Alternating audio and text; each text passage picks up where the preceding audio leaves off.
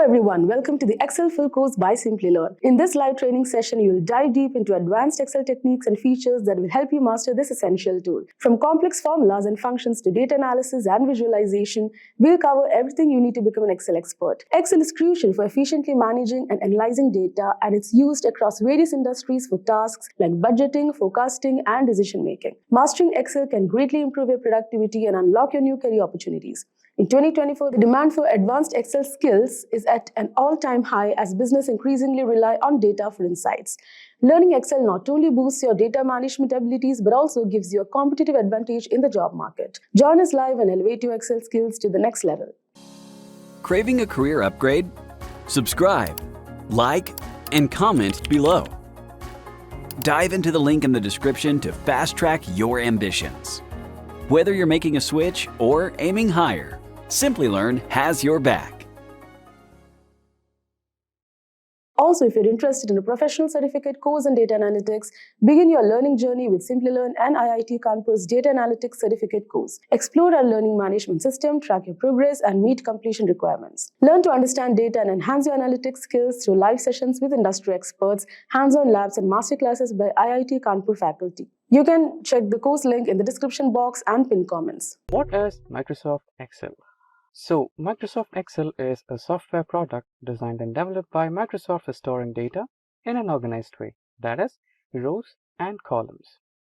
And Microsoft Excel is also capable to manipulate data through some mathematical operations. Followed by that, Microsoft Excel is also used to extract the insights from the data and represent it in the form of visually appealing graphs and charts. Now we have a basic understanding or an overview of what a Microsoft Excel software product is. Now moving ahead, we will understand the fundamentals of Microsoft Excel. So following are some fundamentals that you need to know before getting started with Microsoft Excel. So basically, when you install the Microsoft Office in your computer, you will have various Microsoft products, out of which Microsoft Excel is one of the products. So we will be dealing exactly with that particular product, that is Microsoft Excel. So when you get started with Microsoft Excel, this is what you will see in the first page. So this particular page is called as Microsoft Excel homepage, where you will be having various varieties of sheets. Microsoft Excel will give you some suggestions based on the type of sheet you want to work with. We will see this in a better way through the practical session. So once you get started with the sheet, you will have some more options. So this particular option is called as the toolbar menu. You will have the file, home, insert, draw, page layout, formulas, data, review, view, and help. So these are the tools that you will be using to work on your data using Microsoft Excel. Furthermore, we have a toolbar ribbon. So when you select some or the other option from the file, home, insert, draw, page layout, formulas, data, review, view, and help buttons, you will have a ribbon. So for example, you can see that I have selected the home tool here. So when I press on the home tool, this is the ribbon which Microsoft Excel gives me. So this ribbon has some options in it which can perform various operations. Now in a furthermore detailed way, we will have toolbar groups. So when you see in the previous slide, we have a complete toolbar ribbon. So this particular ribbon is segmented into groups. So you can see the first group as paste, cut, copy, format, painter, etc., etc. And the second group is the font, the size of the font, and to increase the size of the font, to decrease the size of the font, bold, italic, underline, etc., etc. And here you can see the text alignment. So each and every group has separate functions. So each set is called as a group. And I think you can see a small arrow option over here. So this arrow option is used into the toolbar groups when the group is not able to fit all the operations or all the functionalities in one single provided section. So when you click on this particular arrow mark, you will have another dialog box.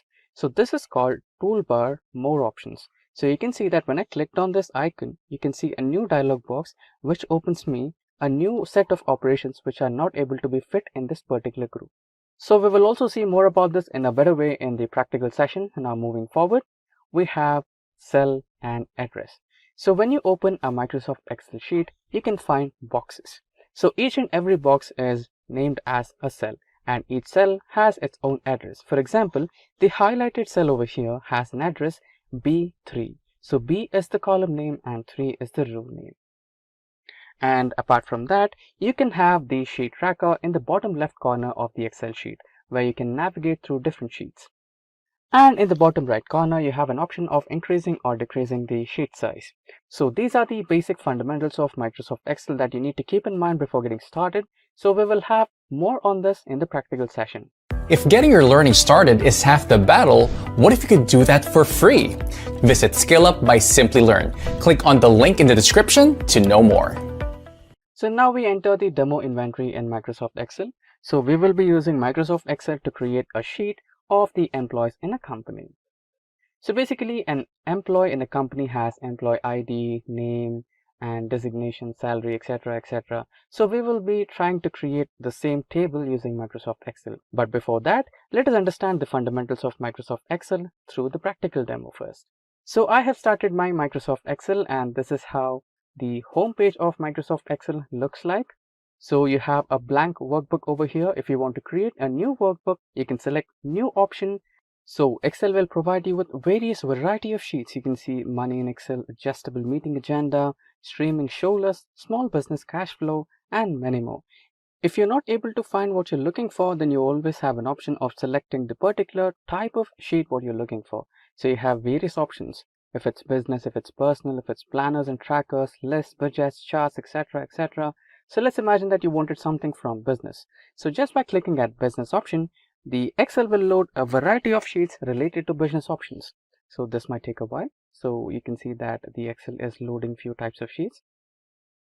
So you can see that Excel has provided us with some online varieties of sheets. For example, any calendar, business expenses, channel marketing budget, budget summary report, blue product list, etc., etc. You can see construction proposal, invoice, you name it, Excel has got it. So Excel will provide you with some variety of options based on your requirement. Now for this session, let's get started with a blank workbook, which looks something like this. Since this tutorial is based on the fundamentals, we'll go with the blank workbook. Now over here, you can see the toolbar that we discussed earlier that has the file, home, insert, draw, page layout, formulas, data, review, view, and help. So this is the toolbar, and under the toolbar, I have selected home, and you can see this is the particular ribbon what we discussed about. This particular ribbon belongs to home page, and when you select file option, you'll get back to home, and if you select insert option, you'll have another different ribbon with different groups, etc., etc. So every particular tool has different ribbons in them. And remember the extra options that we discussed. When you press over this arrow key, this is it. So when you press the arrow key, you'll have few more settings which cannot be fit in this particular section of groups. So you can have some variety of options over here of changing the font, changing some effects to the text, font size, and font style, etc., etc. Apart from this, we have also discussed about the cells in every sheet. So this particular cell has an address. So you can see the address over here, which is B3. So B happens to be the column name and 3 happens to be the row name. Now we also had a discussion about the sheet tracker. Right now we just have one sheet. If you want multiple sheets, you can just feel free to select on the plus option, which will always create you some extra sheets. And you can navigate through sheets just by pressing on the sheet name. And when you get back to the bottom right corner, you have an option of increasing and decreasing the cell size or the sheet size. Now let's keep it default with 100%. Now these are the few fundamentals that you need to keep in mind before getting started with Microsoft Excel. Now that we know the fundamentals of Microsoft Excel, let's get started with a practical session which is about the employees details in a company. Now let's select this particular cell and let's type in employee details.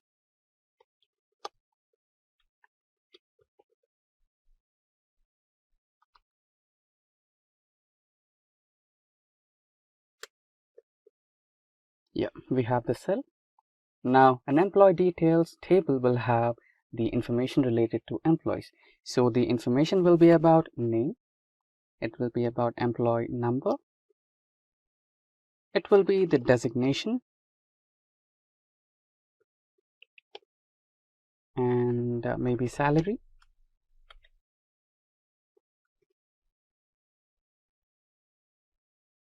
and maybe blood group as well. And let's take another one, which is phone number. Yeah. So far so good. And you can see that we have some problem with this particular column.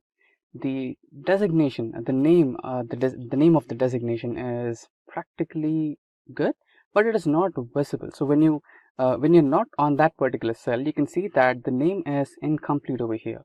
So you can always fix that. You can just manually change the size of the row or cell, or you can also feel free to double click on that cell, which will automatically set the size of that particular cell.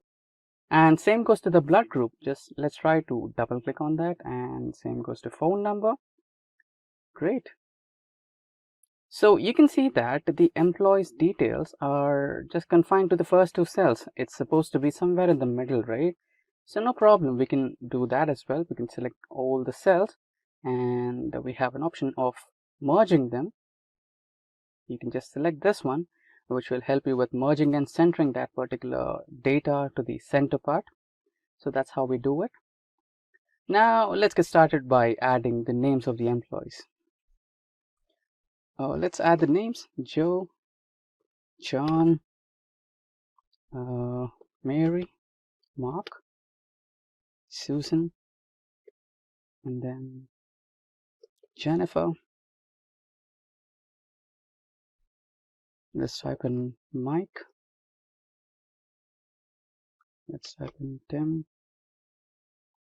Jeff, Jeffrey. Yeah, we have a couple of employees. Now let's type in the employee numbers.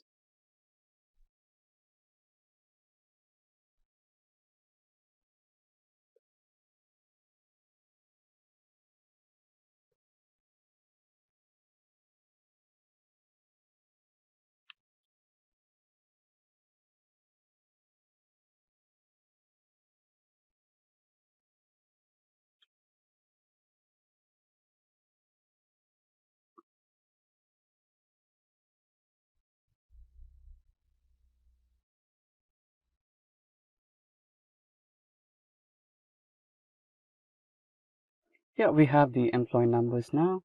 Let's type in the designation. Okay, let's choose Joe to be the CEO of the company and John as the software developer.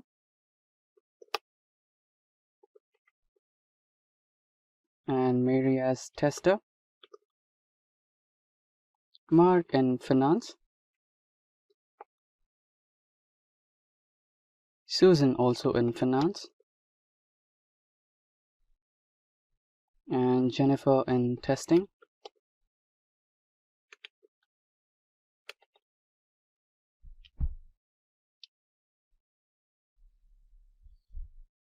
And Mike in marketing.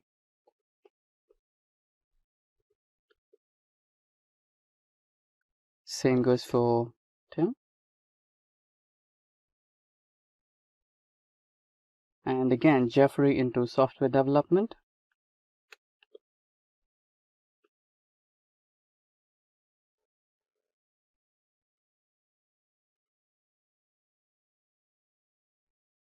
And Morgan into testing again. Now let's click on C so that it gets resized according to the length of the text. Now it's done. So let's get into salary. $10,000 and $15,000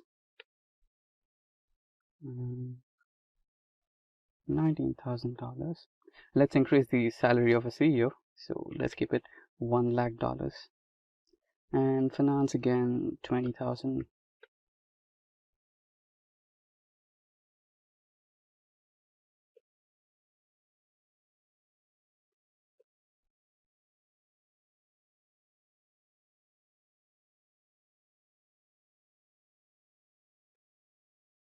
So yeah, the salaries are allocated.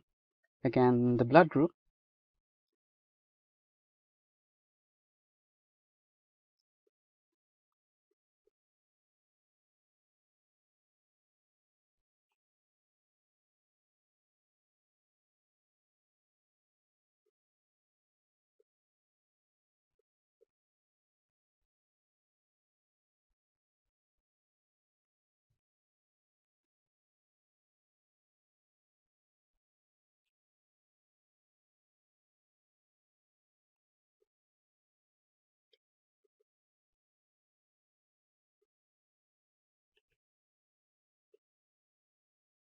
Yeah, we have the blood groups. Now let's type in the mobile numbers.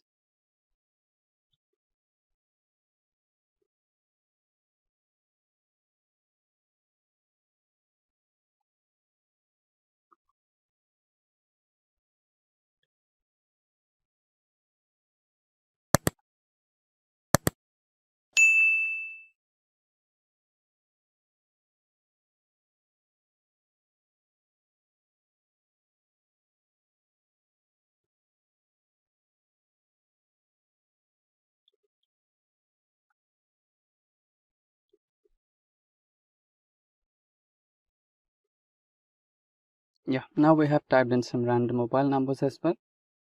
So yeah, this is how you can add in some data into your table. And now let us imagine that you forgot to add or remove a column. So let's imagine that we wanted to add a serial number as well, but somehow we forgot to add it. Now you can always add a new row or column. For example, here we wanted to add a new column. So we just have to right click on A, select the insert option. Here we have a new row now. Now let's type in serial number.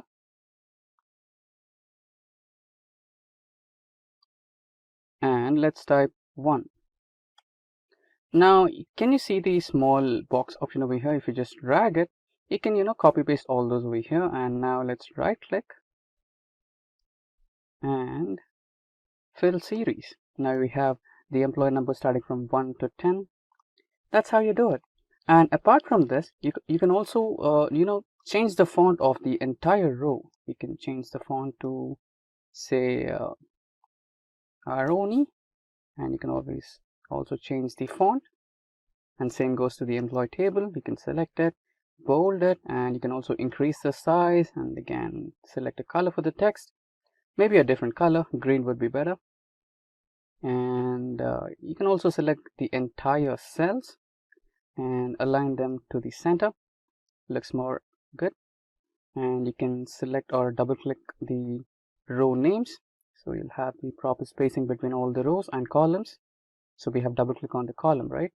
Yeah, so basically that's how you make things happen. Now let's save this. So I'd like to go to the save option and AMP data.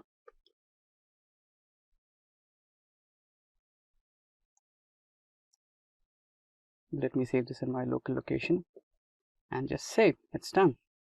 So that's how you work on your Excel file with some basic data. And to learn more, don't forget to get subscribed to Simplilearn's YouTube channel, and don't forget to hit that bell icon to stay updated. So you are the first person to get an update on any technology, not just Excel. Now let's get back to the practical mode. And now we are on our Excel spreadsheet. So here we have some text boxes on the column A, and on column B we have lower and upper. Okay, so we have a mix of uppercase and lowercase in our text. So first we'll try to convert them to lowercase, and then we'll try to convert the entire text into uppercase. So for that you need to press on equal symbol and select the lower formula tab, and you selected the function. And now click on the cell A3, that's your cell address, and press on OK. Now all the letters are converted to lowercase. So we had J in the uppercase, which is converted to lowercase.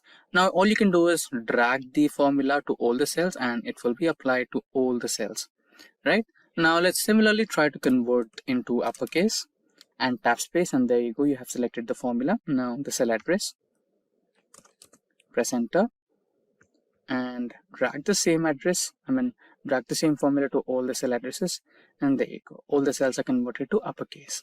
Now that's how you convert the cells or data in Excel to uppercase or lowercase in Excel. Now we are on the Excel spreadsheet. Now here we have some sales data based on a store. Now what we are going to do is we are going to add some multiple rows or a single row in this particular data. So here you can see the region wise, category wise, state wise, subcategory wise, and there are sales and quantities, right? Now let us imagine that you must have to add a sale data here, right? So let us imagine that on the row 7th, you were supposed to add some detail. For example, some technology related sale happened on that day and you missed out to add it, right? So how do you create a new row now? So for example, if multiple sales happened on the same day, like 3 to 4, and you missed out them. So how do I add 3 to 4 rows in between the existing data, right? So don't worry about it. It's completely simple. All you have to do is select the row and right click and press on the option insert.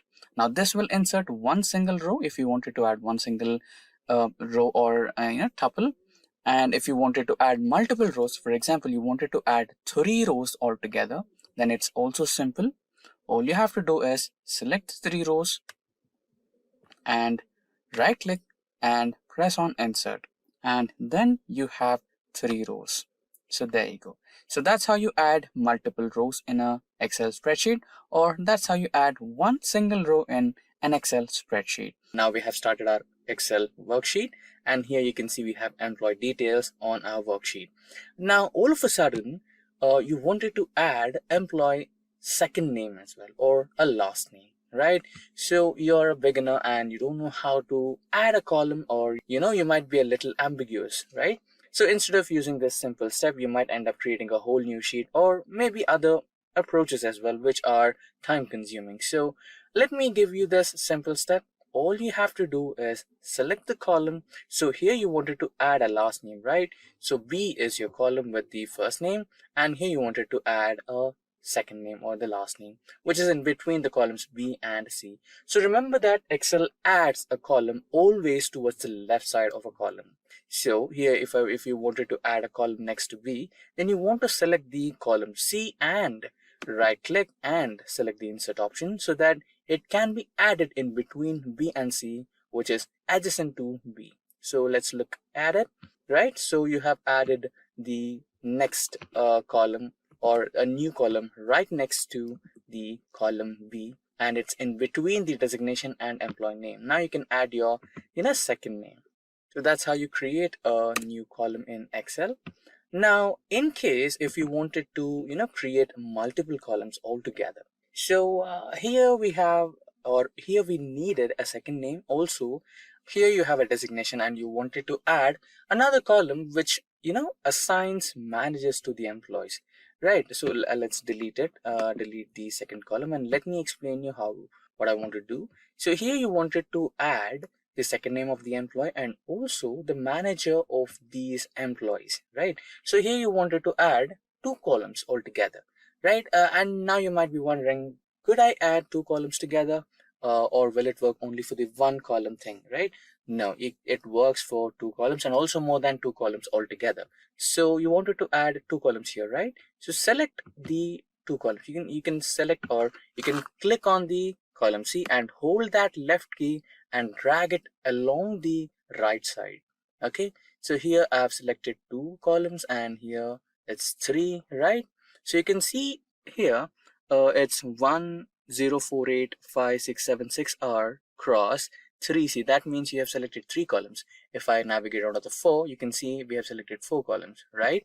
Now right click and select on insert, and you'll have 4 columns in between employee name and designation. Now you might have to add your second name, manager's name, manager's employee ID, and the department, everything, or you can add anything or any number of columns in between the existing columns. Now we are on our Excel spreadsheet. Now you might want to add some extension to your data. Since we have sales here, you might want to add the dollar logo, right? So if you have like 5 to 10 rows, then it's easy. But if you have multiple rows, then it might be a little time consuming. In such scenarios, you might want to select the entire column, right? So how do you do that in a shortest method?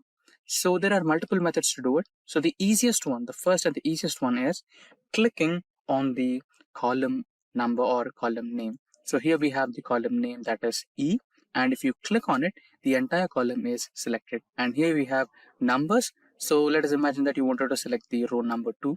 Click on number 2 and you have all the rows, the entire row selected, all the cells are selected, right? So this is one way. And again, there is another way where you can just click on the first table header and press Control Spacebar. So the combination key is Control Spacebar for columns, and if you want to select the entire row, it is Shift Spacebar. So this is the method 2. And another method, so you might have a doubt here, right? So when you click on the column name or when you click on the row number, the entire row or entire column gets selected, right? And you wanted to select only the cells which have data. So we have another way for that. So you can select the cell. Now hold the Control and Shift key and press the lower arrow key to select the entire column with cells having data. So there you go. You have selected all the cells in one single column with only data, and all the cells which do not have data are not selected. Same applies to rows as well. Control Shift, right arrow key or left arrow key based on your rows, and all the rows with data will be selected. I mean, all the cells in a row are selected, not the entire row. And coming back to the first question, that is adding the dollar symbol. So here we have general. So go to the data type and add currency. So you have rupees here. So currently we are in India, so we have rupees. Now, what is the advantage of selecting the entire row when you don't have any data in the 57th row or the next cell, right? I'll show you. Now, let us add the number 100 and press enter. There you go. Let us add another number like 1000 and press enter. So the data formatting is automatically applied to all the cells. So most of the time your cells or the data sheet will be varying. You might have to add or remove elements or numbers, right? So in such scenarios, this will be helpful. Now, comparing two different columns or multiple columns happens to be an important job when you're working in data analytics, as you have to come up with some decisive decisions based on the data. Now, if you had to do it manually, then you might end up taking hours or even days based on the dataset you're working with. But if I say that you can do it within minutes, then it would be interesting to work with, right? Now, we'll be doing the same. Now, we'll work on a sample dataset right on my screen. So here we have column 1 and column 2. Now, our job is to compare the column 1 and column 2 and come up with a result. Now, the first and the simplest way to do it is use the built-in conditional formatting which comes with Excel by default. Now, all you have to do is select all the data and navigate to Home, and in the Home, go to Styles group and select Conditional Formatting. And in Conditional Formatting, you can see Highlight Cells. So in that, you can use duplicate values. When you click on duplicate values, a small pop-up window will come on your screen. And here you have an option of choosing whether duplicate or unique. So duplicate means you're comparing the cells, and you can see there are some duplicate cells which are present in column 1 are also present in column 2. Now you can also check how to find out the unique values which are only present in column 1 but not in column 2.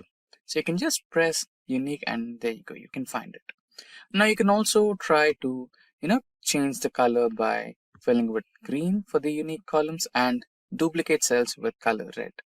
Now this was the first method, and you can also work out some different ones, like you can just directly press equal to and select the cell and equals to and the next cell. Press enter, and if there is a match, it will give you true. If there is no match, then it will give you false. Now you can drag it down and see which all are matching and which all are not. Now you can also make some minute modifications to this. So if in case you didn't find the data, then you can say not found. So for that, you can try if and inside brackets, and then you can give the value as not found. If true, it's found. First you have to give the true values. So for true, you can write it as found. And in case if it's not found, then you can write it down as not found. There you go. Close the bracket, press enter, and there you go. If there is a perfect match, you will have found. And if there is no match, then you'll get not found. Now, so far we have discussed comparing two cells using conditional formatting and also by using equals to operator and trying to add some tweaks to the equals to operator by involving with if operator. And apart from those, we also have another way to compare two columns in Excel. So another way is using the lookup functions. So we'll use a simple VLOOKUP function to compare both the cells.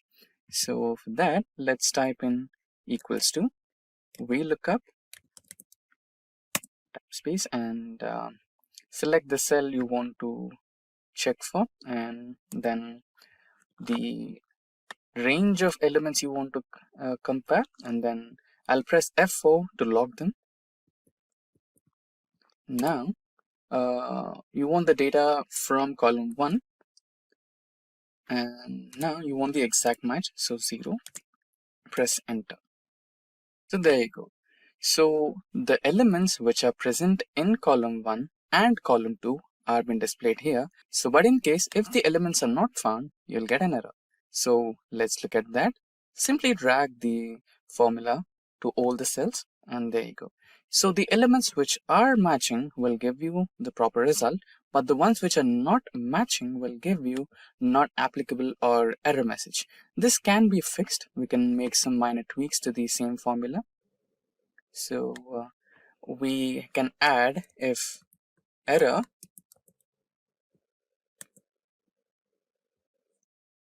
comma simply written as not found,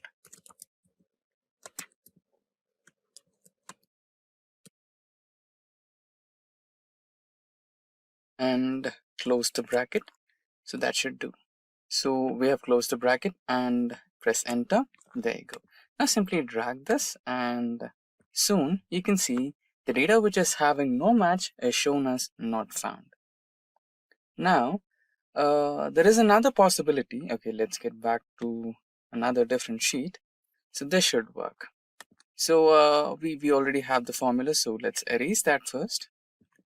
I'll erase the whole data and even this one. Yeah, now we have the clear column 4. So here you can see we have Ford India, and here you can see we have just Ford. And similarly, here you have Mahindra and Mahindra, and here you have Mahindra, right? So in some situations, you might have to compare two different columns, but the names might be a little different, right? So for example, if you're working with Oracle, and if you're working with Oracle America, and you have in the first case is Oracle and in the second column is Oracle America, then those are one and the same, but you have some minor text changes, right? Just like here you have Ford India and here you have Ford. So what if you had such kind of issues? So you can also make some minor tweaks to it. So using the same lookup formula, you can add equals to VLOOKUP,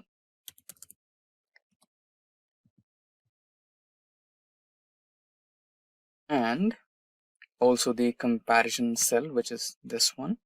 And you're not stopping there.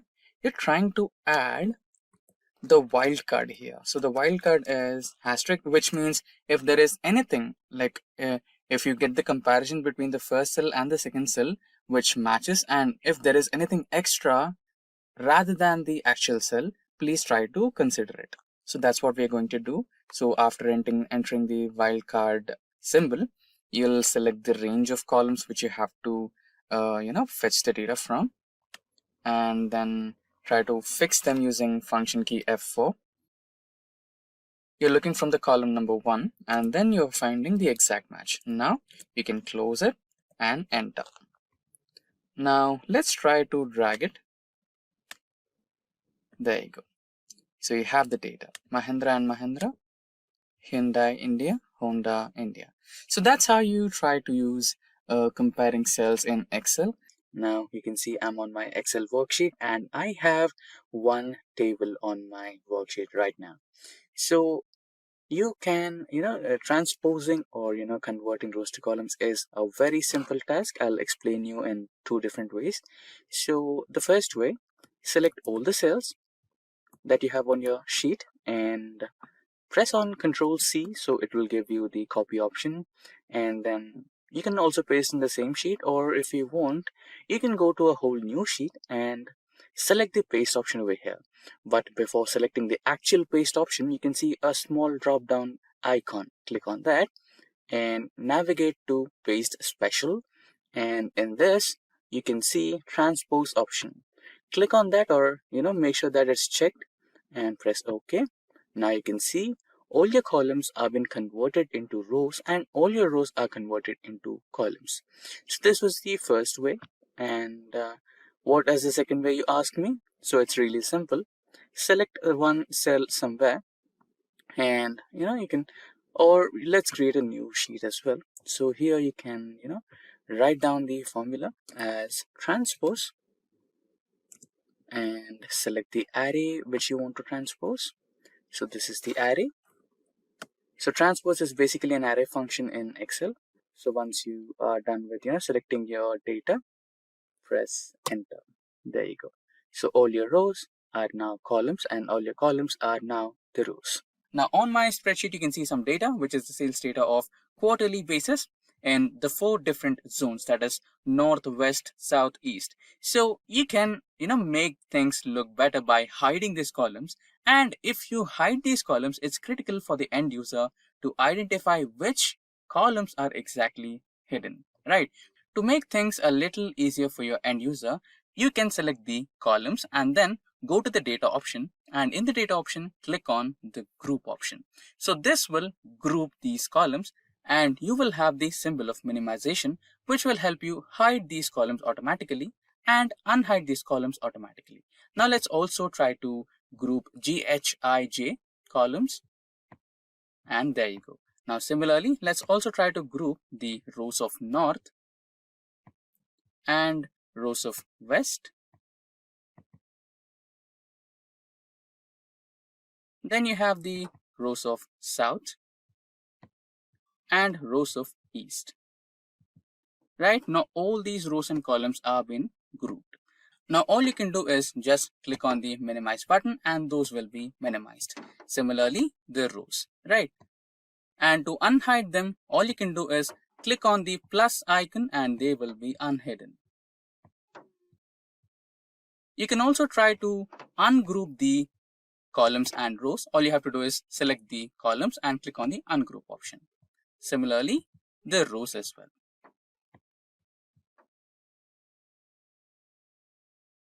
And that's how you can group and ungroup rows and columns in Excel. Now we are on our spreadsheet and you can see I have some sample data on my spreadsheet and it does have some blank rows. Now how do I eliminate these blank rows? So one step is you can select the entire row and try to right click and delete it. Again, this sort of method might take hours to get rid of all the blank rows, and most of the time you might end up even selecting the rows with data in it, right? So if I want to select multiple rows, then I'll be selecting some rows with data as well, which might be a little troublesome in the future. Now let's try to use the easier way. Now for that, go to the find and select option, select the go to special option, and in that select the blanks option and press OK. Now hold Control key and press minus key and you will have an option of deleting the cells. Now select the entire row. Now we are selecting the entire rows with blank data and press OK and the cells will be shifted. Now this was simple, but let me show you another example. So even here we have some blank rows, but in between those blank rows, for example, take cell 17 or cell D17 or row 17, we have some data testing. And here in the employee ID, we have some data in A26. And again in B39, we have some data that is first name.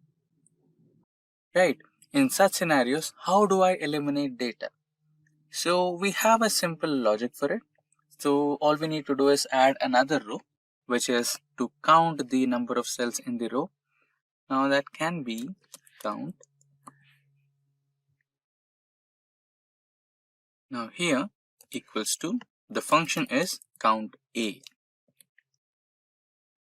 Press tab and the cells will be from A2 to G2. Press enter. Now you have 7. So now we are basically calculating the number of cells. So if you apply the same to the entire data set, let's drag it. And there you go.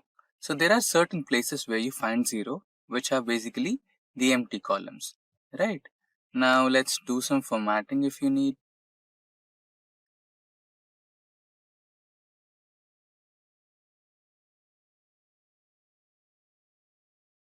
let's try to add filters. Control A, Control T, and now table will have filters and headers. Now here you can see the drop down icon, click on that. Now instead of select all, what you can do is select 0. Now you will be highlighted with all the rows which do not have any data.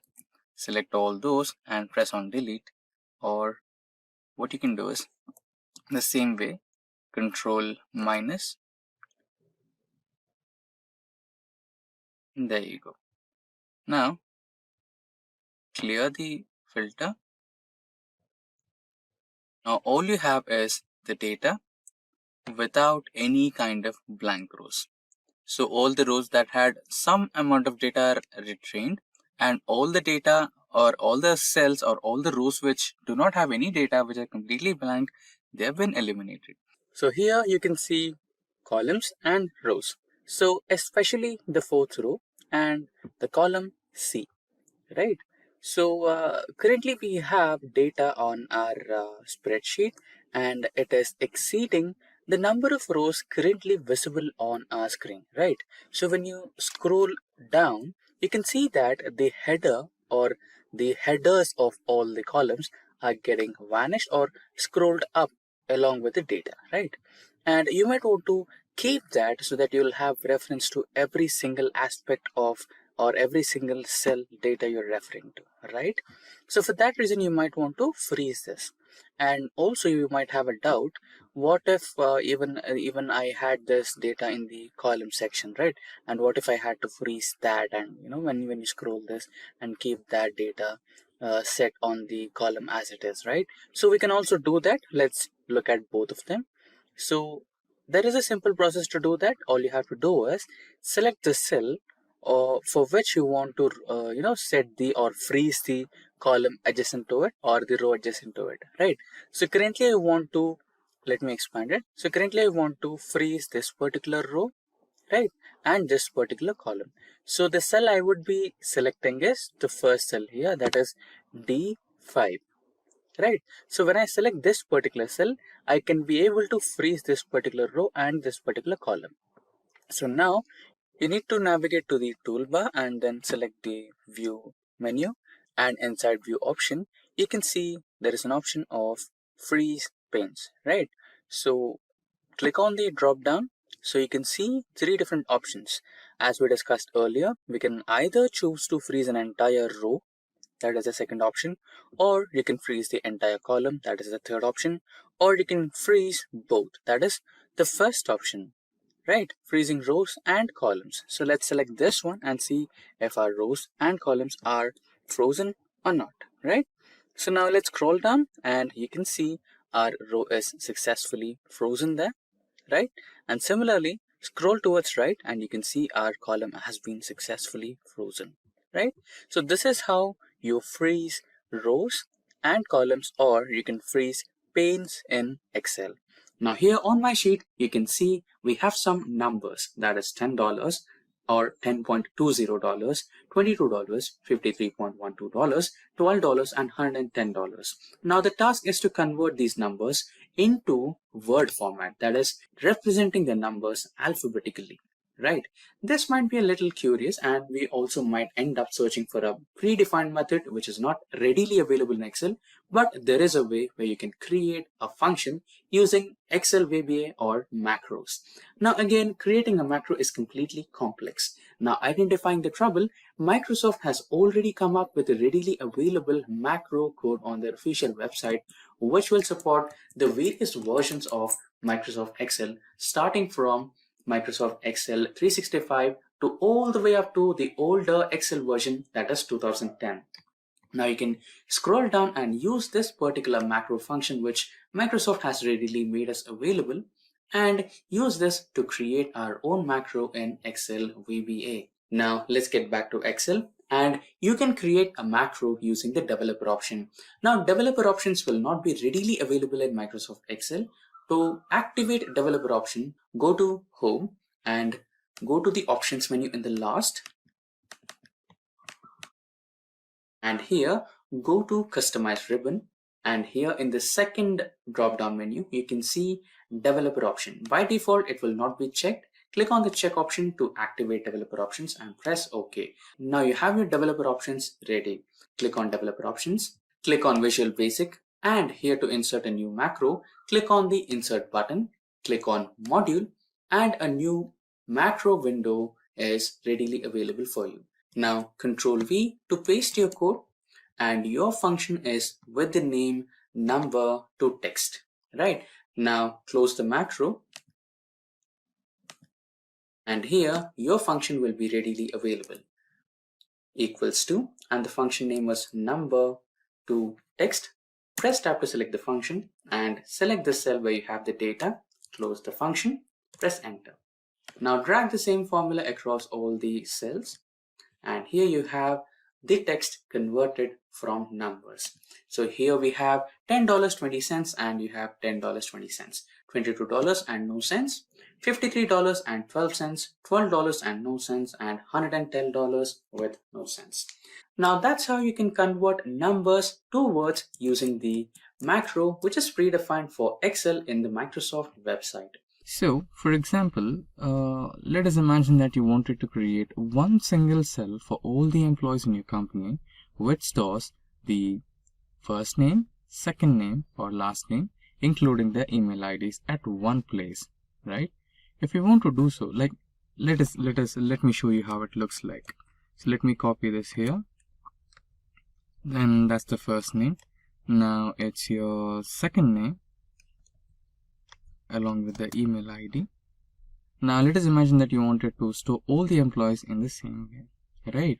So you can do this by using combine operation in Excel. Now all it takes is just a simple formula, that is equals to, and the first cell address, that is A2, and you can use an ampersand sign.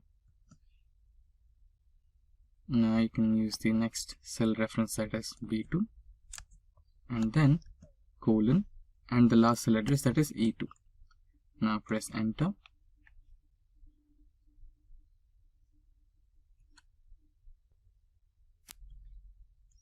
So when you press enter or tab, you will get this particular answer. But this data is completely in a state where you can't understand it, right?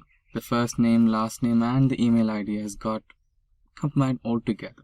So you want to use some spaces, right? So all you need to do is just make a little modification to this particular existing data. So you can press another ampersand and include spaces. And then you can separate the email ID and the name with some colon. So now we have separated the first two cells, that is the first name and the last name, with a space using the ampersands. And then again we have used an ampersand to include the colon. And see that we have also included a space between the colon marks so that it gets separated cleanly. And now let's try to press tab and see the result. So there you go. The first name and the second name is separated by space, and the email ID and the complete name is separated by a colon. Now you can use this to all the cells, and there you go. All the first name, last name, and the email IDs have been printed here. So that's how you use the combine operation in Excel. And you can see on my screen we have the sales data of one single employee in the month of January. Okay, so this is the sales data of John in January sales. Now let us imagine that we have the same person's or same John's data of sales of all the 3 months. Okay, so here we have the sales data of John for January, February, and March. And you wanted to club all these 3 months and write it down as Q1, right? So let us try doing it.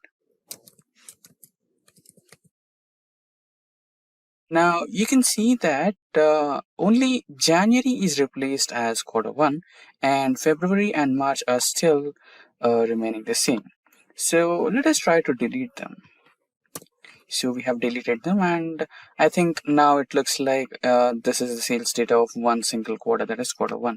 But again, Q1 is under column B, and anyone who looks at it feels like this data is of January, February, and March, and all the quarter one details are only present in B column, but C and D are completely, different from this one, right? So you don't want that kind of an impression on your, the one who are presenting to you. So in those situations, you want to merge all these three columns and make sure that the quarter one is present somewhere in between the cells so that all the data looks relevant and it defines that these data elements belong to quarter one, right? So there is an option in Excel to do that. So select all the cells that you want to merge and go into Home button, and in Home button, get into the alignment group and select Merge and Center. So you can do it directly. Also, you have a couple of more options. There is merge and center, merge across, merge cells, and unmerge. So we'll go through it one by one. So first we'll go through merge and center. So there you go. The cells got merged and it has been aligned into center. Now again, if your manager or anyone superior to you wants this to be, independent, like they want it to be in terms of January, February, and March, so that they can have access to it in month-wise. So you want to unmerge it back, right? How to do that now? So the same menu and select unmerge, and there you go. You have your data back in the original form again. All you have to do is, rename a few cells. There you go. And you have it back, right? So in a few situations, okay, you can also add the borders so that it looks more relevant. Now, now let's try to merge this again and merge in center. Yeah. Now again, let us imagine that you are going through an appraisal cycle and you also wanted to add some comments about the sales happening in your company regarding all the employees, right? So also we have that here. Now let me expand a little bit. Yeah, there you go. So again, let's merge and center. Now you wanted to take a review of your level 1, level 2, and level 3 managers. So you have all the three rows here, but you can see the cells are not merged, and you wanted to merge every single row. So merging and centering everything row wise would be a little time consuming. I mean, 3 columns is okay, but what if you had you had to take a review from a couple of more managers, like 5 to 10, right? Or imagine you wanted to write some random comments. Apart from review, you wanted to write some random comments based on month-wise sales or something like that. So it would be time consuming, right? So apart from that, you have another option where you select all the cells and come over here and select the option of merge across. And all the cells will be merged all together at once, and you will be having those individual rows where you can write down your reviews, like review 1 and so on, review 2, right? So this is how the option of merge across works, and we already have been through the merge and center, and merge is completely similar to merge and center. So this is how merge and center, merge cells, and merge across and unmerge cells in Excel work. Now there are multiple ways to add date to Excel spreadsheet. For example, equals to today. This is a shortcut method, and you can enter, done. You will have today's date. But again, there is some problem with this kind of approach. So today's date is 4th of September 2022. Now, if you open the same spreadsheet after today, that is tomorrow or day after tomorrow, then you will have a concurrent date, that is 5th of September or 6th of September, right? The date will always vary or get updated according to time. Now, you don't want to change that, or you don't want that to be happening with employee's date of joining, right? It should be stagnant. It should not vary, right? So there is another shortcut way apart from using the datetime functions. There is a keyboard shortcut where you can add date to Excel. That is Control semicolon. So this is the shortcut way to add date to your Excel spreadsheet, and this particular date will not change. This will remain the same constant date throughout the time. Now there is a chance where you might also have to add time to your spreadsheet, that is date of joining and time of joining, right? So there is another simple shortcut where you can add time by just pressing 3 keys, that is holding Control, holding Shift, and pressing semicolon. Then you'll have the time. So this is how you can add date to your Excel spreadsheet and add a time to your Excel spreadsheet, and this date and time will remain constant. It will not vary like the today function that we have used here. So you can see on my screen we are on the Excel spreadsheet, and on my spreadsheet you can see dates in column A and different formats in column C, D, E, and F respectively. Now by default, the data type or the data present in the A column will be considered as general. And there are a few situations where even if you try to format the date in your format, like the customized format, you may not be able to do it because it's still under the general data type. So for that, for being on the safer side, what we will do is select the data and navigate to the data toolbar.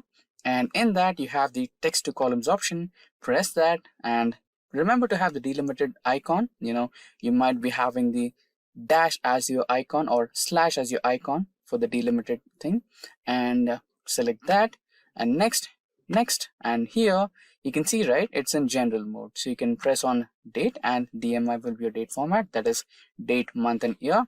Now click on finish. So it's been formatted now. Now let's copy the same data and paste it in all the 4 formats, so that we'll see the different formats that we can change to or customize to, right? So there you go. Let's expand the columns a little bit. Now we have day, month, and year. So now you might want to change a couple of things, right? For example, you wanted to change, okay, let's see the menu. So the way is to select the cells and right click and select the format cells option. And in here, you can see the date function. And in here, you can see different types of modifications that you can do to your data, right?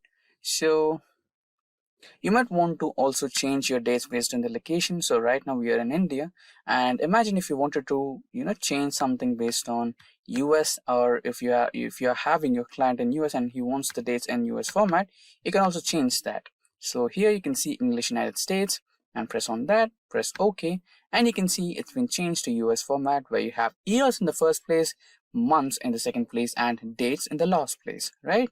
And now let us imagine that your client does not want the dates. All he needs is just months, right? You can also do that.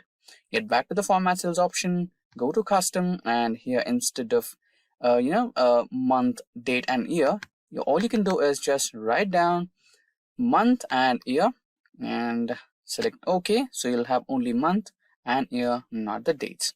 Now your client is being a little more, he wants a little more detail, and he wants you to add a lot of granularity to your data, which includes day, time, etc., everything, right? So you can also do that. So the same way, go to format cells, custom, and here I think it's in date itself. So let's navigate a little. Yeah, here. So you have the day, date, month, and year. Press OK. So there you go, right? So that's how you can do it. And now let's try a little bit more. If we have a few more options pending. So go to format cells and custom, and you also have timings.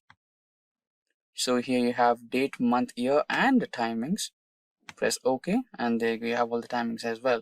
So since these dates are, I created them just a few moments ago to keep it simple, so I did not have to add the timings here. So if you are keen about adding the timings, you can also do that. For example, if you wanted to add the timings of the employees logged in and logged out, you can also do that using the same format. And you can see now we are on our Excel spreadsheet, and you can see we have a column of dates, and on the column B we have age. Now how do you calculate the age using the date of birth? So this is completely simple. All you have to use is the dated if function, or if you also call it as date diff function, based on your choice. We also have a specific entire tutorial based on date diff in Excel for further information. That video will be linked in the description box below. You can go through it, or you can use the end screens and iCards linked to this video to get back to the tutorial based on date diff in Excel. Now let's calculate the age of these dates, or these people with these date of births. So all you have to do is type equals to and type dated if and open a bracket. We need 3 parameters here, that is the date of birth, That is the first parameter. Now the second one is the today function, because you're calculating the age of these people as per today, right? So we have a today function in Excel. Press on tab to select it and give a close bracket.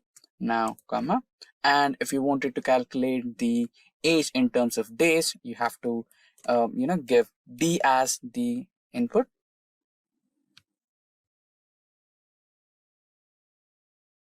Yep, here it should be D as the input, and don't forget to use the double quotes here. And if you use the single quotes, there might be an error, so use double quotes. If you want it in the days part, you can give days, and if you want it in months, you can give months. For now we want in years, so we will be giving Y as the third parameter and press enter. There you go, you have the age here in 26 years. You can drag the same function and you have the ages here as you wanted, right? So this is how you calculate age in Excel. And on my Excel spreadsheet, let me expand it, we have two different timings, that is in and out. So here we are considering a scenario where we are calculating the total number of hours worked by an employee in an organization. So the in time will be the time where the employee logged in, and the out time will be the time when the employee logged out. So here we have made some minor cell formatting. So when you right click on any of the cell, you can get back to the formatting cells option, and in that option we have selected the AM PM. So there is also another option of choosing the 24-hour timing, that is 1320 1330. So this represents the 24-hour format, but since we are working on office timings, let's keep it as AM PM.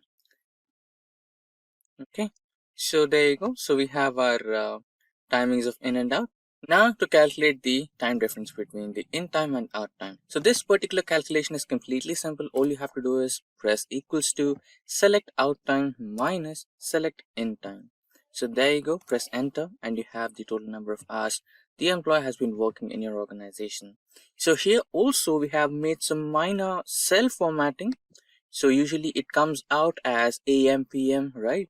But instead of that, we have made a minor cell formatting. We have navigated into time and we have selected the 24-hour formatting so that we have just hours in our output.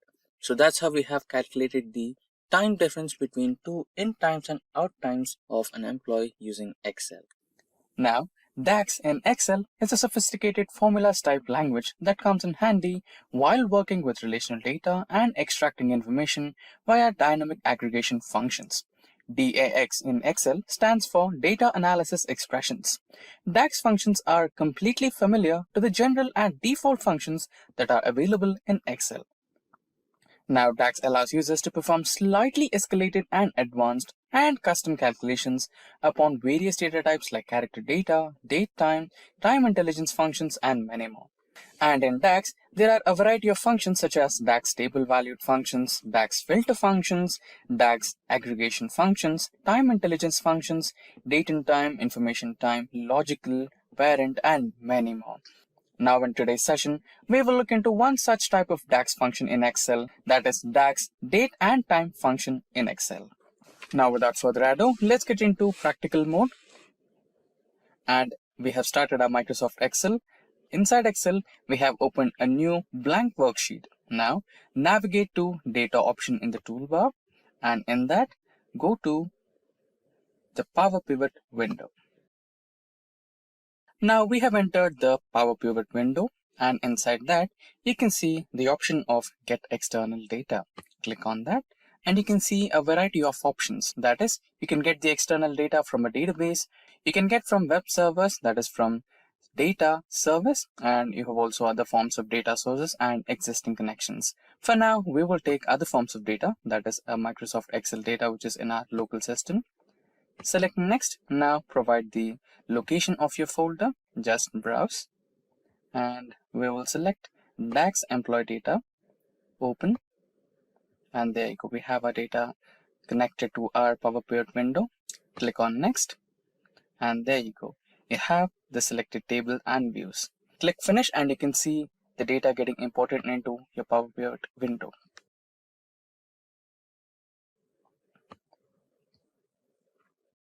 There you go. By default, if you want to add any DAX related functions, into your Power Pivot window, you'll have an external added column over here, which looks something like this. If there is not an external column, you can also add the column. It's not a big trouble. Now we have some data here.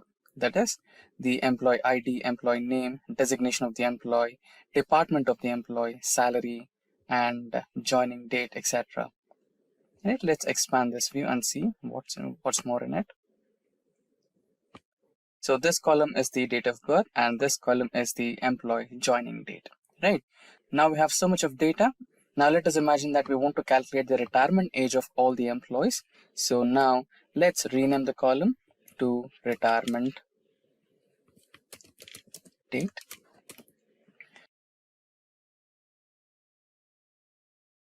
So we have our new column, that is retirement date. Now we will make use of DAX datetime functions to calculate the age and find out the exact retirement date of that particular employee.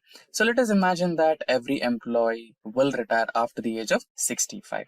So we have our date of birth of every employee and the joining date of every employee. Now we'll come up with a DAX datetime function and calculate the age, and then we will find the retirement date of that employee.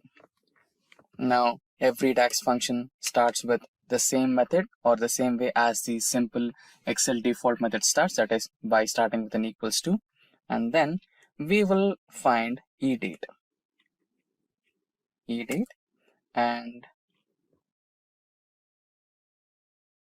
now our first parameter, that is the start date, that is the employee, the date where the employee joined the organization. So our sheet name is sheet 1. Now our joining date is in the F7 column. Select F7, press tab to select it, and comma. Now how many months? So each and every year will have 12 months. So 12 months into the age, that is 65, star 65. And now you can close the function and press enter, and then you'll find the retirement date of that particular employee. So there you go. So we have the employee dates, that is employee retirement dates for all the employees. So the first one, that is Jack, has the retirement date of 19 February 2085. And similarly, Jennifer has her retirement date at 15th of August 2084. So that's how we use the DAX functions in Excel. So this is one of the several DAX functions in Excel, that is DAX date and time functions in Excel. So you can see that I've got some data, which is first name of the employee, last name of the employee, and phone number. And let us assume that your manager has given you a task to identify all those employees which did not give an phone number. So you wanted to identify them using a checkbox, right? Like you will be providing a check for all the employees that we have received the phone numbers, and you will not be checking the employees which did not give the phone number, right? So let's try to do that. So to include a checkbox, you might want to get into the developer option. But for few reasons, Microsoft has disabled developer option by default. To enable developer option, all you have to do is just navigate anywhere on the ribbon here and right click, and then you can see customize the ribbon option. When you click into it, you will be redirected into the ribbon option, and here you can see the developer option on the right side, right, this one. So by default you can see that your developer option is not enabled. To enable it, you have to check in it, and there you go, you have it now. So press OK and you'll have the developer option. Now go to the developer option and select the insert option, and there you can see the checkbox.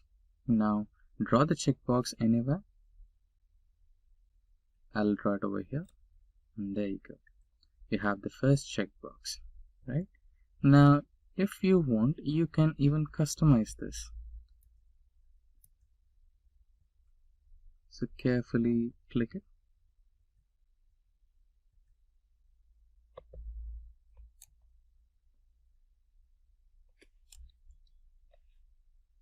You can edit the text and write it as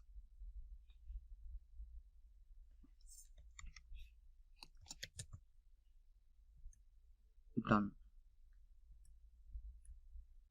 Okay. Now you can even copy this to all the cells. Just select and drag, and there you go. Now you can go ahead and check all the employees which you have received the phone numbers, and you can eliminate the ones which did not provide you with the phone numbers.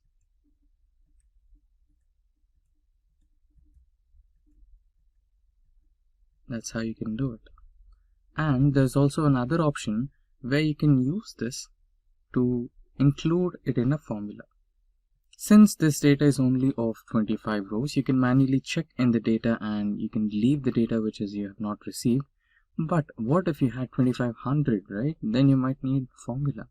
So in such scenarios, you can use a formula. So how do you use that? So for example, if this particular box is checked, then you will get a true value here, and if it's not checked, you will have a false value. Then you can use that boolean value to include in your formula, right? Sounds interesting. Now let's try to implement that. You can right click the cell and you can find format control. Then you can see here you have an option called cell link. Here select the cell link and press OK. So here you can see if you have checked this, the value is true, and if you uncheck this, you can see the value turned false. Now you can use this particular cell reference for including this in a formula. Now let us also check how to include checkboxes on Google Sheets. In Google Sheet, it's really simple. All you have to do is get into the insert option and you can see a readily available checkbox. You don't have to use any developer options over here. And there you go, you can just check. Now let us assume that you're giving an important presentation and you're also requested by your manager to add the Excel document that you have used to create that particular report, which would be something like this.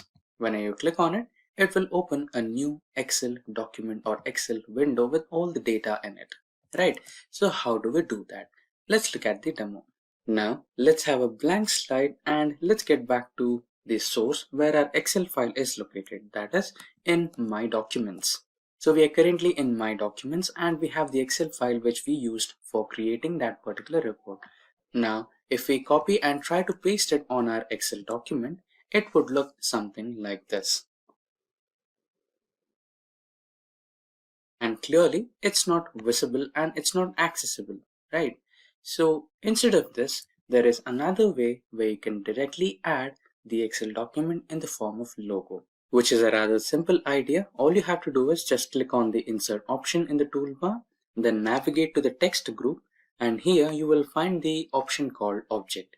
Click on the object and it will give you a new window where you can identify which type of document or object you want to add, either create or create from file. So we have the file in our local system, so we'll choose create from file, browse, and from browse we will go into the documents section where we have our Excel file. Click on the Excel file and click on OK. Now if you want the data or Excel file to be displayed in the form of an icon, then click on the display as icon section and here you can change the icon. So you can choose any one of the given options. Let's choose this particular one and click on OK. Another OK, and there you go. The icon will be now displayed on your Microsoft PowerPoint PPT, which is completely clickable as the previous one. Whenever you click on this, the Excel document will be opened. So that's how you add Excel document into Microsoft PowerPoint.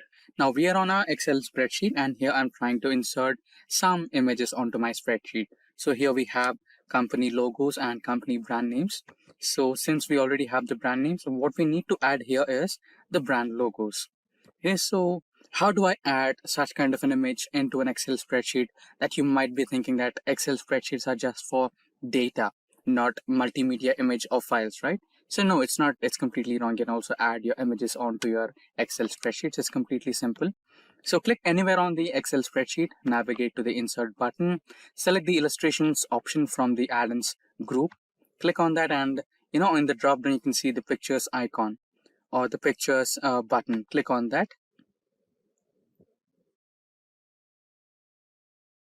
and select from this device, or if you have an online stock image you can take that, or you can also check out from online pictures. For now, I'll select the device, this device, and here I have some images. The images what we need are Simplilearn and Simplicode logos. Press OK or insert. So here you have them. Now you can also adjust the size of the image using the small buttons here. Press it over here and done. So you might be wondering, is it all done? Is there anything more to do, or just adding an image is done? No. Most of the times when you create or you work with Excel spreadsheet, you will not just add some data and add a relevant image to it. Most of the time you add some graphs, or most of the time you'll add some charts to showcase the data dashboard, right? So it will be something like this. So this is how you add the image or graph onto your dashboard, and sometimes you might not have enough place to display your entire dashboard. During those situations, what you do is you try to hide the row or column. So now let's try to hide this particular row. Let us imagine that you wanted to show only two charts and there is no space for your third chart. In such scenarios, you might want to hide or remove that third chart. Okay, so let's try to hide it and see if it gets hidden or not.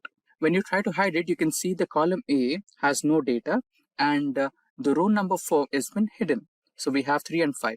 But what about the image? It is still present, right? So if you want to make sure that the row also hides the image, then you might have to do a little formatting with it. So select the image, go to picture format.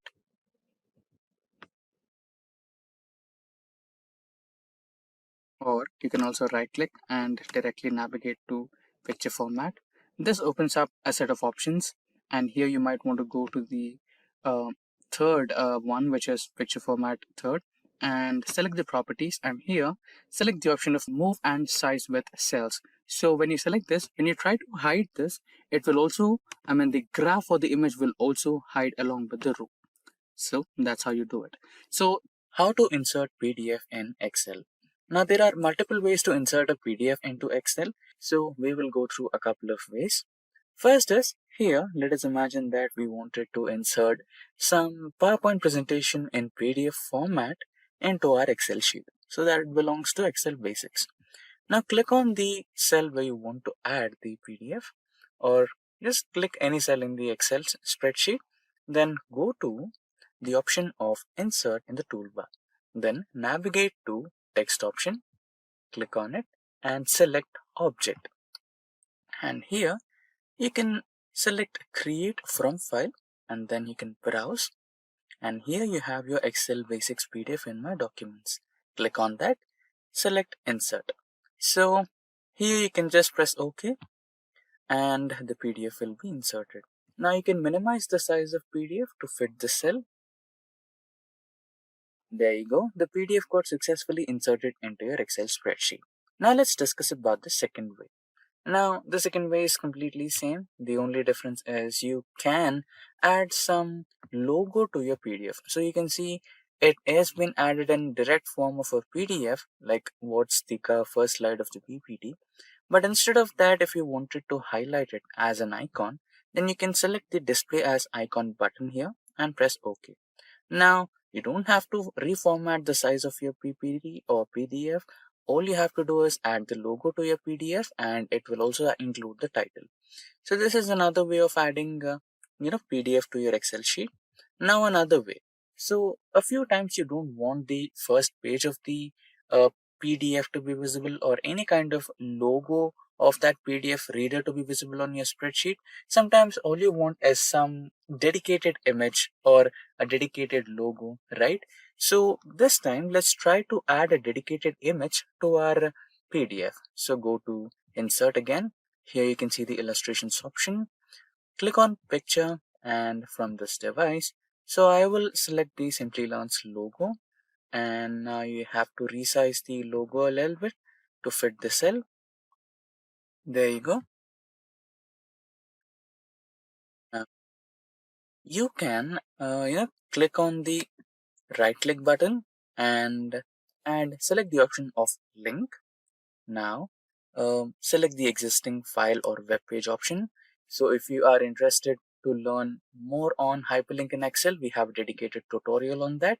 Please go through hyperlinks in Excel by Simplilearn, which will explain you everything about hyperlinks in Excel, how to insert them, different types of documents to be inserted, and how it works in real time. For now, let's try to insert the existing web page and go to documents, navigate to documents, and inside this you have the Excel basic PDF. Click on OK and it has been added to your image. So when you click on it, it will open the PDF document attached to it. So when you hover over to the cell, you can see it will ask you a permission. Do you want to continue or not? Just click on yes, ignore the warning. So you can see the PDF has been successfully opened. Convert PDF into Excel. Now to do this, let's get back to the practical mode and try to convert some PDF data into Excel. Now you can see the PDF document which I am looking to convert from PDF to Excel. So this particular PDF document has a table. So this is the state-wise GST collections that happened during March of 2020. Now we need to convert this tabular data from PDF format to Excel format. Now we are on the Microsoft Excel. Now to initiate the process, we might want to choose a blank workbook for this. So now we are on the blank workbook and the complete sheet is empty. Now let's go into the data option in the toolbar. And in the data option of the toolbar, we have the ribbon of Get and Transform Data. In this ribbon, you can see Get Data option. Select that and you can see various options here from file, from database, from Azure, from other sources, etc. Now we need the first option, that is from file, and in that we have a drop down, and in that drop down you might want to select the PDF. If you have a JSON file, you can also choose from a JSON, and if you have the data from XML, you can choose that, and even you can extract the data from text or CSV as well. Now we need the PDF option, so select the PDF. Now navigate where your file is existing. So my file is on the desktop, and now let me select the PDF document. Select import. Now Excel will automatically analyze the tabular data in the PDF format and give you the results. Now according to Excel, there are multiple tabular formats. Table 1, Table 2. So basically this table is one and the same. So all the 29 states are fixed in one table itself. But since the PDF is divided in sheets, this particular document is considering the first table as a separate table and the table which is present in the third page as a separate table. So we have table 1, table 2, and there are a few more tables which Excel is assuming that it might be table, but it's not. And another table which is page number 002, it is a table, and another one is right here. Now there is an option of selecting all the tables all together at once, or you can select only one table which you want to select. So if you select multiple items, Excel will automatically give you an option of choosing your tables. You can just tick and select the tables you want, or you can directly select the table you want on your Excel sheet. So right now let's try to select multiple tables. So I'll be selecting 1, 2, 4 and 5. And this particular one is not a table, so I'm eliminating that. Now you might want to choose the load option. So Excel is now loading the data. Now all the data has been successfully loaded. Now, it is giving us a notification that all the data has been successfully loaded.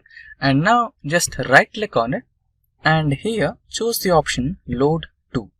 And here select table option, and if you want the data to be loaded to a new worksheet, you can choose that and select OK. Now you can see all the data is being successfully loaded in the form of tabular format in the new Excel sheet. Similarly, let's try to load another page.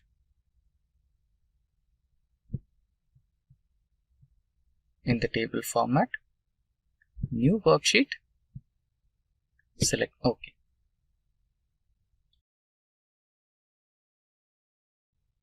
and the third sheet.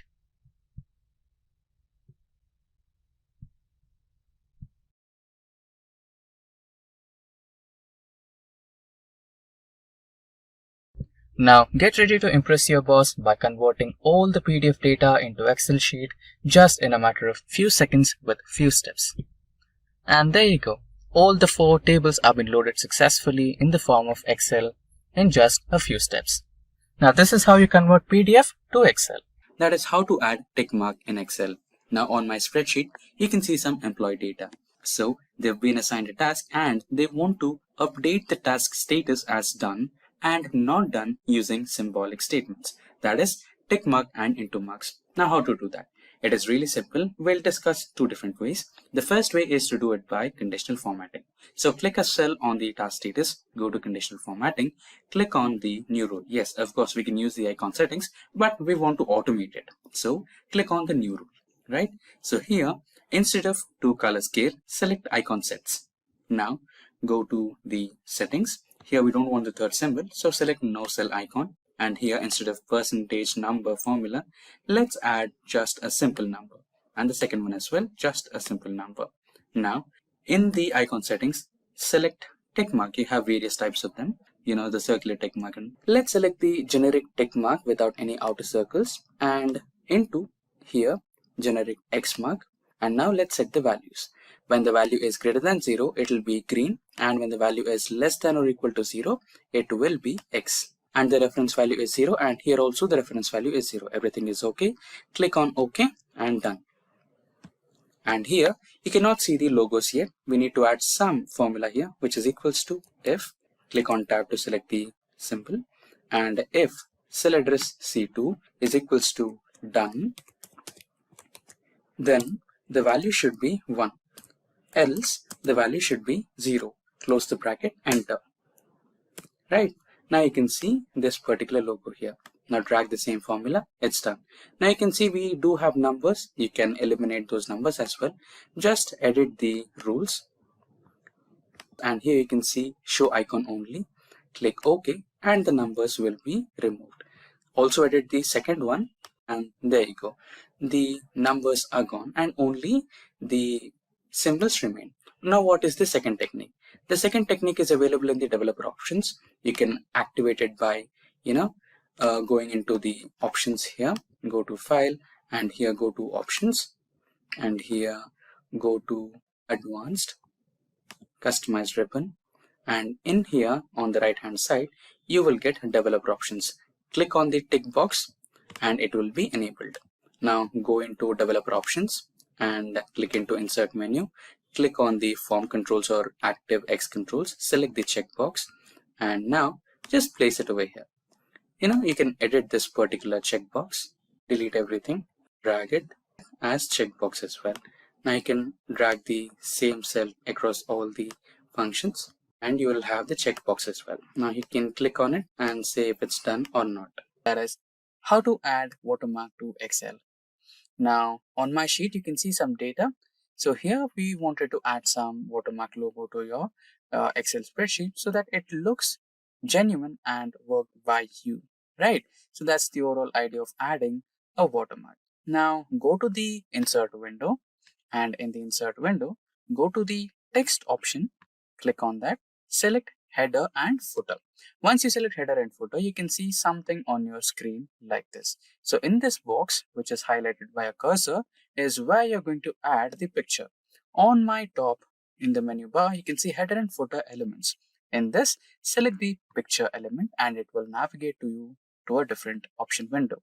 Since we are adding the image from our local system, select from file, or if you are adding from your Bing or any search window, you can also add that or OneDrive as well. But now let's go with from file.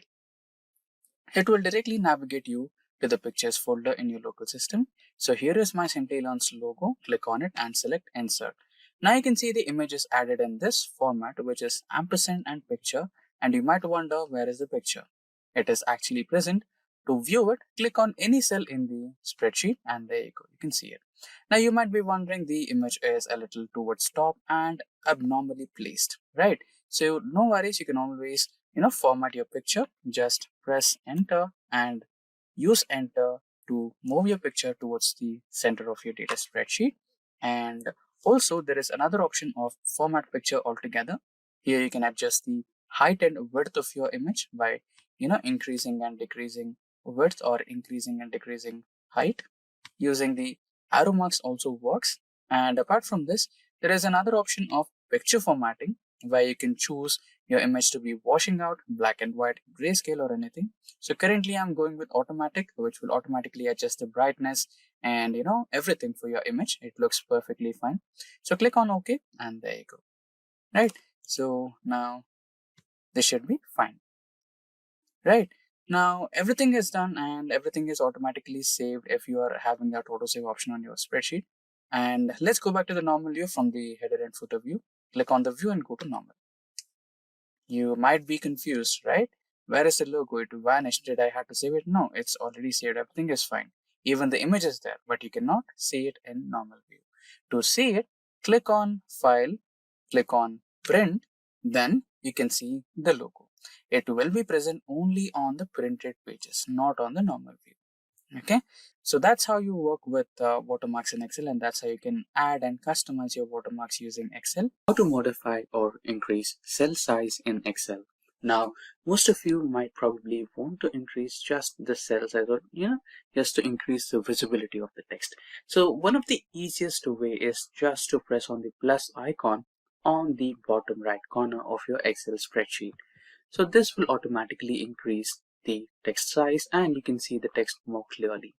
Now apart from that, if it's just not that what you want to do, you can also modify by hovering over to the line between two columns and right click, which will give you the option of format cells or column width. So either of these options will help you to maximize or minimize your column width. Similarly, you can apply the same idea for your rows as well. So you can either format the cells or modify the row height of your cell, and this is another way. And another simple way is to just hold that line and drag it, so it improves your width of the column. And another way is to just hover onto that line and hold it and drag it to improvise or increase your width of the cell, and same applies to your row. So this is another way. So apart from that, there is another way, that is format cells from this particular option in the home button. You can select this and here you have the row height, auto fit row height, column width, auto fit column width. For example, let us imagine that you wanted to, just by mistake you increase the cell size and you wanted to restore it back to the original thing, right? So you can just click on the auto fit height and click on the auto fit column width. There you go. It happens in that way. And now coming back to another simplest way, let us imagine that you are given a lot of data and you are told to auto fit all the rows and columns. Now we have already seen the format cell option where we will auto fit all the columns and width of the column and also the height of the rows, etc. right? But there is also a keyboard shortcut to do this. So all you have to do is select a cell and press Ctrl A to select all the cells in the spreadsheet. And once all the cells are selected, all you have to do is press and hold Alt key and then release it. Then the combination of keys, that is HOI. So your column width has been now adjusted. Now the same formula or the same shortcut key with a small modification. Press and hold and release Alt key. Now H, O and A to adjust the row height. So this is the way where you can increase or decrease or modify or auto fit all the cells in Excel. Now you can see that we have the first column, that is A column, and the first set of that is text, and all the other cells are numbers. But as a whole, Excel considers the whole column as a general data format. So why are we discussing about this? So to create a barcode in Excel, you have to make sure that all the elements in the column are of text data type. So the first step is to convert this general data type to text data type. So you can do that by going into the data type and selecting text. And now all the elements in your first column A are type text. Now the next step is to convert these elements into barcode. Now for that, let's create a new column called barcode. Now our new column, that is barcode, has been created. Now the next step would be to check for the barcode font. So the barcode font looks something like this. But let me remind you, the barcode font in Excel is not available by default. Don't worry if it's not available, we can download it from open source. So let's go back to Google. So on the Google, you want to search for barcode font for Excel. So the one that I would recommend is 3 of 9 barcode font. Now you can download this font by just clicking on the download button over here. Now I've already downloaded this font on my local system. Let's now try to install that. Now the 3 of 9 barcode folder will come in the form of zip folder. You have to unzip that. And after unzipping, you'll get the setup file which looks something like this, which is 3 of 9 new. Select that and you'll be having the installer file over here. You can install by selecting the install button over here. So I have already installed it in my local system, so it is readily available for me on my Microsoft Excel. Now we might want to create the barcode for this particular cell in A2. So let's create that. So to create a barcode, we need to write in a formula that is equals to double quotes, star, double quotes, and ampersand symbol, address of the cell, that is A2, another ampersand symbol, again double quotes, star symbol, and double quotes. So you can either use this, or instead of star, you can use brackets as well. So let's try brackets. Now select enter. Now this will generate another type of code in your resultant cell. Now we will change the font for this particular resultant cell and we will get our barcode. Now you can just drag all these cells so that you can apply the formula to all the codes. Now I got all the codes over here. Now select all the cells, get into the fonts, and here select the barcode font, and there you go. You have the barcode for all the numbers you have in your column A. So that's how you create barcode in Excel. Excel Flash Fill is a feature of Microsoft Excel where Excel can sense a pattern in a cell and apply the same logic to extract the similar resultant pattern out of the remaining cells in a table.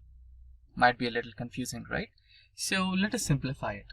So let us imagine that you have a text in one of the cells in the Excel sheet and you wanted to trim a part of that text. For example, let us imagine that there is an assembly where the car parts are assembled together to finish a car.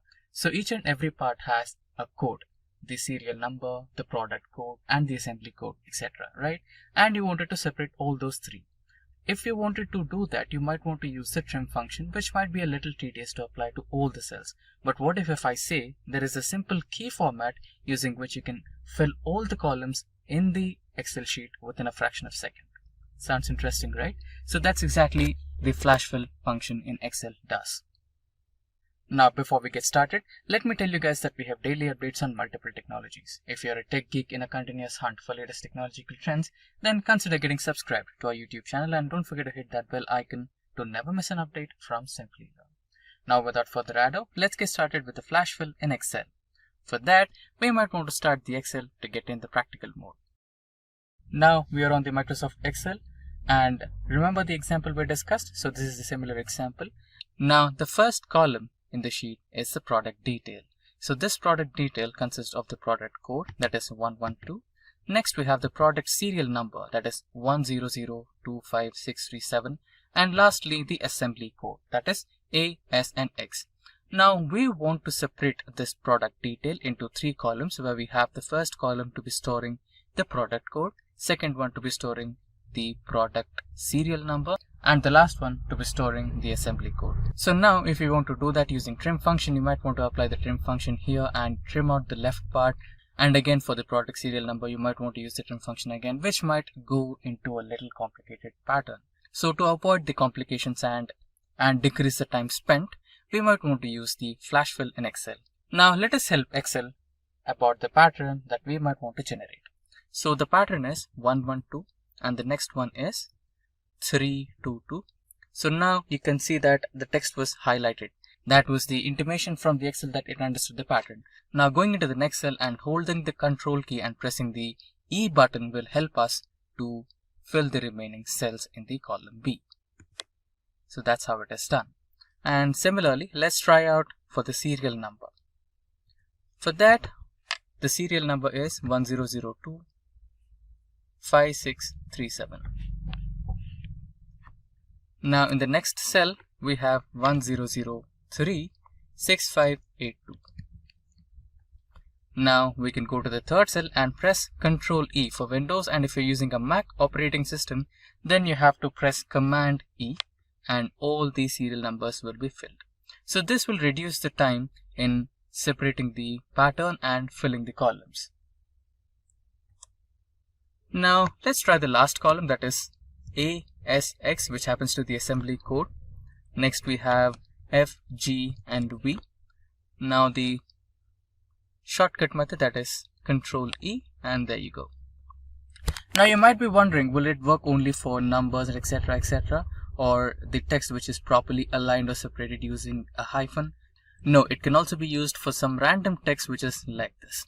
So let us imagine that we have a text which is of length like 20 or 30 and you wanted to print only a part of it. So here I'm going to print the alphabets from position 4th to position 8th. So I've already tried the first one, that is taking out the alphabets from 4th location to the 8th location, or the pattern of the text, that is I, F, E, R from Jennifer Lopez. And in the next cell we have the numbers starting from the location 4 to 8, so that is 7767. And similarly we have the other cells consisting of the names of few cars, that is Alfa Romeo, Bugatti Veyron, and next we have Superman returns text. So now let's press the shortcut key, that is Ctrl E, and make sure that all the remaining cells are filled. So that's how the flash fill works.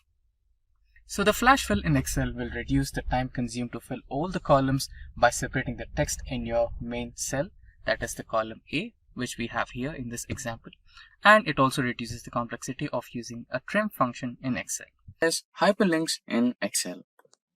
Now hyperlink is something which is clickable, and when you click on it, it will redirect you to a different web page, to a different worksheet, or a different location in your local system. So there are a variety of options and we will explore all of them using Excel. Now creating a hyperlink is really simple. We have multiple ways. Now let's write some text on the Excel worksheet. I'll write Simplilearn. Now creating a hyperlink is really simple. You have multiple ways.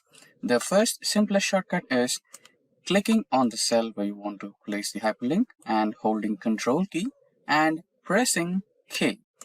Now this will enable the hyperlink menu box or the dialog box. This is the first way, and let me close it. Now again we have selected the cell. There is another option where you have to click on the insert menu on the toolbar and navigate to links group. Click on the link option and you will again have the dialog box of the hyperlink in Excel. And the third way is right click on the cell and you can see the link option in the last, and this will enable the hyperlink option in Excel. Now let's create a hyperlink. The simplest way again, Control K. Now we have a variety of options, that is existing file or web page, place in this document, create a new document, and an email address. So we will address all of these one at each time. So first one, existing file or a web page. Now you can select an existing PDF file or any file in your local system and hyperlink or create a hyperlink to the text, or you can select a website link and place it over here and create it as a hyperlink. Let's explore both the options. First, let's try to explore the web page option. So since I've written as Simplilearn, let's use the website link of Simplilearn and create a hyperlink. Let me open Google, new tab, and let me type simplilearn.com. Let me copy the hyperlink, and now let's get back to the Excel workbook. Now here, let's place the hyperlink. Now you can press OK, and there you go.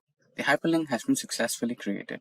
Now this link is clickable. When you click on it, it will redirect you to a new Simplilearn's home web page, right? So this is how you create a hyperlink to a website. Now, we shall explore another option that is using an existing file, right? Let's create a new text box here. Let's name it as existing file. And okay, existing file should be good. Again, the same. You can either click, right click and select hyperlink, or Control K.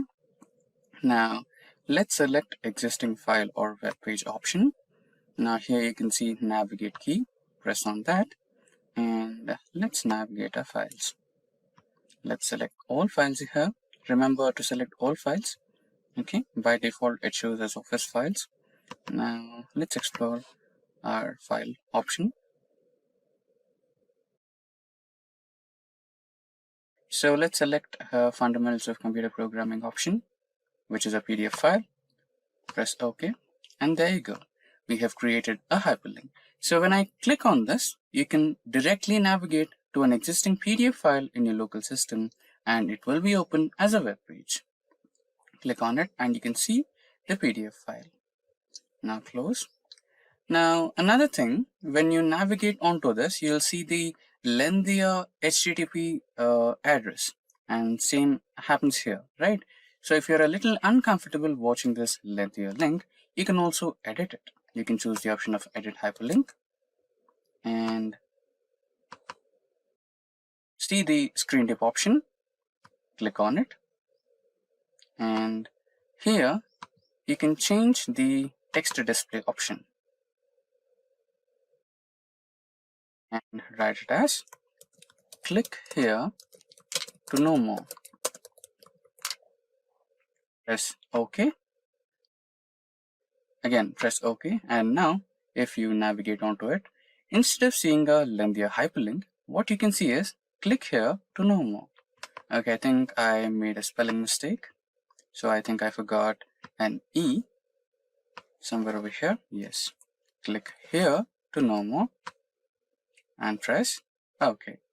Right. So here you can see click here to know more. Let's try this again over here. So edit hyperlink, screen dip option, and instead of the lengthier text box or hyperlink, you can write as click to open notes.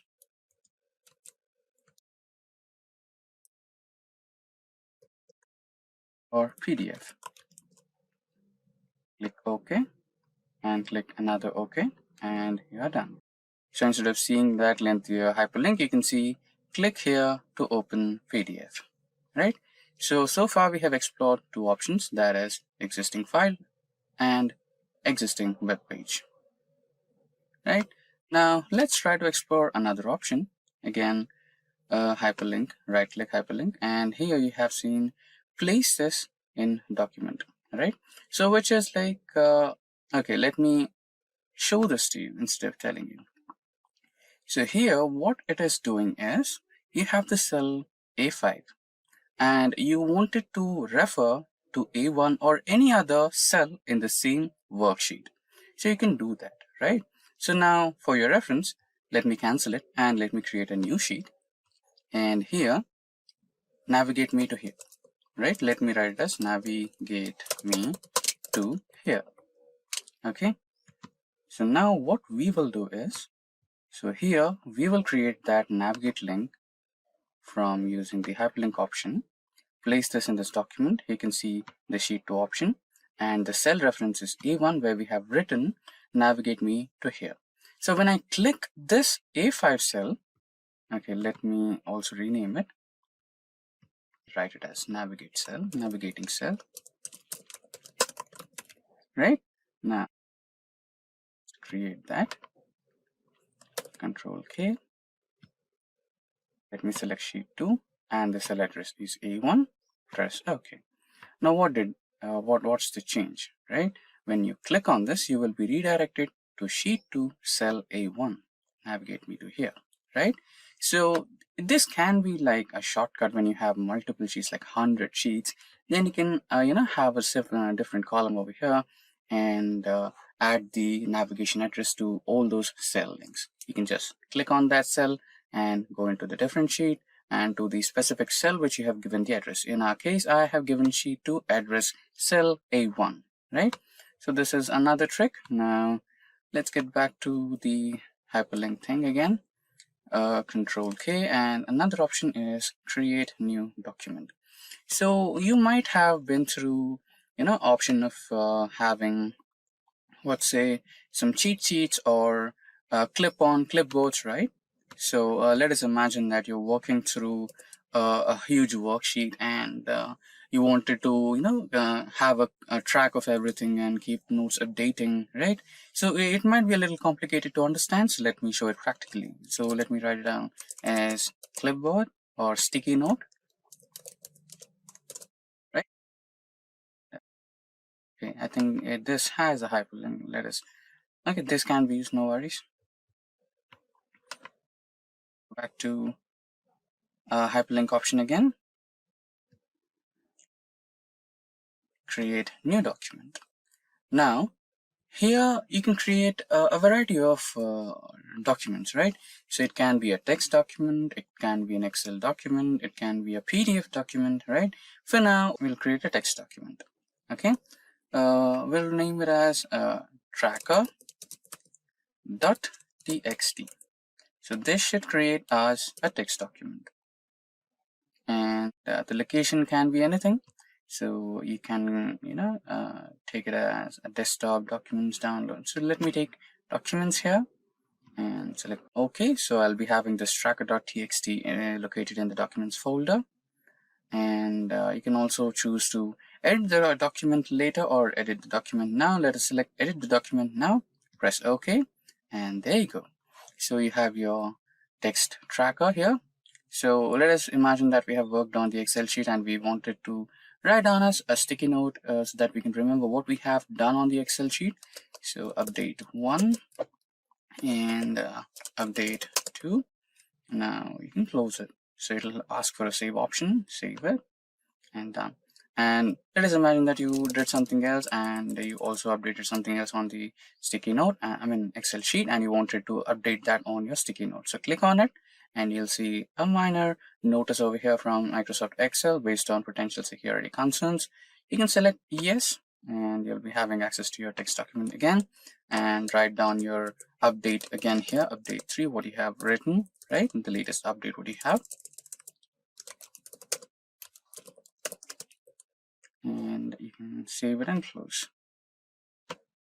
So that's how you keep track of your sticky note, and you'll have all your updates, right? Now getting back to the hyperlinks again. The last one is email address. So you can also try to add, okay, let's imagine that you're working with a colleague, and every time you make an update in your Excel sheet or anything, and you wanted to send him out an email, right? So it would be a little time consuming that you open your email and compose something and send it over here. But what if you had one single click and access to the email compose option, right? That can be done. So let us write down email colleague. Bear me with the spelling. So again, the Control K and hyperlink, select email option, and you can write down your email, which can be anything. So you can write down your friend's email address. So I'm just writing down some random email here, friend@gmail.com, and can write the subject about update and press OK. This will navigate you to the Gmail option or the mailing address options. Click on it and you'll have a variety of mailing options: Outlook, Office 365, Yahoo, iCloud, Google, etc. So you can select any one of those. Since we have written as gmail.com, we'll navigate to Gmail, and all you have to do is log in, all the formalities, and you're good to go with emailing. So let's skip this one now. So you know how to do the rest parts. So far we have covered all the hyperlink options in Excel, that is existing file or a web page, place this in the current executing worksheet or document, creating a new document for your update thing, and also including the email, right?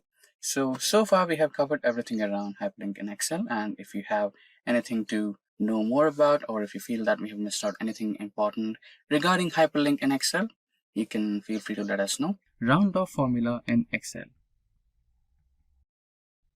Now for this particular tutorial, we will be using the student dataset. Now let's get back to the practical mode and start our Microsoft Excel. Now we are in the Microsoft Excel, and as you can see on my sheet, okay, let me expand this.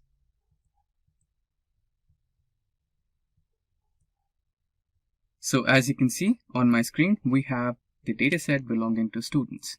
So we have 10 students, and every one of them has name, roll number, class, blood group, and marks, etc. And at the end we have the percentage.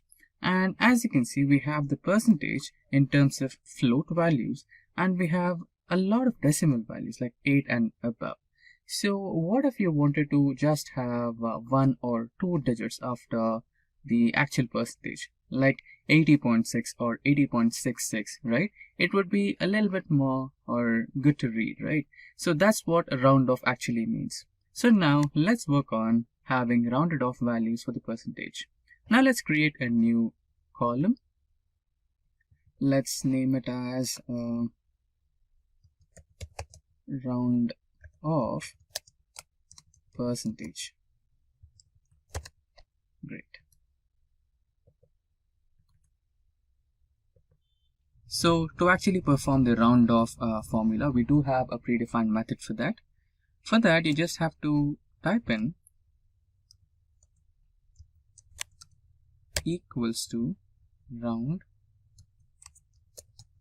and there you go. We have round up and a round down. So both of them perform the same operation. Let's select a round up, and this is the M column, and the row number is 3. So we'll have to press M3 and the number of values after the decimal point. For now, let's select 1, and there you go. Press enter, and the value should be rounded off. Now 80.66 is being rounded off to 80.7. Now when you drag the cell to all the rows, then you can see all the values will be rounded off. Here you can see 75.16 has been rounded off to 75.2, and 82.33 has been rounded off to 82.4. So we end up with having rounded off. So first we will understand what exactly is standard deviation. So standard deviation is a calculated square of variance. Now what is variance? Okay, nothing to worry. Let us also understand what is variance. Now the next part, variance. So what is variance? Variance is a measure of variability. It is calculated by taking the average of squared deviations from the mean. Now what are deviations? So slowly you can understand that we are getting into the topic of statistics and graphs. So before getting deep into it, let's understand what is deviation. So the deviation is a measure that is used to find the difference between the observed value and the expected value of a variable. In simple terms, deviation is the distance from the center point. So for example, when you are going through a graph, so you will be expecting some value, right? And if you get some difference that is above or below the expected point, that is called the deviation. What is the difference between the expected point and the obtained point? So that is the deviation. Now, next is the observed value. So the observed value is the value that you get in real time, unlike the predicted value. So now you might be thinking, to calculate standard deviation, we might need a few more parameters, and you're exactly right. So to calculate standard deviation in Excel, you need variance, and then you need deviation, and then you need mean, right? So all these parameters are supposed to be calculated first, and then you will be having the final formula to calculate standard deviation. Now that we understood the theoretical and formula-based explanation about standard deviation, it's time we calculate the standard deviation using one of the most popular business intelligence tool, that is Microsoft Excel. So let's get back to the practical mode. So now we are on the practical mode, and we have some sample data on my screen right now. Let me expand it a little bit. Yeah, there you go. So as discussed before, to calculate standard deviation, we might require the mean, variance, deviation, and deviation squared, and then we can calculate the standard deviation. So let's go step by step. So the first one is calculating sum, right? So to calculate average, we might need sum of all the scores. So we have the index values, that is 1 to 10, and scores of each index value, that is 1 to 10, right? Now let's calculate the sum of all values here. Press tab to select the function, select and drag these cells, press enter, and then you have the scores. Now you want number of indexes. So clearly you can see we have 10, but still let's count them. COUNT, tab space to select and select the number of cells, press enter, and you have count. Now what's the mean? So mean is simply the average of all the numbers, right? So you can either divide the sum by count, or you can simply use the average function. So let's try to use the average function so that we also have an idea of how the average function works. Press tab to select it and select all the cells, press enter. Now you have the average or mean value. Now we have the mean value, and now after finding the mean value, we are supposed to find out the deviation. So remember the deviation, that is the difference between the obtained value and the predicted value, right?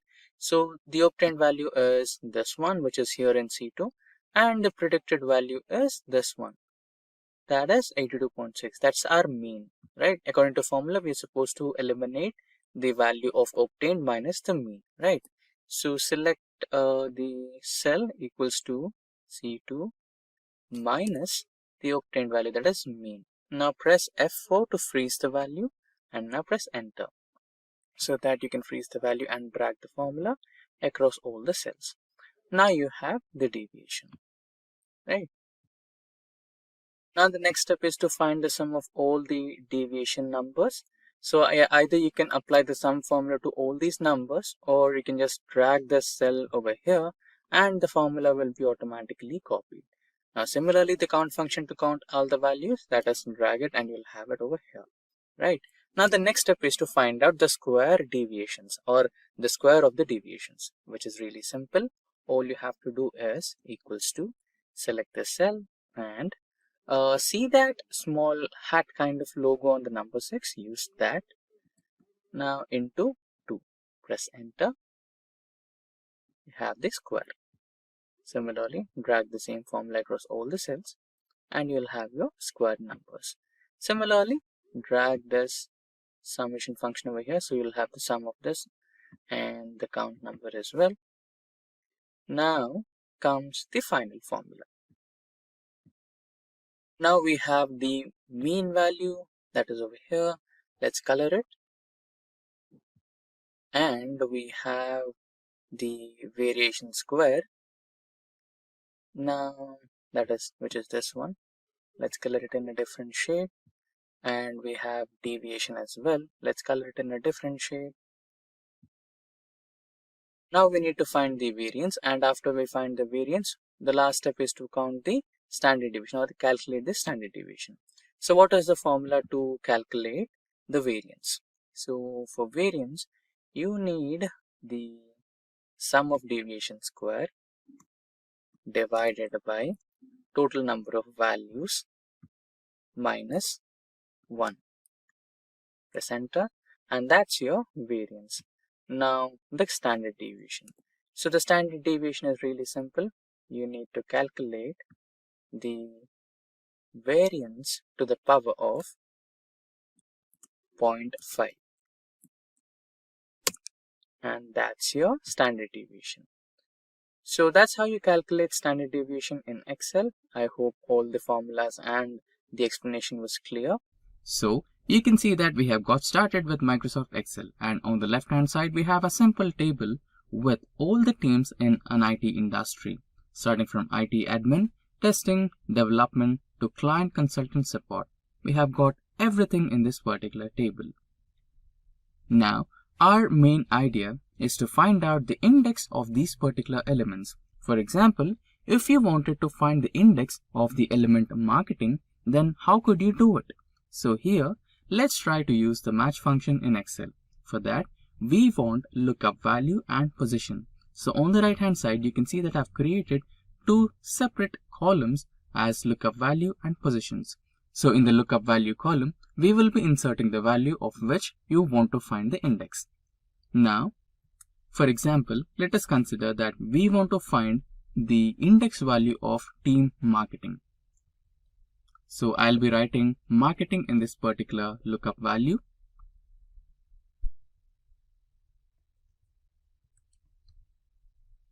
Now, how to find the index value of the element marketing? For that, we will be using the match function in Excel.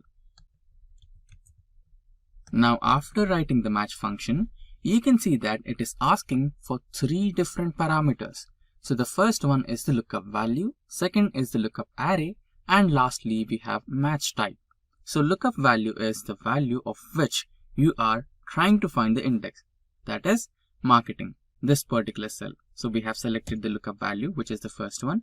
Next, we have to select the lookup array, that is from which set of elements you want to find the index. So the set of elements are this IT admin testing, the column which we have created, the A column. Now we have selected the lookup array, and lastly the match type. Is it you're looking for less than, or is it you're looking for exact match, or is it greater than match? So for now I want exact match, so I will be selecting the exact match, that is 0.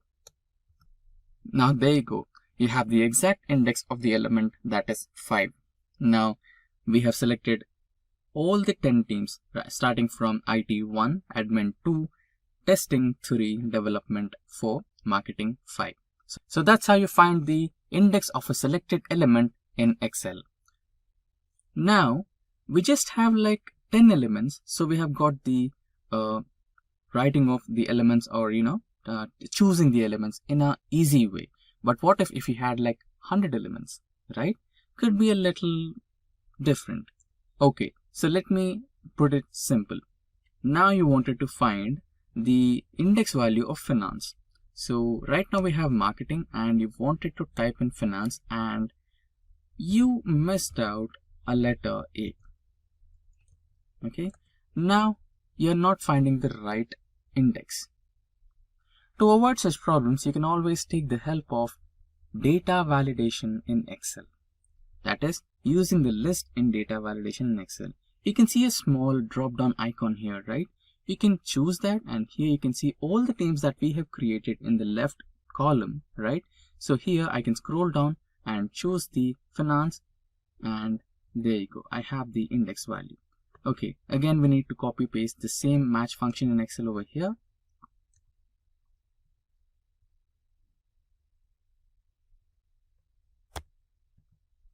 Equals to match, lookup value, lookup array, and exact match. So there you go. That's how you make use of data validation in Excel, and using the list you can comprehend all the list elements in this particular column into the list of data validation, and you can choose the team whichever you want to find the index for. So this is how you can make use of match function in Excel or index match function in Excel. To sort data in Excel. So on my spreadsheet, you can see some employee data, and on the column F and G, you can see employee date of birth and employee date of joining. For example, you wanted to sort the employee data in the form of earliest joining employee and the latest joining employee, right? That is, who is the employee who joined first to this company and who is the employee who joined last to this company.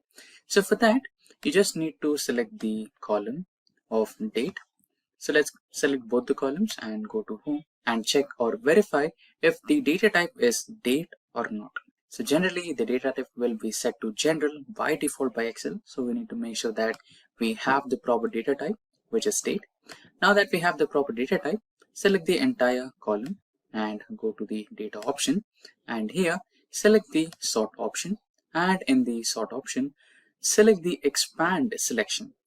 Click on sort, and here sort by employee date of joining and oldest to newest. That's what we wanted, the oldest employee or you can also set it to the newest employee to oldest according to your requirement, but we'll go to oldest to newest according to the case study right now.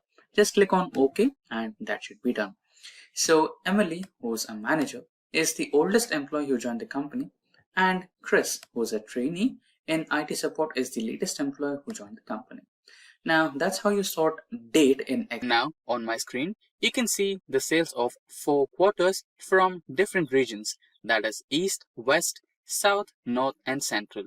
Now you might want to calculate the sum of sales happened from all the regions in Q1, or you might want to calculate the sum of sales happened in one region of all the 4 quarters. That is, either you want to calculate the sum of all the regions from quarter 1, or you might want to calculate the sum of all the quarters in one region, right?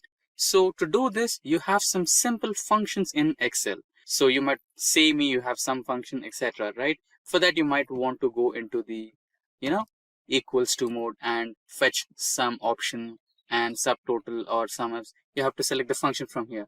But what if I tell you that there is one simple, easy shortcut where you just have to make one single click and you'll have all the sum, right?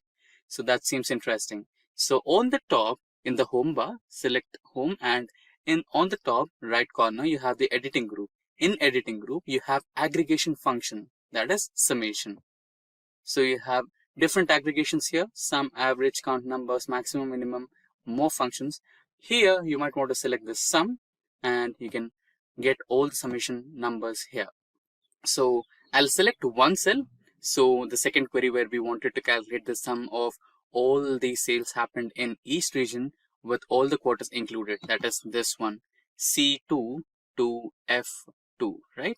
So let us select G2 and select the auto sum option, and here it will automatically select the range for you, that is C2 to F2. If you want to change it, you can also change it, like minimize the number. If you just wanted to calculate the sum of 3 quarters, you can do that. So now we want 4 quarters, so select enter, and there you go, you have all the sales of all the 4 quarters of East region.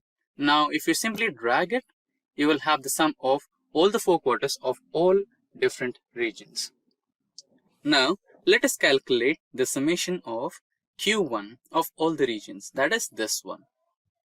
Select auto sum and it will automatically select all the cells for you, that is from C2 to C6, right? Press enter and you'll have the summation. Similarly, you can drag it and you have the numbers here of all the Q2 sales of all the regions, Q3 sales of all region, and Q4 sales of all region. Now let us try to change the color so that you can have a reference, that is it's different, it's this total sum, or right, you just have a reference to identify it. Now similarly to this one as well.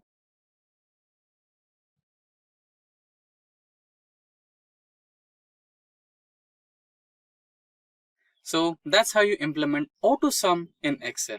Now we are on the Excel spreadsheet. So you can see that I have 5 different sheets of the same data. So why do we have that? So I'll be explaining you how to sort data for multiple parameters. So firstly, we will try to sort data in the form of numbers, right? So let us imagine that this data is being shared with you by your manager, and he wants you to sort this data based on the salary numbers. So he wants you to arrange the data in the form of ascending order or descending order maybe, which will help him find the employee with the highest salary, right? So how could you do that? So it's really simple. You could sort the entire data just within a few clicks. So how would you do that? So since you're focusing on salary, select any cell from the salary column only, right? Select this particular column and select any cell in the salary column. Get into the sort and filter options, and here select this sort of arrangement you need, that is largest to smallest or the smallest to largest. Since the problem statement was to find the highest salary, click on largest to smallest, and there you go. So you have Tony, and the designation is senior, and he works in IT support, and he draws the highest salary of 80,000, right? And there's also another one, which is Peppa, and she works for the analytics team. And now the next sheet. Let's get into the sheet 2. And this time, let us imagine that you wanted to, arrange or sort the data based on the employee date of joining or date of birth, right? Again, if you wanted to arrange the data in which you find the youngest employee or the oldest employee of the organization, you can do that. Click on any cell in the date of birth column and go back to the sort and filter.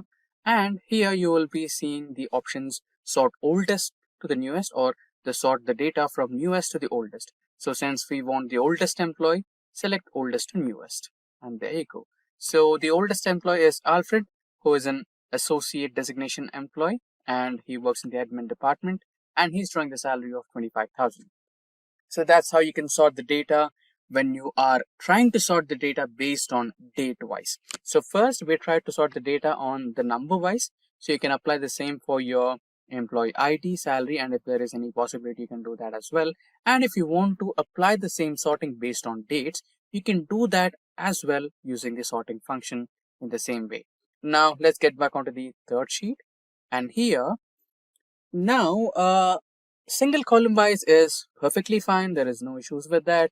Now you wanted to, let us imagine that you have two columns. Okay, let's eliminate a few columns here. Maybe we can eliminate the employee ID and okay, let's keep a few columns. So we'll just keep employee name and employee salary. Okay, so here we are trying to demonstrate if you are trying to sort the data using one cell in the column B, will it maintain its relationship with the cell A?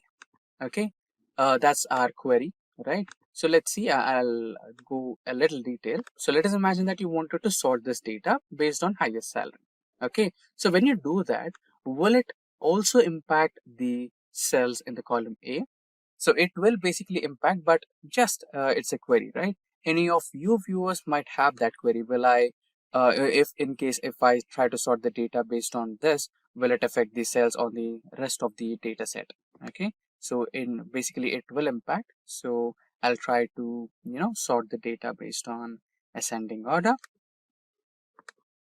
So this is the smallest to largest, and you can see the Tony and Pepper. So since I selected the cell in the column B, it also impacted the change on the cells of column A. So that's how the sorting works. Now we'll get to a little advanced sorting techniques. So here we try to, already we try to sort the data based on numbers, based on alphabets, based on, date of birth, right? So I think we forgot the ascending or sorting based on alphabets. Let's do that as well. Select any cell in the column A and go to sort and filter. Try selecting A to Z, or okay, let's try to Z to A. Okay, so here you can see the names have been sorted based on the descending order from Z to A, right? So far we tried on alphabets, so far we tried on numbers, date of birth, and a couple of more things. So let's dig a little deeper and try to sort based on colors, right? So for that, you don't, find that extra setting here in the regular sort and filter. So you might want to get into the data option, and here you'll find another sort function, which is a little advanced. So that's how you do it. So since we have colored in the cell or column of salary, select that salary, and we're going with cell value. So in the cell values section, select the cell color, and here on the cell color options, you'll have green, blue, and yellow. That's what we have used in our cells. So let's keep green in the first position, which is on top, and press OK. Now you'll see green has been sorted to the first position. Now yellow and blue are left out. So why is that? So because you didn't provide it, right? So you can do that as well. You can always add the setting to it. Right, select any cell, go to sort and add a level, and then again select the salary and cell values to cell colors, and now the cell color in the second position would be blue, and that will be on bottom, and you can add another level, the same salary, the cell values will be cell color, and cell yellow will be somewhere in between or bottom. Okay, so based on hierarchy, it will be selecting. Press OK. and there you go. So you have cell yellow and blue at the bottom and green at the top position as per your suggestions. Now we are on the last sheet. So here in this last sheet, we are going to, dig a little deeper into the advanced sorting methods. So previously we tried to apply the advanced sorting methods for colors. Now we'll try to apply the advanced sorting methods based on the data set we have here. I mean, the data we have in our data set, right?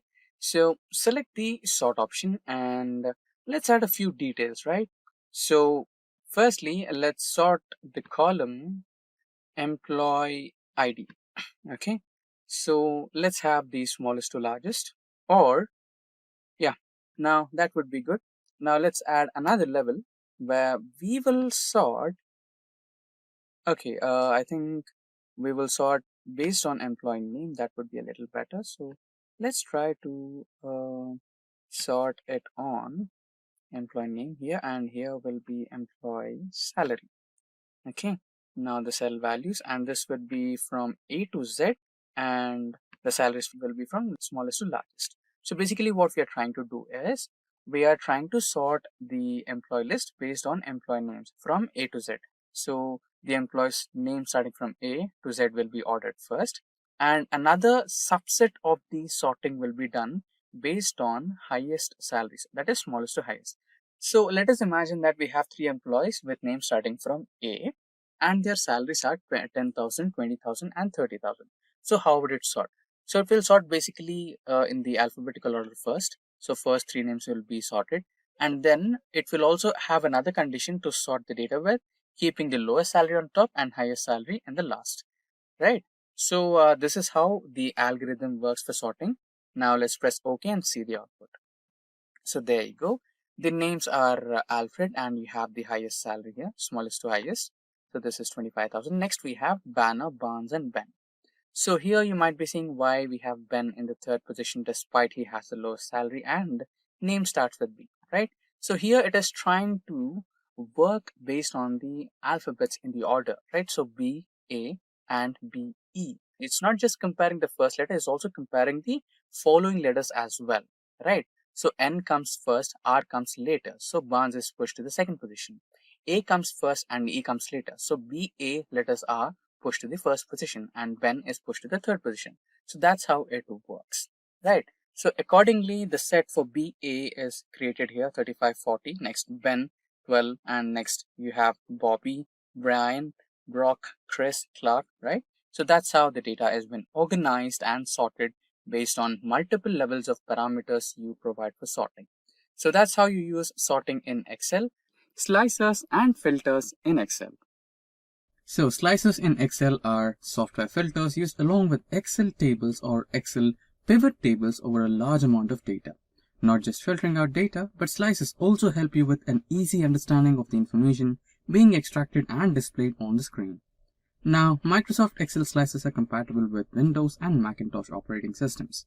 Now, let us understand how to implement slicers in Excel. So for that, we might want to get back to the practical mode, that is, starting our Microsoft Excel. Now, we are on our Excel sheet, and as you can see on my screen, there is some data available on the Excel spreadsheet. And this table is not just any table. This table from Microsoft Excel has been converted into an actual table. As you know, by default, Excel considers all the data which has been inserted into the spreadsheet as a database.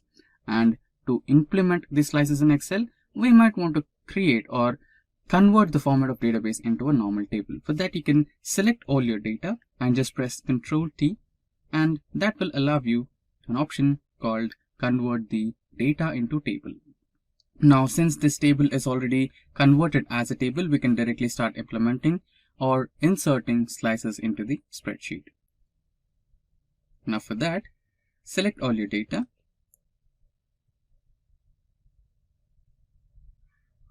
Then go into the Insert option.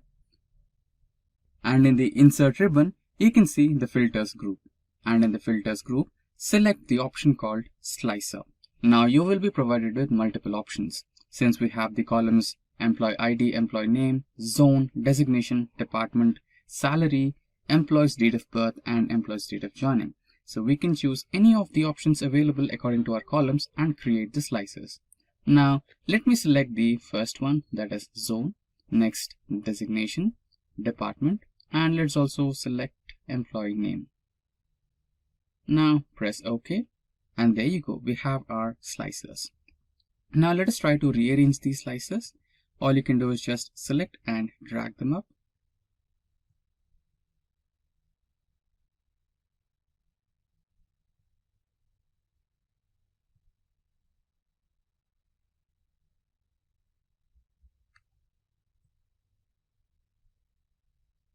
And done.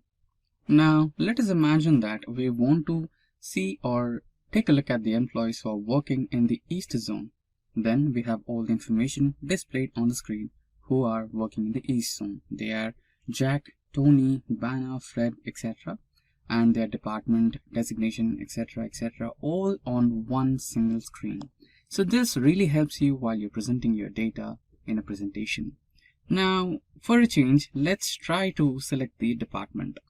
Now if your client wants to select the data from only analytics department, then you might want to select on the analytics key on the department slicer, and there you go, you have an employee called Luke Hobbs who works in the East zone, and his department is analytics and his designation is contract based, and the salary he is getting is 65,000.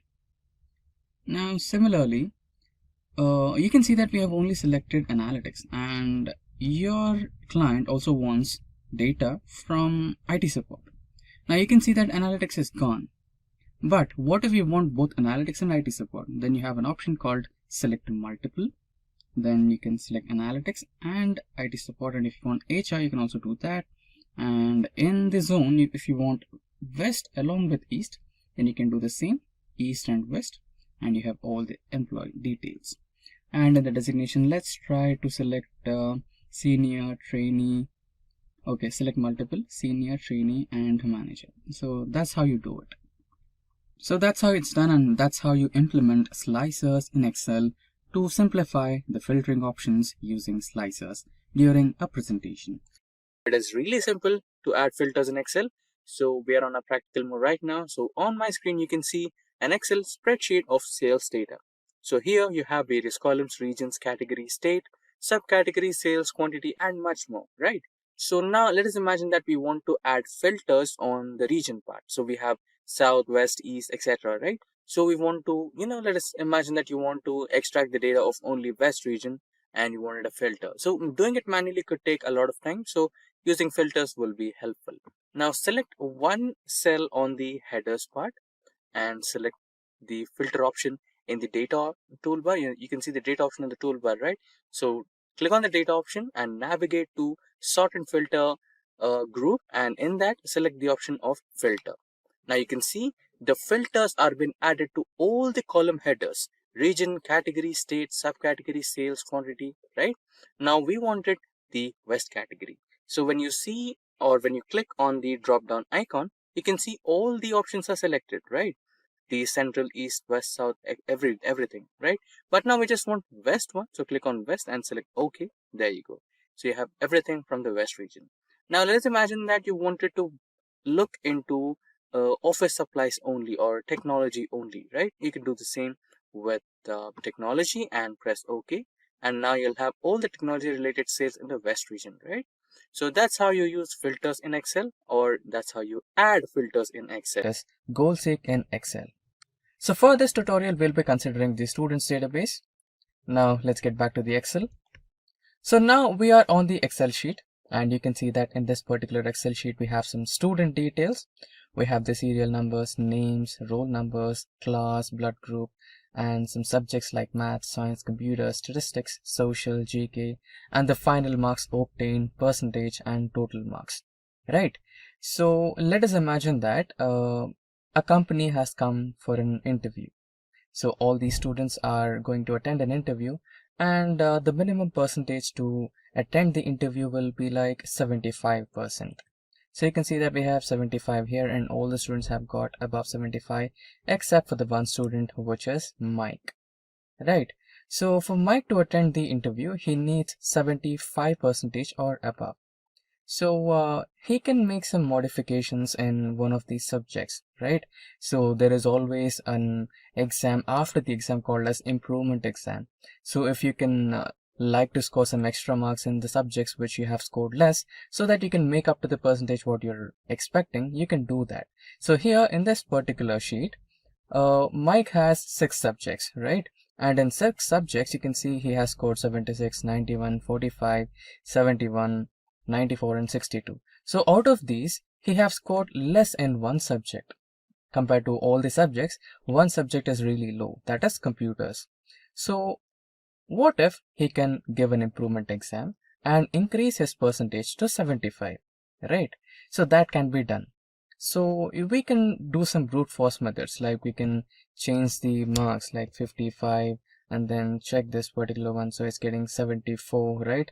So using the brute force method will be a little bit lengthy. So you can do this because it is just a small table which has least number of data, and you just have one single cell to modify. So that can be done in small tables. But what if you had some table with hundreds of rows or thousands of rows? That will be time consuming, right? So for that, we have some inbuilt functionality in Excel that is called Goal Seek in Excel. So for now, let's eliminate the marks here. So we have eliminated the marks and the upgraded percentage is 65. Now we need the target as 75. Okay, so let's write it as Mike's target, right? We need Mike. So Mike's new target as 75.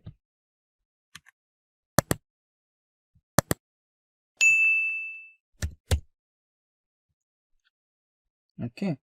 Now to make sure that we need a mark here which can get Mike to 75%, we will use the data operation. So here on the toolbar, which has file, home, insert, etc., we have one other option called as data. So when you click on data from toolbar, you'll have this ribbon, and in this ribbon we have various options. So when you come into forecast group, we have an option called what if analysis. When you click on what if analysis, you'll have a set of options, out of which we have goal seek. Now for goal seek, we need to select a table cell, that is this particular table cell, that is M9. So we need the value 75 here, right? So what is that cell that you need to change here? For that, you need to select this one and select this particular cell here, right? And now you can select OK. Now you can see that Excel has automatically run all the permutations and combinations and has come up with a number, so that the overall percentage of Mike will be 75%, right? So the expected marks that Mike should be getting in his computer's improvement exam should be equal to 56 or greater than 56 to get the final target as 75, so that he can attend the company's interview. So this is how we use goal set or goal seek in Excel. We are on our Excel spreadsheet, and here you can see I'm trying to create an calendar for the employees in the company, where you might have to, write down the day and month and year or week of your birth date, or maybe your joining date, or maybe also your last working day, right? This might be useful for all the employees to, avoid them from writing it down manually. So how do I create it? So it takes a few simple steps. All it takes is some data validation methods, and also there is an exclusive video specifically made on data validation in Excel, link to which is in the description box below, or you can search it on our official YouTube channel. Now you can see that the word calendar is on the first cell, that is A1, but we have 4 cells below it, that is A3, B3, C3 and D3. So you might want to add this to all the cells, right? Like maybe in the middle. So for that, you can do the option of merge and center. Also, there is a tutorial on merge and center about all the options available in this particular thing. So you can go through that also. And here we have done the first step. Now all we need is day, month, year, and week. So in a calendar or in a month, you'll have days from 28, 29, 30, or 31 days, right? So let's create a list or the drop down menu for that, so that whenever you click it, right? So whenever you click on that particular cell, you will have the list of all the days available, right? So let's get started with that. Let's create a new sheet. So why are we creating a new sheet? You won't want that all the numbers in your calendar sheet right over here, right? So for that, so we are creating a new sheet and all the data will be available here. So here, let's write down the days first, and here the second number. Also, you can use the option of flash fill so that you can, reduce the effort here. So you can see the flash fill option over here. All you need to do is select the cells and drag them down until you get your required dates, right? So let's keep it to 31 days. There you go, you have the days. So these will be your days. And here, now the next option was month, right? Yeah, month and year. Now using the same flash fill option, you will add the months into your sheet. So this will be Sunday.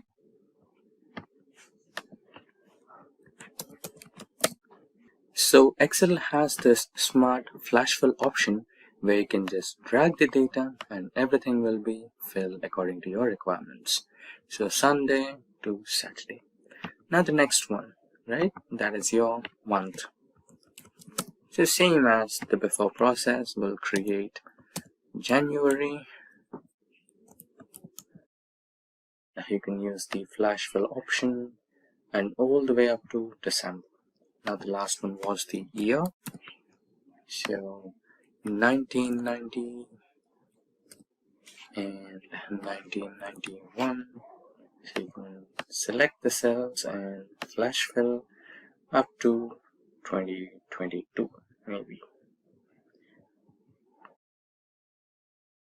Yeah, 2022 should be good enough. Now this is the flash fill option you have here, and also we have an exclusive tutorial on flash fill altogether. You can go through it for a detailed explanation as well. Now coming back to the original sheet, so this is where you create your drop down list, right?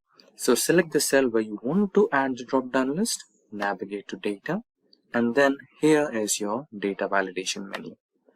So we have a variety of data validation options over here. There is an exclusive tutorial on that. You can go through it. For now, we'll look into the list option only because we want to create a drop-down list, right? So here it will ask for source. Click on the source here, the source bar, right? Now navigate to sheet number 2 where we have the days options. Select the range. So this will be your range and select OK. Also, you can add some message here, right? What you can do is, in case if there is an error or something, right? You don't want that to be happening. So all you need to do is write down and select from drop down.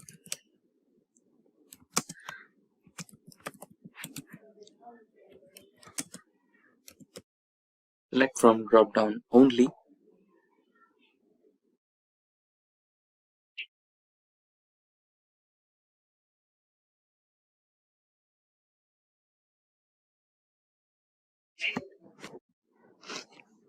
So this could be a message, select from drop down only. The title is select options or just options.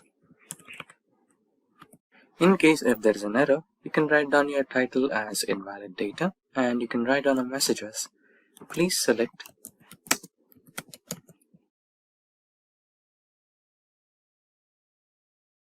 from drop down only.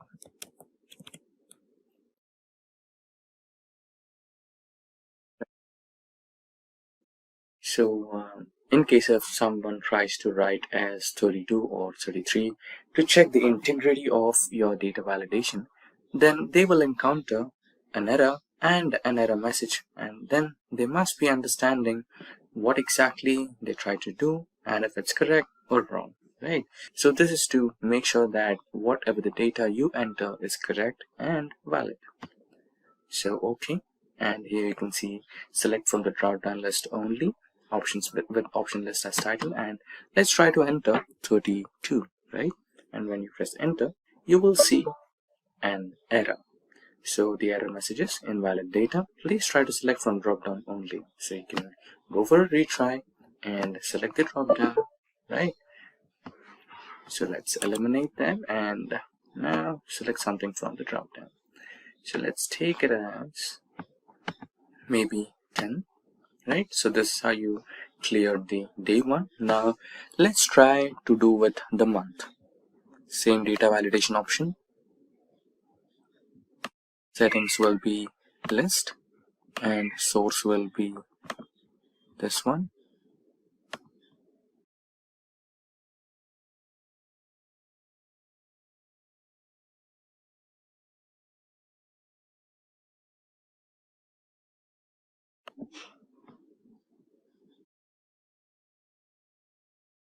I think I made a mistake here, so let's cancel this and go back to sheet 2 and rename this as our week. Yeah, now coming back to the month again, it will be a list and the source will be in sheet 2. Navigate to the sheet 2 and select your range and the input message the same. Options,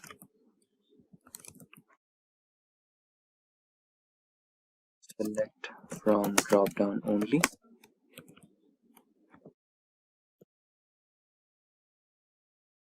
and error alert, title will be invalid data. This one will be please select from drop down only.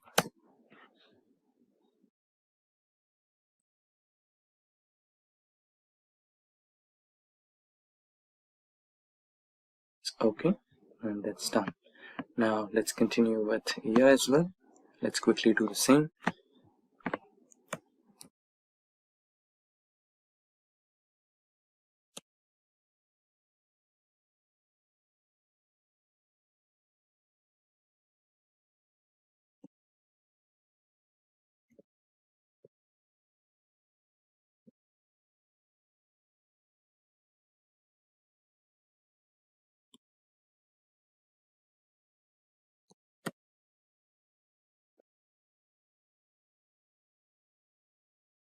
It will be a list.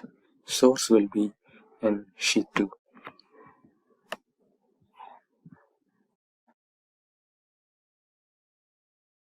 This is your list. Press OK.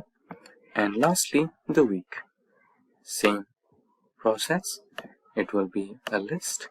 Source will be in your sheet 2. The input message, options,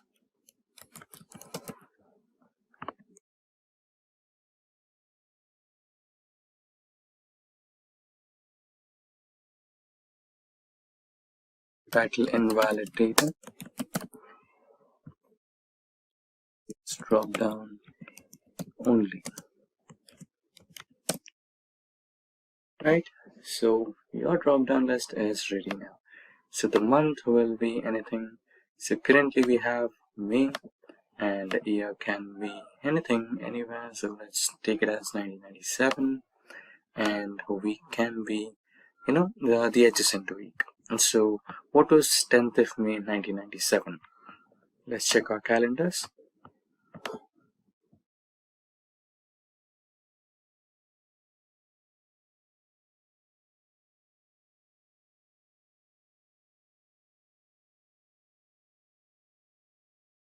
So it was a Saturday.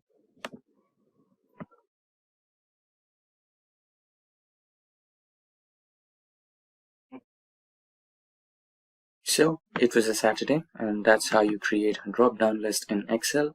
And if you want, you can also add borders to your calendar, right? So that's how it's done. So what is data validation in Excel? So it is a feature by Microsoft Excel where it can restrict data entry into certain cells by using data validation. and it will prompt the users to enter valid data in the cells based on the rules and restrictions provided by the creator of that particular sheet. Now this would be a little confusing to understand, so to understand it in a much better way, let's get back to the practical way where we will start entering some data validation rules to our Excel sheet and try to enter data into it. Now we are on the Microsoft Excel, and this particular sheet is based on employee ID, employee name, employee department, employee salary, fiscal year, and work timings of the employees. Now we will be applying some data validation rules to each and every column and try to enter data based on the rules we have entered. Now for the first one, which is the employee ID, we'll enter rules based on the employee ID number. So to apply the data validation, you need to go into the data tab on the toolbar, and inside the ribbon you can see data tools group, and in the data tools group you have the option of data validation. Now select the entire column, go to the data tools group, select data validation option, and you will have this particular pop-up menu. And here you can see different types of options. So since we are entering employee ID, it would be a whole number. So let us select whole number option. And now here you can see the option of between, not equal to, not between, greater than, less than, etc. So let us select between, and let us assume that your employee ID has 5 numbers, and it should be between 10,000 to 11,000. So let us provide 10,000 and 11,000.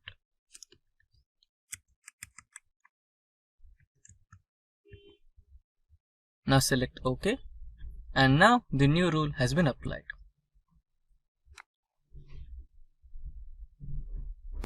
So now the minimum value of each and every employee ID should be equal to or more than 10,000 and less than 11,000, and it should have 5 digits. Now let's try to enter a wrong employee ID, that is just 1. There you go. You can see that Microsoft Excel is not allowing you to include a wrong number. It says this value does not match the data validation restrictions defined for this cell.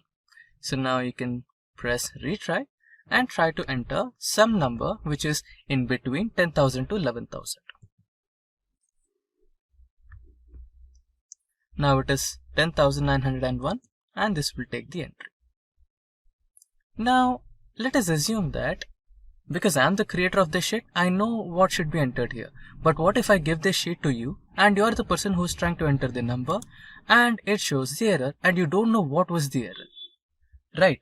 To avoid this kind of confusion, what you can do is you can do some ways where you can provide the message to the user. So that can be done by, okay, let's select the sheet again and go to the data validation, and here you have the same settings. Now here you have another option saying input message. So before input message, let us go to error alert. Now here the error title would be data entered is not valid. Please enter. This is the error message. Please enter EMP ID between 10,000 to 11,000. Press OK. Now when you try to enter the wrong number, it will show that particular error alert message. See, data entered is not valid. Please enter employee ID between 10,000 to 11,000. Now this is fine, but how long this will be, what if there is an option where you just hover over to this cell and it automatically tells you to enter the value between 10,000 to 11,000 without having to face the error? Yeah, even that can be done. So you can select the entire column, go to data validation, and here this is the input message. This is where you can do that. So here you can write the message name, valid data. Please enter data between 10,000 to 11,000. Now, when you hover over to any cell in this particular column, it will automatically show you this message where you can avoid all the errors. Just select OK. See, when you select any cell in this particular column, it will automatically tell you, please enter data between 10,000 to 11,000. So here you don't have to face any errors, right? Now let us try to enter the valid data. 10902, and it will take it as the correct value, and again 10903. Now in case if you try to provide the wrong number, it will show the error. See? So that's how it is. Now we have finished the whole number part. Now let's get into the employee name, where we have to provide the second type, that is text length. Now let us imagine that in your company you're trying to provide ID cards to your employees, and you know that ID card is really small, and inside that ID card you need to include the employee photograph and your company name, employee ID, blood group, phone number, address, everything, and also you need to include the name of the employee. So what if there is an employee with very lengthy name, like 30 characters, 40 characters? Yeah, in India it is really possible that you might have a lengthy name. So what you can do is you can provide the text length where the text is limited to like 15 or 20 characters. So you can include that name in the ID card. So you can do that by allowing the data validation criteria with text length. Minimum can be anything, so minimum can be 1, and maximum here you can provide 15, and press OK. Okay, minimum will change it to at least 2, and yeah, let it be 1. So minimum is 1 and maximum is 15 characters, and press OK. And let us also provide the input message. Enter character type, character data. Please enter valid name.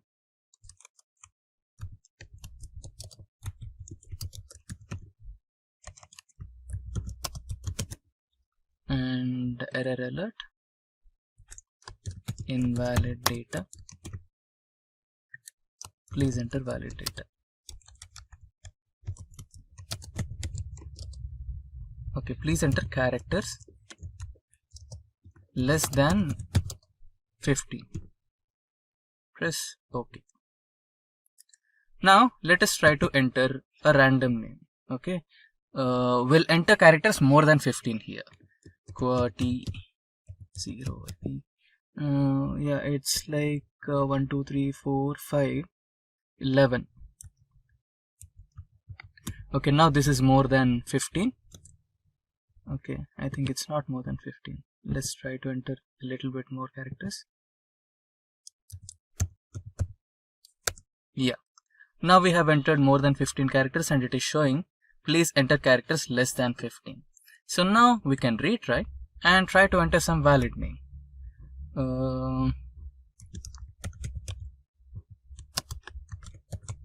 Now we have characters less than 50, so it will take as the proper name.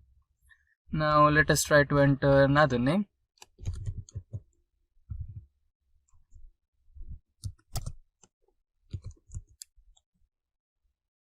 I'm just entering some random data. So another name maybe.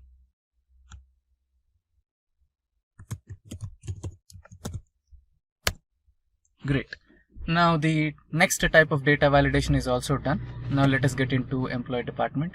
Employee department is something really superb. So I'll tell you about it. It's actually a list. Now let us finish the other ones first. That is employee salary, fiscal year and work timings. After that we'll learn about the list one. Now let's come into employee salary. So salary is something where you have to include decimal points. So now let us go to data validation, and inside the values we have already dealt with whole number, text length. Yeah, now we'll deal with employee salary, that is decimal. Now minimum is, okay, what is the minimum can be 1.00 and maximum can be 1 lakh 0.00, or let us put that as 10 lakhs.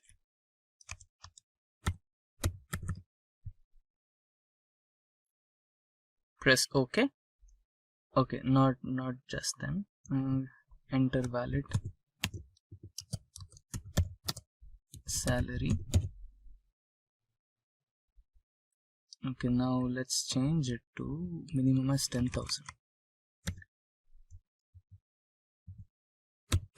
So the employee minimum salary will be 10,000, and input enter valid salary. Enter salary between 10,000 to 10 lakhs. Let us include a comma here too. Now error alert, invalid salary.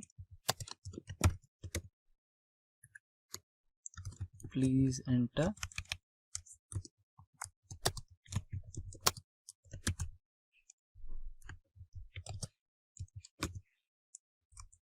between 10,000 to 10 lakhs.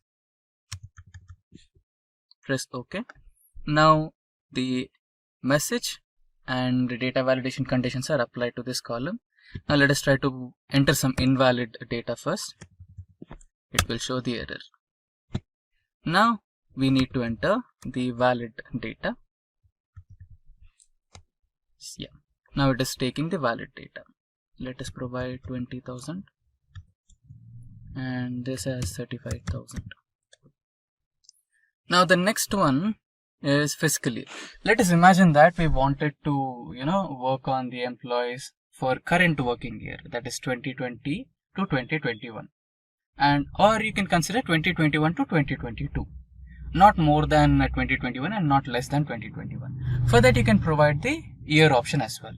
So for that you need to select the entire column, go to data validation, settings, and inside here you have an option of date.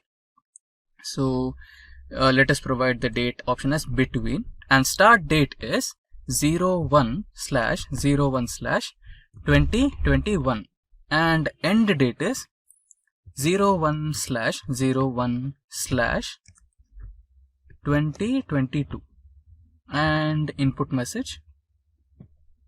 Let us provide data as current fiscal year, current financial year.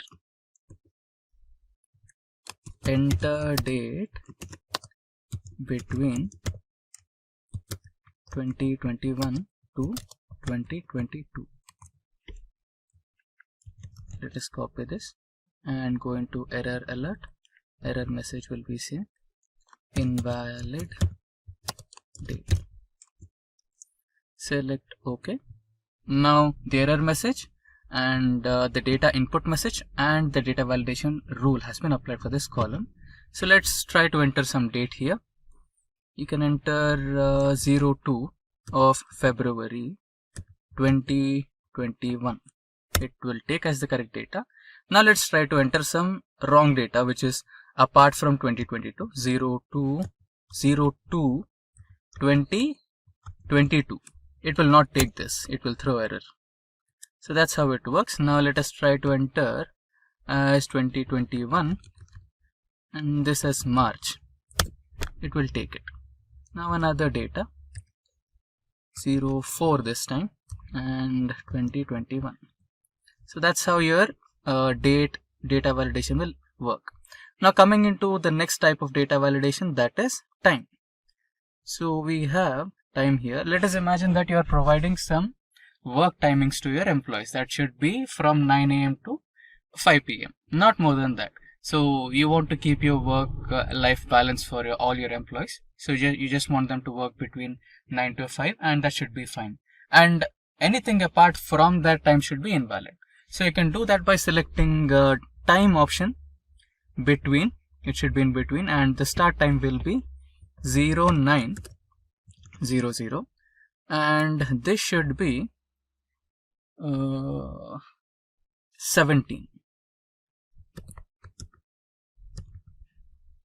that is 5 p.m. in the evening. And input message,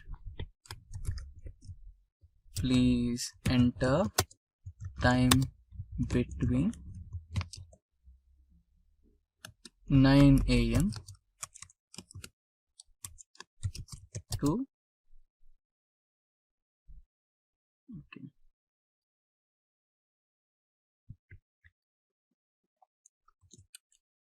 5 p.m.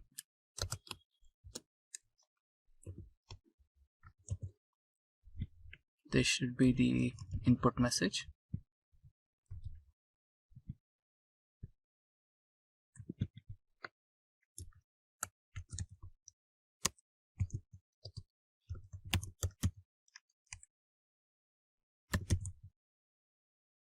Now error alert, invalid time, error message. Okay. Now, okay, work timings. Now this should be okay.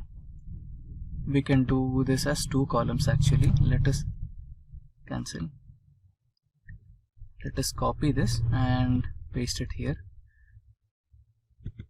You can do it as login timing, and this should be okay. This should be as log out. So this should be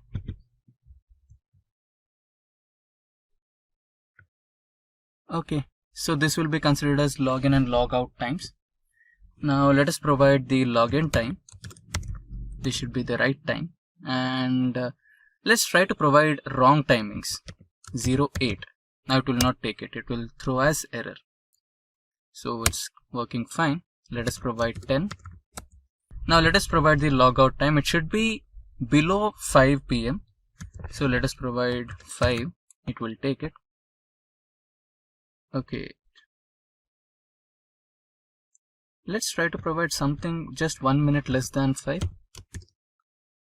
That is 59. Okay. There is some problem in this. Let's check it.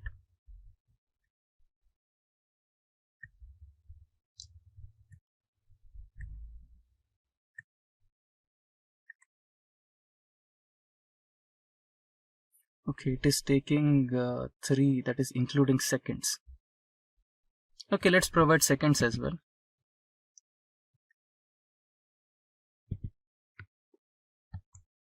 Zero 5 0 0 0 0.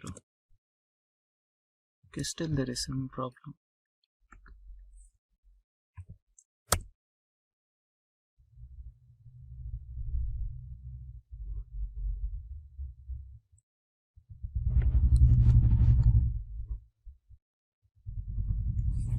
Okay, we have entered 4. We are supposed to enter 24-hour timing, right? 14. Okay, it should be 17. I think this will work. Yeah. Now we are following 24-hour timing here. So let's provide another timing, that is 16:30 00. This will be valid, and 15:30. Yes, this is also valid. Now we have finished almost all types of data validation things. That is, we have finished with any value, whole number, decimal, date, timing, test length, and the last one is list. So this is where things get interesting. Now let's cancel this. Now select the employee column. Now if you're running a company, then definitely you'll not have only one department in it. You might have multiple departments, right? So let us consider that you have a software development company. So in that, the basic departments will be software development team and software testing team. So what you can do is you can provide a list. So using that list, you can just hover over to that cell, select the drop down menu, and inside that you can select the option. So we will try to work something like that. If we have selected the entire column, selection, okay. Let us select the entire column again. Go to data validation. The selection contains some cells without data validation settings. Do you want to extend data validation to these cells? Yes. Now let us provide the list option. and here source you can provide as developer and tester. Press OK. Okay. Now input message, select one,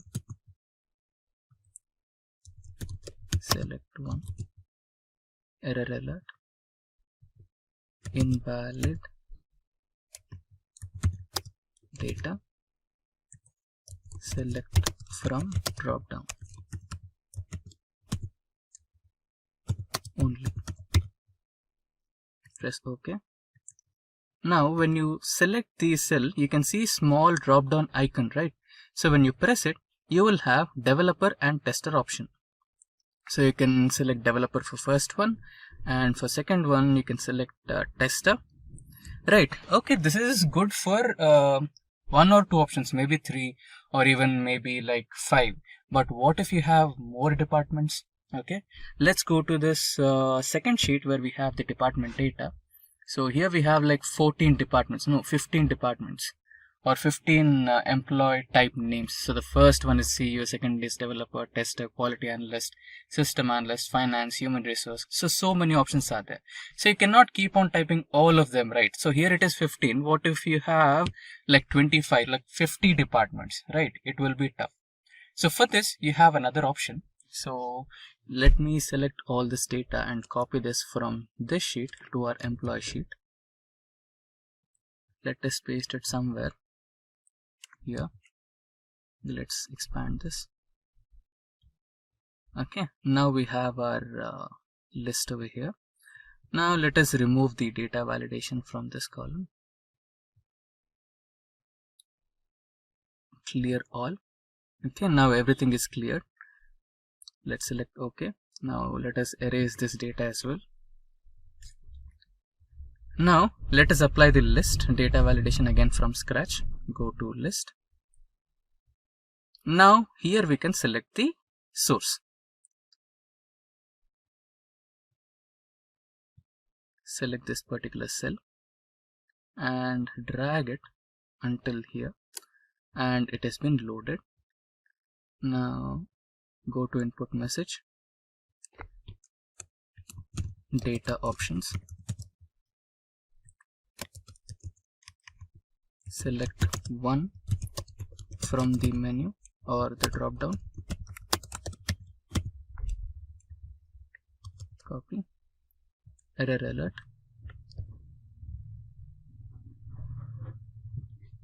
select only from the drop down menu, invalid entry. Yeah, now let's select OK. Fine. Now you have the icon here. You have all the provided options. You can scroll down and select any one out of these. You can select knowledge transfer for the first one, and second one would be system analyst, and the last one would be human resources. Now in the list everything is fine. Okay, this is showing you the menu options and everything. So but what if you provide this sheet to your new joinee or new employee in your company, and by mistake he messes up something like deleting this? Okay, so we have deleted systems analyst, and when you click on the options here, you don't have systems analyst. In that place you have blank space, right? So there is a way where all your data can be messed up. So to avoid this, what you can do is you can actually save this data in a different sheet, like I did here, like department data. You can hide this sheet, or you can protect this sheet with password or something, so that nobody can mess this up. So now let us get back to the employee data and select this column and clear everything. Press OK, and let us also clear this and this as well, and this one too. Now let us eliminate the rows or cells, the employee, everything.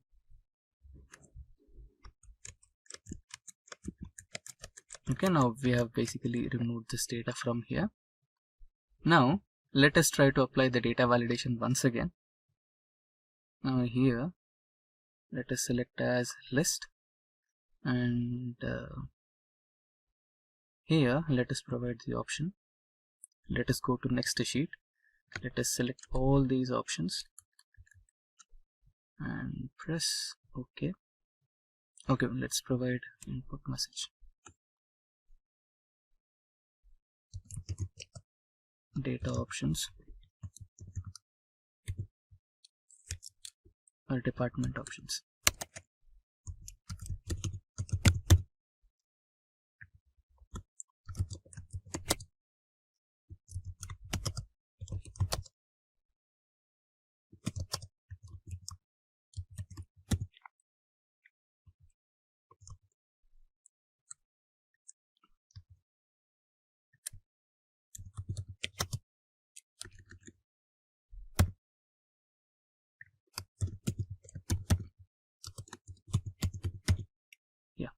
Now let's select OK. Now let's hide this sheet. Now the sheet has been hidden and you still have the options. Developer, or let us provide CEO. Then we have developer. Then we have tester. So that's how you can protect your sheet. How to protect and lock cells in Excel. Now, why do we need to lock or protect cells in Excel? Let us imagine that there is an Excel sheet with really confidential data and you need to pass that data to your subordinate or your colleague to make some minor edits. Now, let us imagine that the edits are supposed to be done to only 1 or 2 columns and the rest of the columns should be left as they are. Now, there is a huge possibility that sometimes unknowingly or unwillingly, there might be some edits done by your colleague or your subordinate. So to avoid such kind of unexpected mistakes, you might want to protect and lock your cells that you don't want your subordinate or your colleague to edit. So before we begin, be kind enough to get subscribed to our YouTube channel and don't forget to hit that bell icon to stay updated on the latest IT trends and tech content. Now without further ado, let's get started with our 1-point agenda, that is lock or protect cells in Excel. Now let's get back into the practical mode and start our Microsoft Excel. Now we are on the Microsoft Excel and this particular spreadsheet is related to employee details. Yeah, now the screen is visible a bit better. Now let us imagine that this is our confidential data and you want to edit only 2 columns, that is the designation column and phone number column. Now let us imagine that the company has finished one annual year and now there are some promotions happening in the company, and let us also imagine that the phone numbers of the employees provided by the company have undergone some changes. So now the minor edits that you want to make are related to the designation column and phone number column. Now you can see that all the columns, that is the blood group, new salary, salary hike, current salary and name of the employee, serial number, employee number, everything is editable. So in such kind of scenarios, when you pass on this data, there might be a possibility where your colleague or subordinate might end up making some mistakes, right? So you want to avoid that. So you can do that by locking the cells. Now let us rename this sheet. Now the sheet has been renamed successfully. So now you can lock the cells by the following process. So in this process, you have 2 major steps. First one is to lock the cells and the next one is to protect the cells by a password. Now when you select all the cells in this particular sheet, you can just click on this edge here and you have all the cells selected, and now right click somewhere on the sheet and you can see an option called Format Cells. So in this particular option, you have some options provided, which is number, alignment, font, and you want to go into the protection part. So you can see by default, Excel keeps all the cells locked. Now we want the phone number and designation to be unlocked. Okay, so let's cancel it for now and get back to the sheet and select the columns D and I. And now let's right click and go into Format Cells, and in the protection option, make sure that you uncheck the locked icon. Now select OK, and now okay, so you cannot include the merged cell. Fine, we have a cell here which is merged, Okay, let's remove that.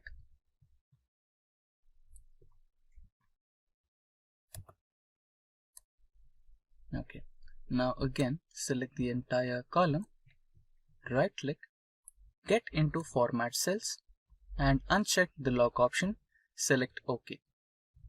Now we have finished the first part, that is locking all the cells which you don't want to get edit and unlocking the cells where you want to make some edits. Now the second stage is protecting the sheet. Now right click on the sheet name and you can see an option called Protect Sheet. Click that, and now here you can see select locked cells and also select unlocked cells. So let us provide a password here. So let us use some simple password so that we don't forget that. So I'll be selecting 123 and now select OK. Re-enter the password to proceed. Now let us type 123 again. Now select OK, and now the sheet is protected. Now we have successfully locked and protected all the cells in Excel. Now let us verify that the cells you wanted to protect are really protected and locked or not. So we have unlocked phone number and designation and everything else is locked. Now let me try and edit the blood group. So when I double click or try to edit this particular sheet, then I'll be receiving a warning from Excel. It says the cell or chart you're trying to change is on a protected sheet. To make a change, unprotect the sheet. You might be requested to enter a password. So it says that this particular cell is locked and you cannot edit it. Now let us try to edit the phone numbers which we kept as unlocked. So you can see I can really edit the unlocked cell here. Now let me try to change this phone number. Let me enter some random phone number. So you can see the cell is editable. Now let us go through the designation column and try to edit this particular column. Now since I said that there's a promotion happening in the company, so the deputy CEO is now the current CEO of the company, and software developer happens to become the senior software developer, and the tester as well. Let us imagine that he will become the senior, and so on. Okay, so this proves that this particular sheet is editable. Not the entire sheet, but only the cells that we kept in the unlock mode.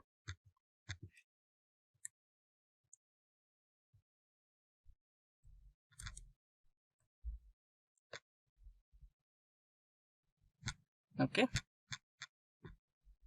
Now this is how you lock and protect your cells in Excel. Now you can see that I have sales data on my worksheet. So let us imagine that your manager asked you to find the average of sales happening in your company, right? So let's navigate to the bottommost cell and write it down as average here. Okay, average sales. So here, this is a cell where you want to keep your average, right? So here we'll be writing a small formula, that is average, and tab to select it. Now you must select the array of data, right? So this is my array, since average is an array function, and now press enter. So there you go, you have the average sales data that happened in your company. So to understand the page setup in MS Excel, we will go through a demo inventory in Excel where we'll be considering some restaurant data. Now without any delay, let's get started with the practical demo. Now we are on the Excel sheet and this is the data I was talking about. The restaurant data where we have the first column, that is rank, and next we have the restaurant name. Followed by that we have the sales happening through that restaurant, and then we have the segment category. That is what kind of service does that particular restaurant offers. Now this is the list what we made, and what if we wanted to represent this data in the form of a printed paper, right?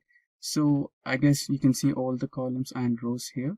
So you can see that we have almost like 250 rows. So there is no chance, or there is no way to print all those 250 rows in one page. Of course it is practically possible, but when you try to read the content, it will be so tough to read because all the rows will be clubbed together so closely so that you cannot read it. So you need to print them page by page. So, and you need to also take care of the data is aligned properly according to the page size, everything, and even you need to take care of the margins of your page, right? So that's what page setup basically means. So we had a detailed overview of our data and what actually we're trying to make. Now let us see how page setup is possible in MS Excel. So to go to the page setup menu or go to the page setup options, we have three methods. Let's start with the simplest method.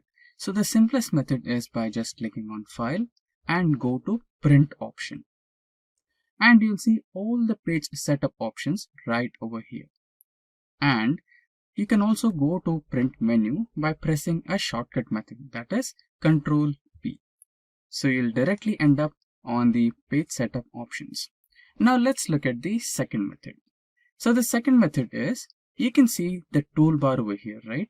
Which has File, Home, Insert, Draw, Page Layout, Formulas, Data, Review, View, and Help. So the second method, we can use Page Layout option from the toolbar. And you can see when you click on the page option from the toolbar, you have a new ribbon over here.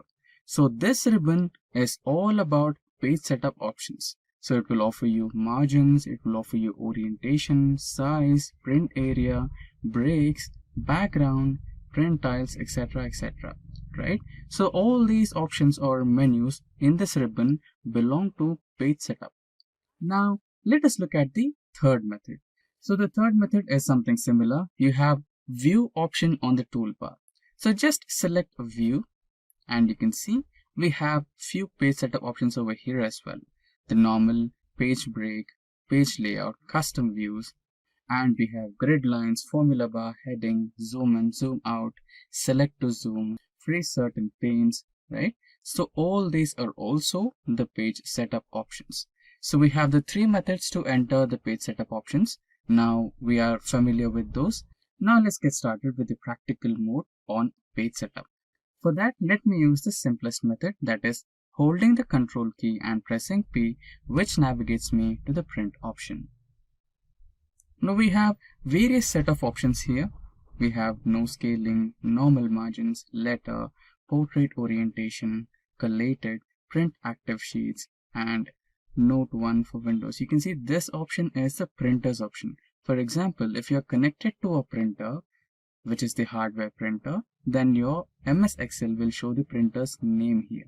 So other than printer, you can also make some other arrangements where you can just directly print your complete data in the form of PDF, and then you can export your PDF to your recipient. That's also possible. Okay, now let's get started with the first option, that is print active pages. Okay, to understand this better, we need to create a new sheet. Not a problem. So you can see that we just have one sheet over here. So let us kind of select all the items and create a new sheet and try to paste it over here. Or let's try to paste it over here. Okay, now let's try to extend these.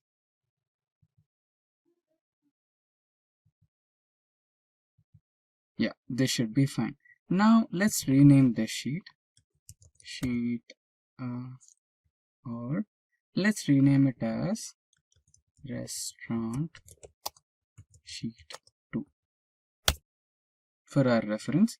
Now let us get back to the print sheet option. So I'll use the shortest method, that is holding the Control key and press P.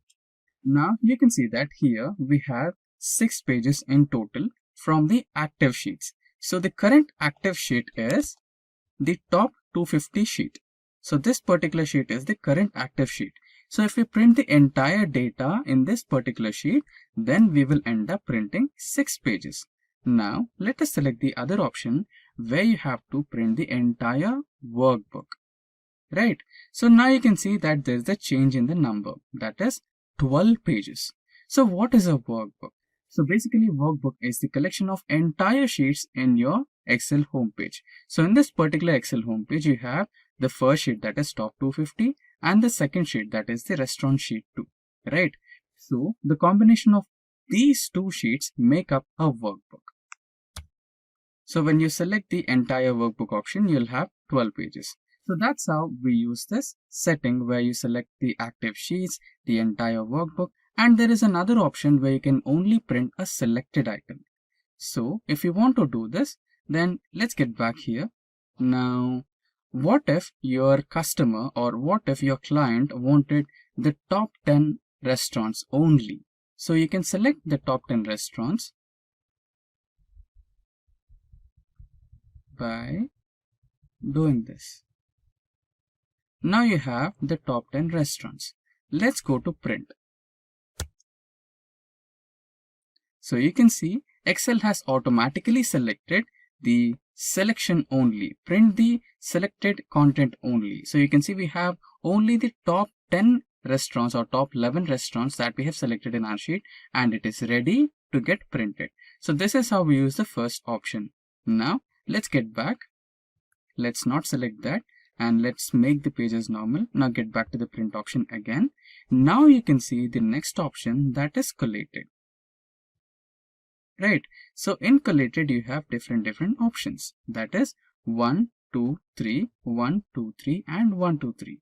And the next one, which is uncollated, 1, 1, 1, 2, 2, 2, 3, 3, 3. So why are these numbers present here, and what does collated mean anyway? So this is your question, right? Now the answer for this question will be a little similar to your examination hall. Okay. Let us imagine that you are in examination hall and you are the invigilator and you have 10 students in your room. So you wanted to provide question papers to all the 10 students. Okay. So you have your question paper distributed into 3 sheets. That is, you have marked questions and your questions are fit into 3 papers, right? In this scenario, we have 250 rows and all the data is split into 6 sheets. That is sheet 1 or page 1, page 2, page 3, page 4, right?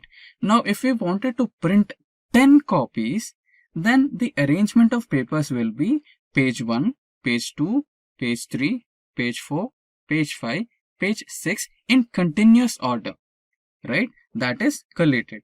If you wanted 10 copies of different ways, where you wanted to print the first sheet first, then you wanted to print the second sheet second, and the third sheet third, that is, you'll have 10 copies of first page, 10 copies of second page, 10 copies of third page, and so on.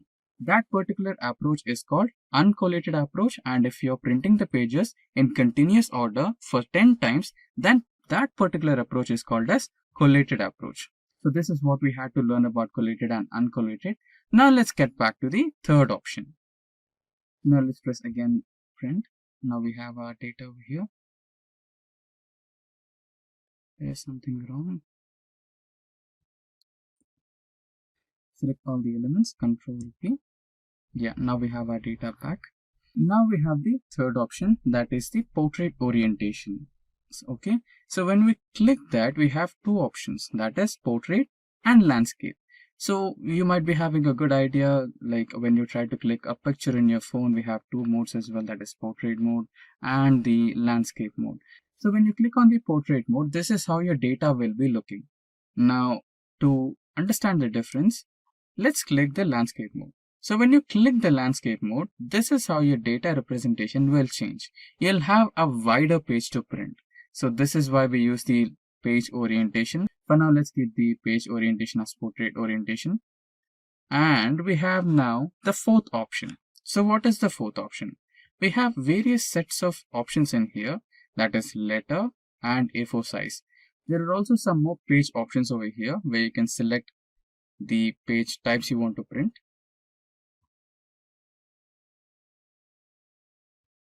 So basically you'll be having few more options, that is A4, A5, A3, etc. But here we just have 2, that is A4 and letter. So basically you'll get those options, and followed by that next we have margins. So here you can see we don't have any margins for our data. Okay, so now we can add some margins by setting up this one as an option, like last custom setting, or you can also choose normal, wide, narrow, right? So your page will be changed according to your margin size.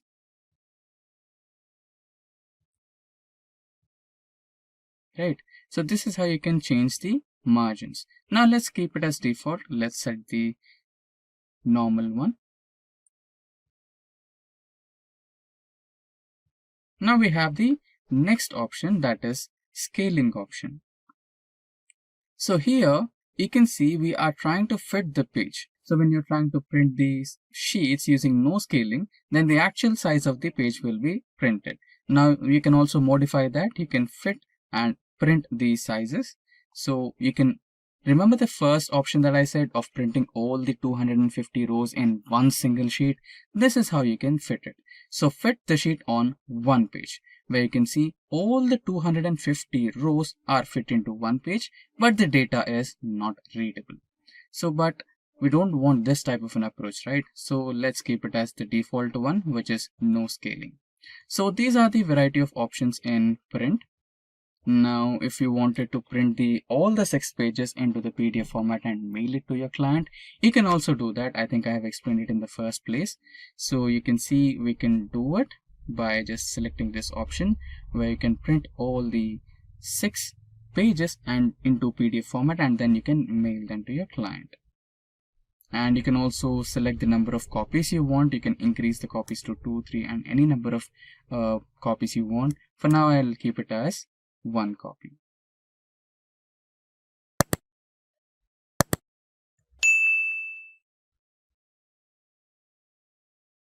Now let's print this.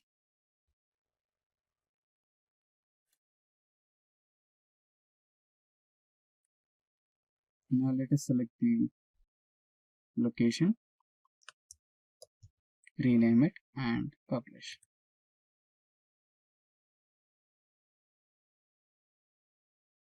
Now let's get back to documents and see if the page is printed or not. Here you go. Here we have the restaurant data in the form of PDF.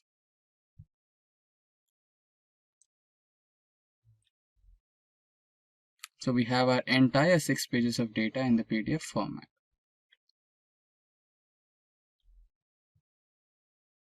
Now we are back on the home page. Now we had some limited functions in the print function over here.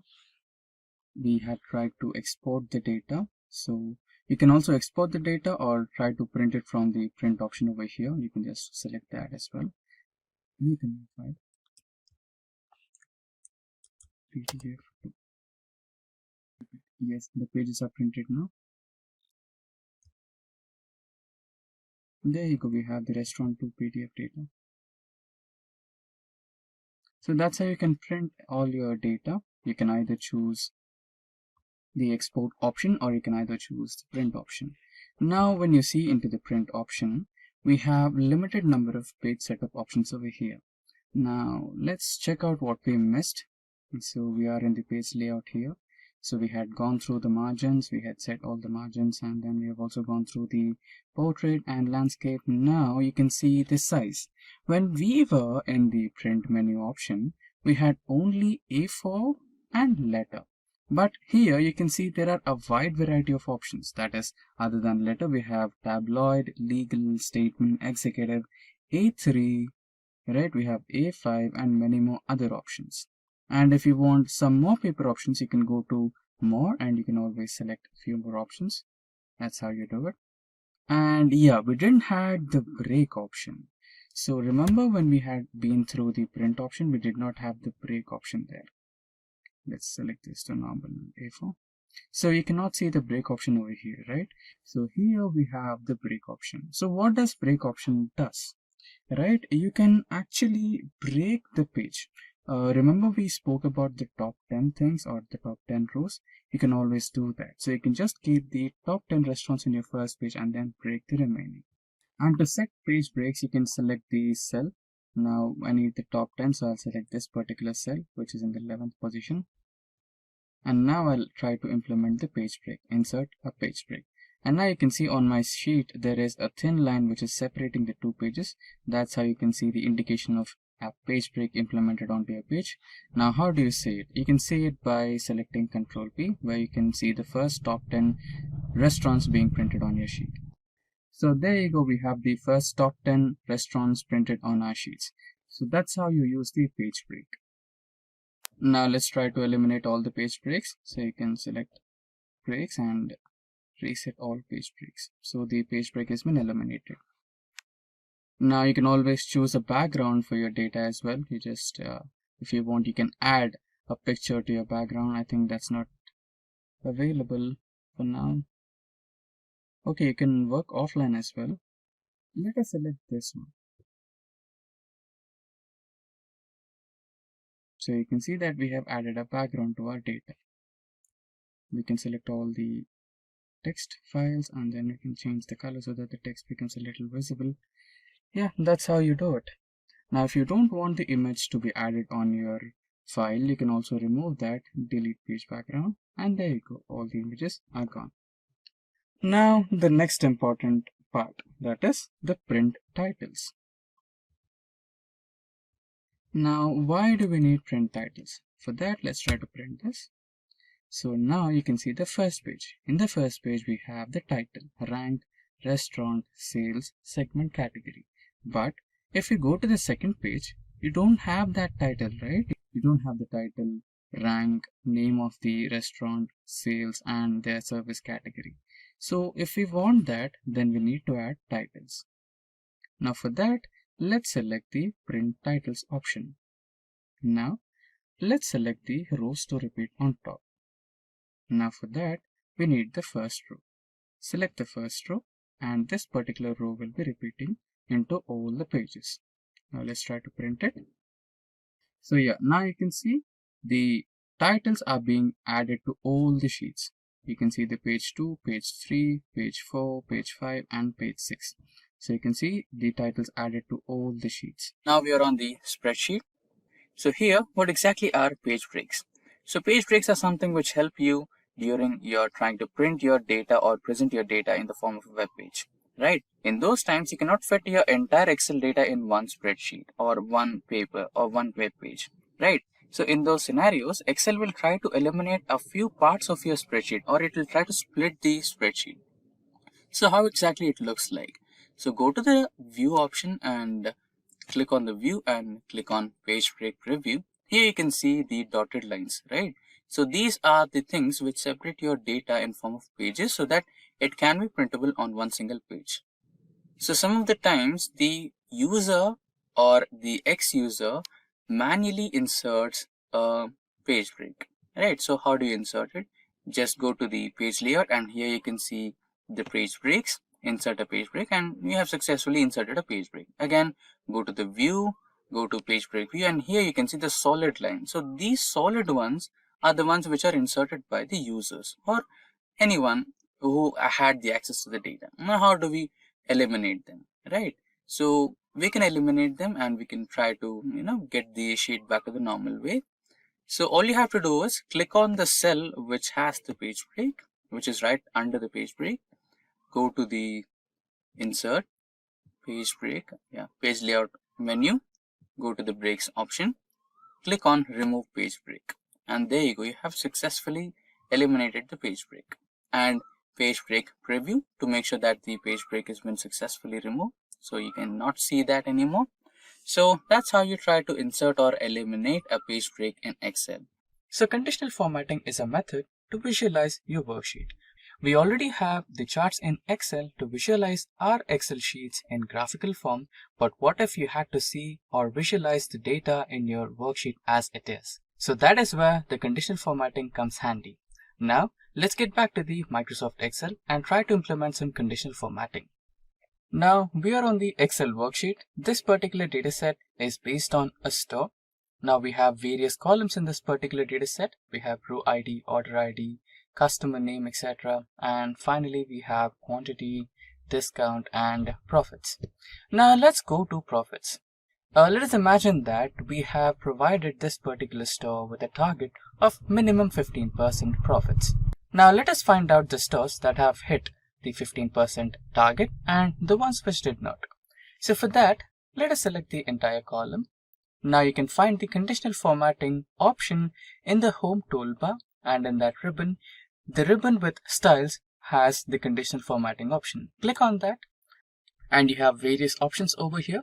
highlighting the cells, top bottom rules, data bars, data scales, and icons. So data bars are actually the bar graphs which highlight themselves on each and every cell if you implement them. And these are the color scales. If you want to implement some colors, you can go through that. And if you want to represent your cells with icons, you can also do that. For now, let's highlight the cells. So select that, and inside this, select the greater than option. And here you can provide the percentage, that is 15%. And the cells or the stores which hit the target should be highlighted with green color, and select OK, and there you go. You have your stores that hit the 15% target and the ones which did not hit the 15% target. Now, if we want to highlight the ones which did not hit the 15% target, you can highlight them with the color red.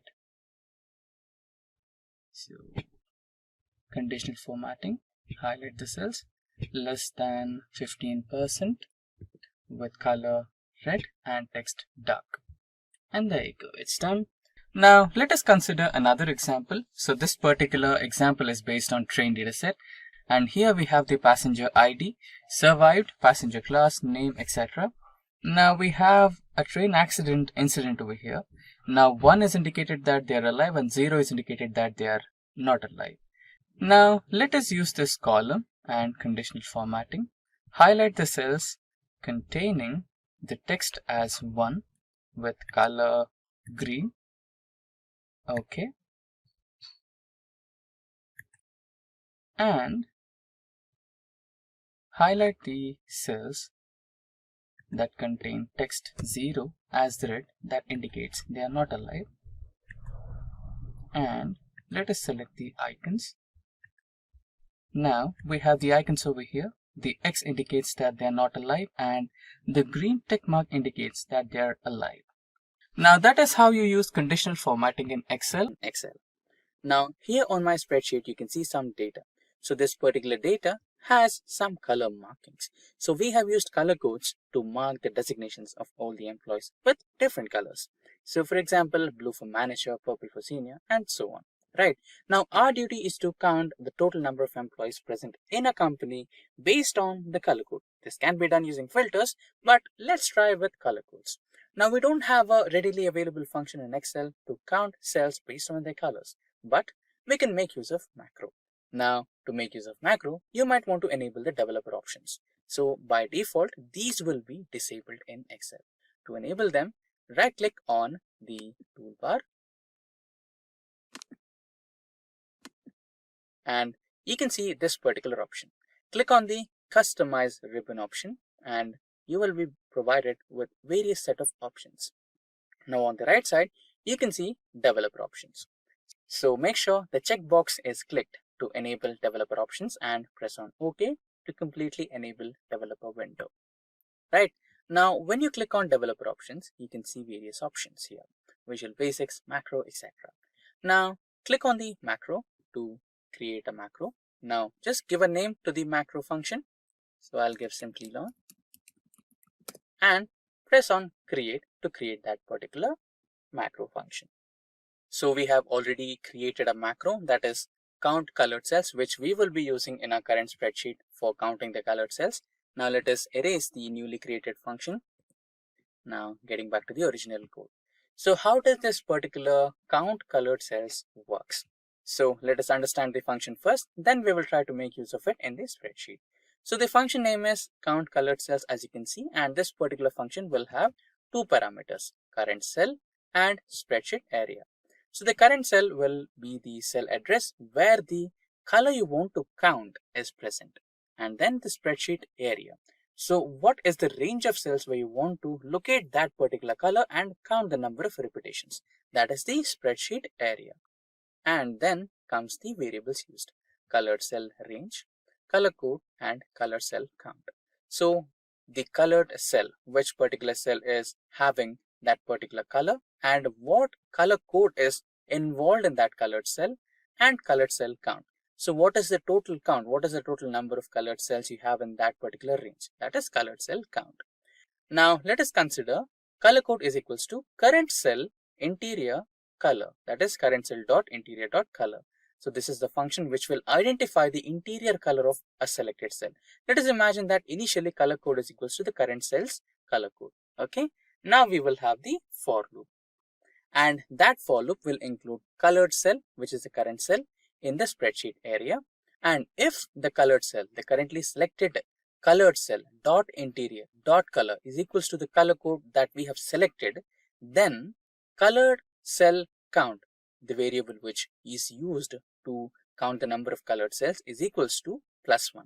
Initially, by default, it will be 0. In case if this particular if condition is true, that is the current cell color and the color code given is equals to same, then the value of colored cell will increase by 1. And this particular if loop will run as many number of times the condition is true. So let us imagine that the condition will remain true for 5 times. Then we have obtained 5 similarly colored cells in the given range of cells in a spreadsheet. And once the condition fails, then the latest value present in colored cell count variable will be displayed, which will be a final result. So this is how the macro function works. Now let's close the macro window and get back to our spreadsheet. Now let us try to make use of the macro function that we just created. So that is equals to count colored cells. Press tab to select the macro function. And the first one is the current cell. So this is the current cell where the current color is being provided, comma, this cell range. So our cell range will be from C2 to C31. Right. So this is the range where we want to count the similarly colored cells, that is sky blue colored cells. Close the function and press enter. Now you can see the function has identified 6 repetitions of sky blue color in this particular range of cells. Now you can drag the same formula across all the cells and it will be providing the results of the same. So 6 senior colors, that is pink or purple color, then 2 repetitions of this particular color, 2 repetitions of trainee color, 5 for dark blue and 6 for green, right? So this is how the macro function works. And the key point to remember here is this particular macro will work only for manually colored cells. So there are situations where we have used conditional formatting to color a single cell. Let us imagine that we have used conditional formatting to recognize the employees with salary above 30,000 as green color. And if we try to use that particular green color to be counted by the color count cells function, no, it will not happen. It will not consider that color as a feedback or an input. Now in future, we will also try to design a macro which can recognize the colors made by conditional formatting as well. But this particular function will be exclusively used for manually colored cells only. Dated if function is majorly used to find the differences between two individual dates. So it is also called as dated if by a few people, and a few people also reference it to date diff, that is date difference. So anything is good. Now to find the difference between any two dates, let's select a few dates. So the first date would be, let us imagine that you're an employee and you wanted to find out how many years that you've been working with an organization. So for that, you might want to need today and the date where you joined the company, right? So it might be date of joining and today. So what's the difference, right? So let us imagine that you joined the organization somewhere around 2010, 0105, 2010, and today. So for today, you can give any particular date. Let us imagine that today is 1st of January 2021 or 2022.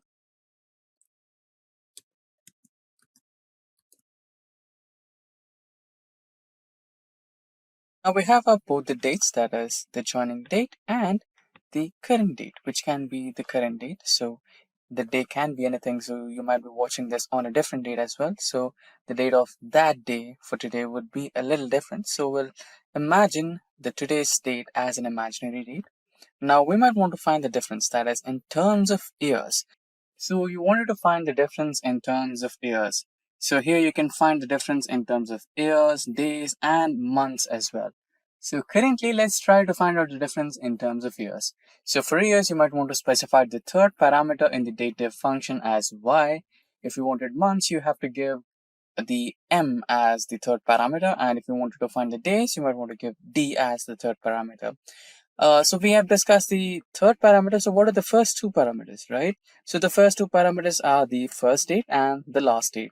So the first date in this situation is your date of joining, and the last date or the final date which you want here is your today. So let's find the difference.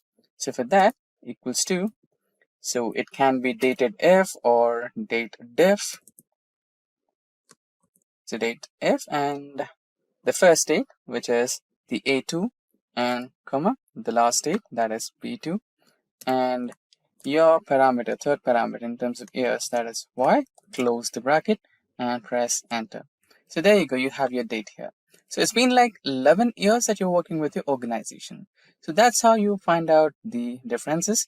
So we have 11 years because we did not finish the 12th year completely. So if we had given the month as maybe 6, where we have finished our total years, then it will automatically change to 12 years.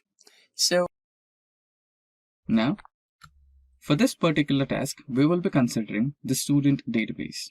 Now, let's get into practical mode and start our Excel. So on my screen, you can see some data related to students. Now, let us try to duplicate some of the rows here.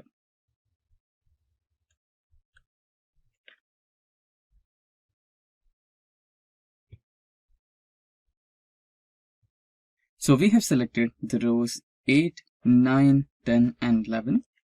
Now we shall copy them and paste them. So now these are the duplicate elements, right? Now there might be possibilities about the duplication of class because all the students, all the 10 students are in same class, so there might be a duplication. But we are not looking for such kind of duplications, right? We are looking for the duplication of the entire row. For example, we have the details of Mike over here in the 8th row, which has the roll number or serial number as 7, name as Mike, roll number, class, blood group, and subject scores, percentage, round of percentage, and total marks.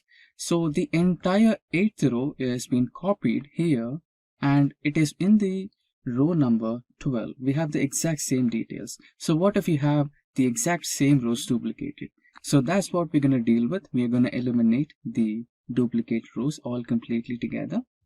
Now to carry over this task, we have to select the data from toolbar. So you have various options, file, home, insert, etc. So you need to select the data, and inside the data toolbar we have the ribbon, and inside ribbon you have got the duplicate values or remove duplicates option in the ribbon. So select all the data, select remove duplicates, and now you can see that we have all our column names over here, and make sure that you have selected my data as headers, and then select OK. And now you can see that Excel has automatically removed 4 duplicate values. So 4 duplicate values are found and removed. 10 unique values remain. Now another type of remove duplicates can also be done. So you can see that here we have another data set which has phone numbers or phone names, that is phone makers, that is Samsung, Huawei, Vivo, Oppo, etc. So there are some duplicate values in this. I've copy pasted them. So now you can also do that. So just select all the data, and now go into home and select conditional formatting, and here select highlight cell rules, and inside that you have duplicate values. Selecting this option will help you identify the duplicate values in your dataset, but not to remove them. So you can select that, and you can see the duplicate values are highlighted over here in the red color. Now again, you can get back to data and select the option of remove duplicates and select OK, and the duplicate values will be automatically eliminated. So that's how you delete or eliminate duplicate values in a dataset. And you can also see that we have another duplicate in this particular row, and if you wanted to select a particular row and eliminate the duplicates, you can also do that. Now for that you need to go to the same process, remove duplicates, and here Microsoft Excel is asking you if you had to expand the selection to the entire dataset, or you want to continue with the selected dataset itself or selected column itself. So for that, you need to select the continue with the current selection and remove duplicates and press OK, and you can see one duplicate value was found and it has been removed and 6 unique values remain.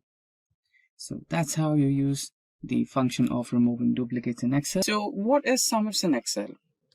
Now, you might want to calculate the total sum of sales, right? So let us assume that this is your entire store's sales data and you wanted to calculate the entire sum of sales. So there is a sum function in Excel where you just have to, select all the cells and apply sum function onto it, and you'll get the sum of all the sales, right? So with something like this, you'll select all the cells and then you'll apply a sums function and you'll get the sum here and average everything, right? So this is fine, but what if you just wanted to find the sales that are happening in only Western region? As you can see, our column F is based on region. So we have 4 regions: South, West, East, and Central. So your manager asks you to find the sales happening in, suppose, say, West region. So how do you calculate it? Would you manually go into each cell and check if it's West and calculate? That will be time consuming, right? So what if you had a method which could do it for you just in a matter of few steps or few clicks, right? So that's exactly SUMIFS. So it will basically add a condition, calculate the sum of sales where the region is equals to West. Simple to or similar to SQL query, right? So that is exactly what we're going to do in Excel today, that is using SUMIFS. Now let me add here sales of West region. Now in the next cell, let's add a SUMIFS function. Remember, there are multiple sum functions in Excel. So when you type in SUM, you can see so many options based on sum, right? You just have sum, followed by that you have sum if. It is just sum if, not sum ifs. Today we are concentrating on sum ifs. So not just sum if, we'll go to sum ifs. So we'll be having an option of placing multiple if conditions there. So let's also try that. More on that later. Now let's press tab to select our sum ifs function. Now, okay, we forgot another important step. So before we apply sum ifs, we need to convert our table into a table format. Yes, it looks table, but right now it's not in tabular format. It is in the format of database. We know that Microsoft Excel considers its data as a database by default. So to convert the database into table, just click anywhere on the data and press Ctrl T so that you'll have a new dialog box, and it will ask if your table has headers. Just make sure that you have ticked in it. Our table does have headers, so select OK. Now our database has been converted into a perfect table and it's ready for applying SUMIFS function. So now you can see our database has been successfully converted into a table. Now let's begin with our SUMIFS. Now again, remember we are using sum ifs here, not sum if or sum. So select sum ifs and press tab and we have our SUMIFS function. Now the first step, which column are we looking at? What are we finding out, right? Which is a sum range? What sum do you want? For now, we need sum of sales. So select the sales column and we have a simple key function here. Let's hold Control, again press Shift and hold Shift together. So we're holding Control and Shift key together, and now we're pressing lower arrow key once. Yes, the entire sales column has been selected, comma. Now where do you want to look? So we want to look, which part of the table you want to fetch, right? So this is the region part we want to fetch right now. So again, hold Control and Shift together, lower arrow key. The entire column is selected. Now the next last part. So we want to look into the both of the columns, that is sales column and region column. Now which type of data you want? So for now we want Western type of data. That is the sales data which is happening only in West, right? So we'll select this cell with the data as West, or you can also manually enter it. For now, let's select the data. So I'm selecting the cell F7, which has data as West, right? Now let's close the parenthesis and press enter. So there you go. You have the sales happening in the Western region. Now you can also try to format it in the form of currency. So let's use dollars, since it is based on American states. So let's use dollars. So there you go. Now we are having the sales data of West. Now let's try to copy the same to all the 4 cells. And for now here, let's type in East. And this can be South, right? And this can be your Central. There you go. Right. Now you can also copy the same formula and make minor edits to it. So here, instead of F8, you can select East. So where is East? Here, and press enter. So you have the sales related to East. Now let's try to edit F9 with South. Select South region, enter. So you have South sales, and what remaining is Central. So let's edit Central as well and press enter. So there you go. Right, now you have all the separate sales data from West, East, South, and Central. Now again, you might want a bit more granularity in data, right? Or in your reports, right? Like you wanted to find the sales data happening in West, and you wanted to find out the category based on only furnitures. So your manager will ask you, okay, fantastic job. So now just give me another minute detail on the data. I want to calculate the sales happening on West based on category furniture, right? So he wants furniture or he wants office supplies only, right? You can also do that. It's not an issue at all. Now let's try to copy this cell and paste it here. And sales in West, let's add another input here on furniture, right? Now you wanted to calculate the sales happening in West region only on furniture. So you can also do that. Now we can use the same formula as well. Just copy paste the formula here, right? And you can add few things here. When you try to add a comma, it will automatically generate the next criteria. So it is expecting that you are looking for adding another criteria, right? Now which column you want? You want category. So let's select category. You want to select all the cells. Same trick, Control Shift lower key, and again press comma. And you wanted to select only furniture. So select on furniture cell. There you go. Now press enter. So there you go. We successfully have the sales data from West region based on category only furniture.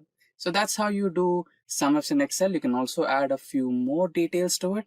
Like in furniture, you can also look only for tables. So here you can see in West region, we have furniture sales data, and we have sales data of West region based on furniture, which includes only tables. You can also do that using SUMIFS function in the same way.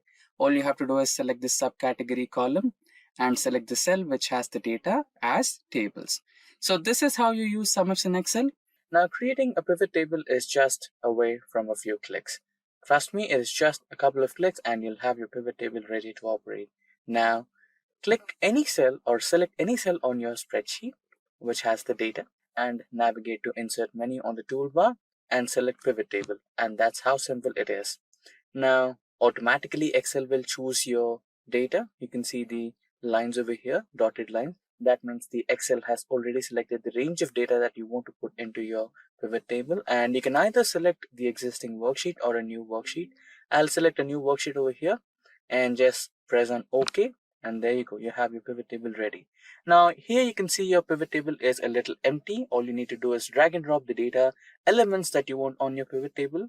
So here you can see on our spreadsheet, we have some business data related to a store, which has furniture and states and subcategories of the furniture and all the, in category you have furniture, office supplies, technology, etc. Right? So those have some subcategories as well and different states and the regions as well, and the quantity, total sales happen, right? So using this business data, we can find out some key insights of this particular data using our pivot table, right? So here we'll add the data. Now let me drag the region into rows, click and drag, and let me drag categories into columns, which are the different categories which are involved in the sales data, and values, what are the sales happened, right? And there you go. You have furnitures, office supplies, technology as the 3 different categories, and those are the sales happened in Central, East, South, and West regions, and this is the grand total. And instead of regions, you have all the regions over here, right? So central, east, south, west, or instead of all the regions, or instead of all the categories, you can, place a specific category in your pivot table. For example, let me push the category into the filters, and here you can see the total sales happened in those particular regions. Now, what if someone asks you to find the sales of only furniture, right? So your manager comes to you and he'll ask you, get me the sales of only furniture. You can select that, and there you go. You have the furniture sales in all the regions, right? Or you can also do the vice versa. You can also drag regions into the filters, and if you wanted to find out the region wise sales of furniture, you can also do that, right? So here we have furniture, and here you have all the regions, and let us try to find the sales of furniture in the central region, and there you go, right? So this is how the pivot table works. And you can also remove the regions. For example, if you wanted to remove a certain element from filters or anywhere, if it is columns, rows, anything, you can just drag and drop it, right? So that's how it works. And also you can increase the level of detail or improve the granularity, right? So here we have categories on our columns. So you can also include subcategories into the columns, right? And you have the region wise sales. So in the region filter, select all, press OK, and in the category, select all, press OK, and you have the furniture here, office supplies here, and technology here. And also, if you want to include the quantity, how much or how many number of things got sold in those particular categories and subcategories, you can also do that. So here in the furniture section, books, these are the sales, and this is the number of quantity or elements sold in those particular sectors. So you can also improve the level of granularity. You can also improve the level of detail using pivot tables. And now, autofill in Excel is a feature where you can add some series automatically using Excel. For example, let us imagine that you wanted to add index numbers, right? So starting from 1 to 10. So manually you will be typing in the numbers and you'll be doing it, right? So instead of this, what if I said you there was a simple way where Excel will fill all the data for you, right? So just start with 1, 2, and select these two cells, and you can see the flash logo over here, right? So that's the indication that Excel has understood your pattern and it is ready to fill the remaining numbers. So as long as you drag this logo or that ending part where you have a small square box, that will fill all the numbers until where you have dragged it. So that's how autofill works. And you might be wondering, will it work only for numbers? No, it will also work on some logics as well. Okay, this was the first part. Let us also look at some other tricks with autofill. Now, most of the time you might be just adding one number and try to drag that cell, and the result is it will copy the same number all the time, right? So you can change it by clicking on this menu. You can click on fill series and it will change to series. And this was one more trick with numbers. Now getting back to the next type. So let us imagine now the next type of series you want to add is weeks in a day, right? So you'll be having Monday, Tuesday, Wednesday, right? So you can also do the series of weekdays using autofill in Excel as well. So drag that cell and it will give you all the days or weekdays in a week. Now let's try January, and this will give you the months in a year in the shortcut way, right? Since you just added the first 3 letters of the month, it will recognize the pattern and it will do the same for you. Now let us try the full names of months, right? And now let's try to drag it. It'll fill all the full names of all the months. Now let's try the dates. So let us imagine that this is the first day of the current year, right? It will now give you all the dates of that current month or until the end of the year as well. There you go. Now, let us imagine that your manager tells you to add the dates of working days in the month of January. So how can you do that? It's simple. All you need to do is select the cell, go to the fill option, select series, and here select column wise since you want the dates and columns. And here in the type, select date. Date unit should be weekday and the stop value should be the next month, right? Since your manager asked for the weekdays of January. So your stop value will be the 1st of February. Press OK and there you go. So since the 1st of January is Friday, it's selected over here, and the rest too, Saturday and Sunday, are eliminated. Similarly, we have all the dates here of working days only. So that's how you use autofill in Excel. So on my screen, you can see a simple spreadsheet with student names and their marks on my sheet. So we will be calculating what are the total marks obtained by the students in overall subjects and calculate what is the percentage. Now we will carry forward a few simple inbuilt functions in Excel to calculate that. First, we will be calculating the sum of marks. So here equals to sum function and select the range of cells. Close the bracket, press enter. So you have the sum now. So we have to calculate it, repeat. So by clicking on the same formula, now we have the total of all the subjects for individual students. And now let's calculate percentage. So usually we use the divide by option, that is divide the total number of marks obtained by the total number of marks available, that is we will be dividing 407 by 500 and then we will be multiplying that into 100. So that's how we calculate the percentage. So cell G2 divided by cell H2, press enter, and you will end up with the decimal format. That's perfectly alright. Now we have also extended the same formula for all our cells. Now select this overall column or select the highlighted cells, right, and get into the data type. Here you have general, so that's why we have got that decimal format. But when you press percentage, you'll have the actual percentage of all the students according to their marks achieved.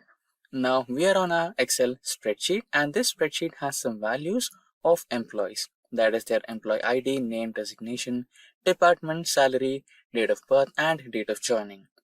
Now our concern is to highlight some cells which are duplicate in this, or some rows which are duplicate. So for example, here you can see on row number 7 we have the details of Martha, and you can see the same details of Martha in the row number 14 as well, right? So you need to eliminate those cells, or you need to eliminate those rows. Now you can say there is a quick way, just few clicks and those will be eliminated, that is conditional formatting. Yes, that is also one way, but I'll show you what's the problem with that. Okay, so let us select the entire table and get into conditional formatting, and here you have duplicate values, highlight cell rows with duplicate values, and there you go, the problem. So here we have designation which is duplicated in certain ways, department and salary, state of joining, right? So there are certain conditions or scenarios where you cannot directly identify which is the duplicate row. Again, you can use the same for this, right? So you can select the entire column of employee ID and you can identify the duplicate cells here, since the employee IDs are unique for everyone. So this is a way, but let's dig a little deeper and understand the way of highlighting duplicates with an advanced technique. So let me cancel this, and for that let's create a new column, and let's name this as duplicate flag. The flag.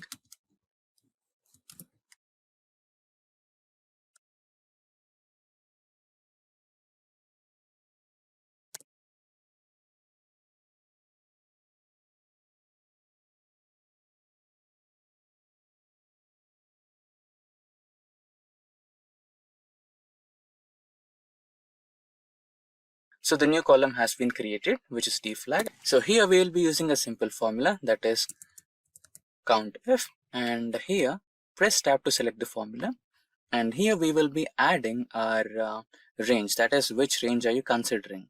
So the range will be the employee ID, since employee IDs are unique for every employee. And let's press function F4 to fix it. And now again the criteria, and the criteria will be the same cell, that is A2. And now close the bracket and press enter. Now let's drag the same formula to all the rows. Okay, now here we have. Now what you can do is sort it in an advanced way. Go to sort and filter and custom sort, and here you'll be sorting by the D flag, and it will be smallest to largest. So now you can apply the conditional formatting to highlight it. You can select the column H or the D flag, go to conditional formatting, highlight cell rules, and here you can get into greater than and give the value as 1.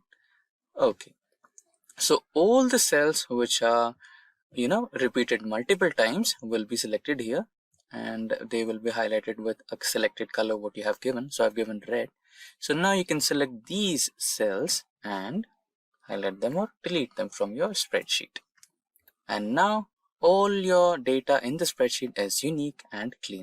Now let's quickly get onto the practical mode, where we will have some data sets over which we will be trying to apply the charts. Now there are various types of charts in Tableau, and those are the pie chart, the column chart, the bar chart, column versus line, pivot chart, and sparkline charts. So we will discuss one after the other. First, let us discuss about the pie chart.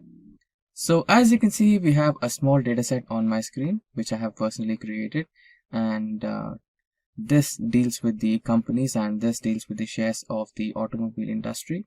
So now for this, let's create a pie chart.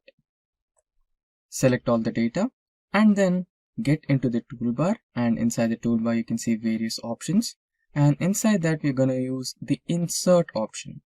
And when you select the insert option, you will have a ribbon here, and inside the ribbon you can see groups, tables, illustrations, add-ins, and here you go, these are the charts. So now we needed a pie chart. So select on that icon and you have various types of pie charts. You have 2-dimensional pie charts, 3-dimensional pie charts, donut type of charts, etc. Right? So I would like to go with the 3-dimensional pie chart as it looks a little more appealing and easy to understand. And now there you go. This is the title of the chart, and these are the legends of the chart, and this is the chart area, and these are the values.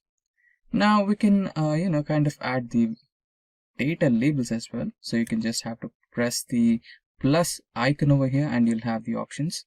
You can add the data labels, which will give you a lot more interesting values. And you can also turn this around.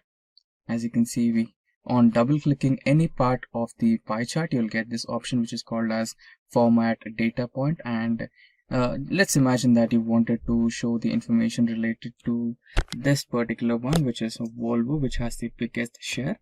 So this is in front right now.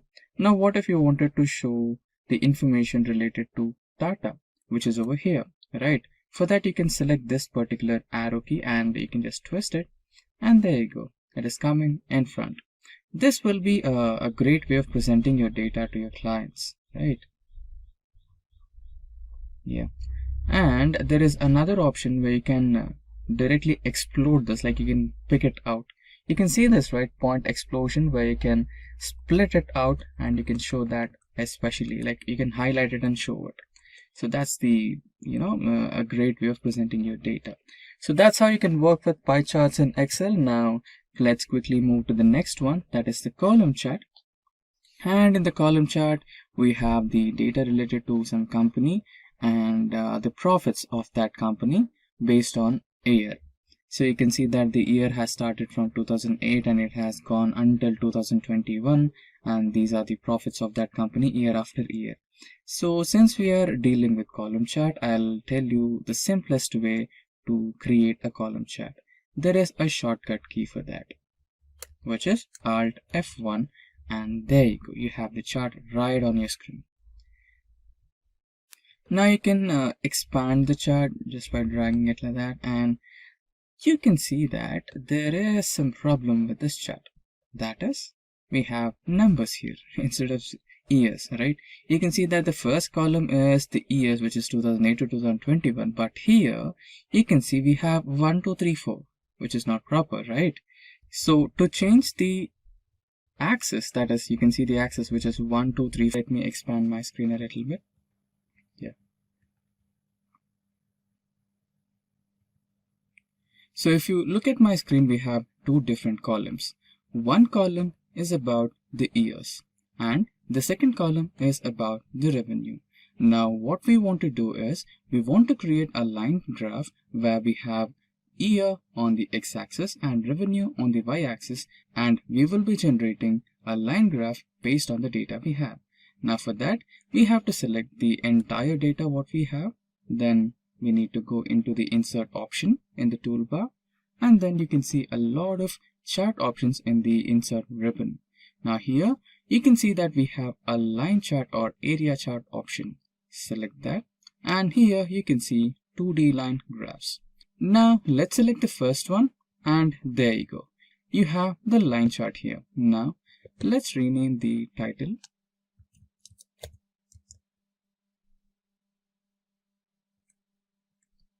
And there is one problem with the chart here.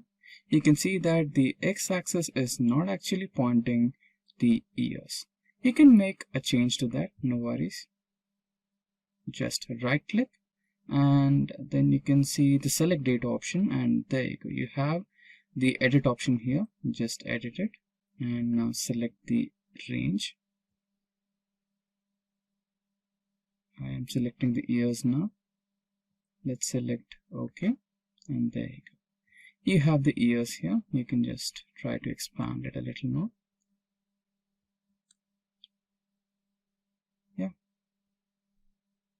So now you have the revenue on the y-axis and year on the x-axis, and this shows the growth of revenue in your company. So this is how you create a line graph in Excel. Simplilearn. Now, let us imagine that you are the CEO of an IT company and you have taken up multiple projects. Let us imagine that you wish to keep track of all the projects. So, what if there was a tool which could keep track of all the projects in the form of a detailed visualization with the percentage in the form of a graph or a bar chart? Interesting, right? That's exactly what we are going to design today using Microsoft Excel. So without further ado, let's get started with our 1-point agenda, that is Progress Tracker in Excel. Now, to design a progress tracker in Excel, let us get back to the practical mode where we might have to use our Microsoft Excel. Now we are on the Microsoft Excel and we have taken some sample data to make things look simple. So here we are considering a set of students and their attendance percentage. So we will be using this particular data and design a progress tracker. Now let us try to increase the size of the cells. Now select all the cells in the attendance column. Now we have selected all the cells in the attendance column, and in the toolbar select the Home tab, and inside the Home tab you have Styles group. Inside the Styles group select Conditional Formatting, and inside the Conditional Formatting option select New Rule. So in the New Rule we want to select the first option, that is Format all cells based on their values. Now here you can see Format Style. Since we are trying to create data bars, we need to select the option of data bars here. And under the data bar options, we have some more options on the drop-down menu.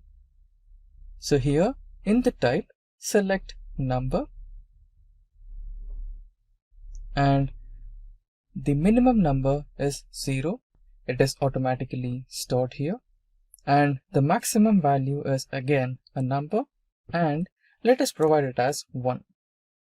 Now here you can select the color for your bars. Now since we have already chosen green for all the column headers, let's choose blue and select OK. Now here you can see that the values are being indicated using bar graphs, right? And you can also see the percentage values. But we can make it look a little more better by shifting them to the left side, and text could be given as white so that it's more vibrant to look at. And now we can also apply some conditional formatting onto these attendance columns. So let us try to highlight the students having attendance less than 65%. So highlight cell rules less than 65% attendance.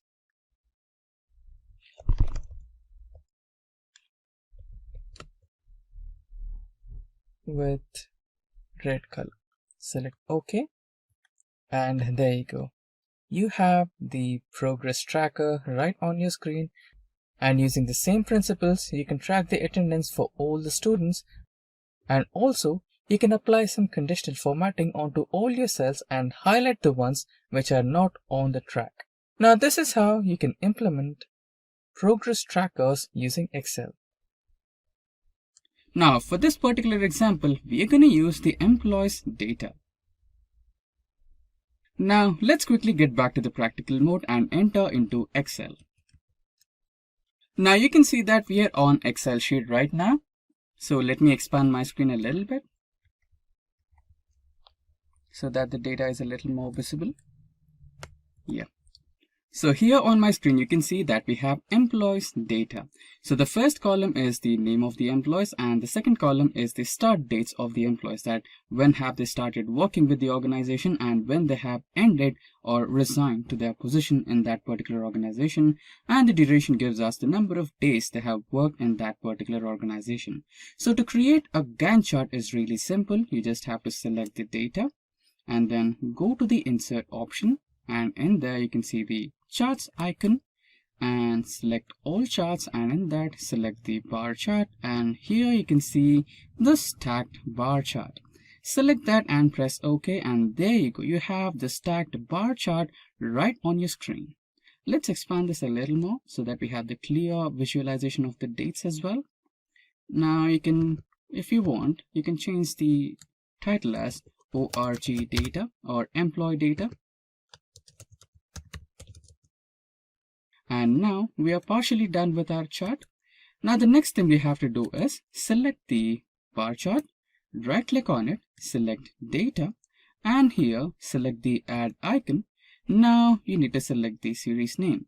So the series name is duration for our Gantt chart, and series values are, let's select this and select, let's move a little.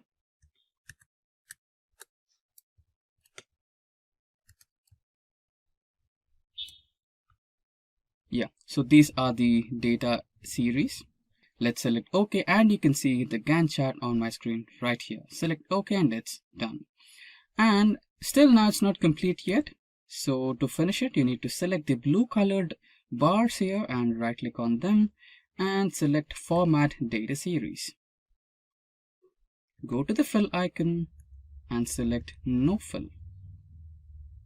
And it's done for now, and you can see that there is a difference in this particular arrangement. We had Joe at the first place and Susan at the last place, but here you can see Joe is in the last place and Susan is in the first place.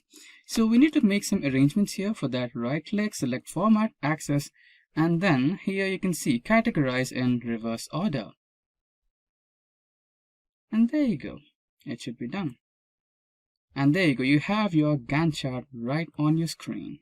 Excel is a really powerful tool for data analytics and reporting, and pivot tables are one of the features that Excel offers for creating tabular reports to summarize our data. Let's begin by understanding what is a pivot table. A pivot table is a tool that summarizes and reorganizes selected columns and rows of data in a spreadsheet to obtain a desired report. It does not actually change the spreadsheet data. It simply pivots or turns the data to view it in different perspectives. Pivot tables are especially useful with large amounts of data that would be time-consuming to calculate manually.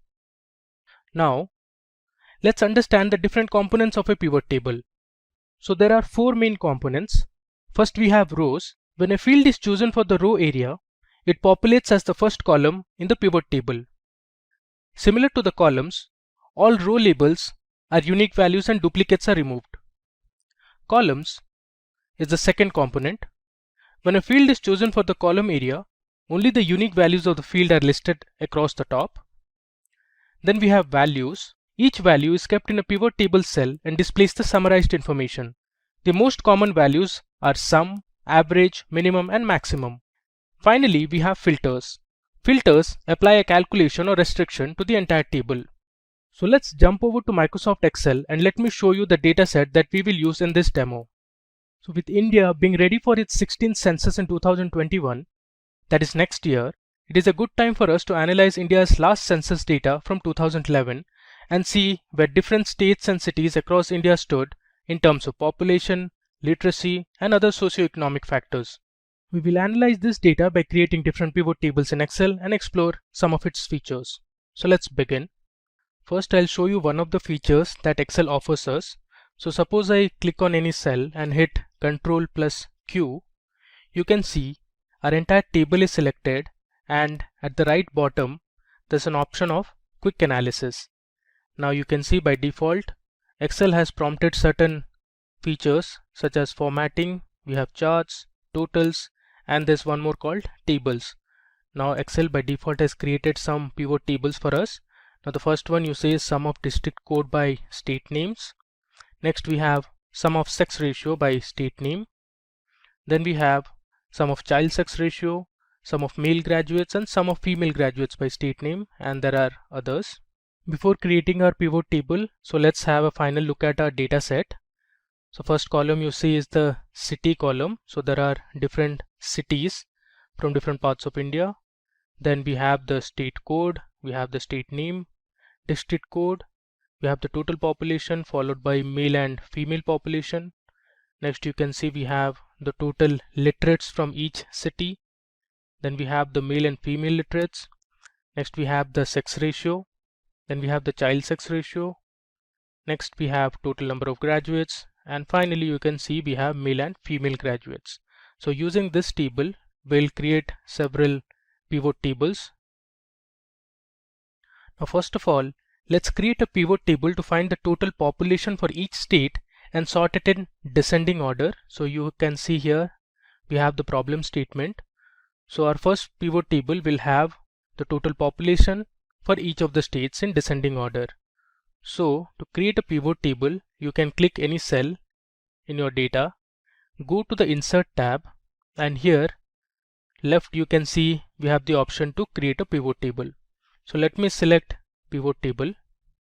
Now my range is already selected, the entire table, and here I'll choose existing worksheet because I want to place my pivot table in the same worksheet, and I'll give my location, I'll point to cell Q5. Now let me click OK. You can see the pivot table fields appears here on the right.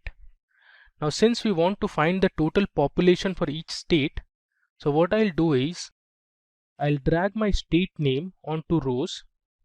So here in our pivot table you can see we have the different state names listed. Now we want the total population for each of these states. So in the field list I'll search for total population, which is this one, and drag it under values. You can see we have a sum of total population for each of these states. By default Excel will sum any numeric column. You can always change it to average, minimum, maximum, anything you want. Now we want to sort this column in descending order. So I right click, go to sort option and choose Z to A, that is largest to smallest. You can see here in 2011 Maharashtra had the highest number of population, or the total population in Maharashtra was the highest. Then it was Uttar Pradesh, we had Andhra Pradesh, and if I come down we have Nagaland and Andaman and Nicobar Islands towards the end. So this is a simple pivot table that we created. Now the next problem we have is we want to find the total sum of literates in each city belonging to a certain state. So let's see how to do it. I'll click on any cell, go to insert, and here I can click on pivot table. My range is selected. I'll choose existing worksheet and give my location, which is Q5. I click on OK. Now here we want to find the total sum of literates. So what I'll do is, first let me drag total literates column to values. You have the total sum of literates from all the states. Next, I want to see the sum of total literates based on states and cities. So let me first drag state name onto rows, and then we'll drag city onto rows. You can see here we have our pivot table ready. To the left of the pivot table, you can see we have the state names and the cities per state, and on the right you can see the total number of literates from each city. If I scroll down, we have Assam, then you can see we have Bihar, and if I keep scrolling, we have all the states: Haryana, Himachal Pradesh, there's Jammu and Kashmir, which has now become a union territory. We have Jharkhand, Karnataka, and other states as well. Moving on. Okay, so the next thing we want to see is what is the average sex ratio and the child sex ratio for each state. With that, we also want to find the states that had the highest and lowest sex ratio in 2011. So let's create a pivot table for this. I'll click on any cell, go to insert, choose pivot table, click on existing worksheet. I'll select cell Q5 and click on OK. Now, since we want the average sex ratio and the child sex ratio, so first I'll drag those columns. Either you can manually scroll and drag it, or here you have the option to search for it. So if I look for child, you can see we have the same column listed. I can just drag it from there. Let me delete this. And I also want the sex ratio, so I'll place it on top of child sex ratio. Next, we want to see it based on different states. So what I'll do is, I'll take state name and put it under rows. So here you can see we have our pivot table ready. On the left you can see we have the different state names listed, and on the right we have the values. Now we want to find the average. Now by default, Excel will sum the numeric columns. You can see it tells you sum of sex ratio and child sex ratio. So what you can do, you can click on this drop down and go to value field settings, and here summarize values by, you can choose average. You can see the custom name, it says average of sex ratio. Click on OK. Our entire column is now giving us the average sex ratio. Similarly, for this column, let me convert it into average. I'll again click on the drop down, go to value field settings, click on average and click OK. And you can see here we have the average of child sex ratio for each of the states. Now the next question says which states had the highest and lowest sex ratio. So we'll consider this column. So we'll sort it in any order you want. You can do it either ascending or descending. Let me sort it in descending order. You can see we have our column sorted now. So in 2011, Kerala had the highest sex ratio, and if I scroll down to the bottom, you can see Himachal Pradesh had the lowest, which is around 818. Up next, let's explore one more feature of pivot table. So suppose you want to see the top or bottom few rows of a pivot table, you can do that as well. So here we have a question at hand. We want to find the top 3 cities with the highest number of female graduates. So let's see from the entire pivot table how we can filter the top 3 cities. So I'll go to insert, click on the pivot table option, go to existing worksheet, click on Q5 and hit OK.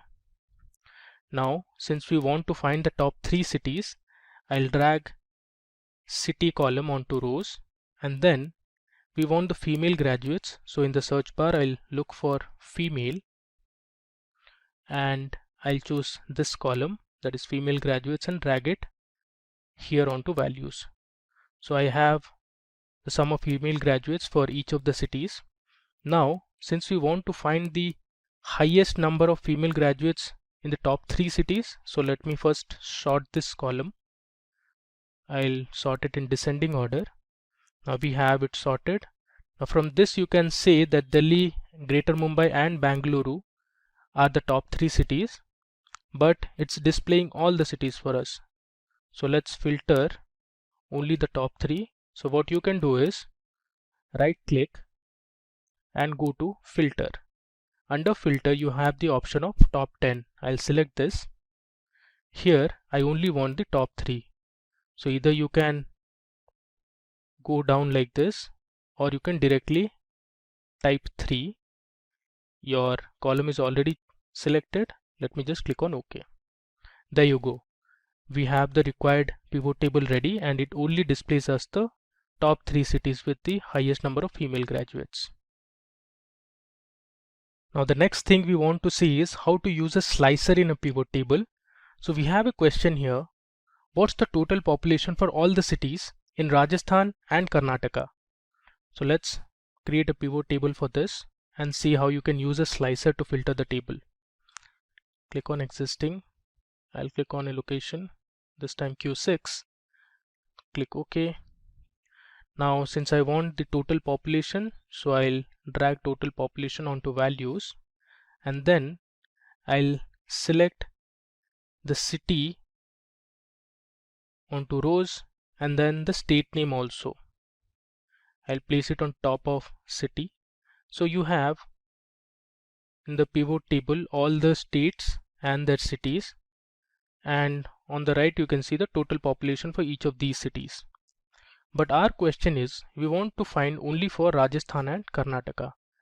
Now for that, what you can do is go to insert and create a slicer. Either you can create from this option, or you can go to pivot table analyze option, and here you have the option to create or insert a slicer.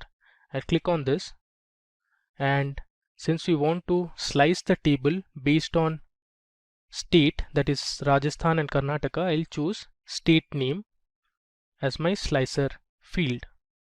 You can see this is my slicer here. Now you only want the data for Rajasthan and Karnataka, so I'll search for these two. So here we have Karnataka, so let me select Karnataka first, and I also want for Rajasthan, so let me select Rajasthan also.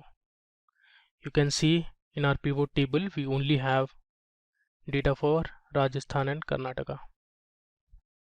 So this pivot table shows you different cities from Karnataka and the total sum of population from each of the cities, and similarly we also have for Rajasthan. Moving ahead, now we will see another very interesting feature of pivot, that is how you can create percentage contribution of a table. For example, we have a question here. What's the percentage contribution of male and female literates from each state? Now we want to see in terms of percentage and not as sum or average. Let's do that. I'll create my pivot table, click on existing, and I'll select an empty cell. Okay.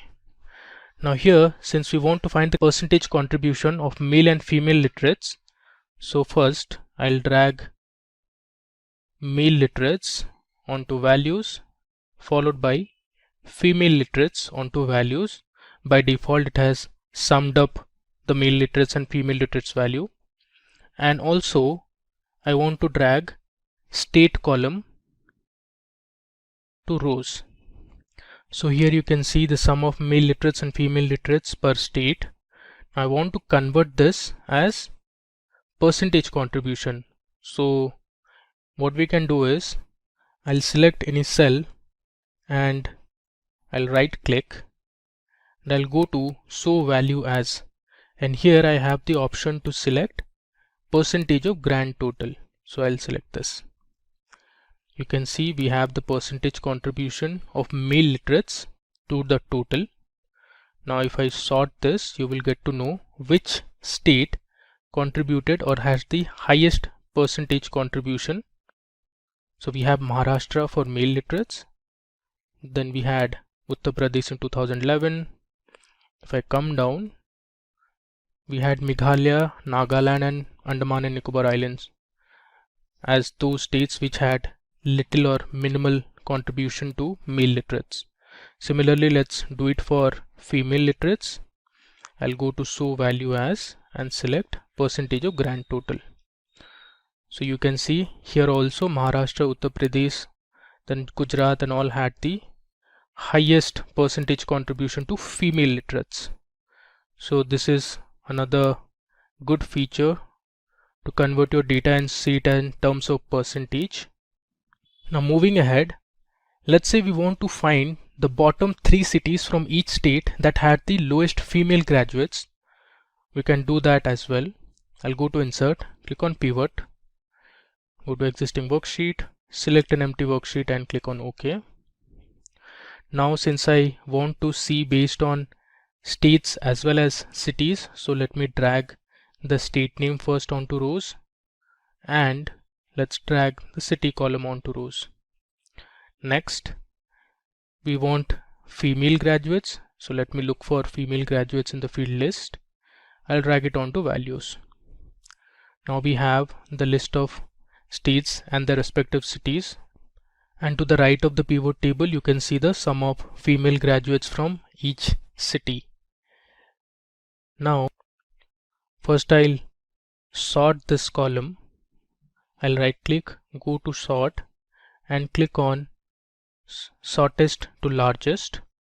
Now we have sorted our female graduates from shortest or smallest to largest. Now since I want to find the bottom 3 cities from each state, I'll come to this cell, right click, go to filter and select top 10.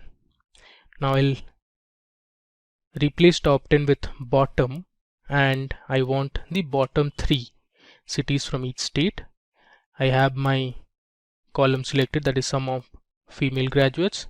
If I click on OK, you can see here some of the states don't have 3 cities. So you can see Andaman and Nicobar Islands has only 1 city, that is Port Blair, while the remaining you can find the bottom 3 cities with the lowest number of female graduates. So Andhra Pradesh had these 3, in Assam we had Nagaon, then there was Dibrugarh and Silchar. Similarly, if I come down in Haryana, we have Palwal, Kathal and Zind.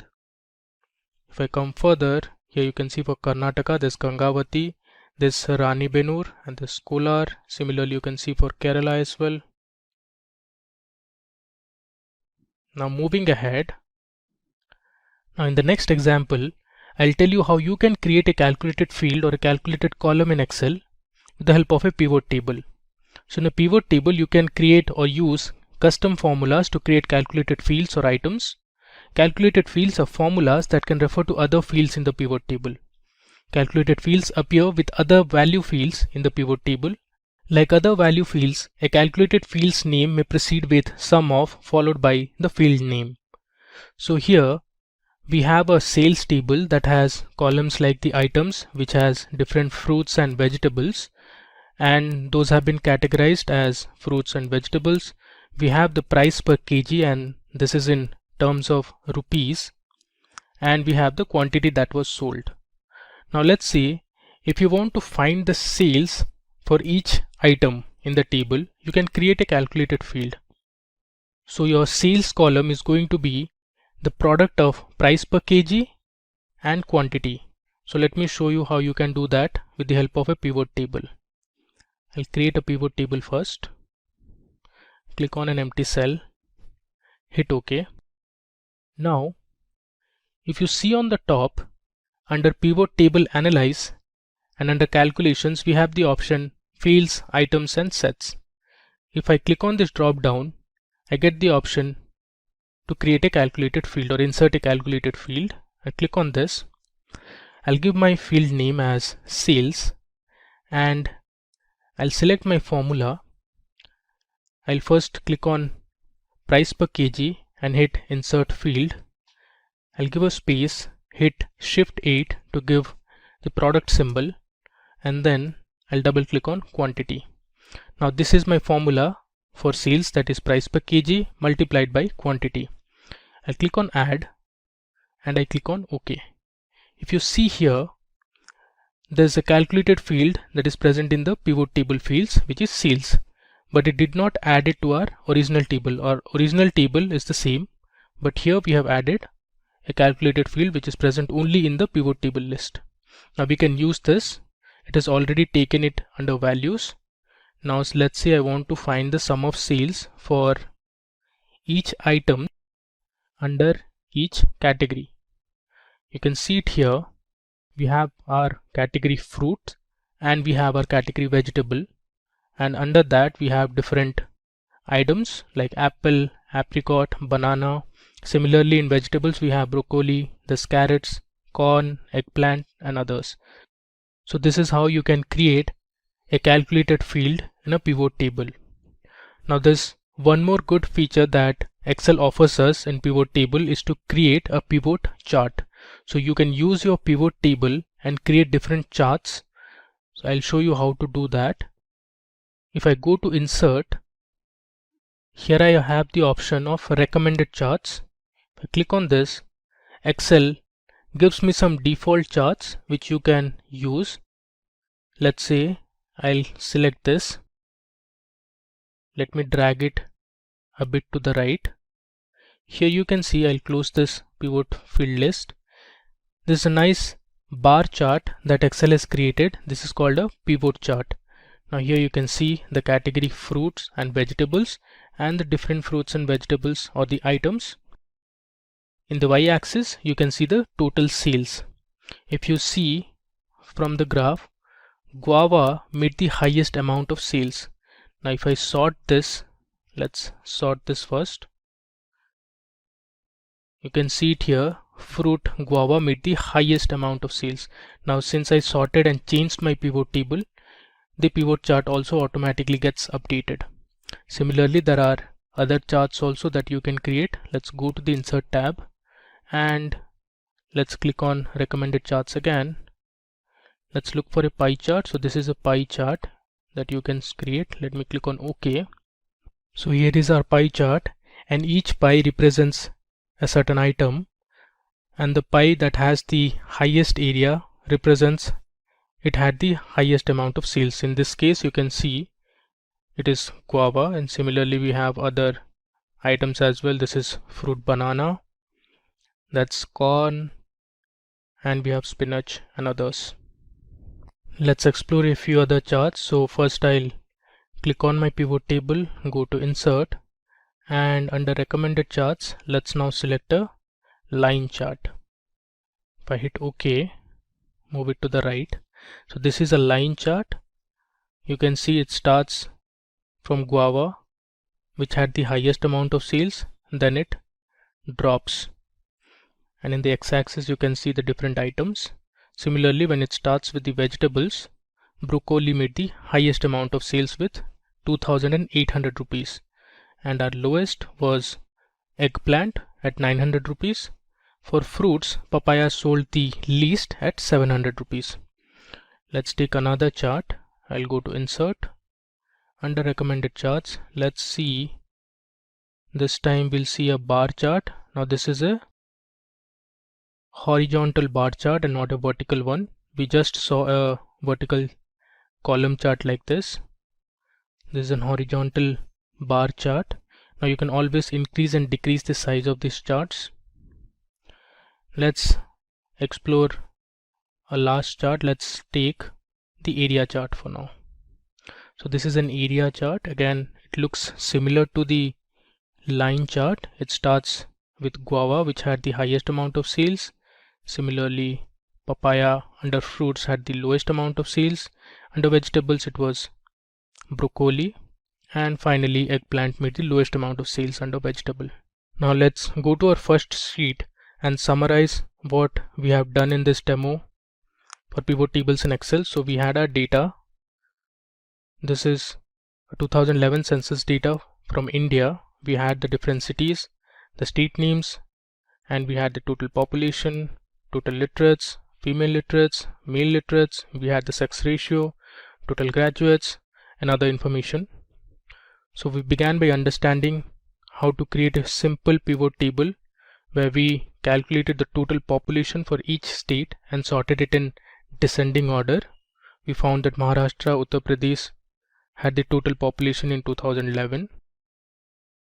Then we saw another pivot table where we calculated the total sum of literates in each city belonging to a certain state. So you can see we had the different state names and the cities under each state.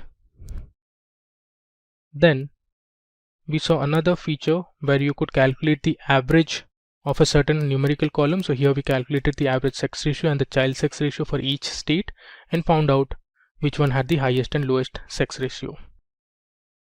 After that, we saw how you could find or filter tables. We saw how to find the top 3 cities with the highest number of female graduates. We found out that Delhi, Greater Mumbai and Bangalore were the top cities with highest number of female graduates. Next, we saw how to use slicer in a pivot table.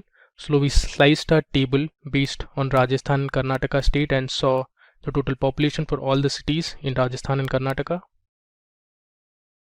In the next sheet, we explored another feature that was to find the percentage contribution of male and female literates from each state.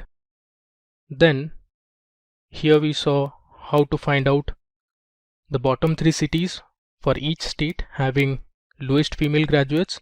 Now one thing marked that some of the states did not have 3 cities. For example, Andaman had only 1 city, that was Port Blair, but the others we found out the bottom 3 cities that had the lowest female graduates. Finally, we looked at how to create a calculated field in a pivot table.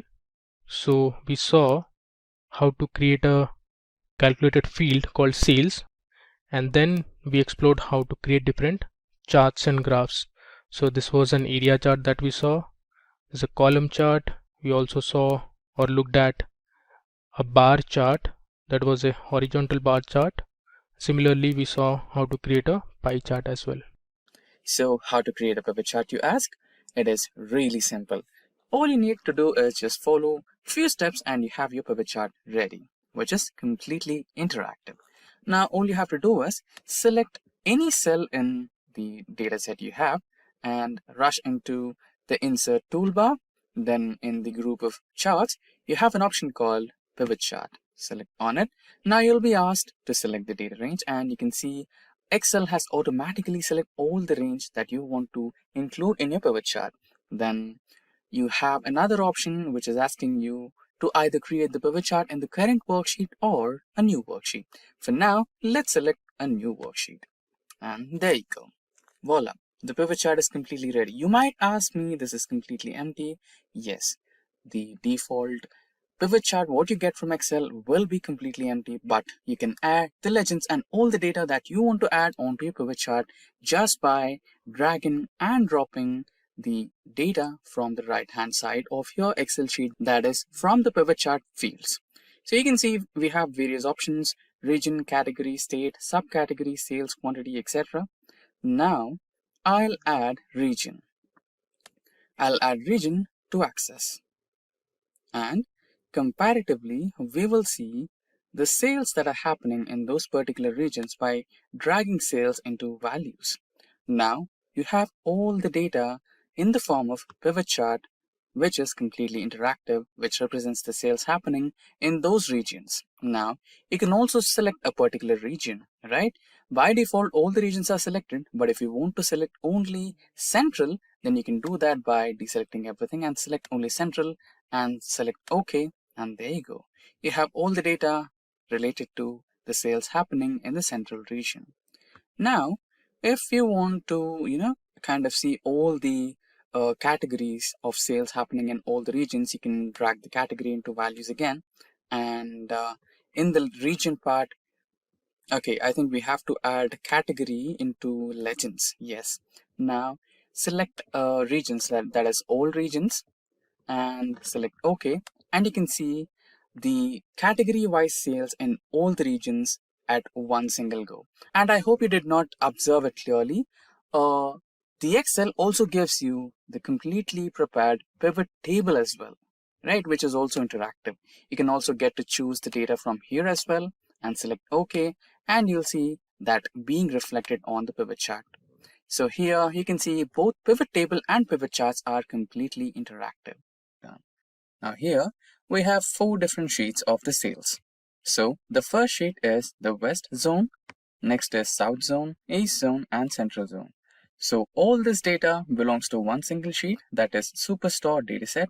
So I have categorized, or I have taken a part of the data which belongs to Central region, South region, West region, and East region. Now we are going to use all these 4 sheets and create one single sheet, which is the pivot table of all the 4 sheets.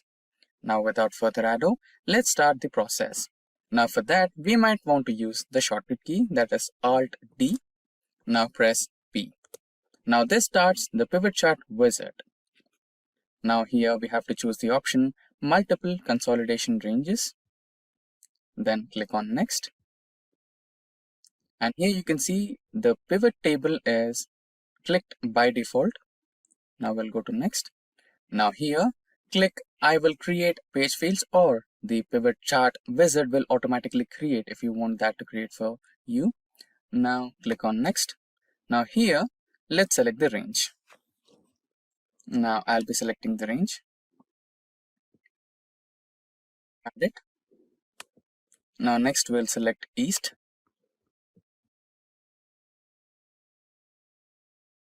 Add it.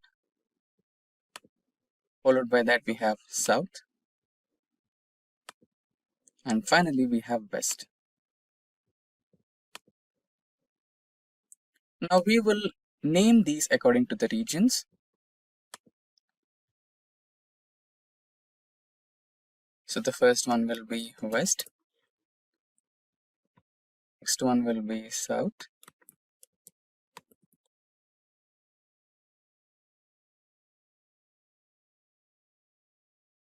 Next one will be East.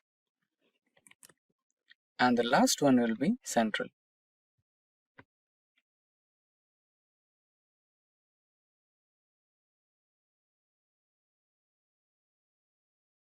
Click on next, and here select new worksheet and finish. And there you go. You have the pivot table here. Now you might want to change the summation value. So click anywhere on the pivot table and change it from count to sum, so that you have the summation of the total number of sales, subcategory sales, and grand total of sales, etc. Now here you can see all option. Now let's select Central, and you'll get the details of the Central region, the grand total and the sales happening, quantity of sales, etc. Now here you can see the furniture, office supplies, technology, and the grand total all in one single sheet. Now let's get back to the original sheet. So as you can see, this is the original sheet, and in the original sheet you can see various more categories, which is the shipment mode, customer segment, country, city, state, and you also have product name, subcategory, etc. So if you had added all these into this sheet, you can also create a separate option of adding minute details to your pivot table. So that is how the pivot table is created using multiple sheets. Mail merge in Excel is a simple yet spectacular method to write similar emails to hundreds and thousands of recipients without a hassle or even a single error. Let us imagine that you are supposed to write an interview call letter to multiple recipients. So what if you had like 5 recipients? You could do 5 different emails and you could send them. But what if you had 50 or even 500, right? That would seem a little troublesome, and you might even feel that you might want a whole team to do that, right? But what if I say that you can do the same with one single mail? Within a matter of minutes, you send all the emails to all the 50 or 500 recipients. Sounds interesting, right? So now in this particular tutorial, we are going to do the same. Now without further ado, let's directly get onto the practical mode and start our Excel and try to do some mail merge in Excel. Now we are on practical mode and we have started our Microsoft Excel. So regarding the example we discussed earlier, that is sending an interview call letter to multiple people, that's what exactly this Excel sheet does. So here we have about 25 members or 25 candidates with their first name, last name, and email and their address written over. Now, where is our call letter? Now, this happens to be our call letter. So the call letter is being sent from an imaginary company, that is Smart Solutions Private Limited India. And followed by that, we are having one recipient here who happens to be Mia, and the subject and everything, all the text related to the interview call. Now we are trying to send this one single interview call letter to all the 25 people. Now the only change that is going to happen is the recipient's name and address is going to change, and the addressing. For example, here you can see Dear Mia. So instead of Dear Mia, we are going to greet the recipient with their particular name. So that's what we're going to try to do now. So to do that, you have to go into the toolbar and select Mailings option. In the Mailings option, you can see the Start Mail Merge, Select Recipients, Edit Recipient, and all other options. So here, you might want to select the second group, and inside the second group, you have an option called Select Recipients. Click on that, and now it will show you some options. The first one is type in new list. So if you are having some list, then you can type in, or if you already have an existing list, like what we did, creating an Excel sheet and storing all the email and address and all the recipients' complete details, you can use that as well. So here, we're going to use the existing list. So click on that. Now, it will show you a new dialog box using which you have to navigate to the existing list. So our existing list is named as Mail Merge. So click on that and select Open. Now press OK. Now the next part is to address all the details. So here you can see that to address, and after that you can see the addressing of the recipient.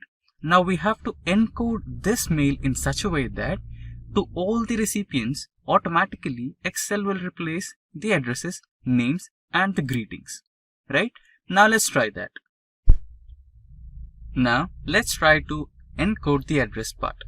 So highlight the address part, and in the same Mailings option, you can find the address block in Write and Insert Fields ribbon. So let's select that, and now you can see the address of everyone, right? So this is the preview of the recipient's address. Now you can see that the recipient's full name and state is only available here, not the street and house number, etc. Now you can fix that by selecting the Match Fields option, and here you can include the address, so which might be the house or apartment, and the second one would be street, and postal code you can match it with pin code, and that's all. Yeah, remaining we have everything else. Let's look at the preview, and this is how it looks like. Perfect. Now let's select OK.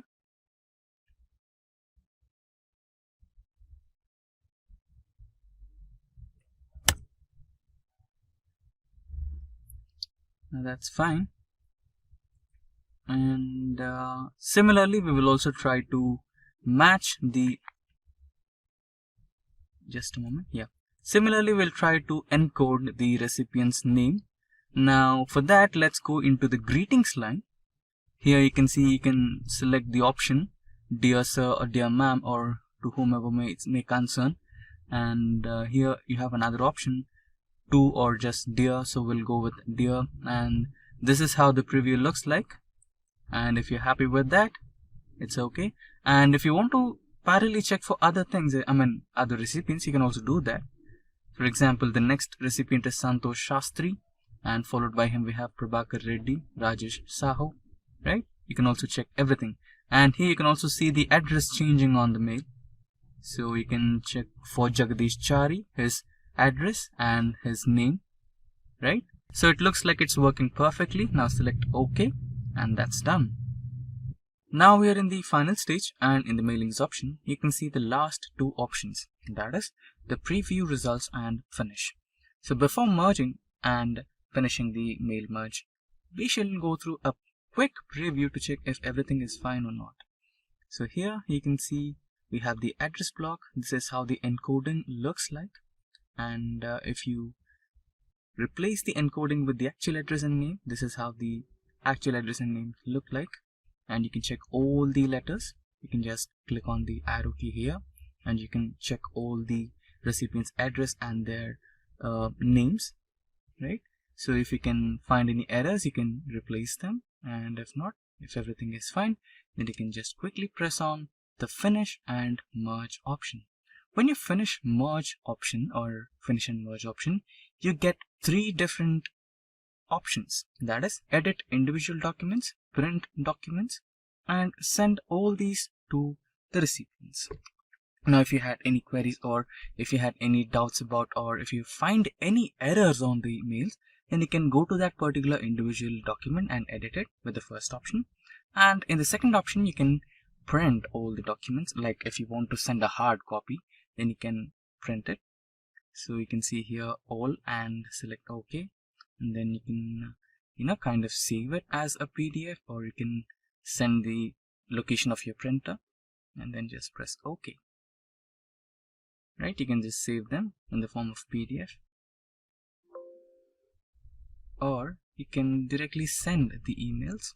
Right now I'm not connected to any printer, so I'm not going to print any documents. Now let us try the last one. This should be interesting. Now when you select the mail option, then it automatically selects the email column from your Excel sheet. Remember, we had an email column from Excel sheet, right? This particular column, Word automatically selects that column from Excel, and you can just select OK, and all the mails will be sent to all these imaginary mailing addresses. So that's how it's done. What is Excel VLOOKUP? VLOOKUP stands for vertical lookup. VLOOKUP lets you search for specific information in your spreadsheet. It allows you to search for a particular value in a column and returns another value from a different column but of the same row. VLOOKUP takes advantage of vertically aligned tables to quickly find data associated with the value the user enters. Now, let's look at the syntax to write a VLOOKUP function. So VLOOKUP takes 4 parameters or arguments. You can see it here. There are 4 arguments in the VLOOKUP function. So the first argument is called the lookup value.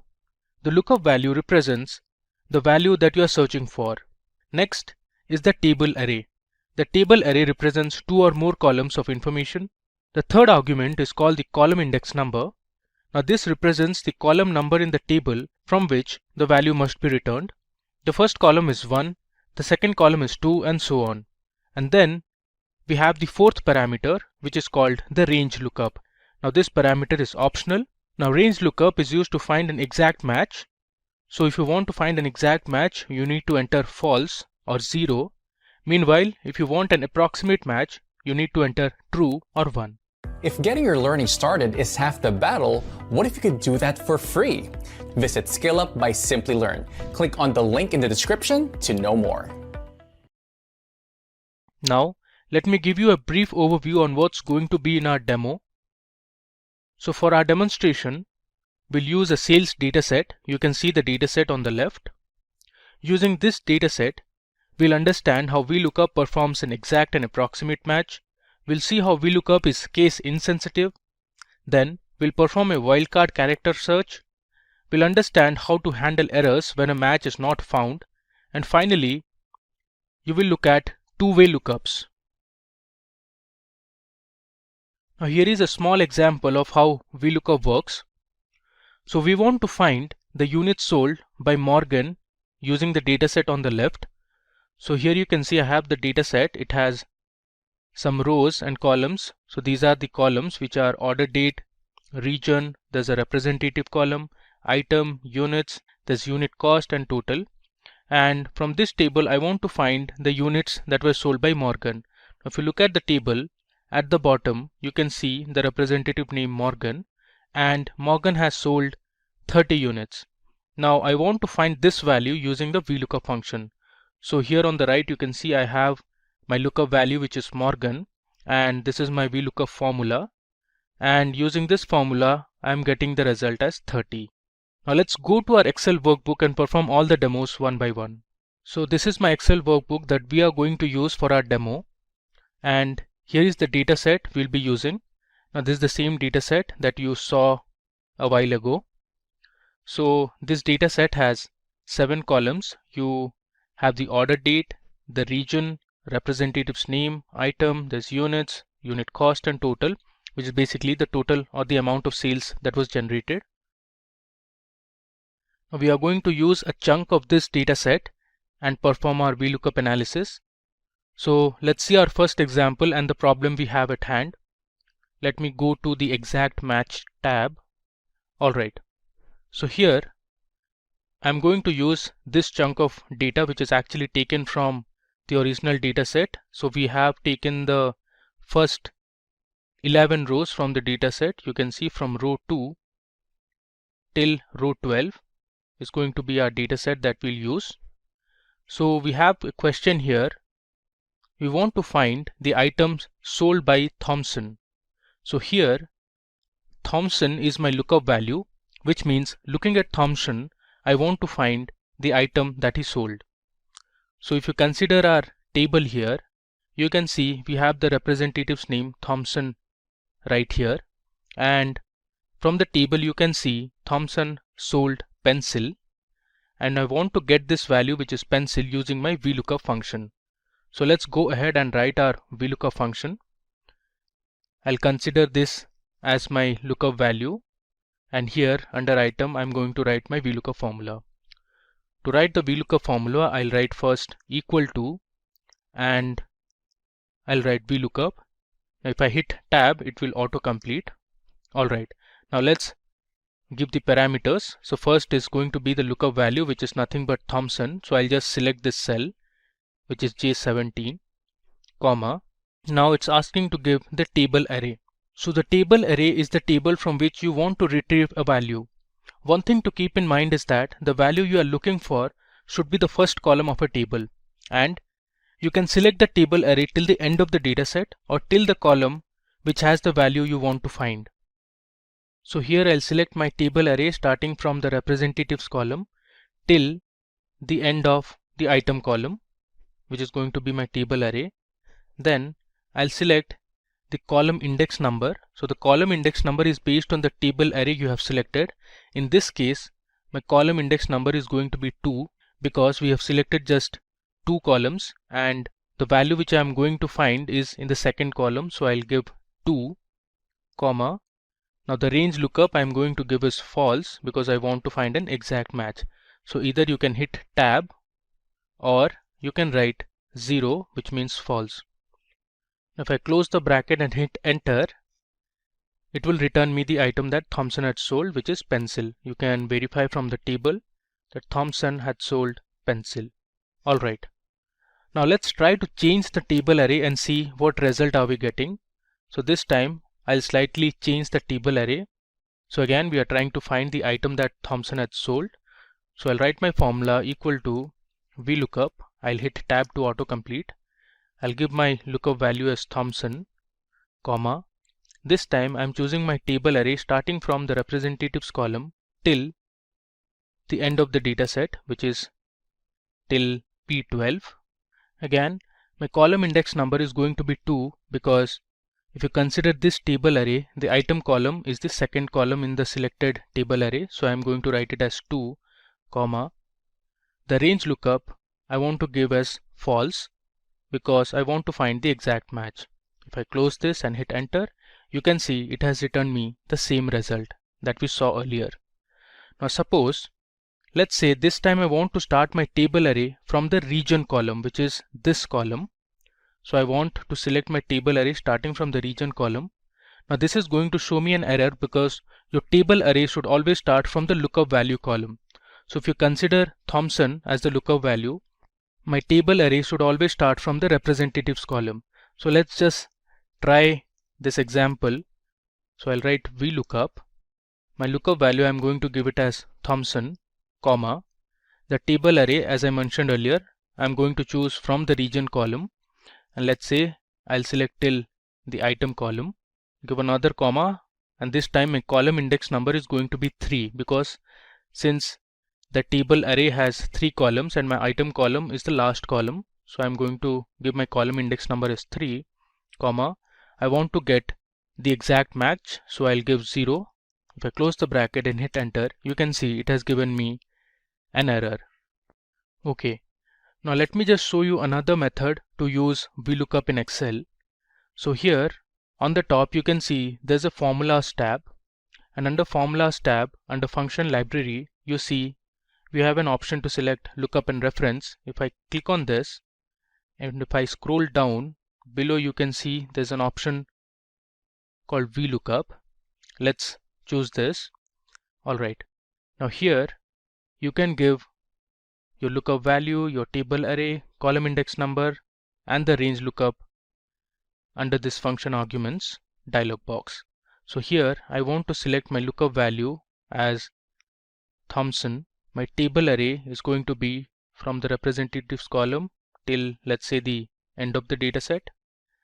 My column index number is going to be 2. I'll write 2, and range lookup I'll write as false because I want the exact match. Now if I hit OK, you can see it has given us the exact same result. So this is one of the other ways to use VLOOKUP in Excel.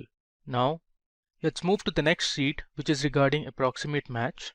Okay, so sometimes you might have cases where you don't have the lookup value present in the table. In those cases, you can tell VLOOKUP to return an approximate match. Now one thing to keep in mind is that your lookup value column should always be sorted in ascending order while trying to get an approximate match. So here we are going to use this table, and my lookup value column, which is going to be the representatives column, is already sorted in ascending order. And let's see the question we have here. So I want to find the item sold and the unit cost for Matt. So my lookup value is going to be Matt. Now if you see this table, I don't have the representative's name Matt anywhere in the table. Now using an approximate match, I want to find the item and the unit cost. So let's do it. So here under item, I'll write my VLOOKUP formula. So I'll type VLOOKUP, I'll hit tab to complete it. And this time my lookup value is going to be Matt. So I'll select this cell, comma, my table array I'll select from the representatives column till the end of item column because I want to find the item value for Matt. I'll give a comma. My column index number as per the table array is going to be 2, comma. My range lookup this time I'm going to give is true or 1. So I'll write 1, close the bracket, hit enter. Alright, it has returned me binder was the item sold by Matt. Now let's try to figure out why VLOOKUP returned binder as the item. Now let's say you were asked to insert the name Matt to the representative column in alphabetical order. So where would you place it? Ideally, you should place between Kivel and Morgan. Since this column is already sorted, Matt should appear before Morgan and after Kivel. So in an approximate match, VLOOKUP will consider the previous highest value. In this case, the previous highest value before Matt is Kivel, and hence VLOOKUP returned the corresponding item purchased by Kivel, which is binder. Now similarly, if you wanted to find the unit cost for Matt, again VLOOKUP will return the unit cost of Kivel, which is 125. Let's just try it out. So I'll write VLOOKUP. My lookup value is Matt, comma. My table array for this time is going to be from representatives column till the unit cost column I'll consider. I'll give a comma. Now the column index number as per the table array is going to be 4. I'll give another comma, and this time I'll double click true because I want an approximate match. If I close the bracket, hit enter, you can see it has returned me 125, which is actually Kivel's unit cost. Okay, we have another question, and this time I want to find the units sold by Rob. Now Rob is going to be my lookup value. If you see the representatives column, we don't have Rob. Now let's see what VLOOKUP is going to return as the item for Rob. So I'll write VLOOKUP. I'll give my lookup value as Rob, comma. My table array is going to start from the representatives column. I'll select till here. I'll give a comma. My column index number is 2. I'll give another comma. I'll double click on true. If I close the bracket, hit enter, you can see VLOOKUP has returned me pen. Now let's understand why VLOOKUP returned pen for Rob. Now if you are asked to insert the representative's name Rob into this column, so ideally Rob would appear somewhere between Morgan and Sorvino, because since this is sorted in ascending order, Rob is actually greater than Morgan and is less than Sorvino. So as you know, VLOOKUP in an approximate match returns the previous highest value, which is Morgan here, and the corresponding item for Morgan is pen, and hence VLOOKUP returned pen for Rob. Alright, now moving to the next sheet, which is another property of VLOOKUP, which tells VLOOKUP always looks to the right. This means that your lookup value must always be on the left, and the value you are going to find out should always be to the right of the table. Now consider this scenario where your lookup value is on the left. In this case, it is the representative's value, and I have taken Sorvino for an example, and we want to find the order date for Sorvino. Now if you consider this table, your lookup value, which is Sorvino, is actually this column, the representatives column, and we are going to find out the order date. So your representative's name is on the right of the table, and the value we are going to find out is on the left of the table. Now as per the property, VLOOKUP only looks to the right. So if I use the VLOOKUP function for this example here, I'll write VLOOKUP. I'll give my lookup value as Sorvino, comma. My table array I'll consider from the order date, because I want the order date, till the representatives column. I'll give a comma, and this time my column index number is actually the first column, if I consider my table array as the first 3 columns selected, and my range lookup is going to be false. If I close the bracket, hit enter, it returns me an error. The reason is VLOOKUP always looks to the right, and this time the value we were trying to find out was to the left of the table. Now if you consider the opposite case, suppose you have the order date and you want to find the representative's name, you can do that easily, because your lookup value, which is the order date, is on the left and your representatives column is on the right. So let's just try this. I'll write VLOOKUP. My lookup value is going to be Sorvino's order date, so I'll select it from the table. I'll give a comma. My table array will start from the J column. Let's say I'll select the entire table, comma, and my column index number will be 3 if you consider these as my table array, comma, my range lookup is 0. If I close this, hit enter, you can see we have got Sorvino corresponding to the order date. Alright, now let's move to the next tab. Now this tab says VLOOKUP returns only the first match. So we have a question at hand. The question is, find the units sold by Jardine.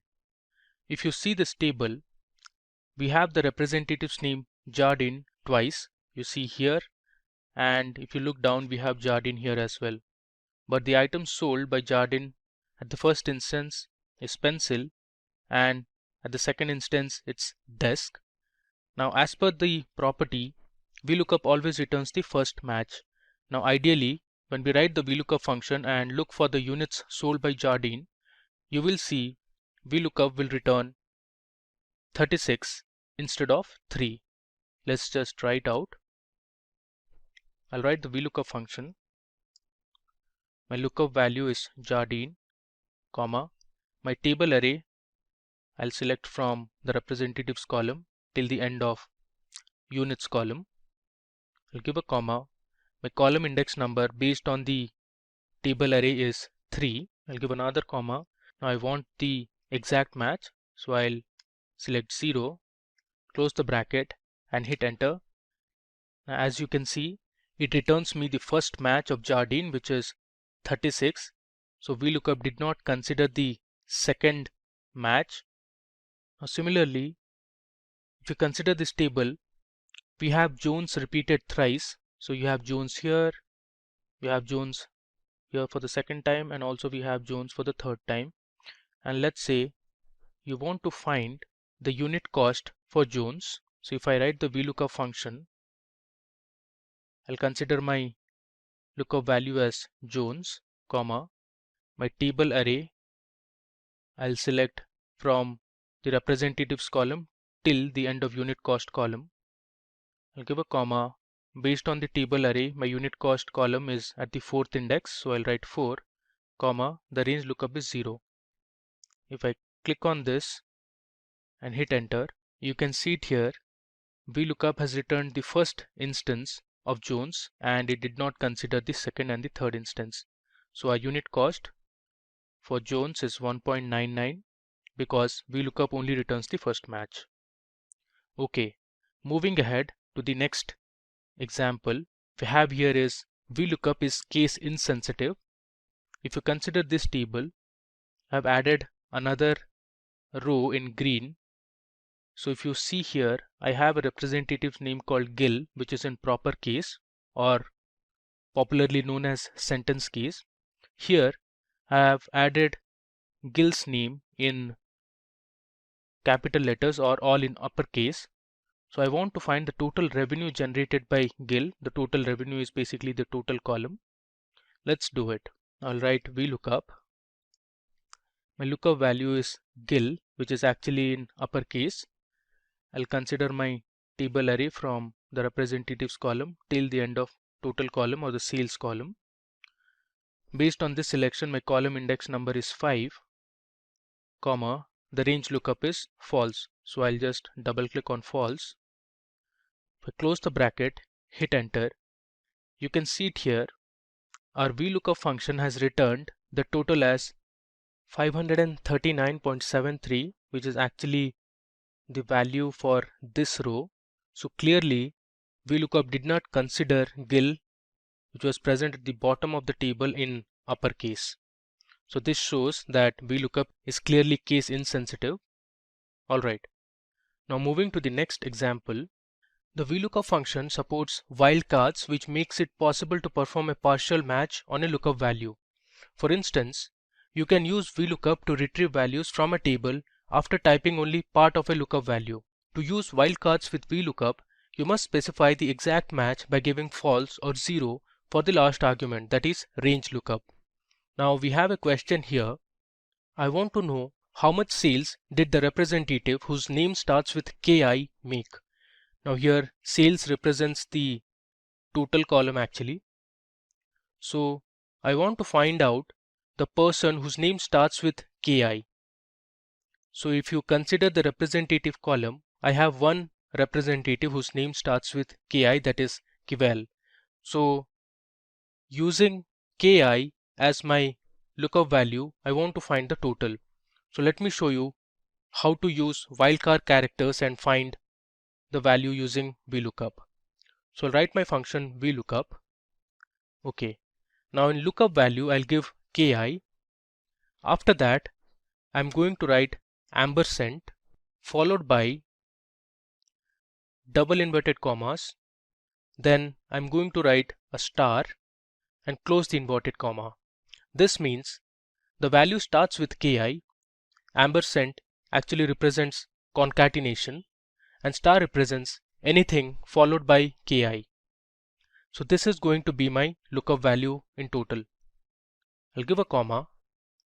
Next, I'll select my table array starting from the representatives column till the end of total column because I want to find the sales. I'll give another comma.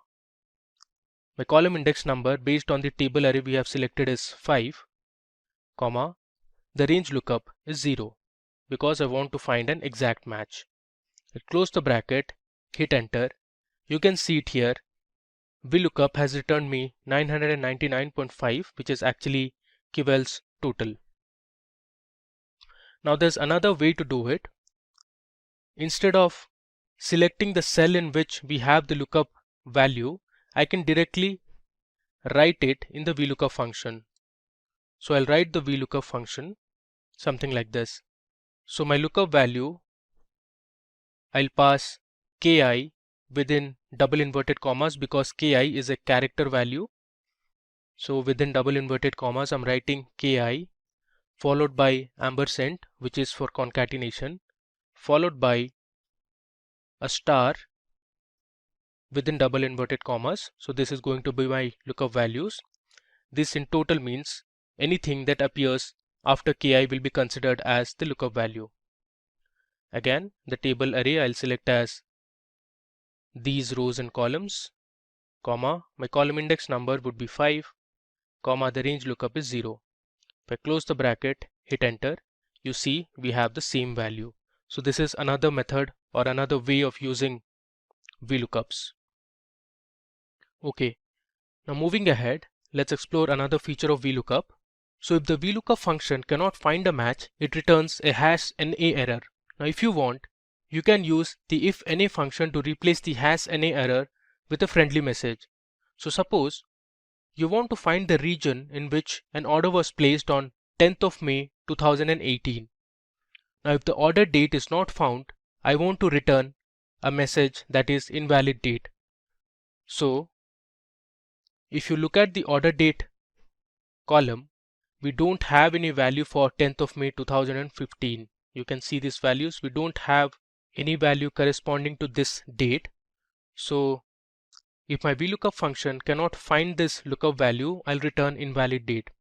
So let me show you how to write this. I'll type my VLOOKUP function. I'll give my order date as 10th of May 2015 as my lookup value, and then I'll consider my table array starting from the order date column till the end of region column. I'll give another comma. My column index number would be 2 this time based on the table array we have selected, comma.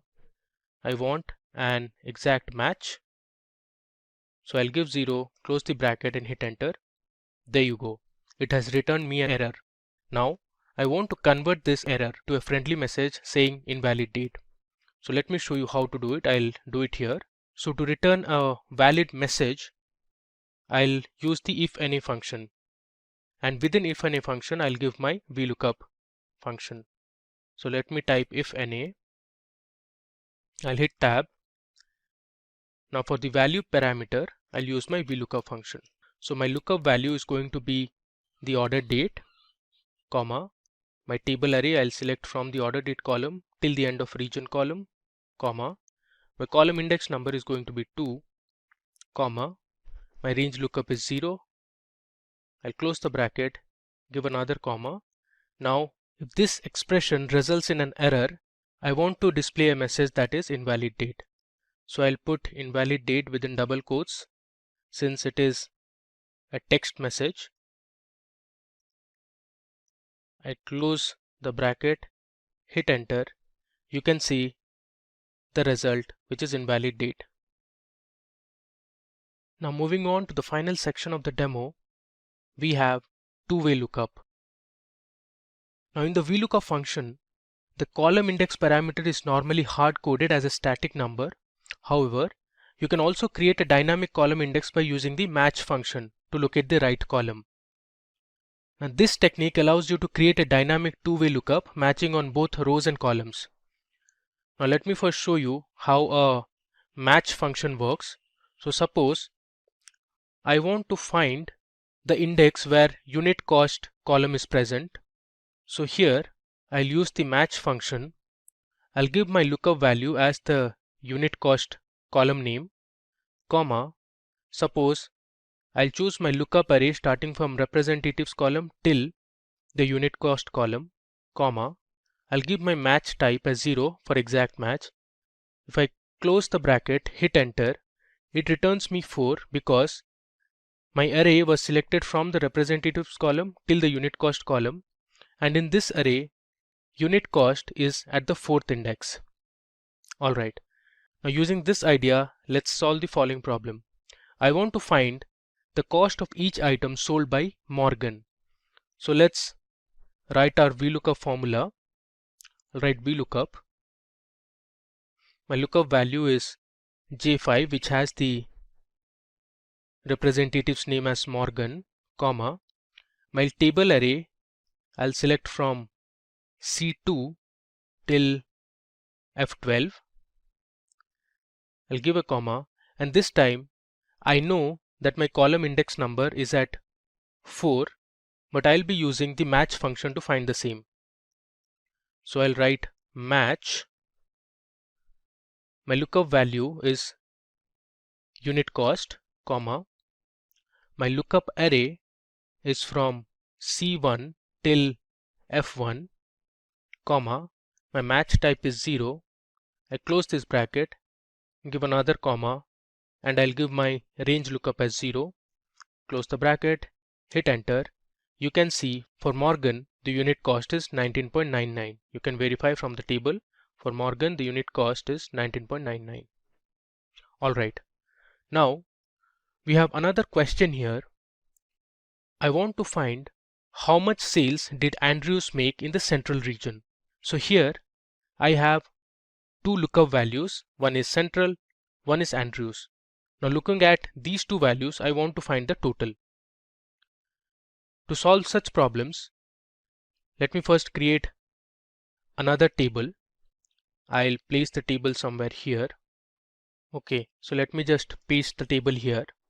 Alright, now I'll create another column where I'll merge the values of region and representatives.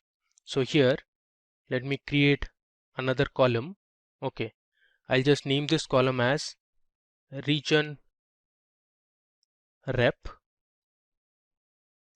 Alright, now this column I'll use the concatenation operator.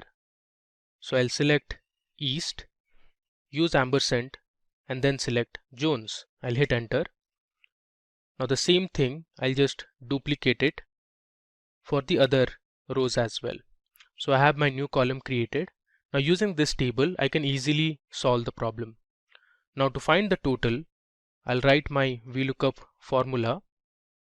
So my lookup value will be a combination of J11 ampersand K11, comma. My table array will start from the region rep, which has the values of region and rep combined, till the last column. And from this table array, my column index number is 5 and my range lookup is 0. If I close the bracket, hit enter, you can see for central region, which is this one, and for Andrews representative, the total is 149.25. Alright, now we are done with our demo. Let's have a quick glance at what all we did in this demo. Okay, so first of all, we saw our data set, which was a sales data set that we used. Then we started with our first example to see how VLOOKUP performs an exact match. We also saw how using the formulas tab and lookup and reference you can write VLOOKUP in another way. So you can use the function arguments to give your VLOOKUP parameters. Next, we saw how VLOOKUP performs an approximate match. So we had mat and raw which were not present in the representatives column. After that, we saw an important property of VLOOKUP, that is VLOOKUP only looks to the right, followed by VLOOKUP only returns the first match, following which we saw that VLOOKUP is case insensitive. So here we had added a new row where GIL was present in uppercase, but still VLOOKUP found the total revenue for GIL which was in sentence case or proper case. Next, we saw how we can use wildcard characters to use VLOOKUPs, and here we saw how to use an if and a function along with VLOOKUP. Now we are on the Microsoft Excel spreadsheet, and here I have some sales data. So we have row ID, order ID, ship date, ship mode, etc. So what we are up to is to create a funnel chart. So before we create a funnel chart, let's try to get some data, right? So let's create a pivot table, and we have a row or column named as region. So let's create 5 different rows which have the data related to north, east, south, west and central regions, and let's try to find out the highest number of sales from a particular region. That is why we are going to sort, and then let's copy the data from the pivot table to a new sheet, because pivot table will not allow you to create a funnel chart. So let's try to add those data into a new spreadsheet and let's create a funnel chart of it. So basically funnel chart looks like a bar chart, and the only difference is the shape of the bars. If you see them vertically or horizontally the way you're putting it, then you can find out it takes a shape of a funnel. So with that briefing, let's get started. Now just select any cell on the spreadsheet, go to the insert menu, and there click on the pivot table from the table range. So Excel will automatically select the range, and you can see the range got highlighted with dotted lines, and select the new worksheet option, and there you go. And now you have the pivot table ready, and now you might want to add some data onto your pivot table, right? So here is the field list. So in case if you don't find the field list, you can find it in the pivot table analyze show button. And now we want 2 sections. The first one is region. Let's pull the region to rows. The next one can be anything. It could be profit, discount, quantity, sales. So let's go with the sales according to our initial plan, finding out the sale in the regions. So you can check if the aggregation is sum or not. Basically sometimes you might get count or average, so we wanted sum, so it's exactly the sum. And now you can select any cell and right click to sort it, largest to smallest. Now you have the sorted list. Now select your data, copy, and go to the new sheet, paste this here, and now go to the insert option once again, and now expand the charts option, and automatically you have recommended charts on the front, and here the funnel chart is one of the recommendations. Just click on that, press OK, and now you have the funnel chart. You can change the title to region wise. You can also edit your chart. So let's say this is currency, right? So you can go to the data types and here go to currency and change rupees to dollars, since the dataset has dollars, United States English dollars. Okay, and if you want to get rid of the decimal points, you can also do that. And yeah, you can also change the colors by getting into the colors option. You can fill different colors to different regions, and yeah, so far so good. So you can see central region has the highest number of sales. So what exactly is a scan function in Excel? So scan function acts as a function that helps you to do a lot of things. For example, do a running total of your numbers of sales or profits, and also act like a filter to dedicatedly act as a filter and count specific sales records or specific profit records of a dedicated month, year, or month on month, something like that. So basically the scan function in Excel progressively applies a lambda, which is an additional function inside the scan function, to each element in an array and returns an array of intermediate values. This function is particularly useful for generating running totals, cumulative statistics, or constructing sequences based on array elements and specified operations. Now, let me quickly switch back to Excel workbook. So here we have the Excel workbook, right? So here we have 2 columns. One is for running total and one is to calculate the running total with scan. So first we will execute the running total with scan, and then I'll give you a shortcut method to find out your running totals. Apart from that, if you can see here in the columns G to K, we have additional details. So remember, I told you that it can also work as a filter to count dedicated data from provided lambda month or something, right? So we will also execute something like that using a filter. Now let's quickly start with the scan function over here. Scan function. Now, initial value. Whenever you're calculating running total, start with 0. And after that, you will add 0 to the first element, that is 79.2. Followed by that, you will add 79.2 plus 428.22. So initially, scan will have the value 0 in it. But when it comes to cell reference E3, the initial value will change from 0 to 79.2, right? Then it will add 79.2 to the next element, which is in C3, that happens to be 428.22. Then you mention or the running total of the first two cells. So that's how it basically works. Now we have given the initial value as 0, followed by that we have to give an array. So our array is in the C column, which is about the sales. So just hold Control and Shift and use the lower arrow key to select the entire array, comma, and here the function. So initially you can work with the, directly adding the sum function here, but in few situations it may not work. That's when you take the help of lambda. You can give some random names to your values. Let's go with x comma y comma the function, which is addition, right? So just give x plus y and close the bracket for lambda and another closing bracket for scan function. Now enter. There you go. You have your running total. So the running total is $17,142.0345. Now let's try to find the running total of a month. Let's say maybe February, maybe January or something like that, right? So here we will add the, okay, let me add another. Now we will have the lookup value here.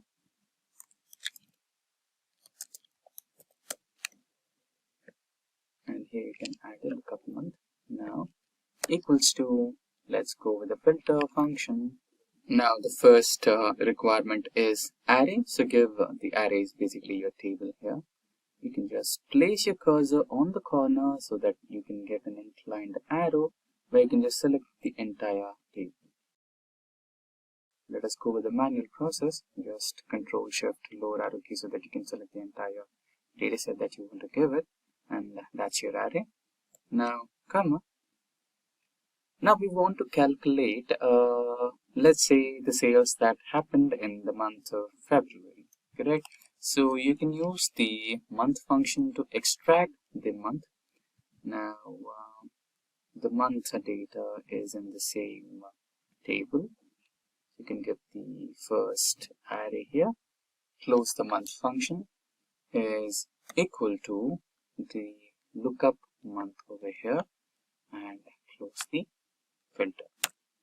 Now add the month here. So the month we're looking at is February month. Just enter 2 and there you go.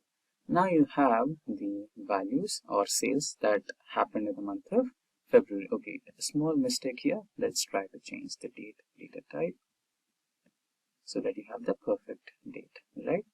Now this is completely dynamic, and if I add the month March here, it will give me the sales that happened in the month of March. And similarly, let's try for May. There you go. So now, as discussed before, let me give you a quick shortcut to find the running total, which is also dynamic. Just go to the cell C2, select the cell, Shift, Control, lower arrow key, or Control Shift, lower arrow key. Now here you can see a small pop-up which looks like flash fill.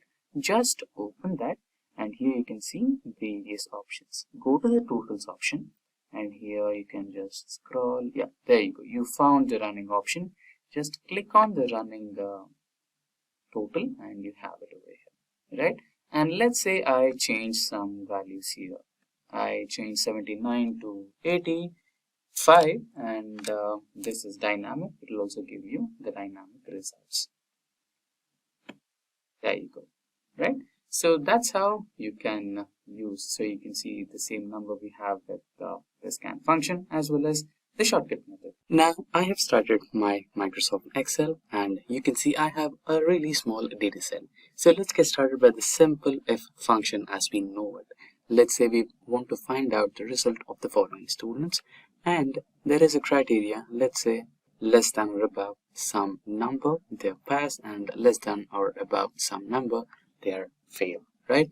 Now let's get started with the if function. Equals to if, and the cell, if this number is less than 35, then the result is fail, else result is pass. Now enter.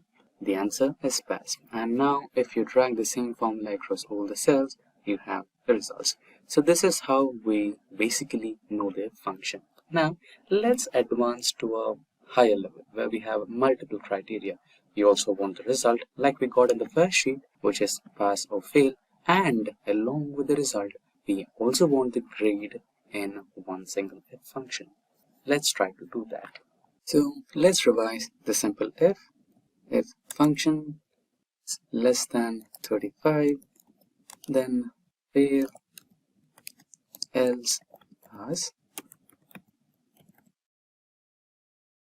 Now our multiple level of if. So if the same cell, okay, we missed, equals to if the marks cell is greater than equal to 80. So here we have the criteria.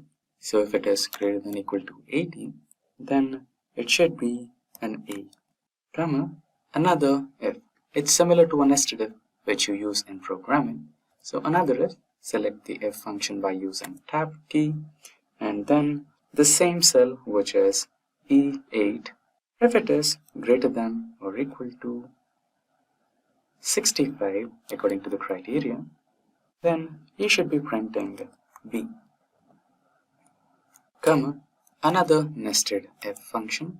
If the same cell E8 is greater than or equal to 55, it should be C, comma, if E8 is greater than or equal to 45, then you must be printing D.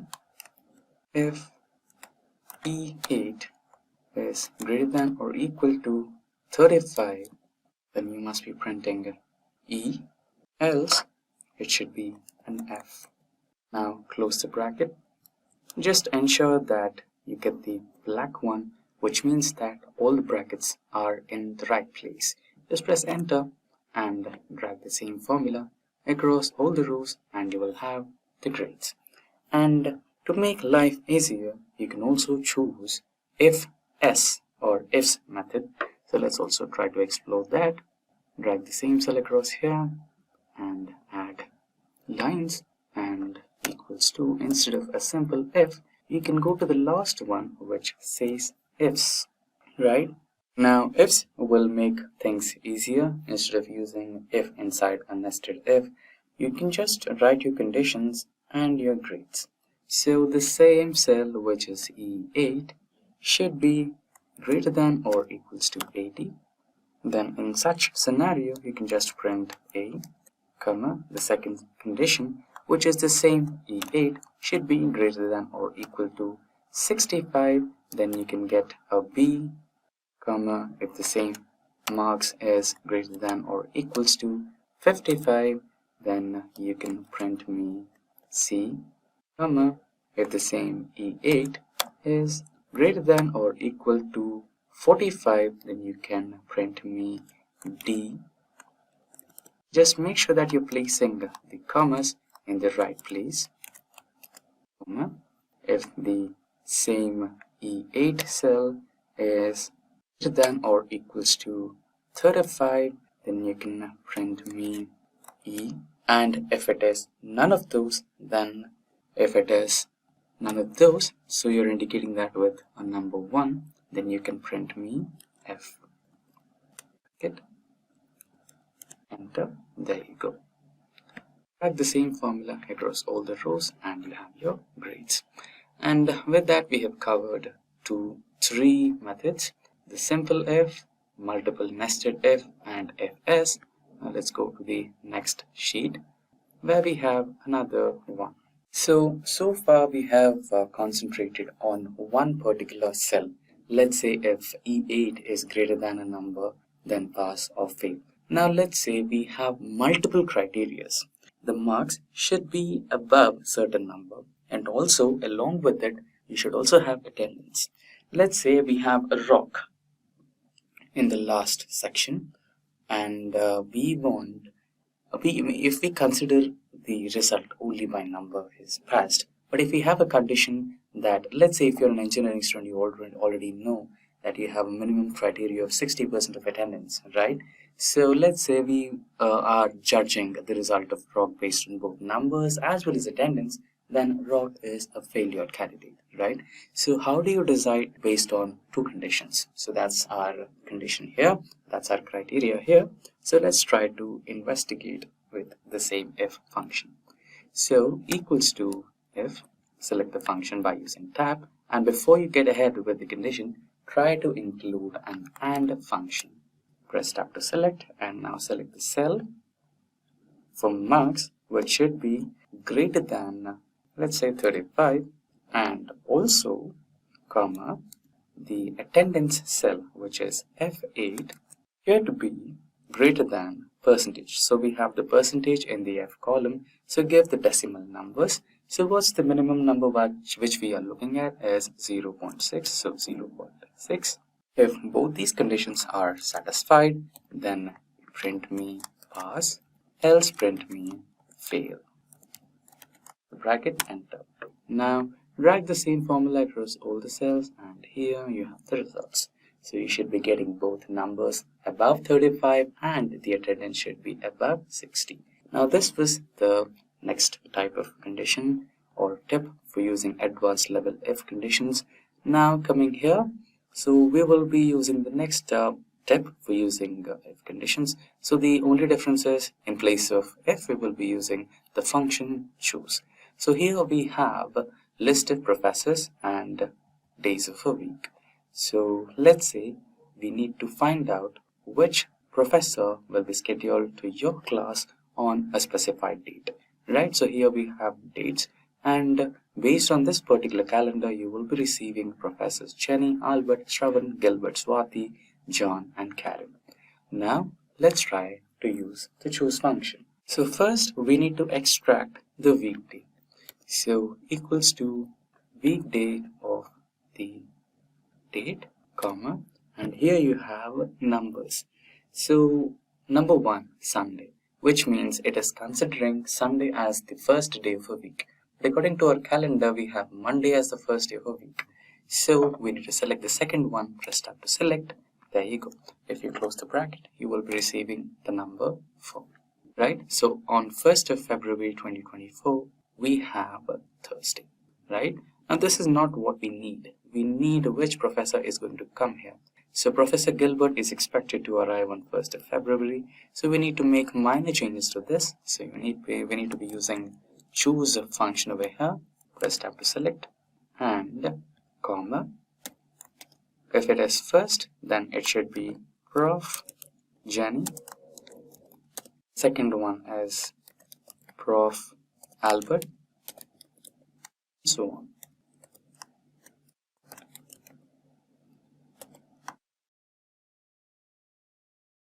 There you go. Now enter. So some typo mistake here. We missed double colons here. And now try to enter once again. There you go. Now if you drag the same formula across all the cells, you have your particular professors for the dates. There you go. And to make things a little more easier, instead of using choose, you can use index match, because we are getting the address here, right? A cell address. So you can use index match equals to index of weekday, press tab to select, of this particular cell, comma, second option, choose that. So far we have the match function, and now we need to give the index for this particular one. So the index is from K7 to K30. So this is our index and the match we already have. Now press enter. As we drag the same formula across all the cells, you have your results. Yeah, so a small mistake here, just quickly undo it. And if you double click the formula, here you can see we have not fixed the range. So let's fix the range using function key F4. Now enter. Now drag the same formula across all the cells. Now you should be having no errors. There you go. Now, to execute SUMIFS in Excel, we are on our practical mode. Now, here you can see we have employee ID, name, designation, department, salary, date of birth of employee and date of joining of employee. Now, for some reason, you wanted to calculate the overall salary designated for HR department. You can simply use the sum function, but what if we had another criteria? If you wanted to calculate the salaries allocated to HR department and only for manager designation, then the sum might not work. You might want to use some summation formula with some sort of filter. That's when exactly the SUMIF functions come into existence. So you are providing ifs functions over here. So there are two types of SUMIF functions in Excel. One is SUMIF and another one is SUMIFS. So SUMIF will only take one reason, but if you wanted to provide multiple reasons or multiple parameters as filters, then SUMIFS is your ally.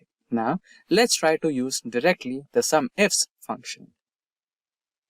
So equals to SUMIFS, select the second one, ifs, right? Then sum range. So you want to calculate the total sum range of salary. So this is your range, comma. Now the condition, criteria. So you want the department to be HR, right? So take the entire column of the department, that is column D, comma, which particular value you want to look at. This is HR. Now close the bracket, enter. There you go. So a total of 1,20,000 rupees has been allocated to HR department. Now let's calculate with another condition, which is the department should be HR and the employee designation should be manager alone. Now same, equals to SUMIFS, select the formula, the same, the total sum range, comma, the first criteria, which is the department. Select the entire department, comma, the value should be HR. Now the second criteria, that is the designation.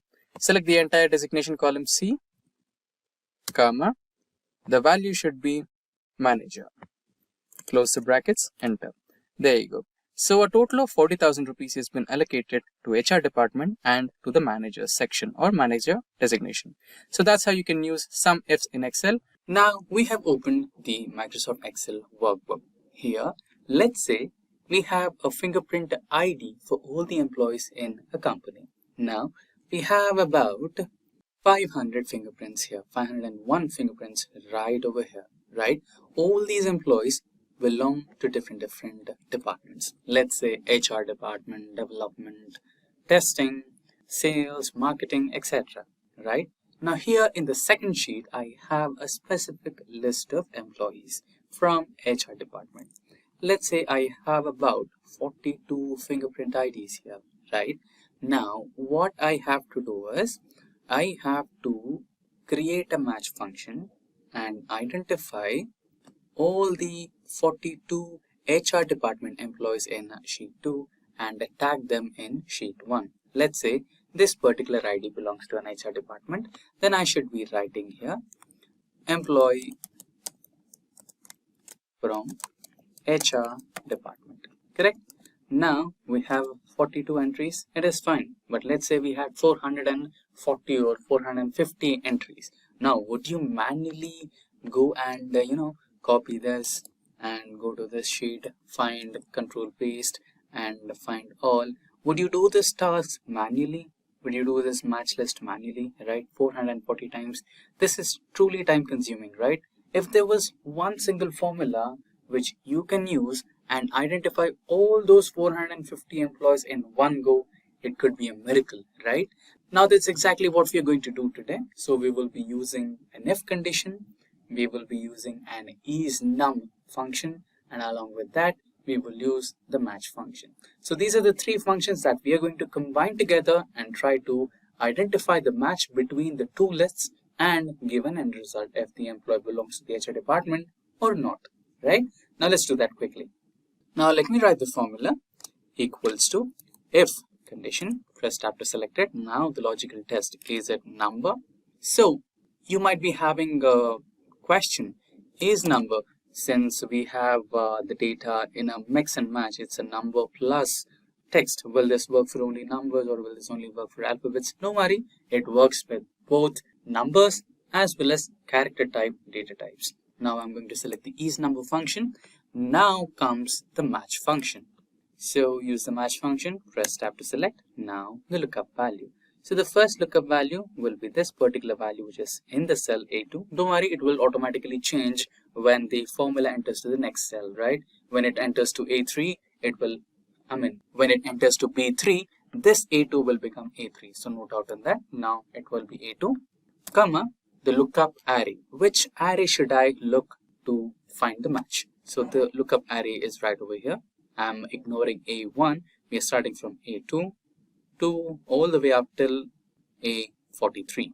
So we have provided the lookup range or lookup array. Now the match type. We want the exact match no matter what, right? So press tab to select the exact match. Now close this particular match function.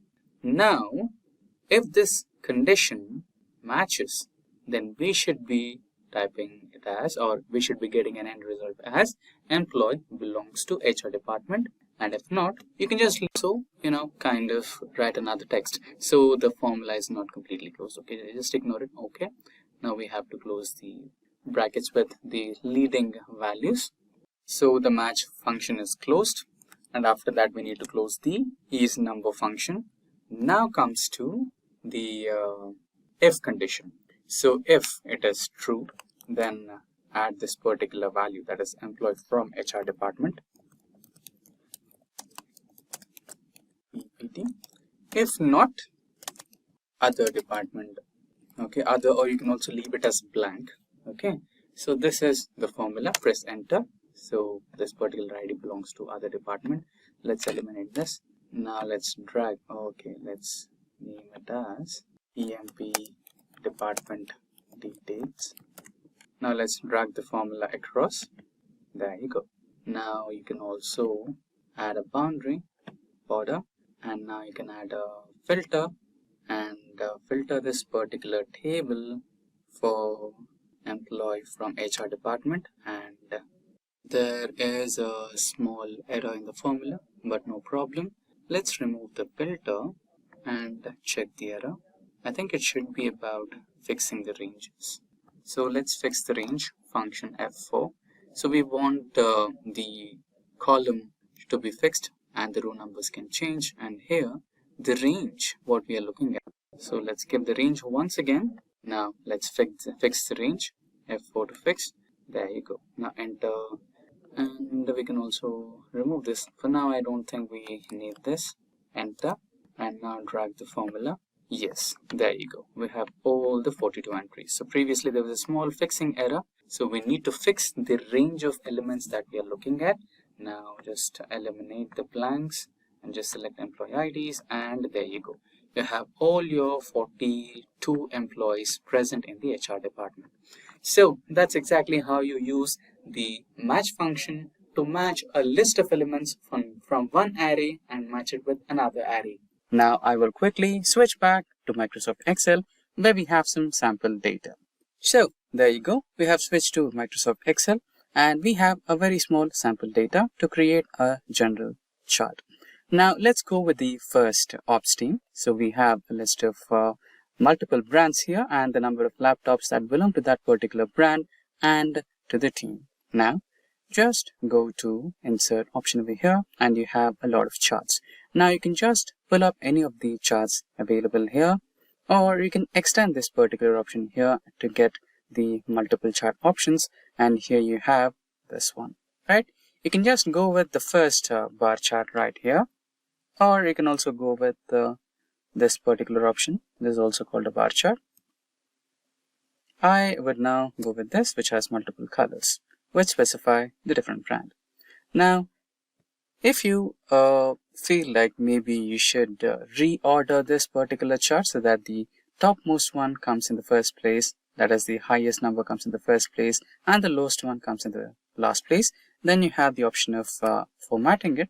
Just Control 1 so that you have the format options, and here you have the option of changing or rearranging the chart. So you can click on Format Access and Categories in Reverse Order, or you can also do one more thing. You can just select this particular column and go to the Sort option, and you can simply sort largest to small. There you go. Now if you want to change colors, just go to the Colors option, and here you can add a shadow if you require, or if you want to just change the colors, you can also do that. You can add some soft edges if you want. You can add some glows and a few more stuff. Now, if you want to add a few more comparative types of charts, let's say we have both teams here, ops and developer, right? In situations where you want to compare them head on head, you can also do that. Just go on to the same, select the data and go on to the same insert option, and here expand the chart options, and here go to all charts, and here you can find the bar graph, and in that use this particular option, which is clustered bar, stacked bar, right? Just press OK and you have a chart stacked bar right here. And you can also add the titles right over the top of this particular, you can just remove this and add a text box to indicate the brand name right on top of this particular bar graph, that is stacked bar. And in case if you want to make some options here, you can just go to the design option, and here you can just select the background and add some, right? You can just press Ctrl 1 to add a few more options like color, transparency, and compound type. If you want to change the color, you can just click on the colors which you like. And gradient lines, you can add some gradient lines, and if you want to add some a customization to it, you can also do that. And if you want to increase the transparency, that can also be done. And the brightness, just in case if you want to increase the brightness onto your chart, you can also do that. And you can also adjust the width and height of your grid lines, so you have a better clarity on what's happening. So these are a few tips and tricks to create your presentation charts like a pro. And you can also edit the chart title, inventory. There you go. And you have the legends over here, ops team and the dev team. So that's how you can have some tips and tricks to prepare your bar charts like a pro. Now, without further delay, let's get started with the demonstration for today's session, which is based on creating a dependent drop-down list in Excel. So now we landed onto our Excel spreadsheet. So what exactly are you trying to do, you ask? So I am trying to get this straight. Okay, now we have team, employee name, and count, right? Let's say you wanted to add the team details in the first column, employee name in the second column, right? So I have three teams. So TEAM, DEV, and TEAM ops, right? So this is how beginners do, right?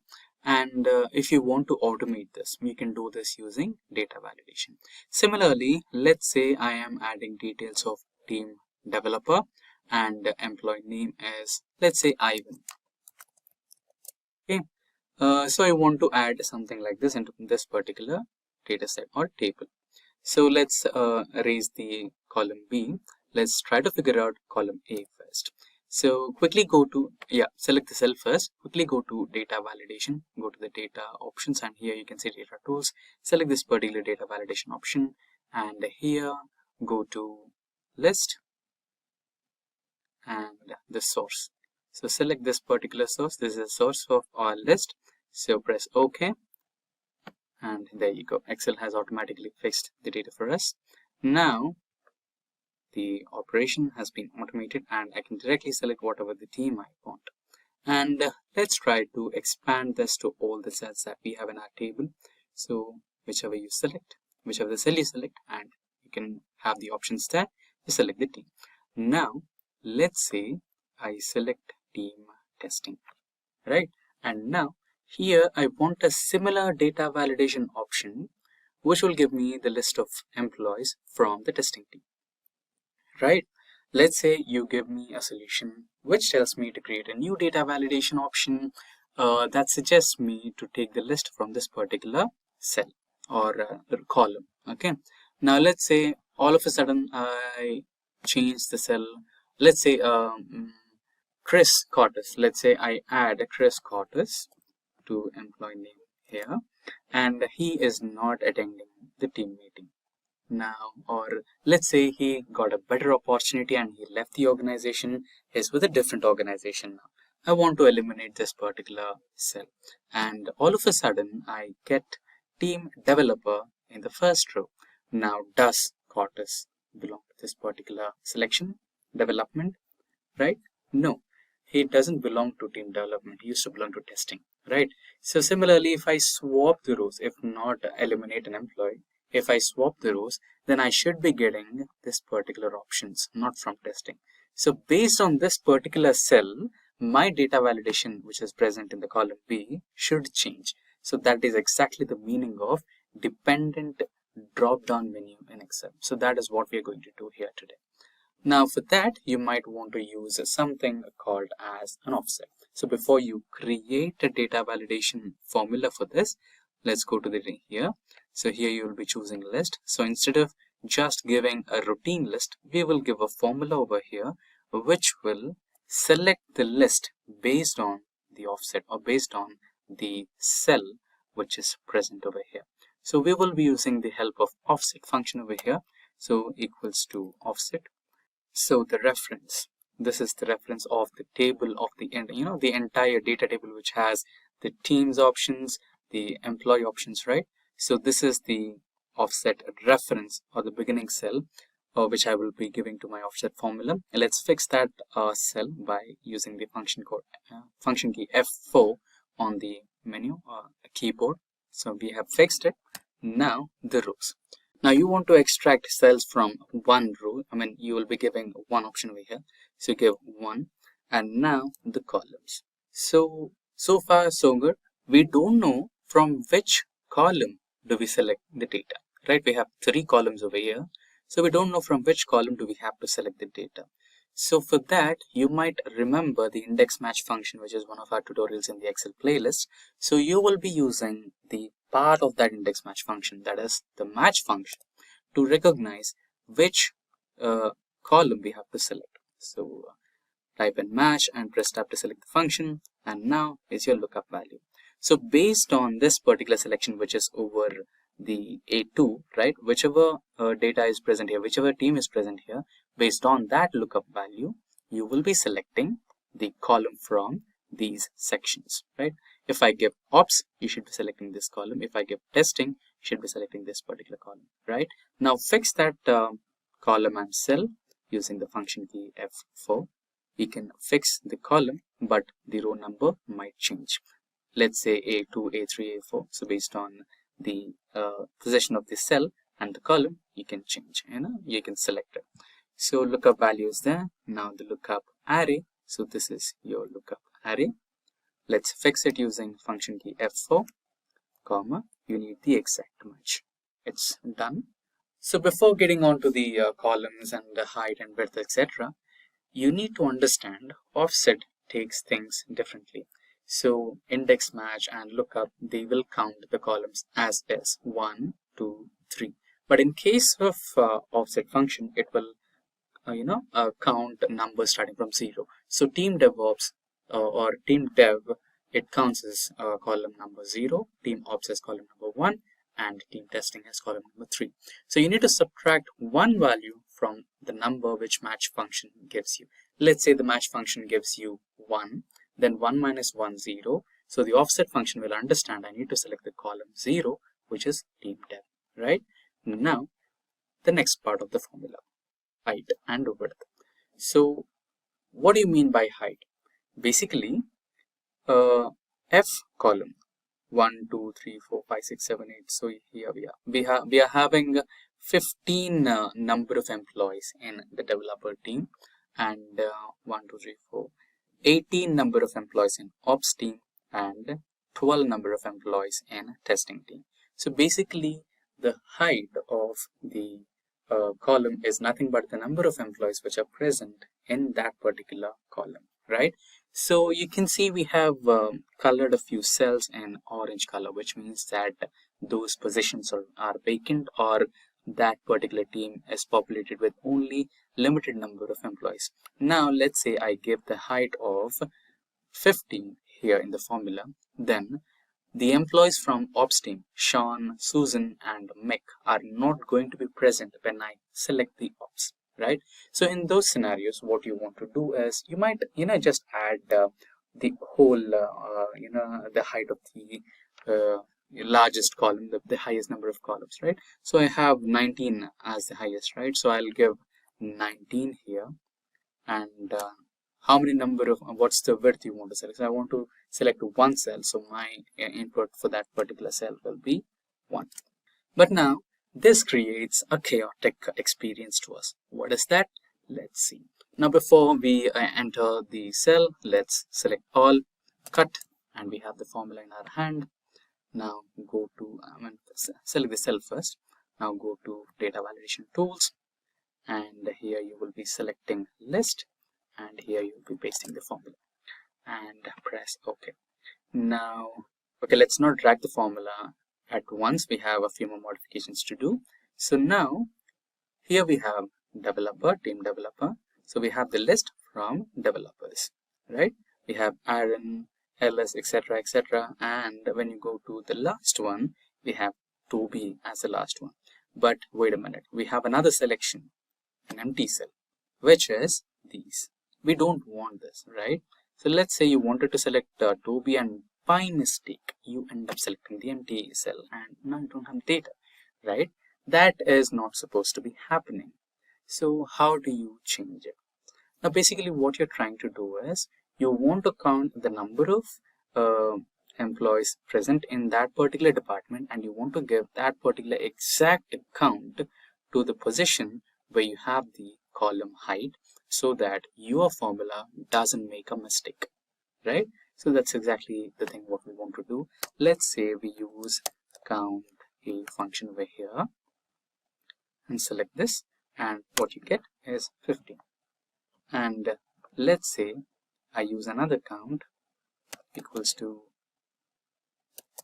count A, and I count the ops team members, and it'll give me 18.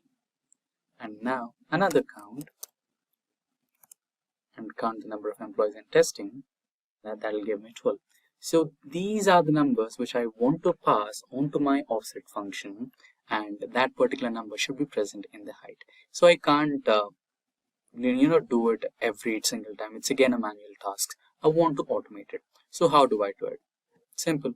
Integrate the count A function along with the offset function that we just created. So the offset function will tell the count function which team am I pointing to, and how many number of employees are there in that particular column will be counted by the count function. So that's what we are basically trying to do now. So let's go back to the data validation. Okay, escape. Let's go back to the data validation menu over here. Edit your data validation formula, copy it,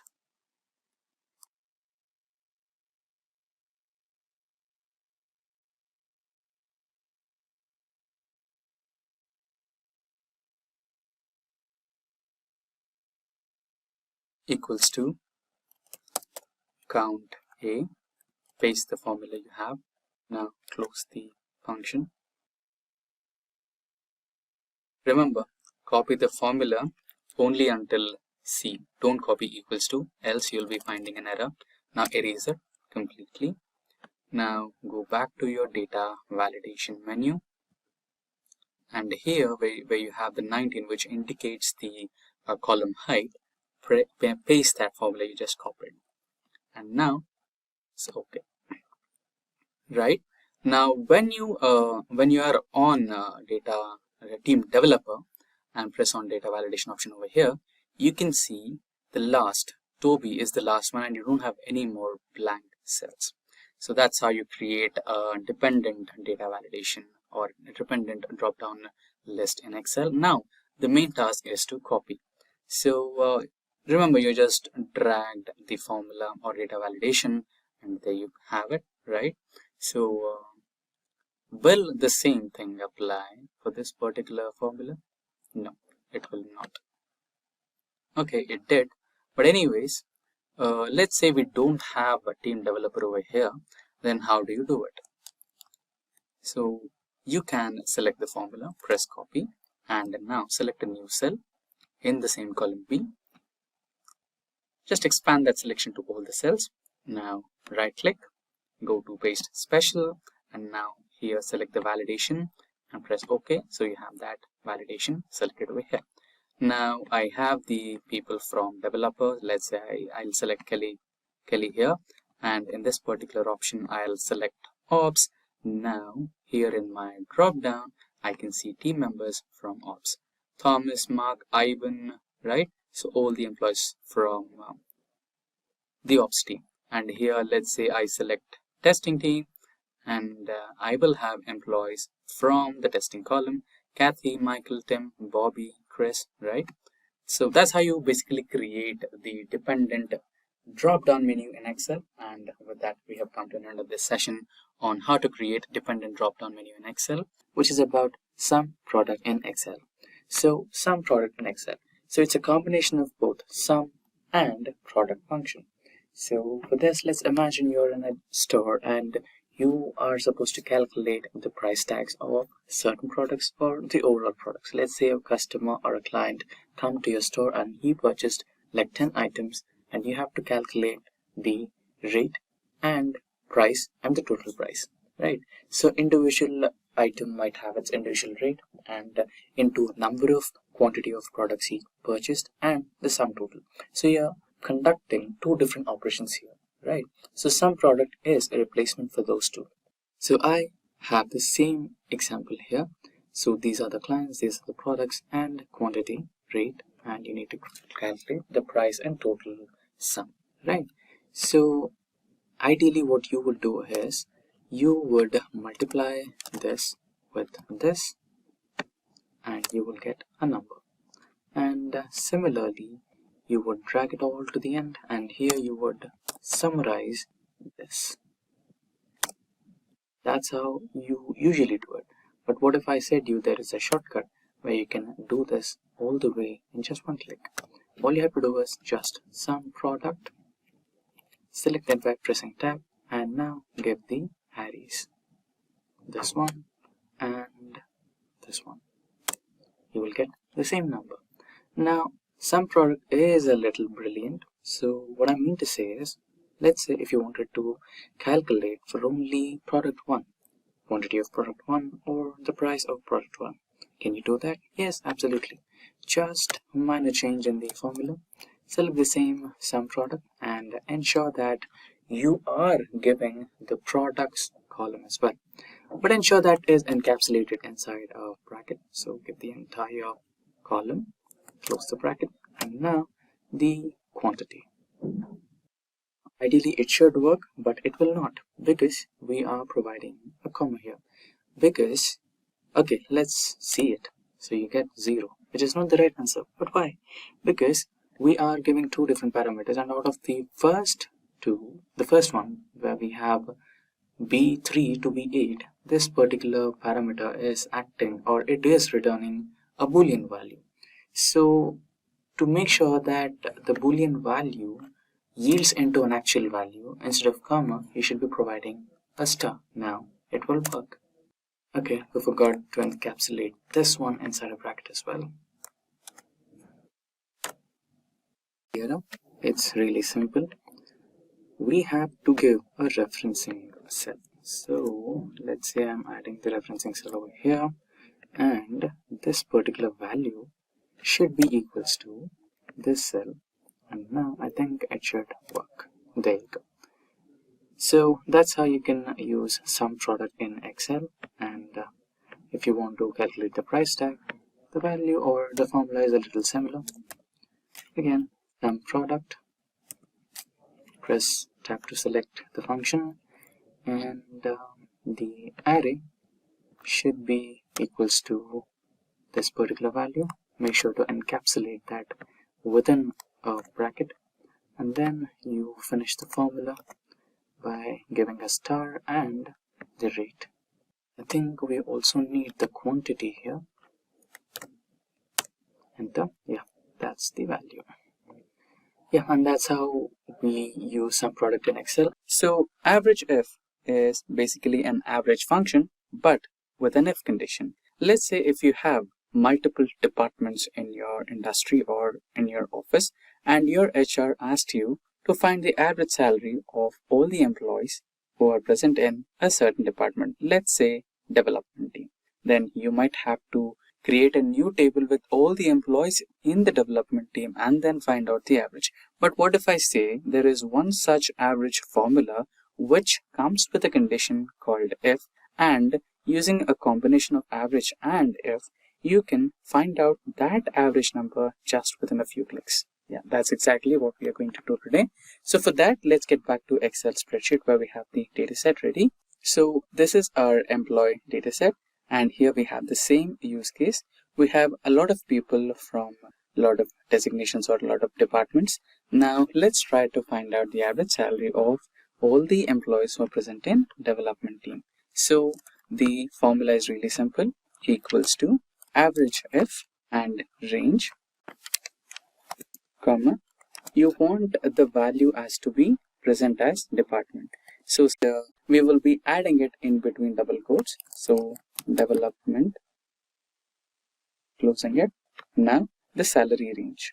Select the salary column, press enter. There you go.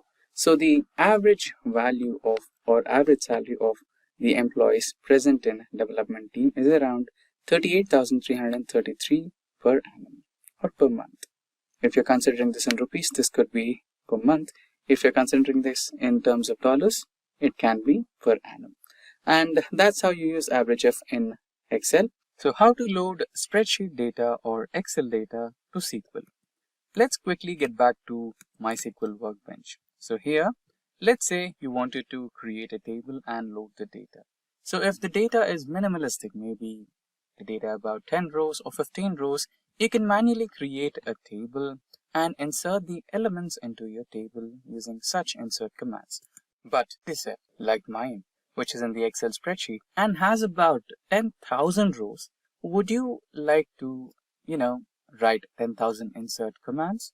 No, right? It would be really time consuming. So for situations like this, MySQL Workbench has enabled developers to load the data from spreadsheets within a few steps.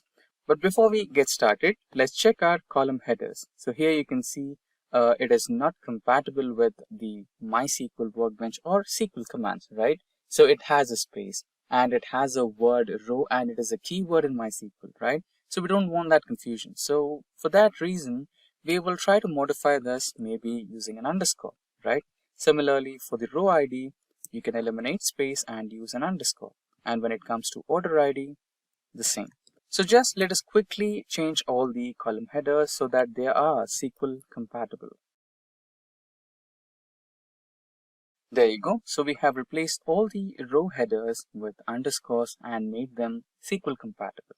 So let us save it. And when you're saving it, just make sure that your Excel file data is also having the SQL compatible name. So here we have load CSV to MySQL. So here we have the name with space, right? So let's try to change that to lowercase Excel data, and right now it is SQL compatible. Now quickly let's go back to MySQL Workbench. Here we have it. Now you can just create a new table. Just right click here, or you can also do it from here. Create a new database, and the new schema will be the name of your data set. So let's type it as Excel data or just Excel and apply. Now this is the schema, apply. Now you have Excel right here. Just drop down and here you can see the tables, right click the tables, and here you have the option of import data wizard, right? Just click on that. Now browse your folders and have it. So yeah, another notification for you guys. So you need to save your Excel spreadsheet in the form of comma separated file, right? Let's quickly go back and do that. Open your spreadsheet, go to file, save as comma separated file, save. There you go. Now let's get back to Workbench, and now I think you will be able to find it. Just open, next, drop table if exists. Make sure you do that to be on the safer side. and check all the names here. So we have a problem with row ID, but that is something which you can fix down the line. And before you go to the next step, check all the other names as well. Every other name on the column header is fine. Just the first one we can just alter the table, not a big deal. And next, it should start importing. There you go. The data file got imported. Of course, it took a little while because it's 10,000 rows. That's normal. Now let's quickly go to the next step, and here you can see 9,987 records imported successfully. Just click on finish, and I think it should be shortly done.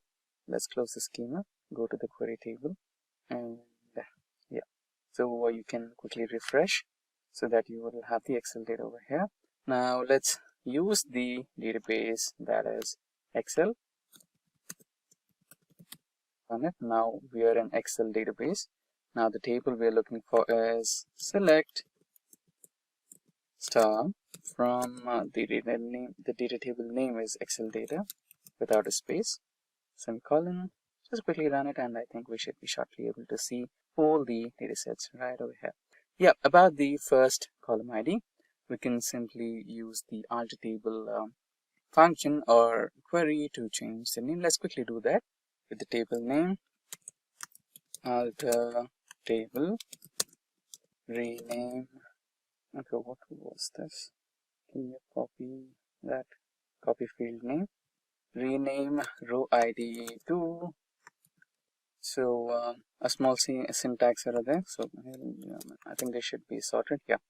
And now let's quickly run this, and I guess it should be done. Now let's quickly run the select command again. There you go. So we have the row ID, order date, shipment mode, customer ID, customer name, etc. And everything is as per the expectations. And that's how you can load Excel data to MySQL Workbench. Okay, let's switch to Power BI first. Let's deal with the type of sources and then switch to Excel. So now we have landed to the Power BI desktop.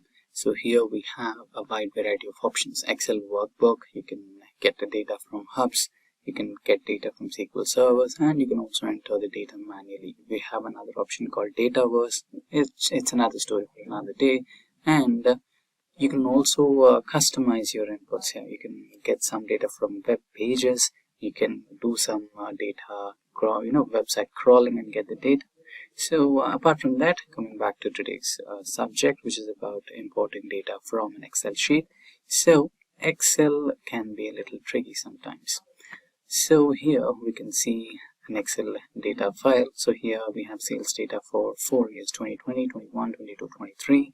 And let's say we wanted to import all these 4 files into one desktop, Power BI desktop. Can you do that? Yes, we can do that. And another way, here we have as Excel datasets and a combined Excel sheet where we have multiple tabs. The same 4 years of data, which looks something like this. 2020, 21, 22, and 23, correct? So 4 years of data separated by 4 different tabs. So can you combine this? Yes, we can also combine that. So we'll check out 2 possibilities. So let's quickly go back to Power BI window and go to get data, and here we'll try the first one. So go into more, and here select the folder option. So file and folder, connect. Now browse the folder. So we have the browse option here. Go to downloads where we have that folder. Go to Excel, select that and press OK. And another OK, and we should be getting the data shortly. Now here we have combine, load and transform. We can just go with combine and load, but we don't want to have any errors in our data sets. So for safer side, we will go to transform data and we will shape our data manually. And for more tutorials on explanation on transform data, we have a exclusive video on the transform data in Power BI. You can check out that. So here, go to the first one, the binary one where you have the binary. Just right click it and make sure that you remove any other columns than binary. We don't want them, right? So an extra column is the custom column, and here you go. And let the name be custom. Need the name for that. So Excel we need a function where we can import Excel workbook. So this is the one, Excel workbook, and open a bracket. Then just double click on this content, or you can use insert and close the bracket and press OK. There you go. Now you have the table over here. You can just expand it. So I'll just prefix OK. Now again, just select the name of the sheet and of the sheet. Rest everything you can delete. We don't need any of those. You have it. Now expand the data. You can use the original columns as prefix or not. You will not choose to do that. Press OK and your data should be loaded shortly. You can see we don't have the names of the columns as the column headers. You find them in the first column. When you're in the first row, you can, okay, let's remove this column. We don't need the name column. We need the row ID first. There you go. Now you can click on this option over here where you can find a small table, and the second option, use first row as headers. And that's how you get the data imported from all the different sheets into your data set. You can once check the filters, just to make sure that we don't have any of the column headers from 4 different data sets as one of the element, right? So we don't have it. So okay.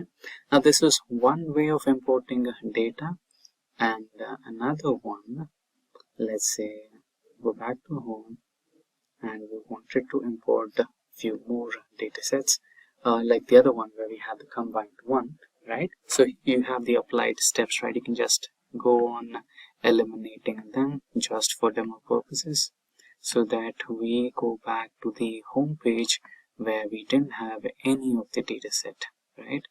Now let's go back to the source level. We can also remove the source level over here, so you can even close the source level and close the query settings, so data, or you can completely close the Power Query Editor. Yes. Now let's import the Excel. So this might take a little while, worry not. Go to Excel workbook, and here just select the Excel datasets, and here we have the combined dataset. Remember where we had 4 different tabs. So press OK. Automatically it will give us the Power Query option where we can load or transform the data. Now you have 4 different tabs. Now Power BI or Power Query will give you an option of choosing which particular years you want to work with. Let's say I want to work with only the latest 2 years, that is 2022 and 2023. Then I can directly go to load or transform. Let's go with transform as we did previously. And here you can combine the data sets all together. You can just use the data merging option and combine these 2 data sets. So here we have the merge queries option, and you can just merge. Here we have the first table, which is 2023. Here you just have to select 2022 from the drop down, the data here, and just press on OK, and you will have the data sets merged. For more explanation on how to merge data in Power BI, we have a dedicated tutorial on how to use merge in Power BI, and that's how you can import data to Power BI. Now I'm on my Excel spreadsheet, and I wanted to download this particular data from a website. Now it would be not ideal if I go on typing each and every individual element from this particular website into my Excel spreadsheet, right?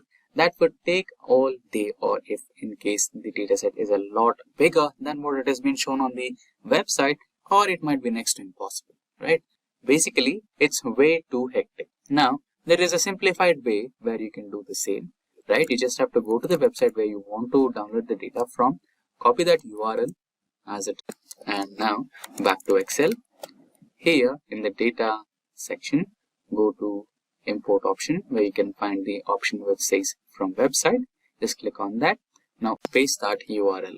Now press OK, and it might take a little while to import your data and add it into your rows and columns. Now it will show you multiple options or whatever the data is available here, and you can select the data or table which you want to have. So this is not the table what I want to have. This is the one. So let's check the third one. This is not the one which I'm looking for. I'm looking for this particular data, this particular table. Just click on it and say load. In a few minutes, the entire data will be loaded onto a spreadsheet. There you go.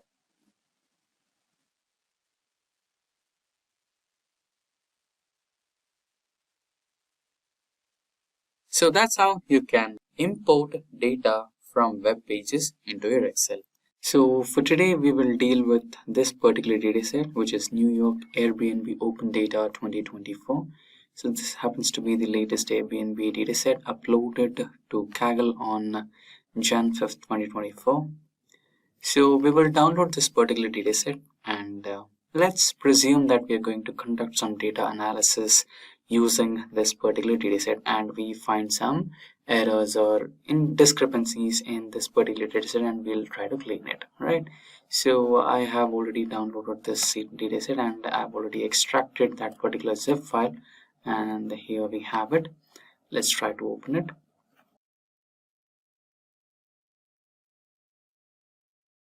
Following data conversions in this file. Convert a large number of scientific notations. Do you want to permanently keep these conversions? You can just you can just convert if you want, and you cannot convert if you don't want it, but I'll go with the convert option, which might be recommended in few situations. Anyhow, we will be cleaning the dataset, right? So no worries on that part. Now if I expand the second column, which happens to be the name column, we already have some irregular discrepancies in the data. If you go back to the website, you can see it is a combination of, okay, let's scroll a little. So you can see it's a combination of name, rating, and the configuration of that particular suite room, right? So it happens to be the name of the hotel, rating, and the number of rooms you have in there, or the configuration of that particular hotel, right? By some error or by some way, Excel is unable to recognize what exactly was there in the dataset, and it converted that particular data into a special symbol. And remember, you cannot work on this particular column. You might think I'll use text to columns, right? You can say, let's try it. Okay, let's try it. You might wonder, I can go with text to columns solution, and I'll use the delimiter as other and paste that particular symbol here, but it's not going to recognize it. Okay, even if you copy it, let's say I copy this value and try the option of text to columns by selecting the entire column, and I'll give the delimiter as other. It's not going to paste it. You don't have it, right? In such scenarios, you might go crazy, and you might not even have a solution for it, right? But what if I tell you a simple substitute function can help you here, right? Seriously, there are endless possibilities when it comes to data cleaning, and the solutions are really simple, and you cannot believe how easy it was, right? So this is the first column, and again, if we go down to a little bit, if we dig down a little bit, you can see here the review date, and you have neighborhood hotel names, and the latitude and longitude, that means the location data, and room type, is it a private suite, or the types of rooms. Try to understand your data, try to read your data, right? That's when you understand what are the possibilities or what are the insights you can build using this particular data set, right? So read your data properly, and here you have ratings, right? Ratings is something which we can work with the cleaning process, and yeah, so here you can find a few places where there is no rating, right? The rating is not provided here. And if you come to the same row, right, if you go across the same row, and if you come to the column B, you can see we have a rental unit in New York, and all of a sudden we have 1 bedroom, 1 bed, 1 bath, right? So we don't have a combination of rating here. And if you check out the cell B30, you have the rating and the configuration, right? In such scenarios, if you try to split the cell, you might end up with having discrepancies in the data set, right? So what you can do is, wherever we have the rating as no rating, or let's say no rating is equals to 0 or a blank cell, right? We can replace these particular no rating with blank cell, and imagine that these are the blank cells that you might encounter in real life scenario, and you wanted to eliminate those particular blank cells and rows because they might cause some discrepancy and you might end up getting a wrong report, right? So let's try to also work on that particular solution where we have blank cells in the data set and we remove the entire row or blank cells. Okay, we can have a use case on that part as well. And here we have another column that says license, and we go down, we have the configurations here,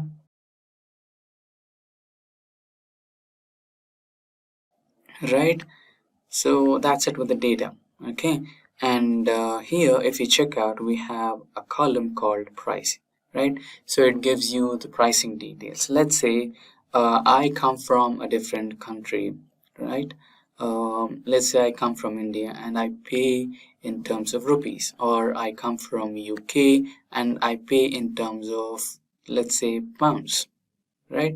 And you come from United States of America and you pay in terms of English dollars, United States, right? This causes a lot of discrepancies. And for a report where you are trying to convert, or where you're trying to generate an exact report what you want, and you have some discrepancies in the data set, it might end up giving you a wrong result. But for now, it's correctly formatted in terms of whole numbers, no decimal places, no special symbols, no currency symbols, right? So it's just plain numbers. So let's say I don't want those symbols and we have the exact number over here, and let's say in case we have some decimal values, you can also add and remove those decimal values. So you can change the in case if you're facing that issue with the currency format, you can change or remove the currency format and change the decimal values to the whole number. And yeah, so let's get started. So that was the brief overview of the data set, and let's get started with working or data cleaning, right? Coming with the first one, which happens to be the name column, column B. We have a new column.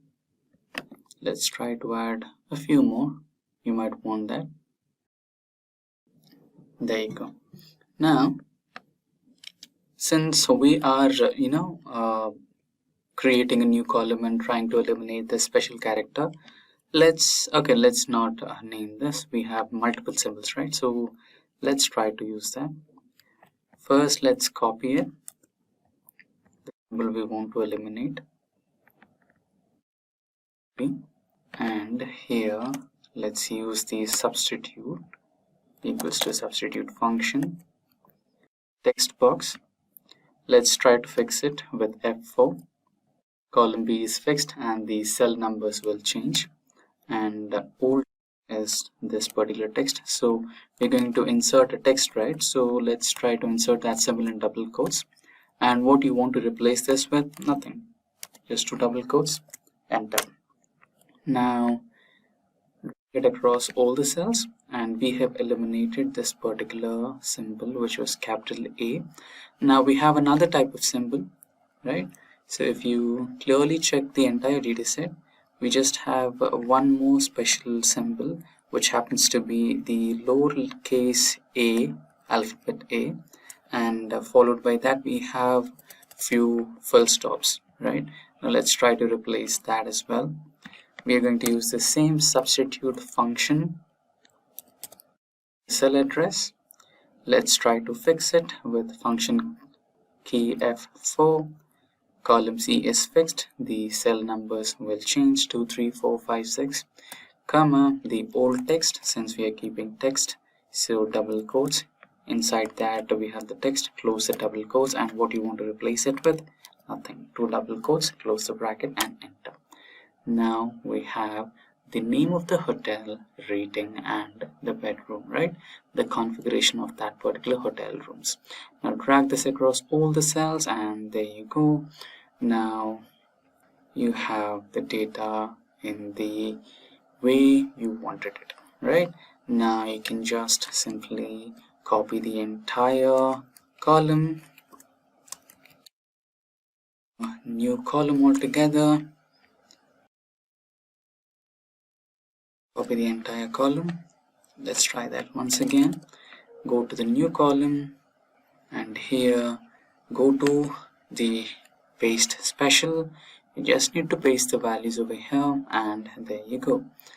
You can copy this particular column name, paste it right here where we have the cleaned data, and you can eliminate all the remaining columns, delete them.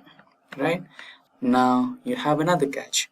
You want to split this particular data cell into the name of the hotel, rating, and hotel configuration, but in few scenarios we don't have a rating, right?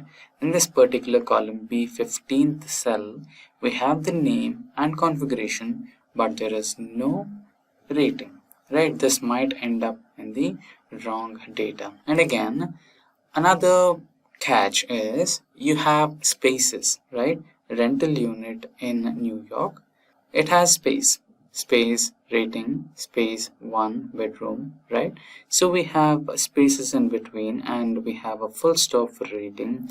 Now how could you recognize and how could you split this particular data set? We have no idea on this, right?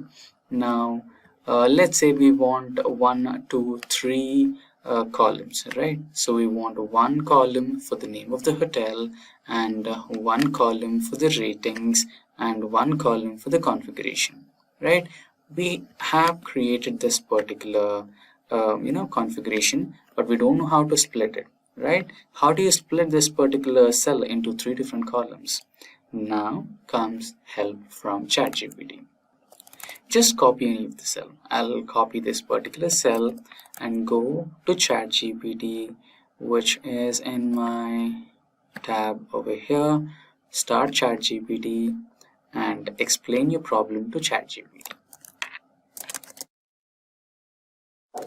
I have a cell with data, double quotes, enter the data. I want an Excel formula that can split the given cell into as shown below. Right, now paste the same data and split it. First one, name of the hotel, second one, the rating, and third one, the configuration. Right, clear. Just be more specific about what you want ChatGPT to help you with, right? So I want Excel formula that can split the given cell into 3 different columns as shown below. Right, just enter and ChatGPT should be able to help you. So it is telling you to use the mid and search functions, and it has already given you 3 different formulas for 3 different occurrences. Let's try the first one, which is with the name of the hotel, right? Just place it over here, and obviously you will get the value error because the cell address is different. So we are supposed to give B2 as the cell address. Let's try to fix the cell address. So the column B will be fixed and cell numbers will be changing. Copy that particular cell address and paste it over here and press enter. Now you have the name. Now drag this across all the cells and you have the cell names, hotel names, right? Now let's go with the second code. Copy that, paste it over here, and same process. You will have to change the address to B2. Let's try to fix it using function key F4. Column is fixed, cell numbers will change. Copy that, replace A1 everywhere in the formula. Now you will have ratings in a few cells, and in a few cells we have the configuration, which happens to be an irrelevant data because there was no rating provided by the user in that instant. So we will remove that, don't worry, we will have a separate process for that. and again equals to. So we will replace A1 with B2. Try to fix the column using function key F4. There you go. Copy the cell address, replace all the A1s in the formula, and get to thank your ChatGPT, which help you with a beautiful formula, right? So places where you get stuck, you can use some AI there, right? So there must be some mistake that we did. Undo it, and I think we messed up the formula somewhere. So let's try to copy the code as provided by ChatGPT and place it exactly where it's supposed to be going, and replace B2. Try to fix the formula. B, paste it here, paste it everywhere it's supposed to be. Press enter. Okay, there must be some mistake. Let's check the formula properly once again. I have a reference dataset of this. Let's try to open the reference data and check the formula. So I think it's with the prompt. So we gave the prompt in this way. So it has double spaces somewhere. So I think let's check the formula once again. Go back to the original dataset, Control Z, and here I think we have single space. No, we have double space. That's the problem.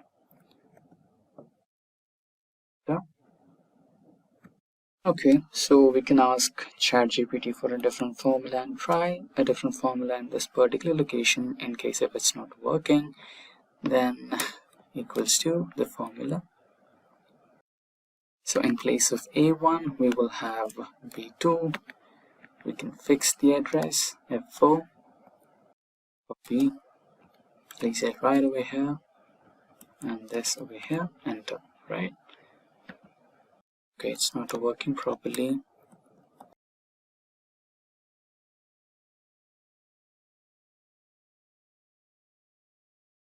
Okay, we changed the formula a little bit with addition of mid, search, and length. Now if we enter this particular formula, I think it's going to work.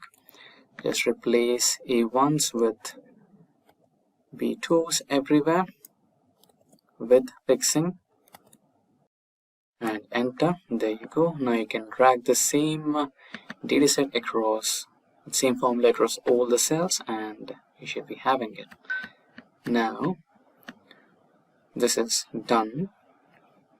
Let's try to copy all the data. You have copied it, now delete it, and now you will be pasting the values only as required. Okay, let's try to insert 3 new columns. Okay, so I think we have the option of selecting the entire column and then deleting it, and then let's try to copy, and now right click, insert copied cells. Now we still have the formula, right? So we don't want the formulas anymore. Let's try to work around it. Copy the cells, insert 3 different new columns here, and copy these 3 F, G, H columns and go back to here, and now try to paste the values, only values. And in this scenario you don't have any formulas embedded in this particular data. Now what you can do is just quickly delete these cells which you don't want anymore in your data set.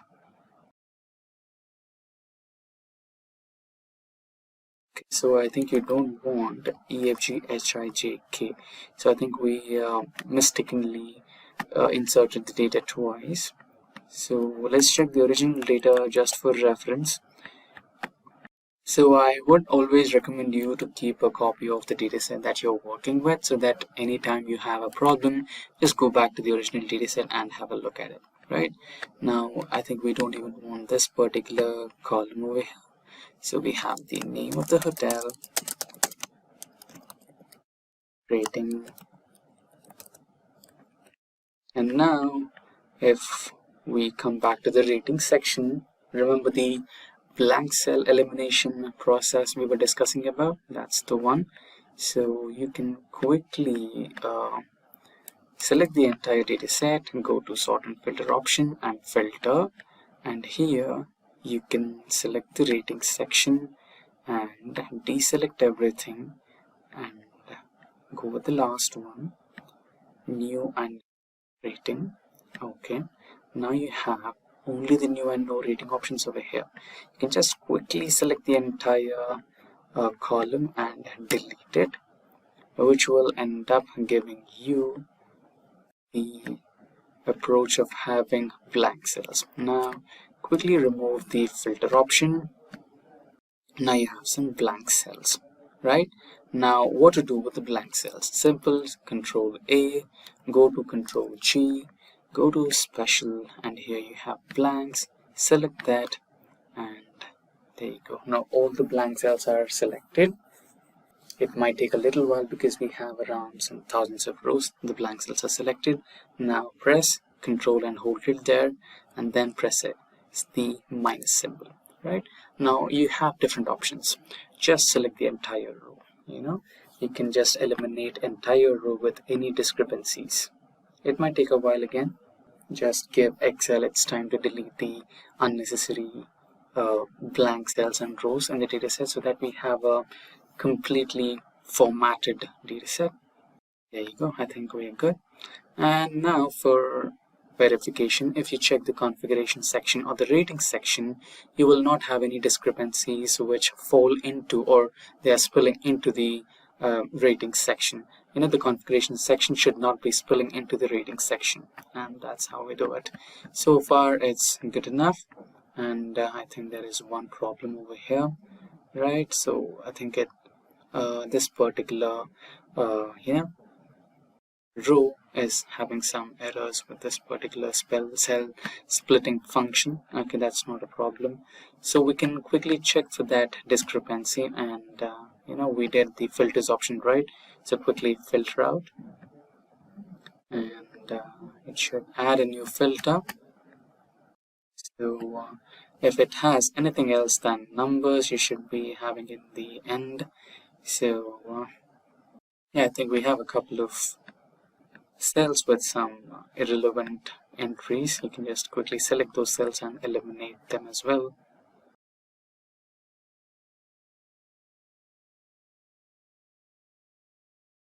I'm unselecting everything and selecting only the cells that have some text data so that you can have those few rows, maybe around 7 to 8 rows, and eliminate those rows. There you go. And now if you quickly remove the sort filter options, we have the dataset ready. And now we will also learn the trim function before we go any ahead. Okay, in some scenarios we might need that. Let's say I have, okay, let me insert a new column. Let's say I have some irrelevant blank spaces and spaces in between here, which will cause a new problem for us while we are performing our data analysis jobs, right? In these scenarios, if you use the trim function, it will eliminate any improper spacings.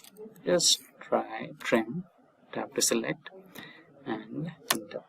And if you drag the same formula across all the cells, you can eliminate any extra spaces. Here you see there are no spaces for the data that you have entered. You have trimmed out any excess spaces in between the text, in the beginning of the text, and at the end of the text, right?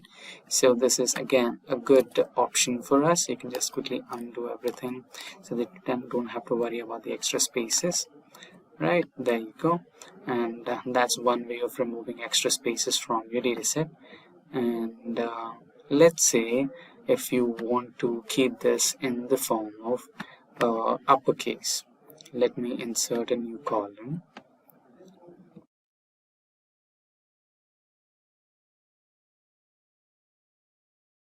Let us remove this, and let's say I want in uppercase.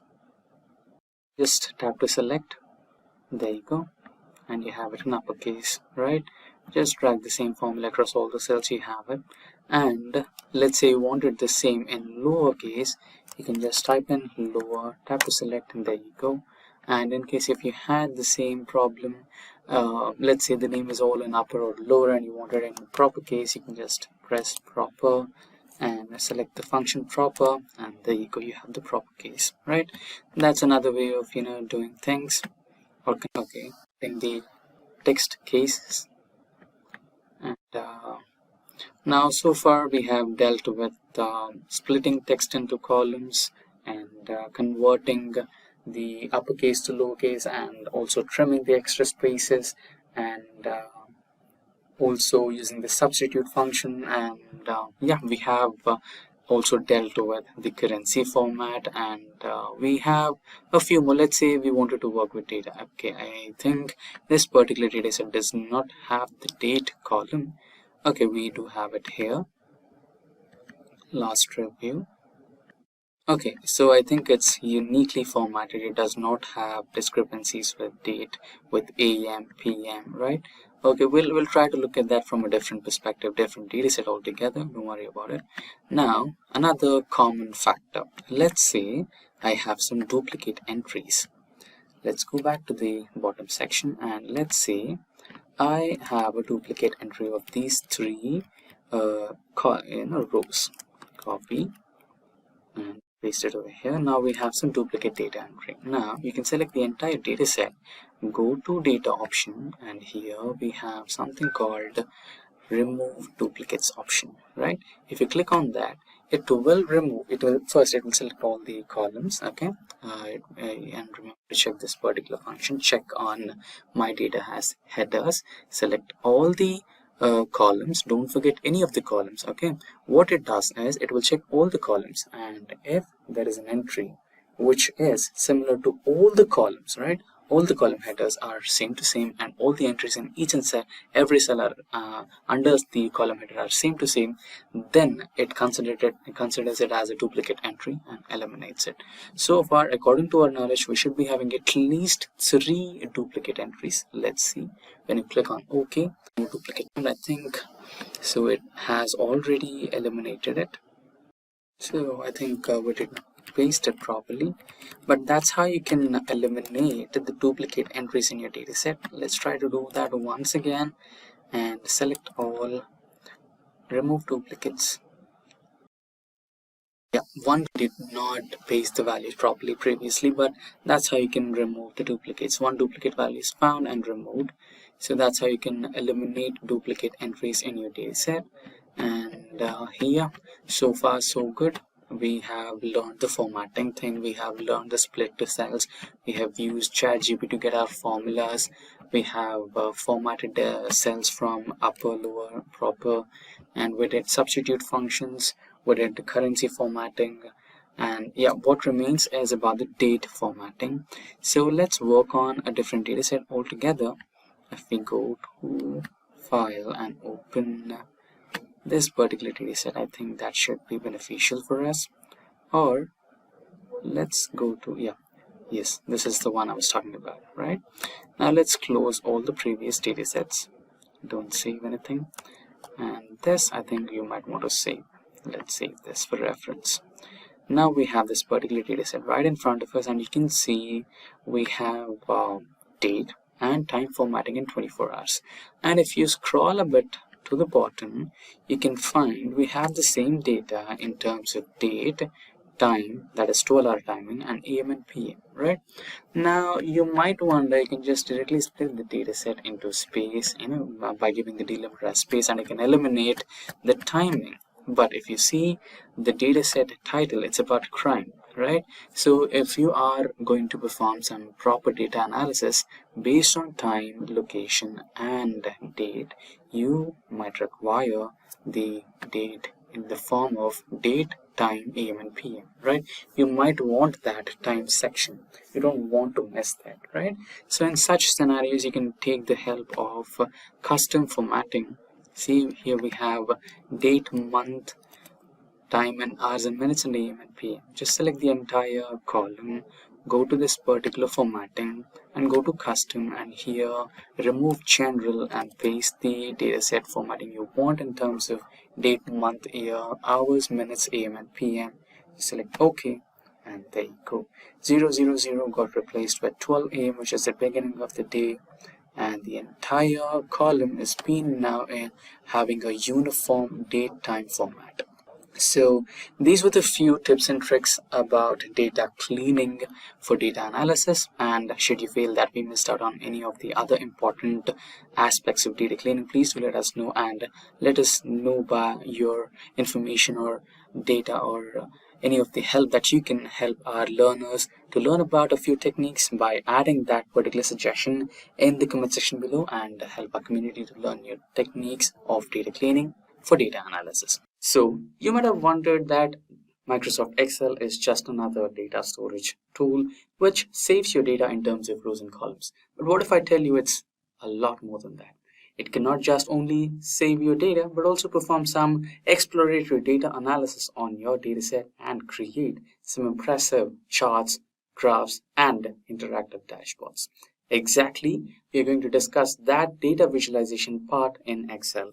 So without further ado, let's get started with the data on Excel and perform our data visualization with Excel. So right now we are on the Microsoft Excel. So if we go to the insert option in the panel here, you can see we have a wide range of charts available, right? So here you have all the charts. So all these individual charts are based on data visualization.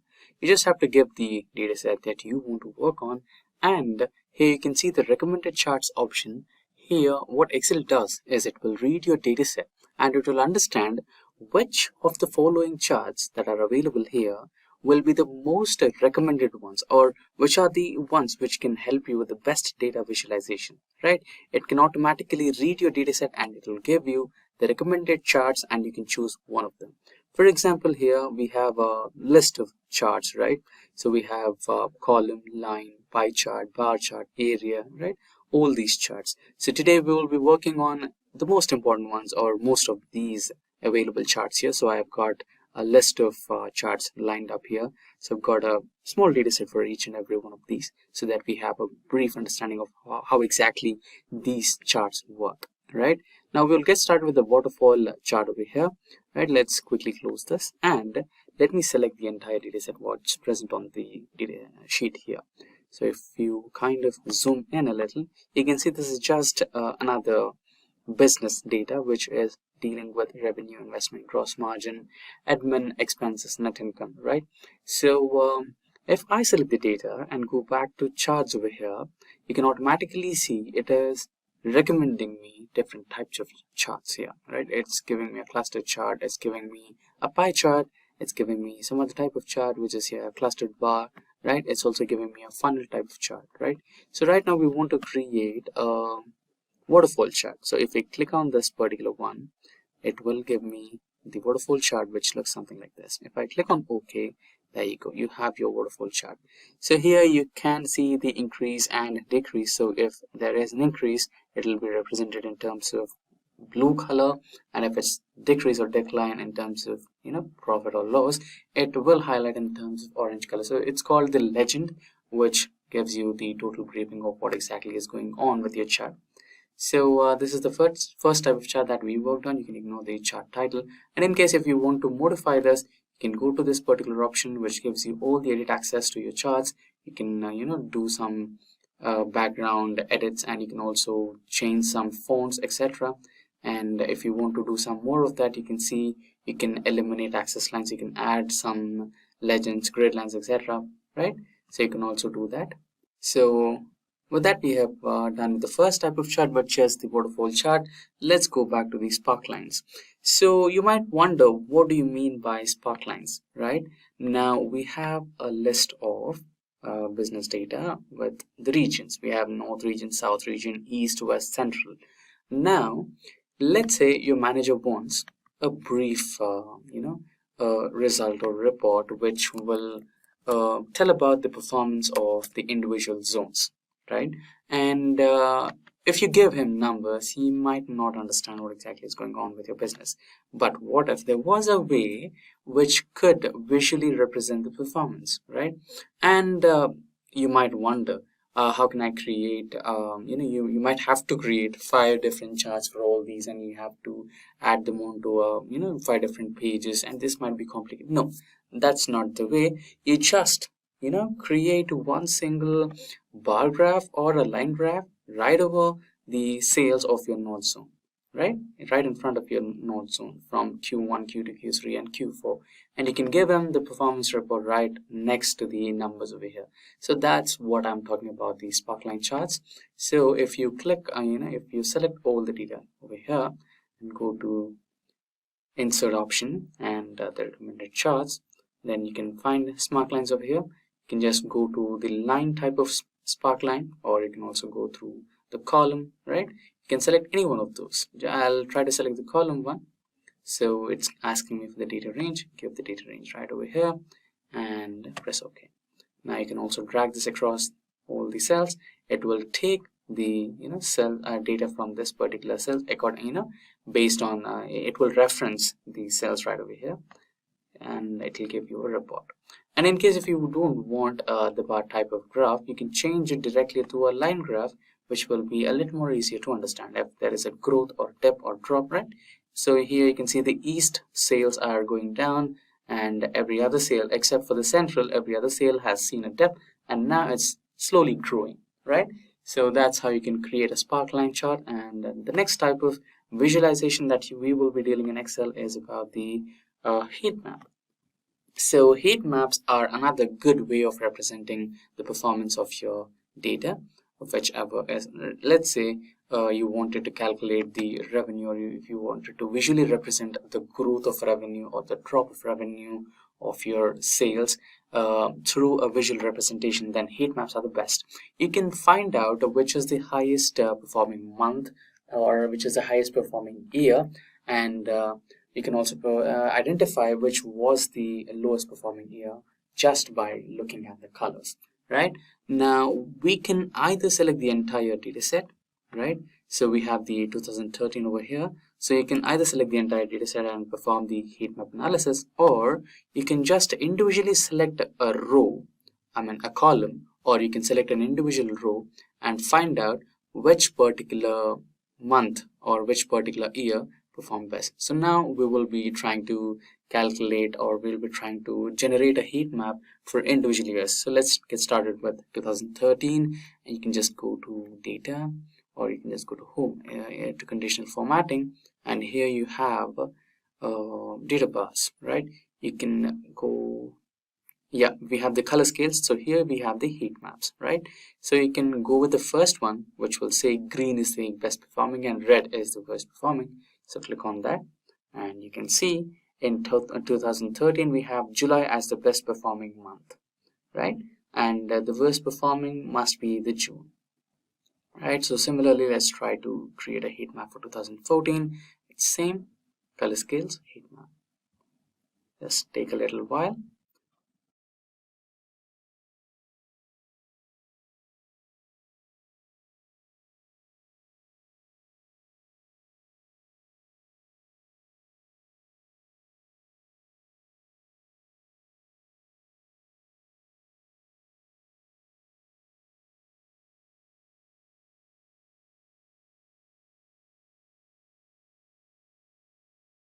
So here you can see we have created a heat map for individual years to find out the best performing month and the worst performing month, right? So apart from generating colors as heat map, what you can do is you can go through the conditional formatting once again, and here you can see we have color scales. But apart from that, if you want to change these into a data bar, you can find out, so that you can find out the best performing sale. You can also do that. You have data bars over here, and if you're not happy with the data bars or colors, you can also go through some icons. So here, if you see, we have directional icons which will directly tell you which will indicate the best performing month in terms of an arrow mark. So the one which is pointing towards upwards in green color will show that it's the highest and best performing month, and the yellow color, which is pointing towards right, it will indicate that it was a medium performance month, and the one with the lower side and red indicates the worst performing month, right? So you can also do that to enhance your visibility, right? So here you can see we have the best performing months in terms of green colors, and arrow mark is pointing towards up, and the ones with the worst performance are indicated with lower arrow keys and red color. You can also do that, right? And with that, we will go to the next type of chart, which is a funnel chart. If you highlight the data set a little, you can see this is again the business data, which will tell you about the expenses that you spent on your company, which are about operational expenses, technology expenses, employee training, development expenses. So if you want to represent this in form of funnel, let's say, then you can also do that by going through the insert option, data visualization, charts, and here you have one of the recommendations as funnel. You can just select that, and there you go. Now you have a detailed funnel type chart, which will explain the operational expenses, technology expenses, basically all the expenses that you spend on your company and the numbers that you spent, right? You can expand this so that you have the complete. You can also edit this. If you go to the edit option, you can what you can do is you can indentation, you can keep the indentation towards the left, and or if you want, you can keep the indentation in terms of middle. That can be done, right? So now we're moving forward, we will look at tree chart. So tree chart is similar to a heat map, which will basically instead of representing them in terms of colors, it will represent them in terms of shapes, right? The highest spend or the highest pricing will be represented in the terms of the biggest box, and the lowest ones will be represented in terms of the smaller boxes. So here we have another business data, what we have here.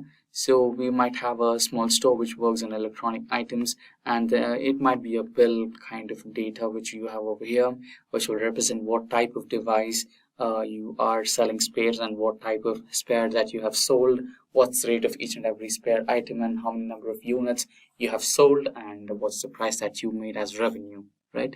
So if you select all this data and go to insert option and go to charts, so you have a lot of charts over here, and you can see tree chart is one of the recommended chart. You can also go with sunburst type of chart. You can go through bar graph, column graphs, everything. So here we are focusing on tree type of chart, so select that and okay, there you go. So you have three categories, which is PC, mobile, and a computer. You can consider them as laptop. So if you minimize a little, so here you can see we have the highest number of revenue generated from laptop. So laptop LCDs have given you highest revenue.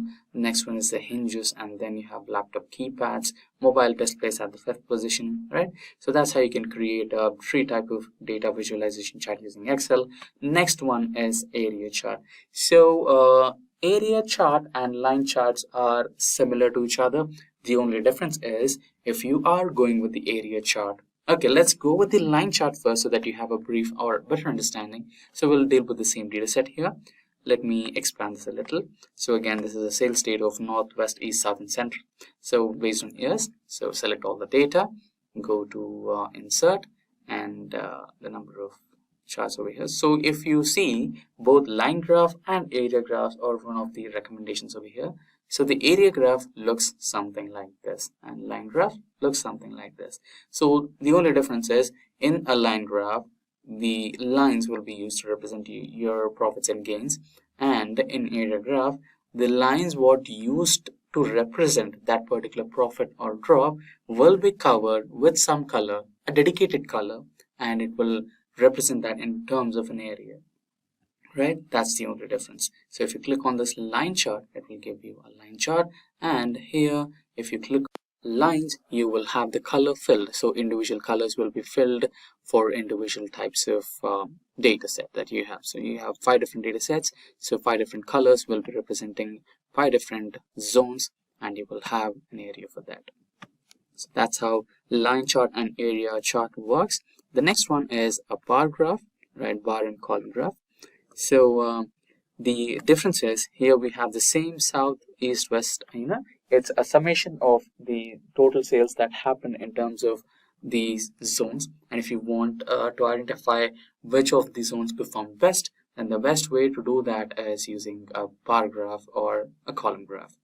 So if you go through this, here you already have the best recommendation right over here, which is the column chart. And if you want that in terms of bar, you can also do that. There you go, you have the bar charts. And column chart is no different. It's also completely similar to that. Instead of a bar graph, you will be selecting a column graph, which will show the data in terms of verticals.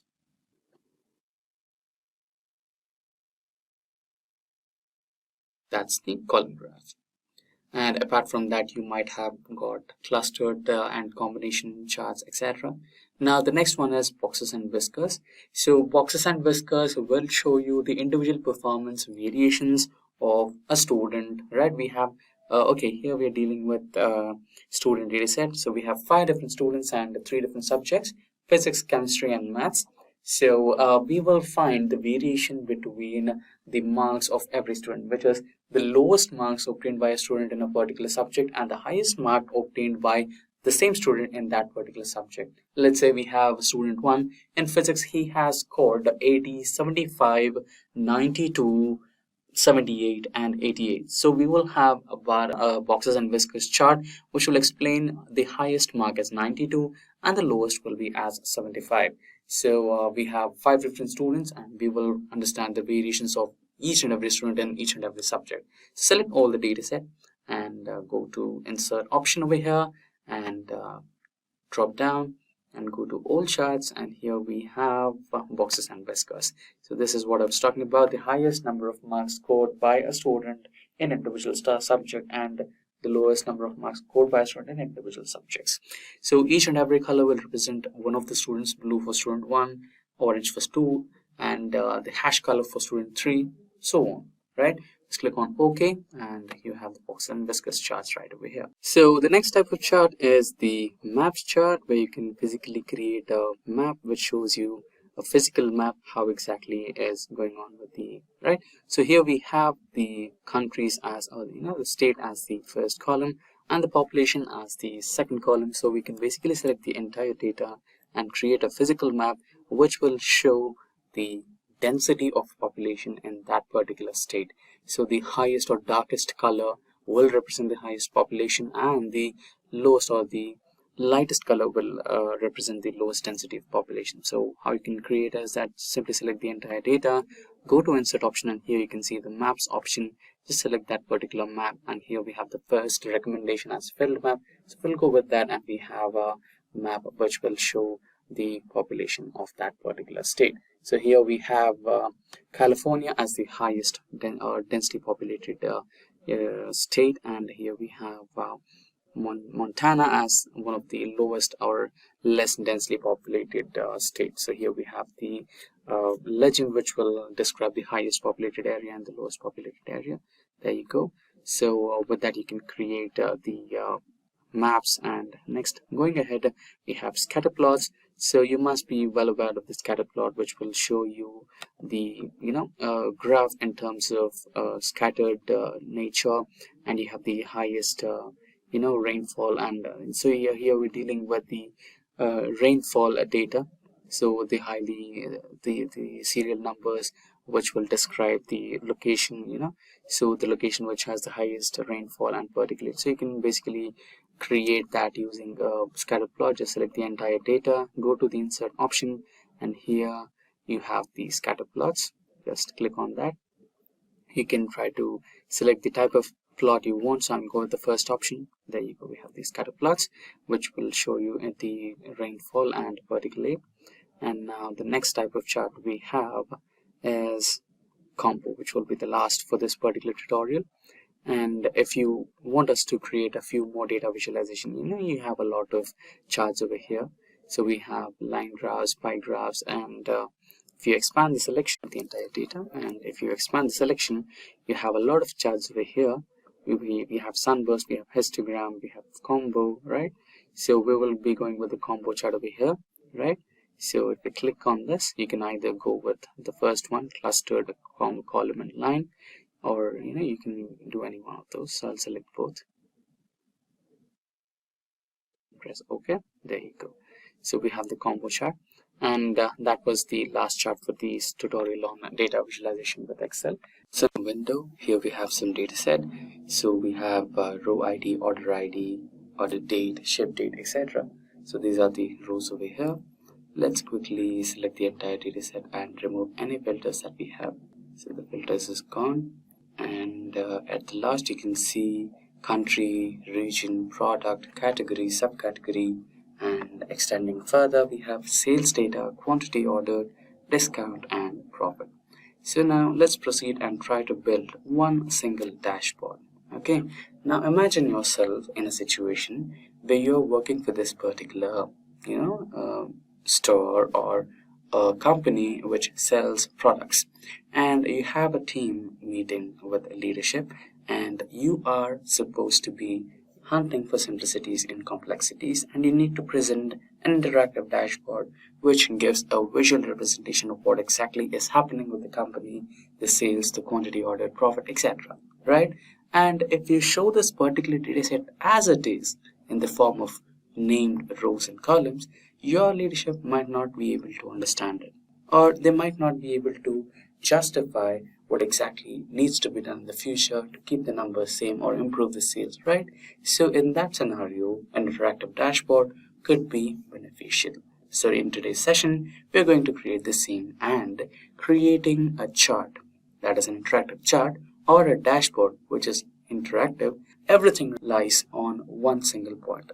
That is the pivot tables and pivot charts. If you're good with pivot tables and pivot charts, you can create interactive charts, you can create interactive dashboards, and much more.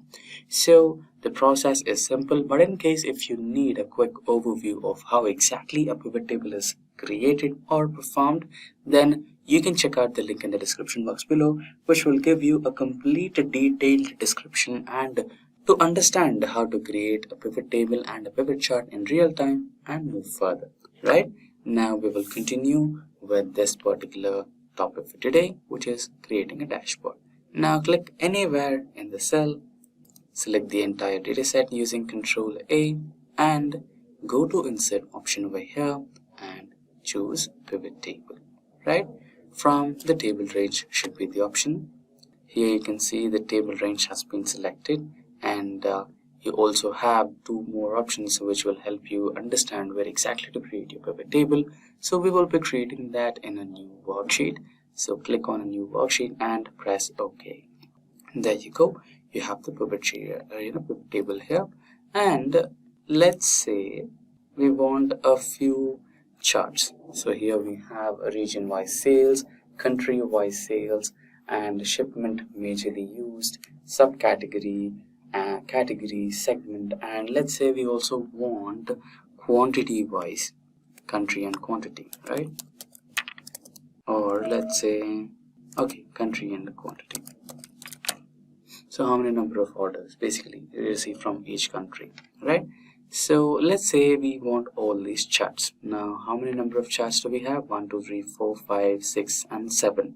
Remember, creating a chart which is interactive relies on pivot table. Now, so far we have created one pivot table or one pivot chart or one pivot sheet, but we want 7 pivot charts. How to do that? It's really simple. Just hold Ctrl and drag that sheet, and you have a new pivot chart, right? You can do that few more times. 7. So we have 7 pivot tables as we required. There you go. And now let's get back to the first sheet and let's see the first option we are looking for. So we want region-wise sales, right? We have 5 different regions: North, South, East, West, and Central. And we want region-wise sales in a pictorial way.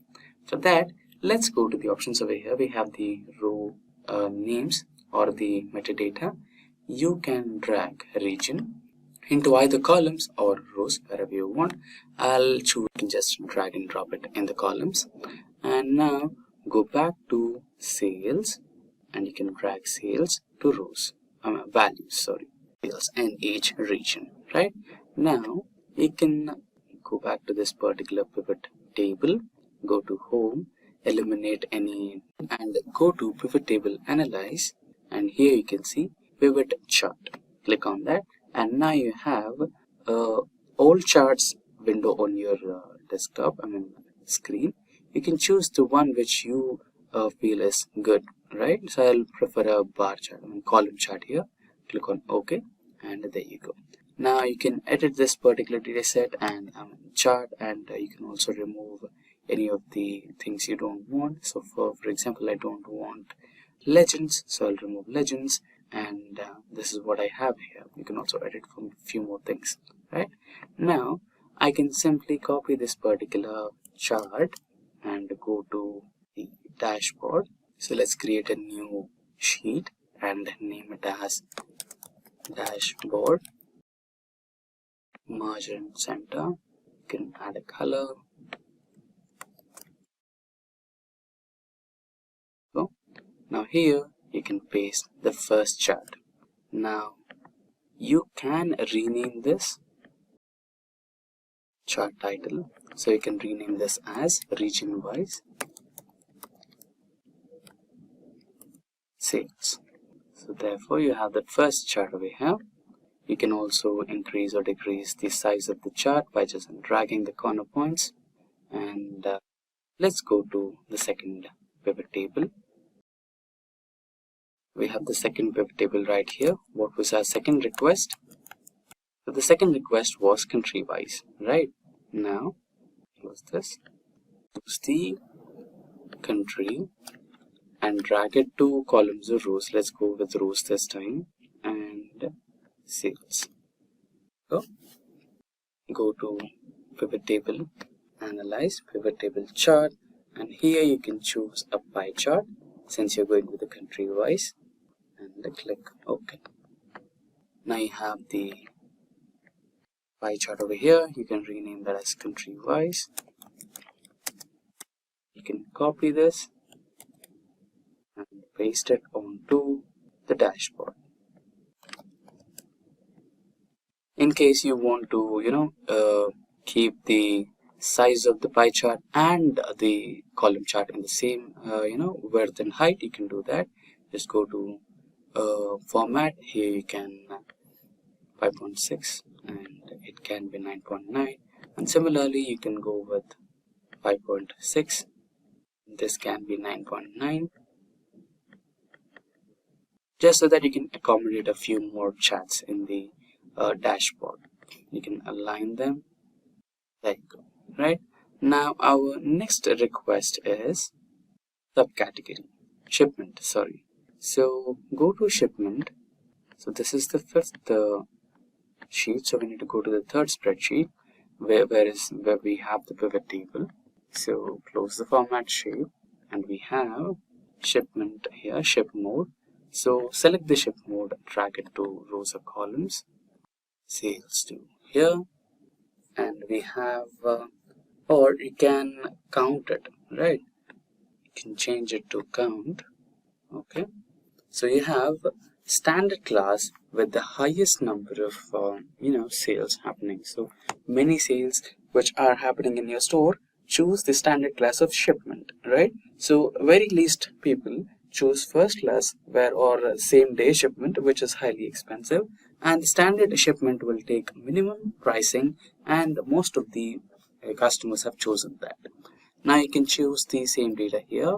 Go to pivot table, analyze, and here we have pivot charts, and out of this you can select any one. Let's say if you want to go with the tree map, or if you want to go with the bar, or any one, you can go with that. So let's go with the bar graph. You press OK, and here you create it. Now rename this particular chart as ship mode. Now you can copy the same chart and paste it onto the dashboard. You can close that. If you go to format, you can do the same setting, 5.9 and 9.9, 5.6 and 9.9. There you go. We have everything lined up. And this space that we have over here, we can add a few more things which will come under slicers and filters.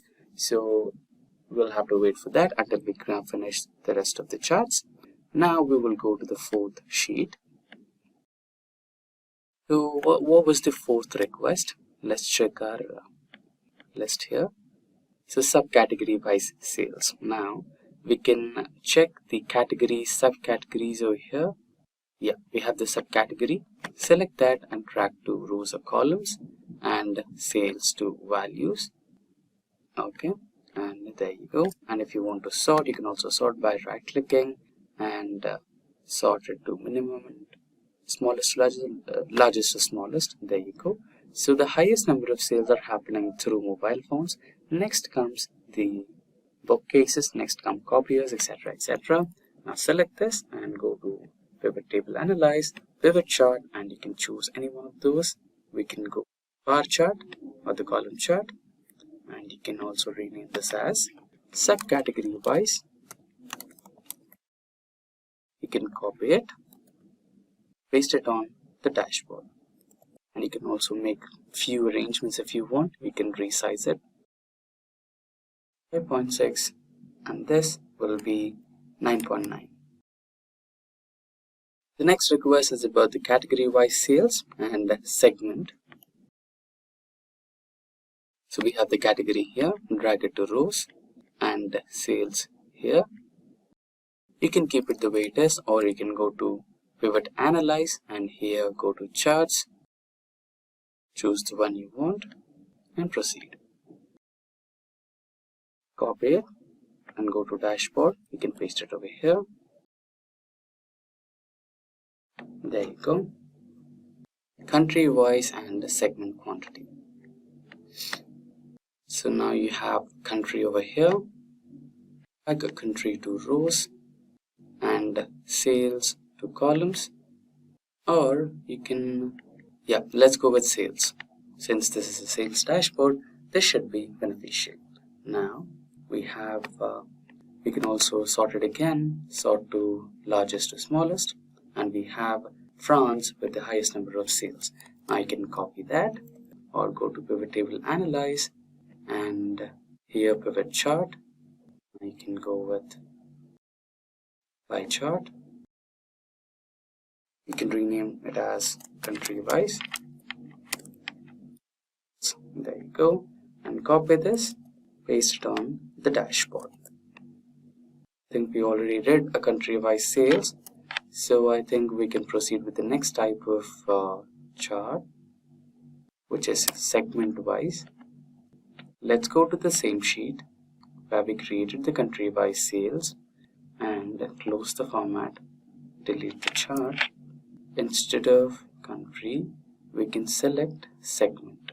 So which segment has the highest number of sales?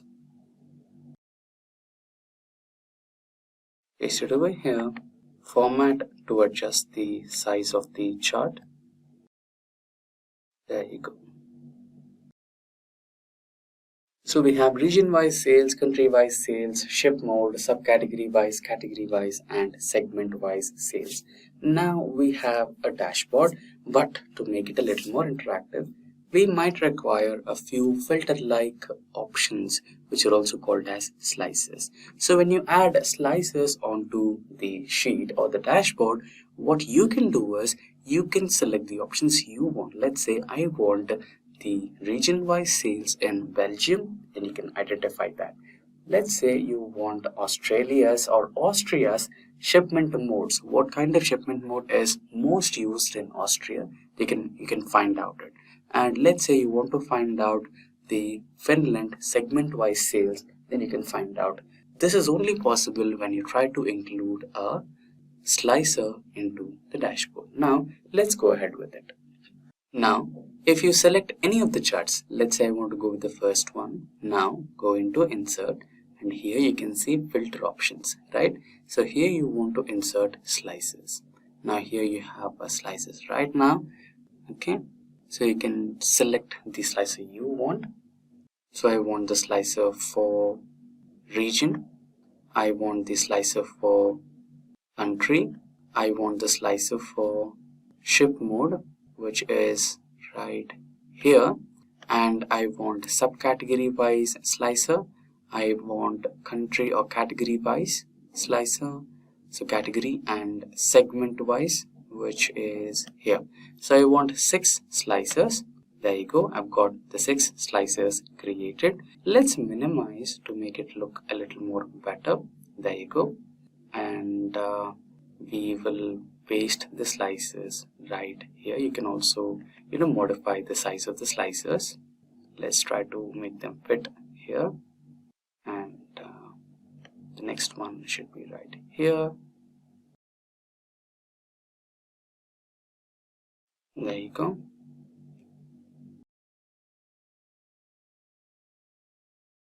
Now let's drag this here.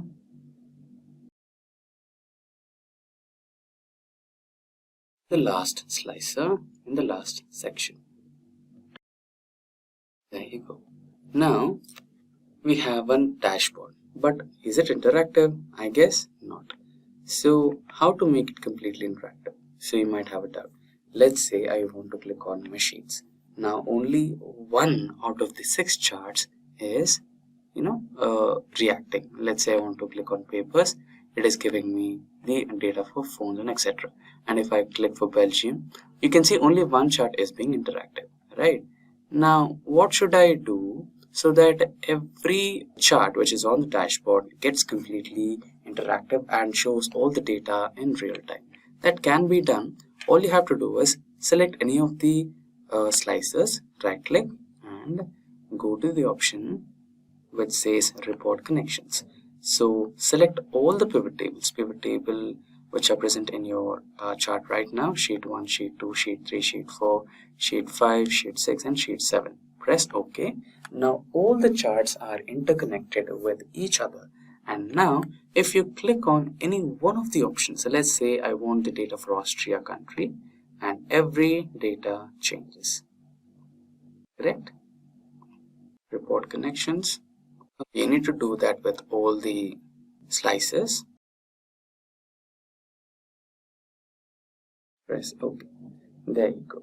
Now, if you select Finland, Denmark, Austria, you can see the charts are changing, right? Every chart is now interactive. So that's exactly how you create an interactive dashboard. Now you might be having a doubt. Okay, it's working for the existing data, but what if I add some new data? So here we have data until 2022, and this is the new data until 2023. Now, if I add this particular data to the end of this particular data set, right here, and remove the row headings, and go back to dashboard, go to pivot chart. On data dashboard, we need to go to data, and here click on refresh all. Then you will get the updated data set, and now you have the updated results as well. And with that, we have come to an end of this session on sales dashboard in Excel, or real-time interactive dashboard using Excel, which is about integrating AI into your day-to-day operations in Excel. Now let's quickly switch to the Excel workbook. Now here I have a simple basic Excel workbook, and to demonstrate the power and potential of integrating AI into your Excel spreadsheet, we are performing a small minor operation over here where we just have few results, right? The students, their department and their percentage. Now we are going to calculate the result if they pass or fail. Now you might be telling me, or you might wonder, this is just a very simple if formula. Why do you want to integrate an AI into this? Now the specialty is, let's say you are a beginner in business analytics or data analytics, and even though if you're a beginner you might figure out the formula, but let's say you don't have any idea on generating a new formula altogether. It's like asking a question to ChatGPT. So here the AI editor that we are going to integrate with Excel is related to ChatGPT, and it's built on ChatGPT. So basically it will give you a query editor where you can just write your query in very simple terms, like you're just talking to Excel, right? In the same way like you talk to ChatGPT. Ask AI editor to give you a formula to identify column D numbers and give you a result in column E. So let's get started on how it can be done. So it's really simple. Go to the home bar and here you can see add ends option. Just click on that and here we have the AI aided editor. In case if you don't find it, you can just download any of the GPT for Excel. So just click on this button over here and you will get a search window. Just type down AI editor or something. So you can just get one of those, just press enter. So I'm using the first recommendation, AI editor, formula editor. But you can choose any one of these, right? ChatGPT or Excel, we've got multiple ones. So I'm using the first one, it's already added into my workbook. So let's quickly go to the AI editor, formula editor. You might have to create your Microsoft account and try to log in, right? So here I have the AI generator, right? Now you can just write it down in your own terms. You can use your local language, you can use Excel, anything. Just write it down the way you want it, right? You can just type down, give me an Excel formula to identify if the students passed the exam or not. Result, percentage greater than or percentage greater than or equal to 35% is pass and percentage less than 35 is fail is your parameter. Are your parameters? Just submit it and it will give you a query or a formula which you can just copy and paste into the Excel cell or workbook. Here we have one. You can just copy it the way it is, just paste it over here. So in place of A1, you're supposed to use percentage. Enter. Now you have the results. Pass, fail, right? So it is, we did not specify the column number here, right? In case if we have specified the column number or column header, which is basically D over here. So we named it as percentage. So it did not, and another thing to recognize, we did not convert this into table. So basic few things, but overall, you are getting a readily available formula which is completely flawless. You can also experiment this particular feature of AI aided formula editor with some complex advanced Excel tricks as well. Should you feel that we should prepare one of the tutorials on advanced Excel formulas, which are AI aided formula editor based videos, please do let us know in the comment section below and we will get that done for you. So here I have already created a sample payslip generator. So here we have used some data validation methods to select the employee details. Let's say I want to go with Brian, and here we have his employee ID, his full name, and the month March, right? And apart from that, the number of hours worked, and here the total number of hours he logged in was this, and number of times his client call got cancelled or he was on a sick leave, casual leave in the month of March, and the total rate for each and every event. So if he's logged in, he'll get about $45, and in case if he's on a leave due to a client call cancel, he'll get $20. For sick leave, $30, casual leave, $25, and public holiday is $30. And end of the day, we can just multiply these two values to get his final salary, right? So if we drag this cell across overall here, so we'll get a salary for March, right? So this is real time. So you just select the employee name, and here you just select the month which is about present in this particular sheet here, and you will get all the details, right? And here is the timesheet for the month of March and all the employees who logged in and what are the events happening, right? So this seems interesting, but how did we create it? And how come we have all the employees here without any duplications when you can see there is a complete duplicate entries or 2-3 times entries over here, right? How did we filter this out? And how did we export this data into a payslip generator? And how is it looking up at all those values and how is it summing up the salary, right? So we have multiple formulas and functions implemented in this particular payslip generator. So without further delay, let's try to recreate this particular paylist or payslip generator. So firstly, we will create a sorted and filtered list. Let's quickly rename this as sorted and filtered employee list.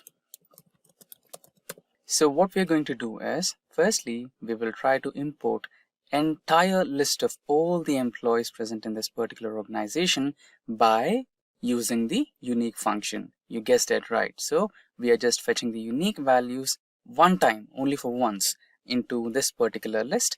And we will also, if possible, it's not mandatory, but here I have sorted them in the alphabetical order, right? So that it is a little bit easier for you to track.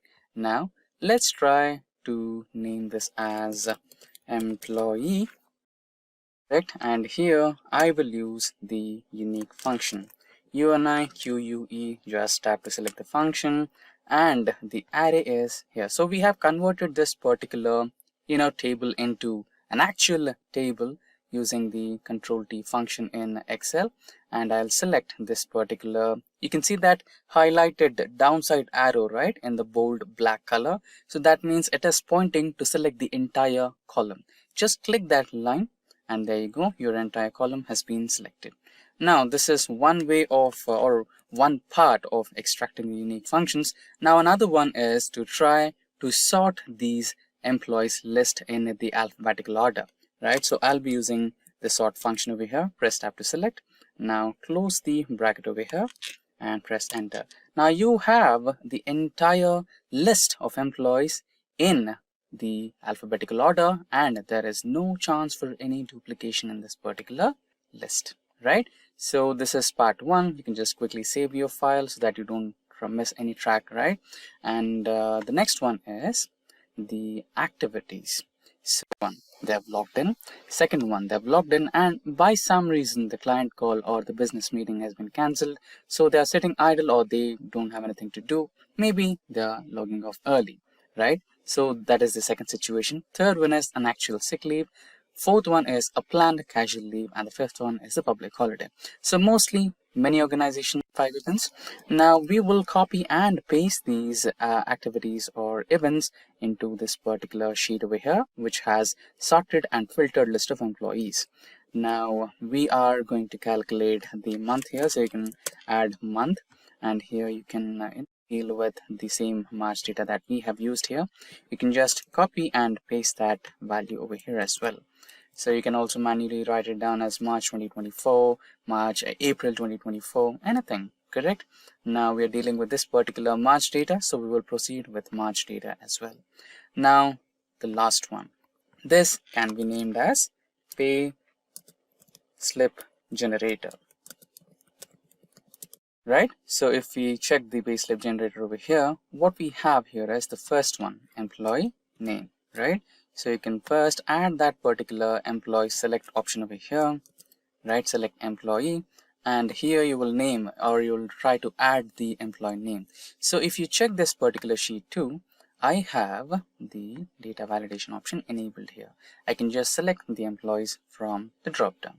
So let's try to create a drop down over here, equals to, or you can just go to data option here, just click the cell and go to the data option over here, and here you have columns. Click the drop down option and go to data validation.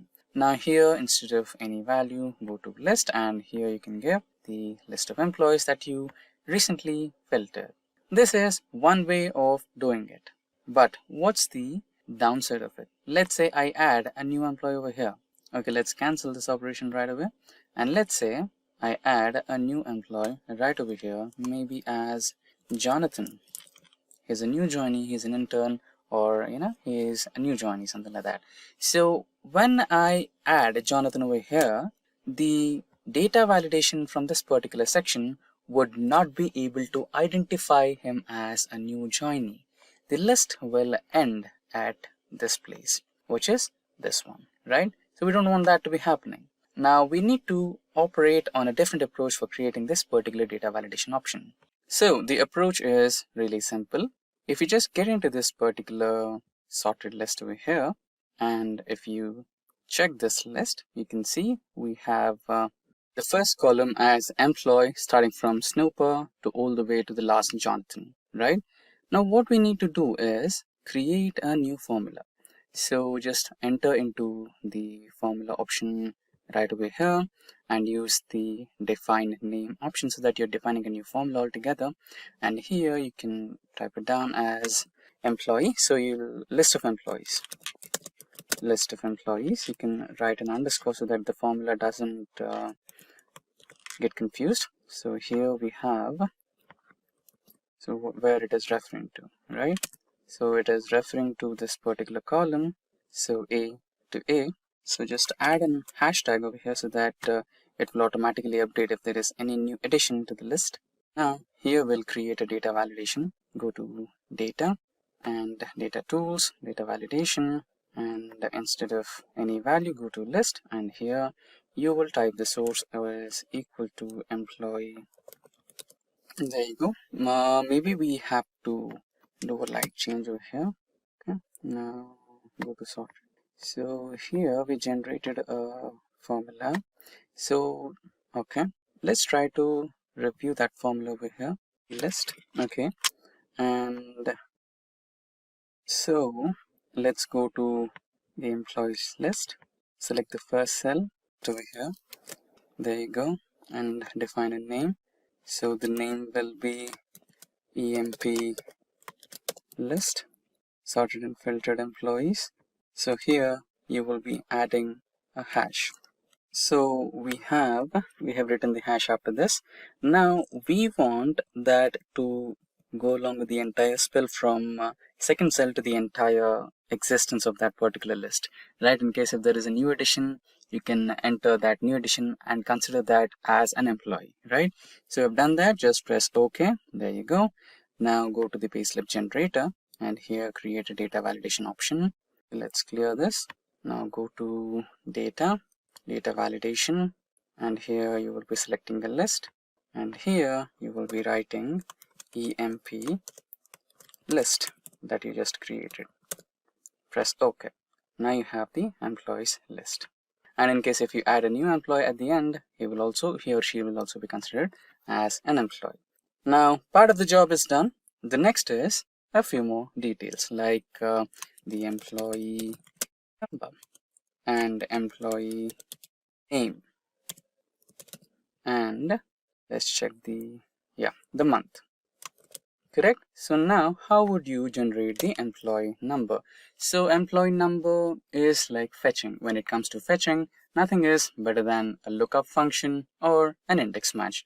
Let's proceed with a lookup function. I'd go with VLOOKUP since it's my favorite one. So this B2 will be my lookup value, and the lookup table is this particular table. Go to a corner and give that. This is the table you are looking at. You want the second column which states to the payroll ID or employee ID, and I want an exact match. Close the bracket and there you go. Now select the employee number or employee name here, and you will have the employee number right here. And here you want to add the employee name, which is this particular cell. Whatever is present in that particular cell is your employee name. And here you want to add the month, which is this particular month which we are currently. Correct. So far so good. Now we want to create the payslip generator. So first, if we take a look at this particular one, here we have the activity and here we have the number of hours and salary. Now let's copy the same, paste it in our payslip generator right here. Do some formatting if you feel like. There you go. We have a formatting ready, and here as well. And here we will add our hours and rate and salary. There you go. And I think we already predefined our rates. So copy and paste the rates right here. Now we need to calculate the number of hours logged in. And for that we will be using a simple SUMIFS function equals to SUMIFS. So you need to pay a little attention to this particular SUMIFS function because everything relies on how you are freezing the cell values. So you might be a little confused. So you can understand what I mean during the execution of the SUMIFS function. So SUMIFS and now the sum range. So the sum range is nothing but the hours table right over here. Just click on the hours, comma. So after hours, we will be selecting the employee, correct? So the person who is working, which is this particular column. Just navigate your cursor to the location where the cell B2 and B3 are intersecting, which is a black line over there. So you can see that particular mouse icon, which looks like a lower pointing downward arrow key. Just click that downward arrow key and your column will be selected, and that's next one. Now comes the critical part. So you need to go back to the payslip generator over here and select the employee name. So employee name is existing in cell B5. So select B5, try to freeze it. Function F4 so that this value doesn't change, because we are going to drag this formula across the next 4 activities. So when you drag the formula should be pointing to B5 but not succeed to B6, B7, etc. Right? That's the major thing which you need to make sure. And after that, you need to find the activity, right? So go back to the timesheet data, and here is the activity or status. Point your mouse pointer to that particular location where G3 and G2 intersect so that you get the downward arrow key. Just click that. There you go. Comma. Now comes another major part, payslip generator sheet. So now we are on the payslip generator. So we need an if condition. So it needs to identify if the activity is what's present in cell D3 or D4, D5, D6, D7 based on the table what we have, then print it the way it is, and if not, just the way it should be, right? So you will understand that more clearly when we start with the if condition. Just select the if condition, press tab to select, and cell location D3, if D3 is equals to the activity which is logged in, then it should be nothing, just blank. If not, then it should have logged in, which is again D3. Now close the brackets, so close the functions. There you go. Now press enter. There you have it, number of hours. Now just drag this formula across all the rows and you have it. So now you have a real-time payslip generator. Just change some employees to check if our formula is working, and it's working fine. You can also eliminate the leading zeros, but let's keep it, right? Every minute counts. Now the final one, the salary slip generator. So E3 cross or star into the rate. Enter.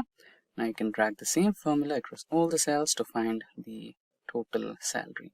Now you can also do a final customization over here. Just copy and paste the cell and drag this, and you can merge total salary. Can even bold this. Here you can have sum of all this. Enter the final salary. You can also do some formatting. So there you go. That's how you can create a real-time automated payslip generator in Excel. So Microsoft 365 Copilot is one of the latest AI products launched by Microsoft. So the Microsoft 365 Copilot will be your AI assistant for all your Office suites from Microsoft. So it can help you ease up your process of making PowerPoint presentations. It can help you write down the notes on Microsoft Word and many more. But today we will be using this particular 365 Copilot for our data analytics using Excel. So let me remind you, this particular AI tool works with the versions of Microsoft Office 365 and later, right? Now there should be a new feature added upon to your Excel on the top right corner of your home button. But again, if it's not, it's completely alright. You can use your Microsoft home button where you can find the Microsoft 365 Copilot. So let's navigate to the home button. Yeah, now I'm on my home button, and here you can see a small icon which is completely new out of nowhere. This is your Copilot, right? And you can just click on it and you can fire your Copilot. And today's point of discussion is about Copilot with Microsoft Excel. So when you are starting Excel, there are some prerequisites when you're working with Copilot. So currently it is in the preview mode, so it is capable of using some dataset which is in the tabular format. I have converted this into a tabular format. It's really simple. Control A to select all the cells and then Control T to convert this table. The option my dataset has headers, and okay, so your dataset will be converted into a table. And another prerequisite is when you pop up the Microsoft Copilot, it will ask you for a dataset which is under 1000 kilobytes. So my dataset here is about 800 kilobytes, which should be here. So the only process is you just have to click on this particular option which says attachments, go to the dataset that you want to work today. So I'll be selecting my sales EU copy and just press open. It will take a little time because it's completely new, so it might take a little time for that. So the only catch is Microsoft Copilot is a little slow compared to the other competitive Copilots or AI modules. It's not a big deal. They will catch up soon.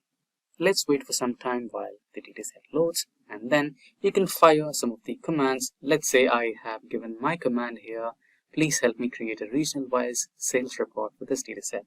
And you can also give a few more commands, right? So it's loaded right now. You can see the icon here. Now you can write down, give me country-wise sales report, and just fire the command. You can also perform all your data analytics, what you regularly do, right? When you have a sales data set, you might be wondering what it can do and what it cannot. You just have to build a story about the report, what you want to create, and then just, write it down to the Copilot and it will generate the report that you are looking for. Currently, it is working on the country-wise sales report, so it should be giving me the report shortly. It's okay. So there are some problems with this. So maybe it's the dataset data type.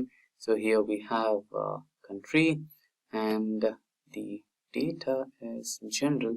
So you might want to change that to text format or character format. So you have the text data type here and just okay. Now save it back. Now you can ask the Copilot once again. Okay, or let's try to do a different one. Okay, now here we have the order date and column C, right? Now let's say I wanted to find out which day did they visit, right? Is it a Friday, is it a Saturday or Monday, right? So just try to ask the Copilot. Let me write it down. Can you help me find out which week of the day was an order placed? We have a column named order date. Column is C.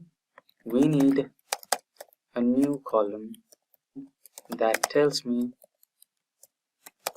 the day of the week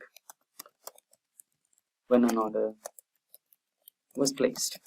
So let's fire the command. Now it should give us a column D, which is an empty column right next to order date, or it should give us the steps to do the same. Just fire the command. It might take a little while. Okay, here we have it. Certainly I'll create a new column D in your dataset. Great, this is what we needed, and so on. Let's try to ask another query. Can you tell me name of the customer with highest sale record in the dataset? So the previous query which we fired at will not be reflected on this particular dataset, but it can be reflected on the dataset that we shared with the Copilot here. So currently I don't have a direct connection with my Excel over here. I think it should be taking some time for getting me that update over here. But anyways, it will be updated in the dataset that it is currently dealing with. That's not a problem. Now let us see what's the answer. I apologize, but it seems that I'm unable to extract any text content from the uploaded file. It's okay. Let's try to file. There are some discrepancies, but it should be resolved soon. But let's try some other thing like region-wise sale. So let's say you are an Excel expert, so you can do it within a few fraction of seconds. You can just apply filters and get that data. But there are a lot of people new to Excel. So for them, the Copilot from Microsoft could be a boon, right? But down the line, there are improvements rolling out. So I could predict that it could be a lot faster and you can have seamless integration with your Microsoft Excel and your Copilot, and things could be a lot easier, right? So far we have the result over here. So it is giving us a few results and it is finding a little difficulty to extract a few. That shouldn't be a problem in a few couple of days where the new updates roll out. So proceeding ahead, let's try to give it another query or so. So let's check the data set. So here we have the categories and subcategories. I think we can give it, okay, can you give me the category wise profits? So here we can identify which category is performing really good and giving us highest number of profits. So I think let's check out if we have a profits column. Yes, we do have a profits column over here. So let's check that. Brilliant, right? So it's giving us distilled reports in one prompt. So that should be helpful for any of the data analysts which are aspiring, right? And which don't have any idea about how Excel really works. Okay, it seems that I'm able to extract text content from uploaded files. Okay, let's try to copy this and write it down as, okay, is it category? Okay, let's copy this as well. I think it's about the case, right? Category, subcategory. Okay, let's fire subcategory. Category sales report. Okay, it's giving us the previous answer to the previous query. Okay, I think this should help. It's unable to extract a lot of answers so far currently. There should be some discrepancy, but down the line it should be fixed. Unable to extract any text content from the uploaded file. Okay, so basically that's how you can work with your Copilot in Microsoft 365 Excel. So there are some discrepancies so far, so it should be fixed down the line. So that's how you can use Copilot in Excel for your data analytics. And with that, we have come to an end of this session on Microsoft 365 Copilot for Excel. And if you have any queries regarding any of the topics covered in this session, or if you require any of the resources that we used in the session, like the dataset that we used, which is in tabular format and under 1000 kilobytes, please do let us know in the comment section below, and our team of experts will be happy to resolve all your queries and the earliest. Let us know your experience working with Copilot in Excel, and we can learn a thing or two from you as well. Hello everyone, I am Mayank and welcome to Simplilearn's YouTube channel. Are you want to get really good at using Excel? Well, Google Gemini can help make it super easy. Excel is all about handling data, organizing it, doing math with it, and making it look nice. With Gemini, you can learn all about Excel step by step, whether you are just starting out or already know a bit. Google Gemini can teach you everything from the basics like how to write formulas to more advanced stuff like analyzing big sets of data. All you have to do is ask Gemini questions or tell it what you want to learn, and it will explain things to you in a way that makes sense. Plus, you can practice right there in the chat by following along with the examples. So if you want to get really good at Excel without any hustle, just start chatting with Gemini and you will be an Excel wizard in no time. So before jumping on to the demo part, here is a quick info for you. So yeah guys, this is our Gemini prompt. So here first we will write how to learn Excel using Gemini, right? Just for the clarification. Okay, so it will give some prompt. See, here you can see there seems to be slight misunderstanding. Gemini is the large language model you can interact with. Okay, so learn Excel basics. You can do, you can learn data analysis with Power Query and like this stuff. So here we will write, give me week-wise Excel syllabus. Okay, so it will give you week-wise Excel syllabus. So okay, so this is week by week Excel syllabus, basic to intermediate. Okay, not advanced. You can learn advanced too. So in week 1, what you can do, You can object and navigate Excel interface, understand basic spreadsheet topics. You can learn introduction to Excel environment, working to cell rows, and even you can particular modify the selected text.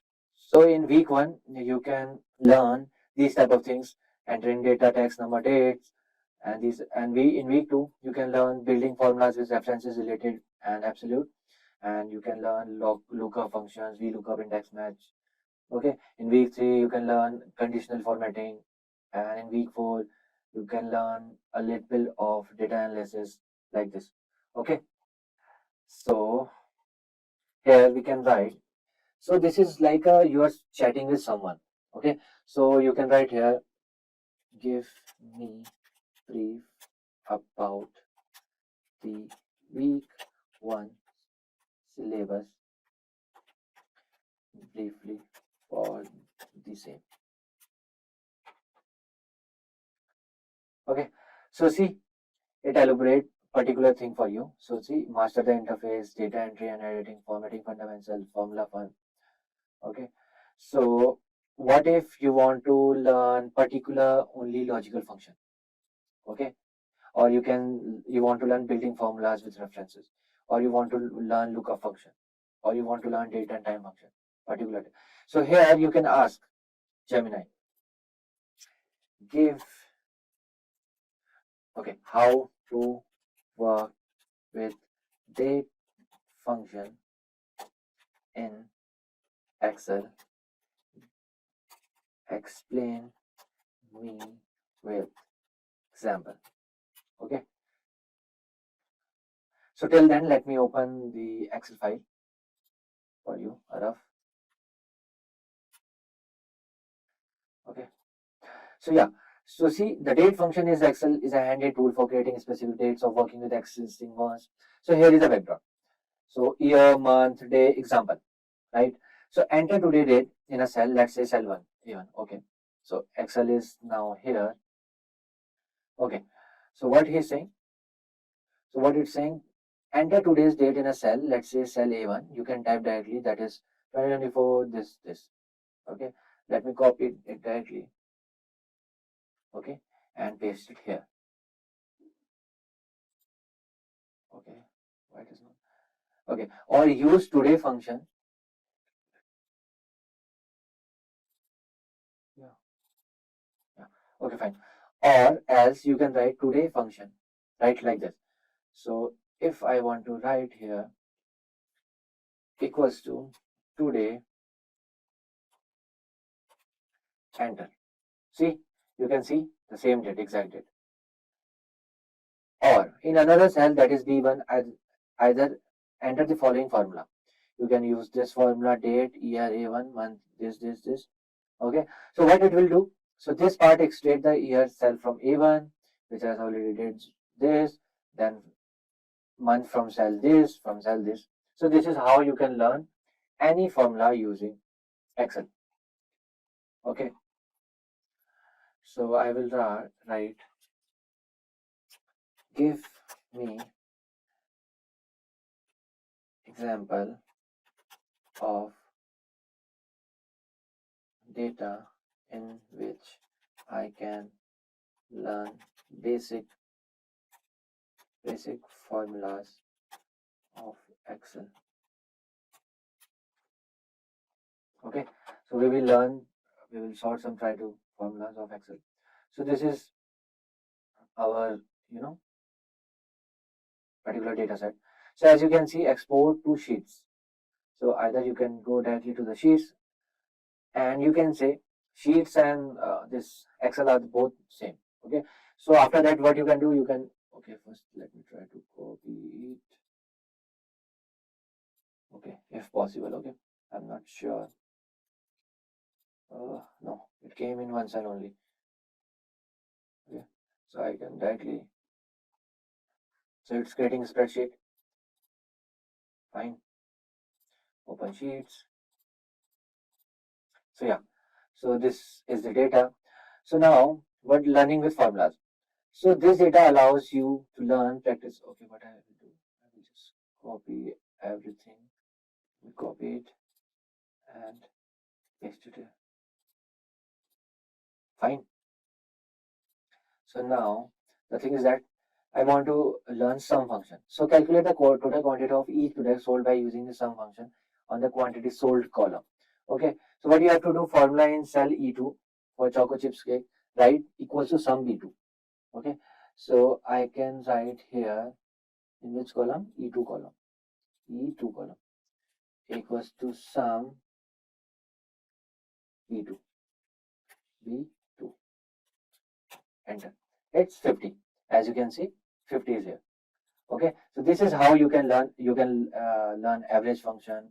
Okay, let me copy it directly from here, and you can paste it anywhere. Okay. Okay. Average of C2 and C5. Okay, fine. Why it's coming like this? Okay, E5. Okay, I will write here. See what's the issue.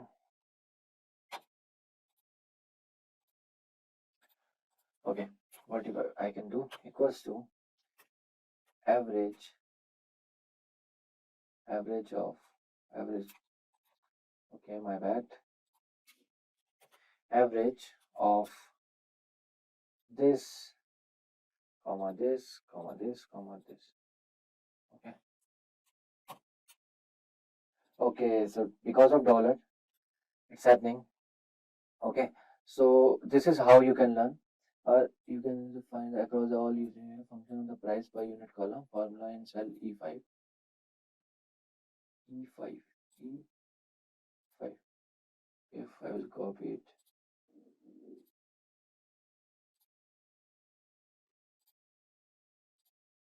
So this is how you can. Okay, because of dollar, it's happening. Okay, see how it will work now. See, because of dollar, it's happening. So now the average of C2 to C5 is 2. Okay, so this is how you can learn. You can multiply, you can apply VLOOKUP. So these are some additional tips from the Gemini. Okay, so I want to create a chart. Give me, explain me with example. Okay, so this will give you some data. See, data is a export sheet. So we will copy later. Okay, fine. So these are some additional tips are here. So these are the data. Okay,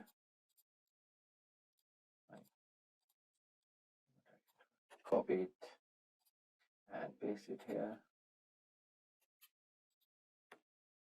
Okay, so now what can I do is, see, select the data, highlight the data you want to include in chart. This typically includes category, labels, product names. Okay, in our example, select cells A to D5, A2 to D5, from here to D5. Okay, it's mean all.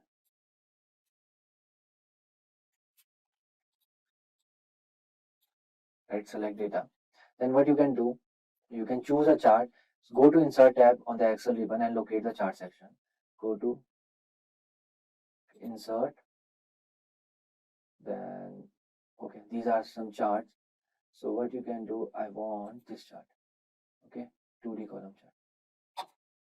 Okay, I selected this. The best chart depends on the data, but you want to. Here are some options: column chart, line chart. Okay, let's select column chart. Okay, insert. Where is the chart? Where are you? Column chart. Okay, so here you can choose recommended section. Okay, so these are some recommended by Excel itself. Okay, so stack chart is there, clustered column chart is here, and the stack bar is here, then clustered bar is here. So we will choose this stack column. Okay, so as you can see, this is your data is ready.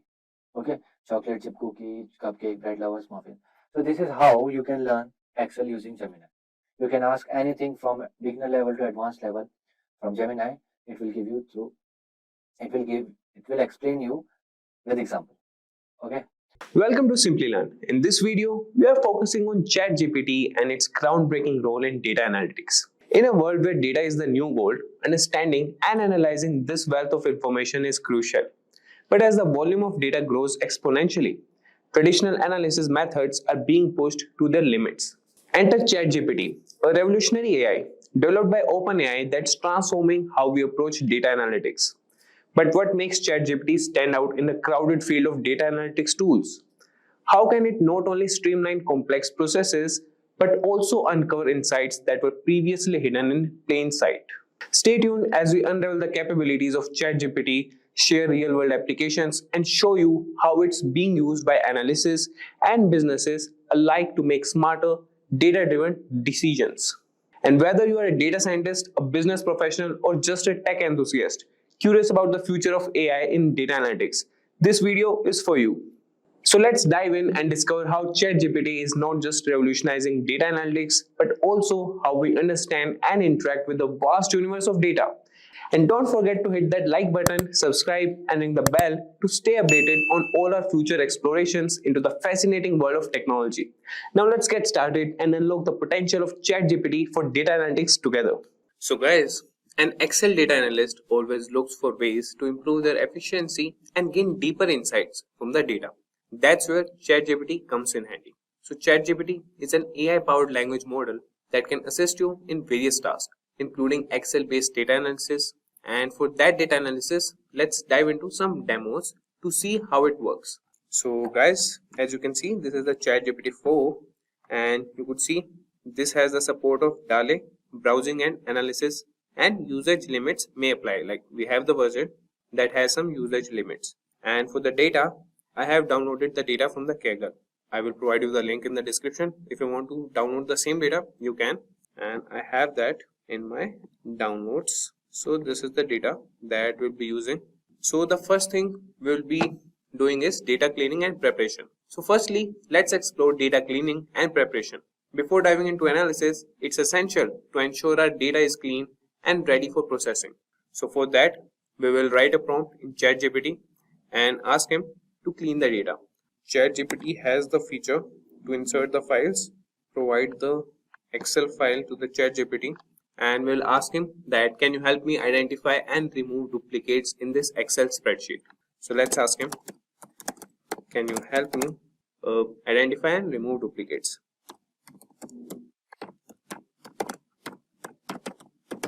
Duplicates from this Excel spreadsheet, from the provided Excel spreadsheet. So you could see that ChatGPT has started generating the response, and he is telling us that he can definitely help us with that, and he is analyzing that.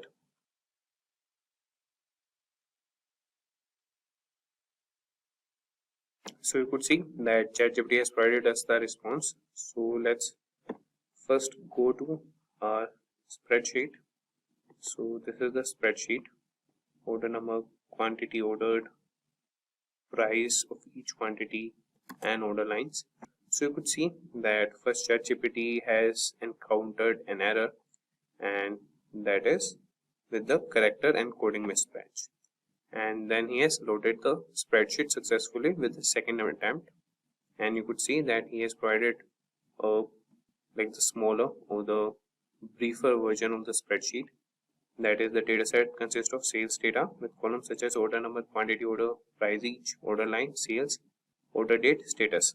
So he's asking us, could you specify how you would like to identify duplicates? For example, should we consider a row a duplicate if all its values match another row exactly, or are there specifically columns we should focus on to determine duplicates? So we should, or here we will be focusing on the column section. So here we want to identify column section.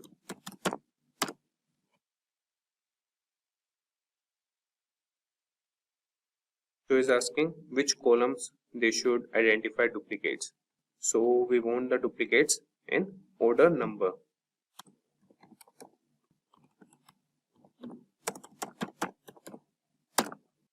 So ChatGPT has started analyzing the spreadsheet. So you could see that ChatGPT has produced the response that they have identified a total of 2,807 rows in the spreadsheet that have duplicates based on the order number column. So this indicates that multiple rows share the same order number, suggesting there might be different items or transactions within the same order. Would you like to proceed by removing these duplicates while keeping either the first or last occurrence of each order number, or do you have another approach in mind for handling these duplicates? So before identifying the duplicates, what we'll do is we will first get rid of the extra spaces. So we'll ask ChatGPT that first find the extra spaces in the spreadsheet and help us remove them. So you could see that it has started analyzing it.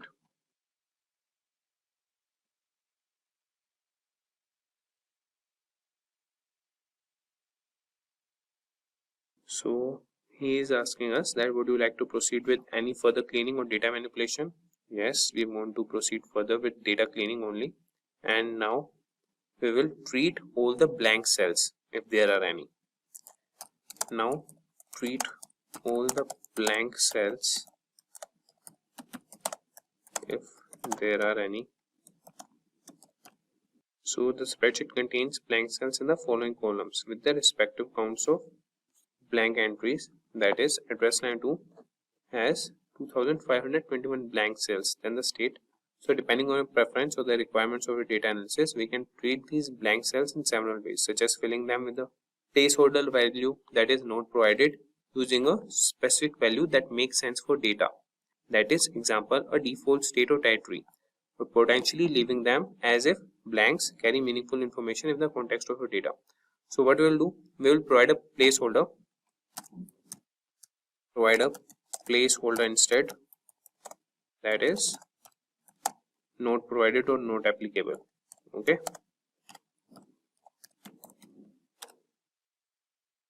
So you would see that ChatGPT has responded that it has replaced the blank cells in the columns, that is address line 2, state, postal code and territory, with the placeholder not provided. So you could see there's a verification sample showing the updates. So this is how you could clean the data. And now with ChatGPT, you can quickly identify and eliminate duplicates in your Excel spreadsheet using built-in functions and formulas, saving your time and effort. So that would be done by the ChatGPT, and you can download the Excel file from the ChatGPT only. After that, you can just ask him that provide me the output or the resulted spreadsheet.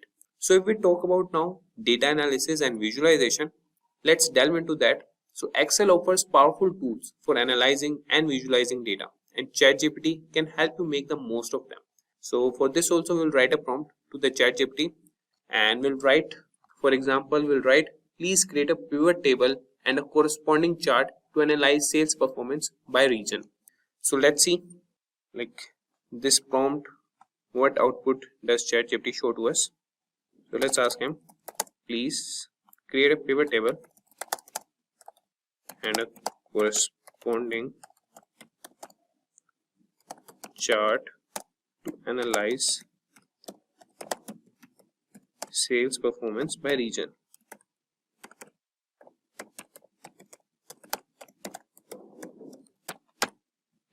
So you could see that ChatGPT has started analyzing the data and the spreadsheet, and you could see that the pivot table below shows the sales performance by region or the territory. So this table indicates that the EMEA region has the highest sales performance, followed by regions where the territory was not provided, then APAC, and finally Japan. So now let's create a chart to visually represent this sales performance by region. You could see that it has provided a chart, that is a bar chart illustrating the sales performance by territory. So you could see the guys that it has provided us the analysis, and ChatGPT can guide you through the process of creating pivot tables, charts and other visualizations in Excel, enabling you to gain valuable insights from your data with ease. So let's move to advanced analysis and automation. So lastly, we will explore advanced analysis and automation. So Excel capabilities extend beyond basic functions, and ChatGPT can help you leverage its full potential. And for this also, we'll write a prompt to the ChatGPT that can you assist me in building a forecasting model to predict future sales based on historical data present in the spreadsheet. So let's see what ChatGPT respond to us. So let's ask him, can you assist me in building a forecasting model to predict future sales based on historical data. So let's see what ChatGPT respond to us. So you could see that building a forecasting model to predict future sales based on historical data involves several steps. So for this, you have to prepare the data, select a model, train the model, evaluate the model, and make predictions. So let's start by preparing the data. We'll aggregate sales by order date to create a time series of total daily sales. Then we'll choose a model based on data's characteristics. So we will grant the permission to ChatGPT to proceed with the steps. So he started analyzing the data.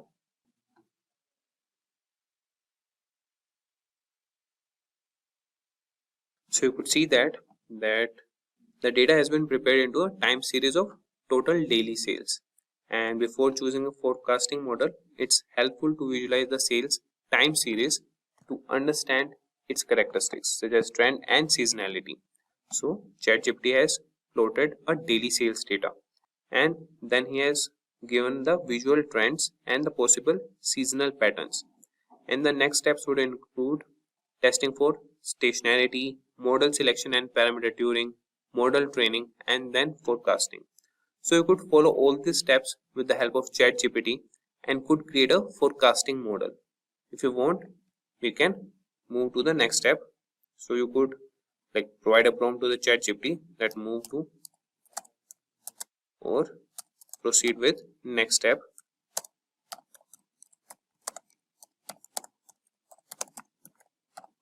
So step by step, ChatGPT will provide you a forecasting model, or it will help you create a forecasting model. As you can see, it has started analyzing it. So the augmented decay fuller, that is ADF test, gives up a p-value of approximately 0.0033.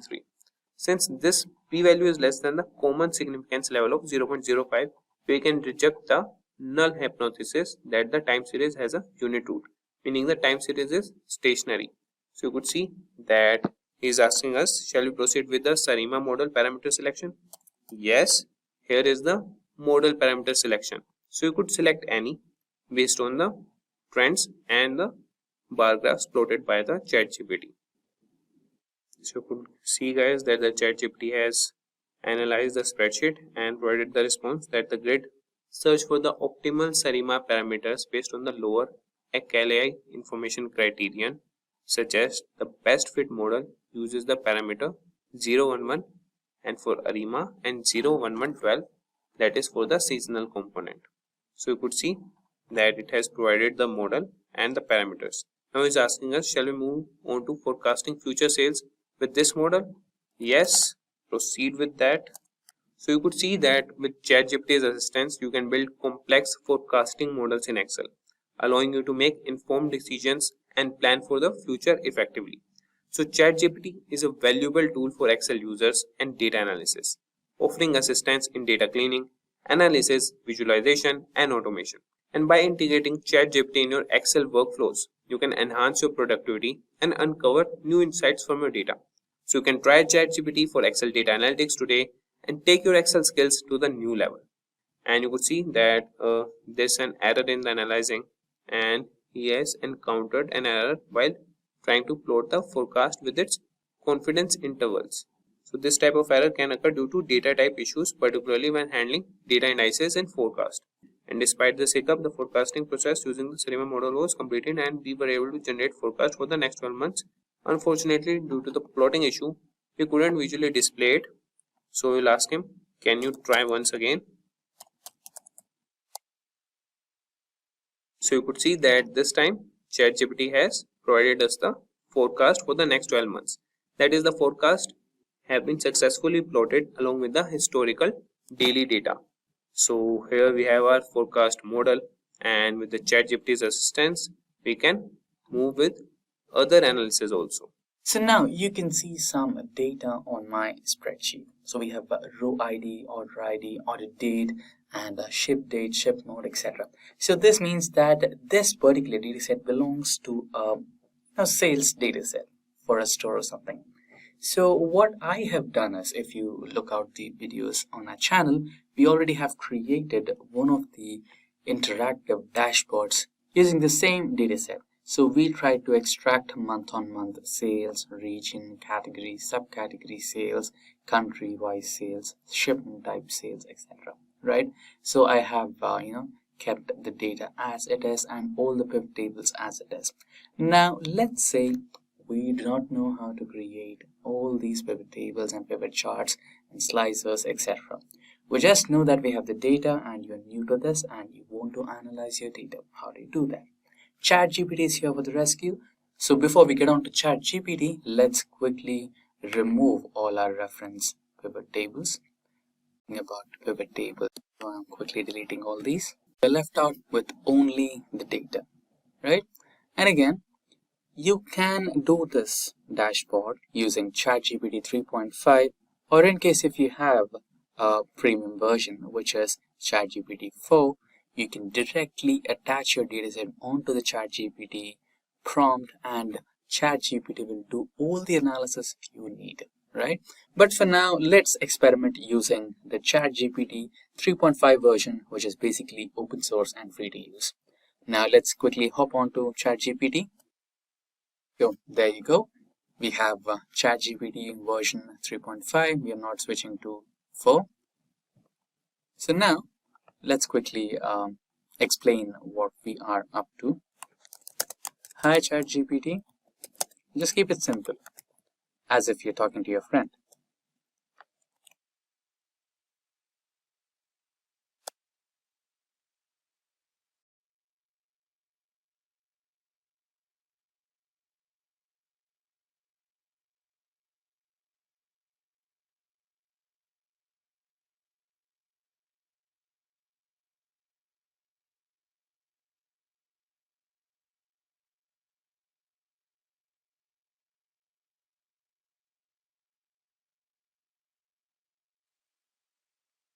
The data set belongs to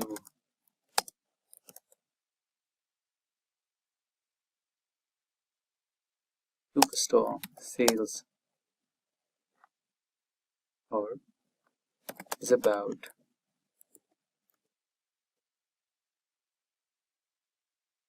the data set is about a Superstore sales report.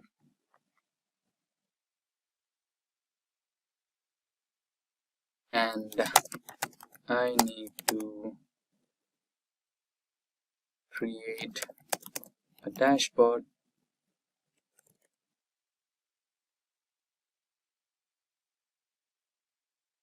for month-on-month sale.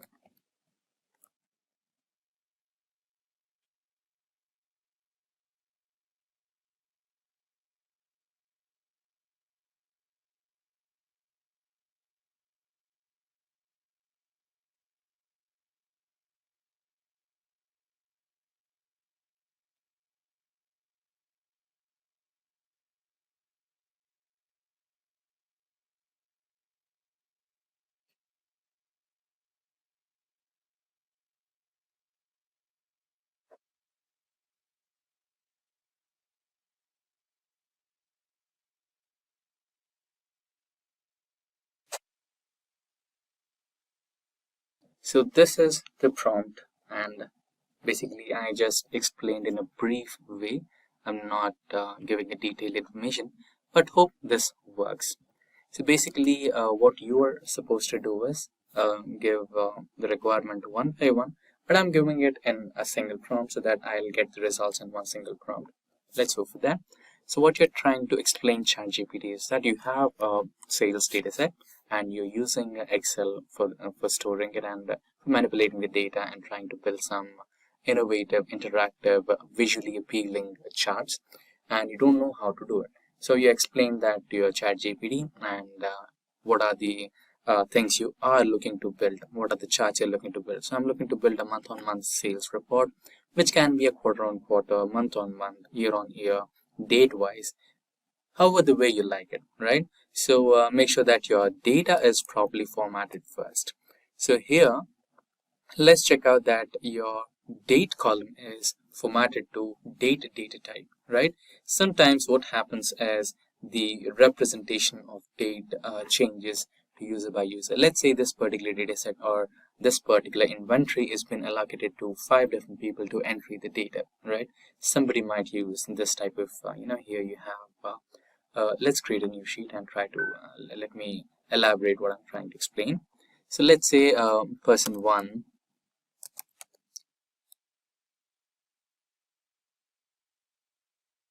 person 3. So let's say I use this type of formatting, 15th December 2025, something like that, and somebody else uses 15/12/2025, and another one uses 15 December 2025. And also sometimes few people also intend or may follow a date pattern which looks something like this: December the 31st, 2025, right? And it's not wrong. So many people will have different conventions of writing their dates. So you need to make some data cleaning. And okay, if you are coming back to data cleaning, we have listed a video in our descriptions for data cleaning in Excel, and that would help you in various data cleaning operations that are used in day-to-day lives of a data analyst. So that should help. So basically what you are looking for is, so instead of general, go back to the data types, and here you can check out the data type options, and you can either give a short date, long date, or in the case you want to go for some additional formatting, you can also go to more formatting, and here you can check out the custom formatting options. Here you can give a customized option. For now, I want to go with date, and the date I want to go with is this particular one, which gives me date, month, and yeah, click on that, and you should be good to go, right? So make sure that all the dates in your spreadsheet are following one single date pattern, so that when it comes to month on month, quarter on quarter, and year by sales, that will help you a lot. Okay, it will just give you a filtered option. It will give you year on year first, then quarter on quarter next, and if you expand the option of quarter on quarter, you will have month on month, and if you expand the month, then you will have date wise. So you will have a better understanding when we perform this operation in a practical way in real time. And then we have the next type of chart where we want to identify country-wise sales. Then we have region-wise sales. So let's say I have one country here. Let's say I want sales from France, and I want to know what are the sales happening in central region of France, north region of France. So you'll have region-wise sales there, and category-wise, which category is giving you the maximum profits or the maximum sales, and inside the category, which is that subcategory or which product is that which is giving you the highest number of sales. You can identify that, and based on that you can plan a business. You can get up with a business strategy there. And shipment modes. So which type of shipment mode which should you invest in much, so that you can offer better services to your customers. So everything counts. So this is what I want to extract from my data set. So this is my requirement. You have explained this to your ChatGPT through the prompt, and just enter. Now ChatGPT should help you break down the requirements, and ChatGPT should help you how to it'll tell you how to do the process.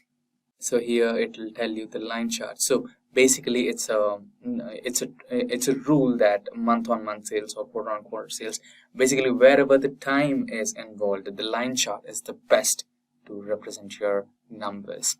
So now it basically tells you how to represent your charts in what type of chart to be selected. That's good. But now can you help me create the first chart in Excel?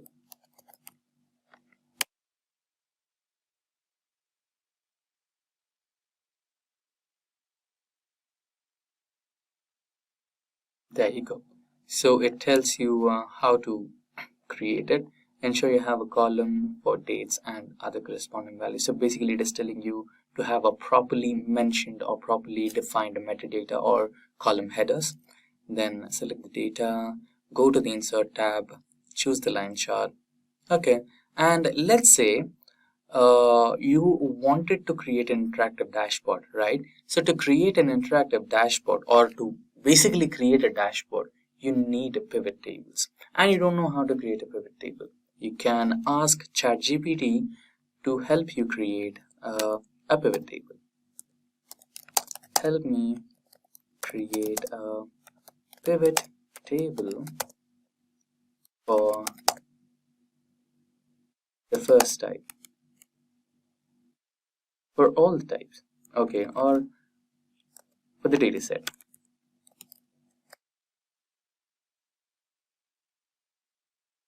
Certainly. So it will mention you the steps to follow to create a pivot table. There you go. So what's the first step? Highlight the range of cells that contain your data set, including headers. And go back to Excel, and you can just click on any cell and Control A. All your data set has been selected, or these days you can just select one of the cells and go to Insert menu and Pivot Table. And now from the table range, Excel will automatically select the entire range of the table you're looking for or you're working on.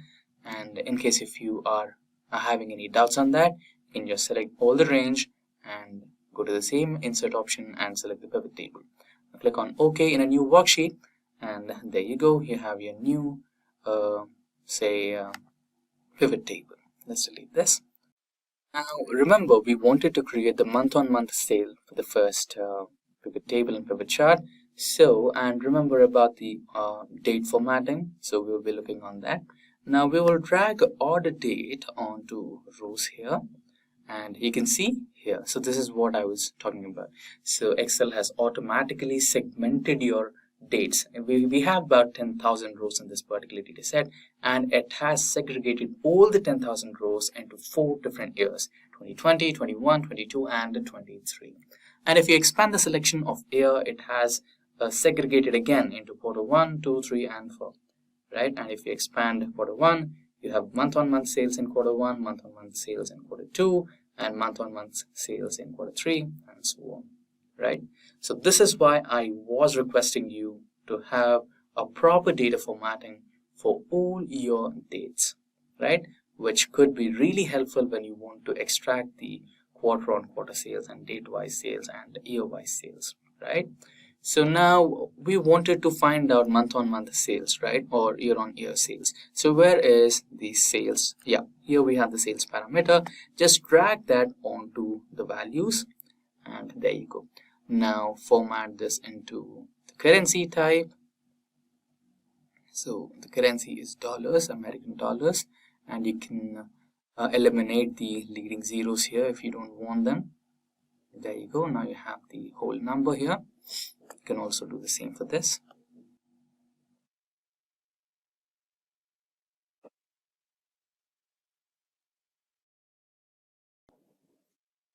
You can select the entire table. Go to pivot table. Okay, let's check the options provided by ChatGPT. So basically we have created a pivot table. Now we want to create a pivot chart. How do I create a pivot chart?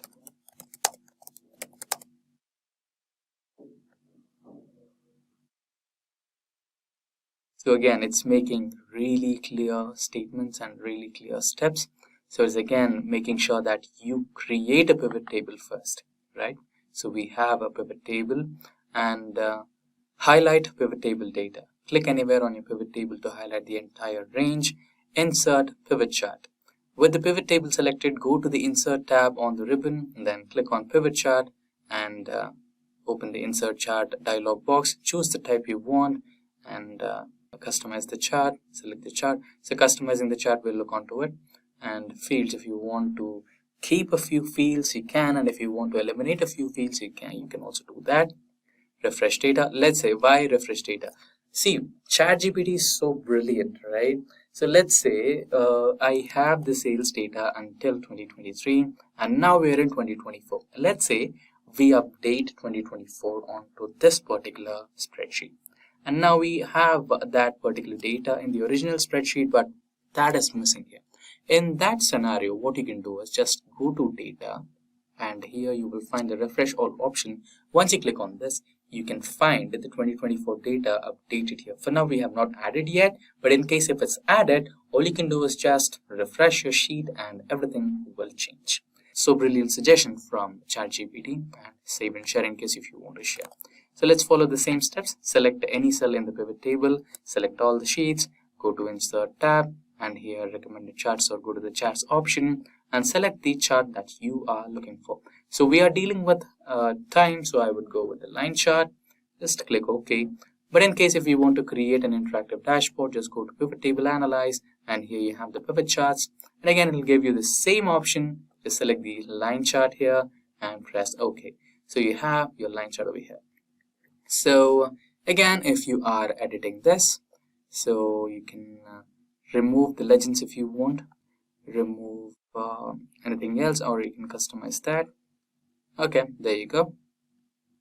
And if you want to edit the name of the chart, you can also do that. So I will do this as MOM sales report. Okay, accordingly I'll change the sheet name.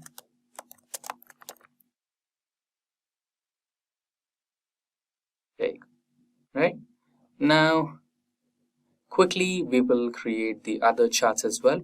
So the process is same. You can hold control and drag this particular sheet and you have the next sheet.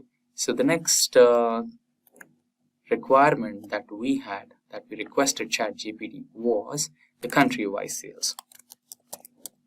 So everything will remain the same.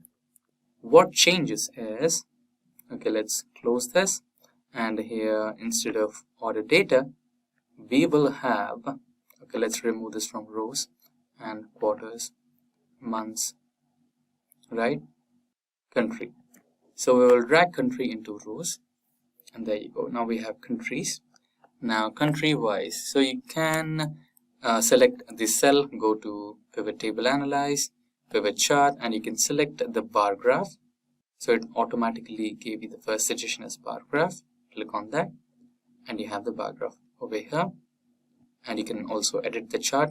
You don't want the legends, you can remove them and edit the name of the chart to country wise sales. So, and quickly drag and drop the sheet again, new pivot table, and here you wanted category wise sales or segment wise sales. Close this particular thing, delete this, and instead of country you're going to add segment to the rows and remove country, and you have segment wise sales. Select any cell on the pivot table, go to Pivot Table Analyze, Pivot Chart, and here you can use any of the available charts here. Let me use the funnel chart or histogram. Bar chart will be better. Press OK, and there you go. You have the bar chart.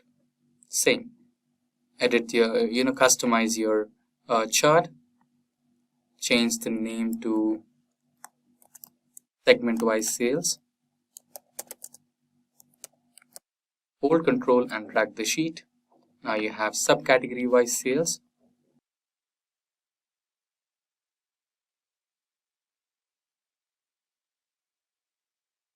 Instead of segment, you will be selecting the subcategory. You can remove segment, and you can see the chart also changed here. And again, you can do the category wise sales. So this was segment wise sales. You can quickly change the segment to category, and you have it. We quickly go back to, so we have done the category wise, subcategory wise, region wise is remaining, and shipment modes.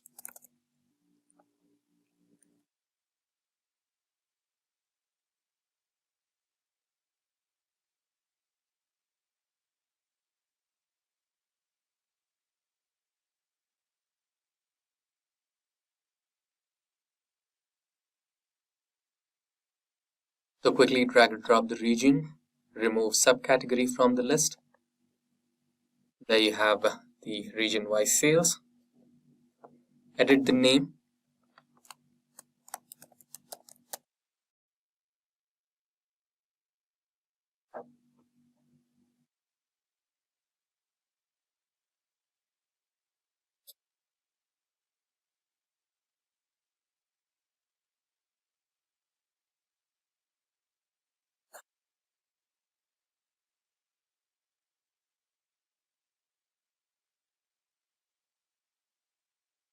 And the last one, which is about the shipment modes.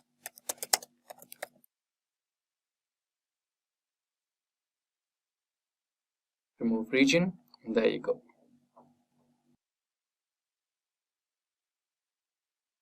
I can create a new dashboard over here and name it as dashboard. You can do some customization to your dashboard, like selecting these cells.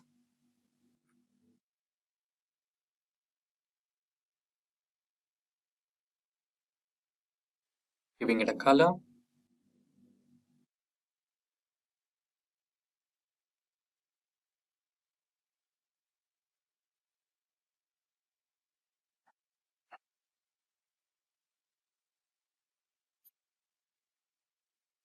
There you go.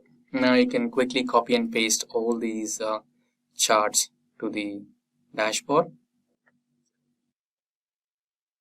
Starting from the month-on-month sales. Copy.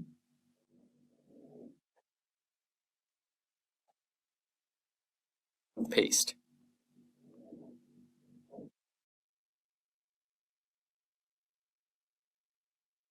So I'll quickly do all the pastings as soon as possible.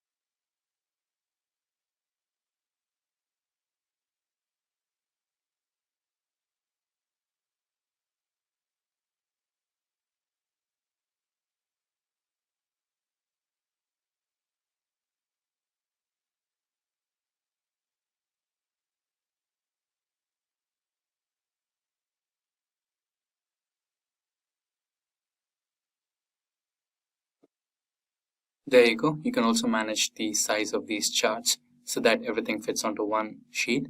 So for now, let's try to unpin this so that we have a little better visual appearance.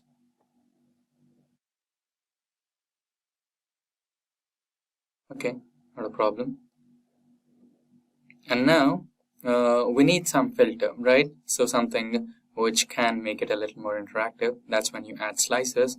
And let's say you don't know how to add slices. Back to ChatGPT and ask ChatGPT, how do I add slices to my dashboard?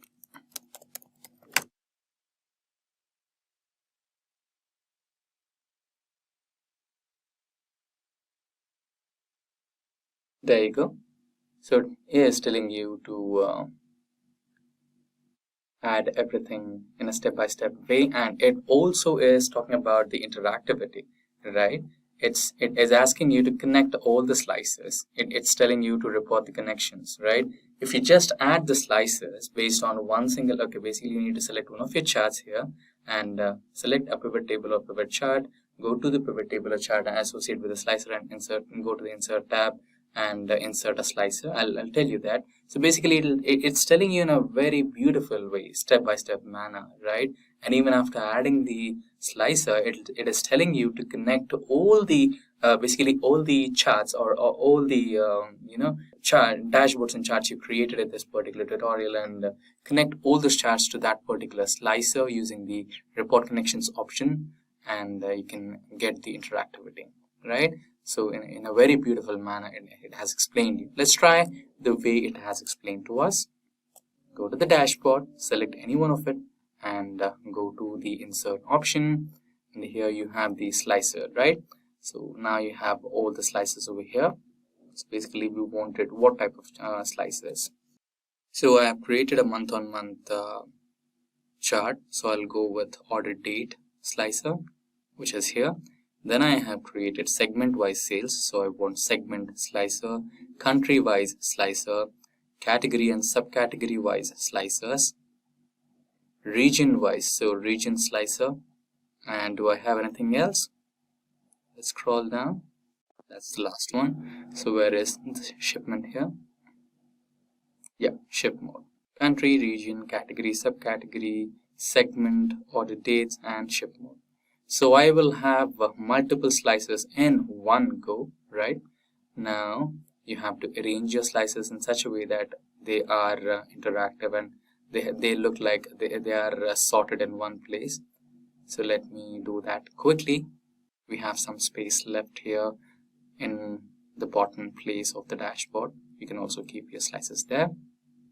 So what basically ChatGPT meant was, if you try to use the slices here, it will, the changes will reflect only in one of the pivot charts, not on all the pivot charts. So to get that interactivity, to get that connectivity between all the charts, you need to do a small setting which is called as report connections. So select one of the slices over here, right click, and here you have something called report connections. So when you report connections, you have all the pivot charts and pivot tables that you just created. You can just select all those pivot tables that you created and press on OK, so that all these pivot tables are connected to that particular slicer. You can just expand this and check if all the pivot tables are selected. Press OK. Do the same for all the slicers. I'll quickly do that.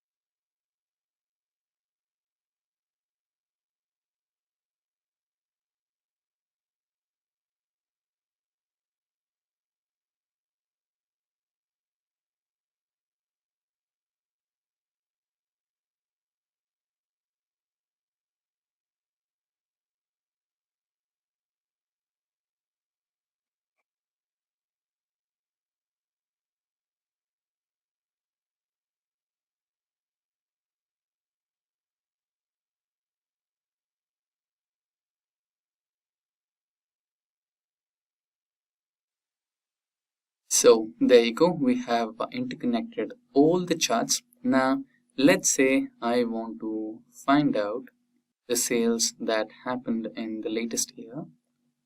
Just go to the filters, select any of the dates, 2023, and you have the data. And if you want to select any particular country, then you can also do that. I want to go with United Kingdom, and in United Kingdom we have all the data here. Let's say I want to check out only for the phones. There you go. Now you have an interactive dashboard which will tell you the sales that happened on the date of 16th of November 2023 in the region United Kingdom for phones, right? And segment is home or office, shipment mode was standard class, and major sales that happen are from North region, and the category is from technology, right? And that's how you create an interactive dashboard using ChatGPT in Excel. So each and every step has been mentioned very clearly by ChatGPT, and you have all the data in one place. So let's quickly remove all the filters. And there you have the entire dashboard, right? If you are new to Excel or looking to improve your skills, learning these functions can really help. Excel isn't just making spreadsheets, it's a powerful tool for analyzing data and managing projects. In this guide, we will cover some basic but important Excel functions like sum, average, if, count, and SUMIF. You'll see how these functions do and learn and how to use them with practical examples. This knowledge will help you with daily tasks and make you more confident in using Excel. So let's explore these functions together and see how they can make handling data easier and more efficient. Let's get going and make the most of your data with Excel. Why learn basic Excel functions and formulas? Functions and formulas are crucial for mastering Excel. By learning even a few essential ones, you can outpace many around you. They are fundamental for daily Excel tasks. To deepen your knowledge or explore advanced functions, consider exploring a comprehensive database of all existing Excel functions. Microsoft consistently updates Excel, introducing new functions like XLOOKUP in Microsoft 365, enhancing your data management capabilities. So now let's move on to the demo part. Okay, so first we will understand the sum function in Excel. As we know, the sum function in Excel is used to add up the numbers. It provides a quick way to calculate the total of several values, whether they are typed into a function directly included within a range of cells. So these are the cells. So you just have to type the numbers in this cell and give the function over here, and it will give you the desired result. Let's check how. So first we will understand the sum function. I'll just write it over here. So the first step is like open your Excel file in your computer and select any column or row. So like here I'm selecting the column. For instance, you might just put them in cells A1 till A5. So in the A1 part I've mentioned sum for your understanding. So we'll start with A2. We'll type all the values over here. So just type any values, like I'm typing 40. Then we have 78, then 35, and then we have 67. From A2 till A5, we have typed the values. And using the formula in the formula bar, it will add all the numbers from cell A2 till A5, and it will display in this particular cell. So just select the cell where you want your answer to be shown and just insert the formula over here. The formula for sum function is equal to sum A1 till A5. So we just go back to this bar and just select this particular cell. And here in this bar, just type the formula A1 till A5. But then here we have A2. So we're just going to change it to A2 till A5. Alright. And just press enter. So here you get the value 220. Which is the sum of all the values which we have mentioned over here. So it was pretty simple, right? Now let us understand the if function in Excel. Okay. So the if function in Excel is used to perform logical tests and return values based on the results of these tests. This function checks whether a condition is true or false and then returns one value for a true result and another for a false result.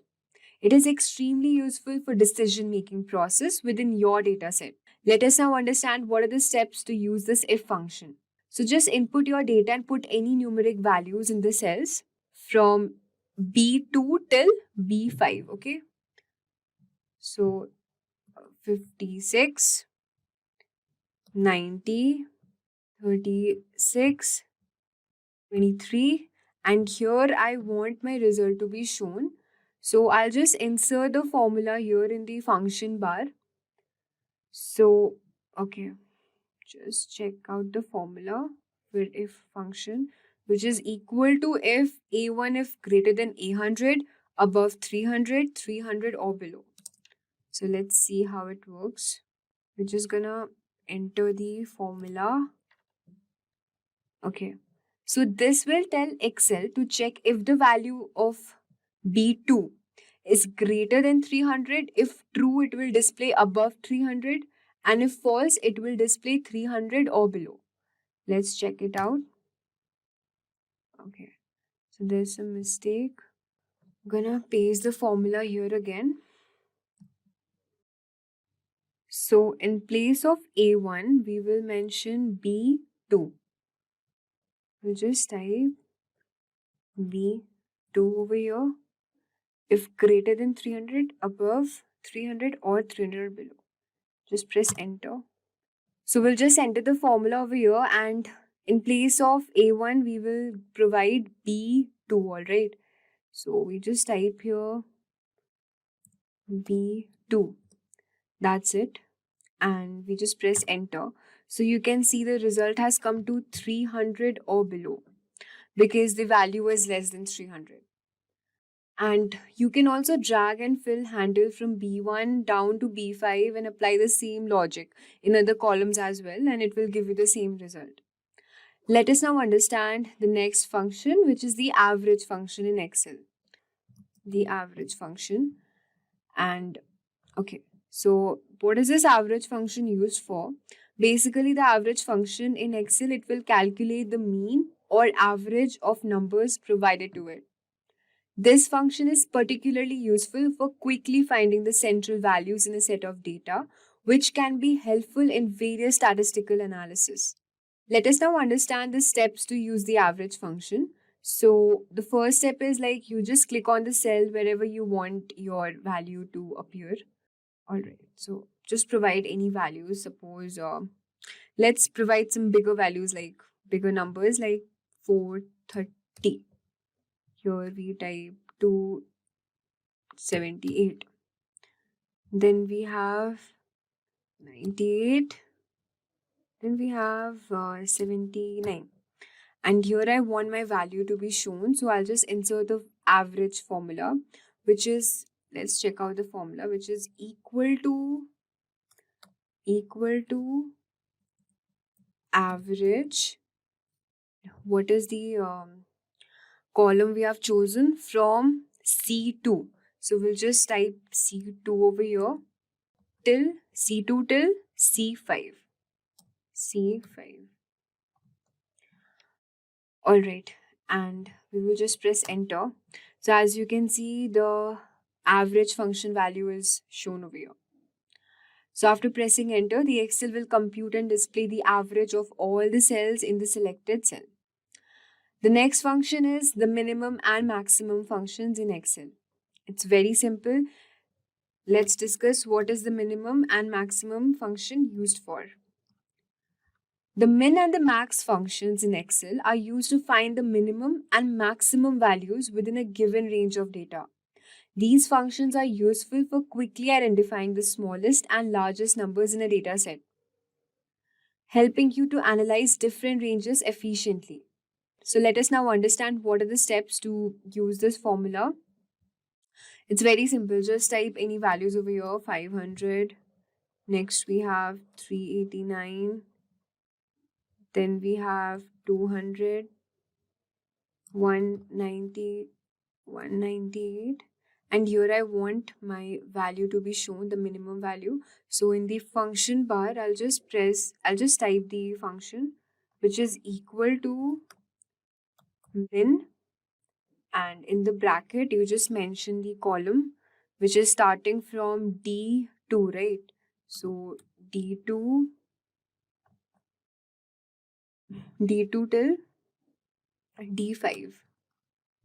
So just type the formula over here. And after pressing enter, you can see the minimum value shown over here is 198. And it's similar for the maximum function as well. So for the max, let's use some different values. And I want my function to be shown here. So same, you have to use the same formula. Just type in place of max, in place of minimum, we are using the max function. So just type max, and then the column name, which is from, I think, E. So just type, so in place of, we will just write E.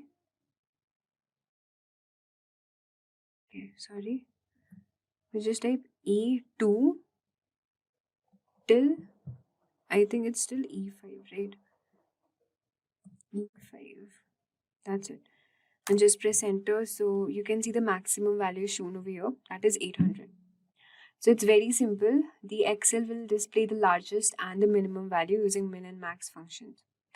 The next is to understand the trim function in Excel. Let us now understand the trim function in Excel. So basically, this trim function in Excel is used to remove all the extra spaces from text except for a single space between words. This function is specially used for cleaning up the data that comes from other sources of data that has been entered inconsistently. Let us now understand the steps to use this trim functions. It is same as we have seen for all these functions. The only difference is that this trim function will exclude the spaces. So assume your text data with some extra spaces in cells. Suppose over here I type any sentence, any text, okay, like hello, and then I provide some extra space, everyone. And suppose I want my value to be inserted over here to remove all the extra space, or if you want some bigger text, you can do that. But let us now check how this trim functions work for this text. Just click on the cell where you want your clean text to appear. That is F6. And using the function over here, just write equal to trim. And then in place of, you just have to mention over here, which is F2. Which is F2. Just press enter. Now you can see that I've provided some extra spaces over here, but here using the trim function, it will remove all the extra space and just make it in a clean manner.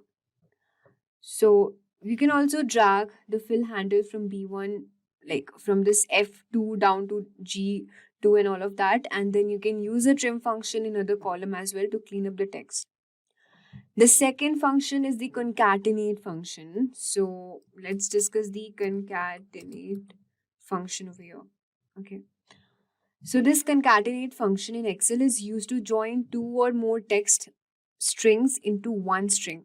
It helps in combining data from different cells, which can be useful for creating full names from first and last names, combining addresses, or any situation where text needs to be merged. So let us now look the steps how to use this concatenate function. So just assume that you have written your name. Suppose I've written Andrew in this column H2, and here I have written Garfield. Now what if I want to combine Andrew Garfield together? So just by using this concatenate function, I can make it happen. Alright, so if I want my result to be shown in this particular cell, I'll just click on this, and then in the function bar, I'll just enter the formula, which is equal to concatenate, and then I have to mention the cell name, which is H. This is H2, right? H2 till, and this one is I2. So I'll just mention the, yeah, and here after mentioning, okay, I have to provide some space over here. So I'll just put comma and then some space, then comma, and then here I'll just I2. Alright, and here I'll just press enter. So you can see in this particular row, Andrew Garfield, both name has been combined, concatenated together into a single name. So this is how we use the concatenate function. And the next function we have is the count function in Excel. Let us now understand how to use this count function. Okay, the count function in Excel is used to specifically count the number of cells that contain numbers in a range. It's a crucial function for quickly assessing the numbers density in a dataset, especially when dealing with mixed data types. We'll just assume that you have added transaction counts in column J, starting from column J2 till J5. So the transaction counts are as follows: 7, 89, 90, 100 till J5. And then click on the cell where you want your count to appear, say J6. And then you just go to the formula bar and just enter the formula over there, which is equal to count bracket. This should be J2 till J5.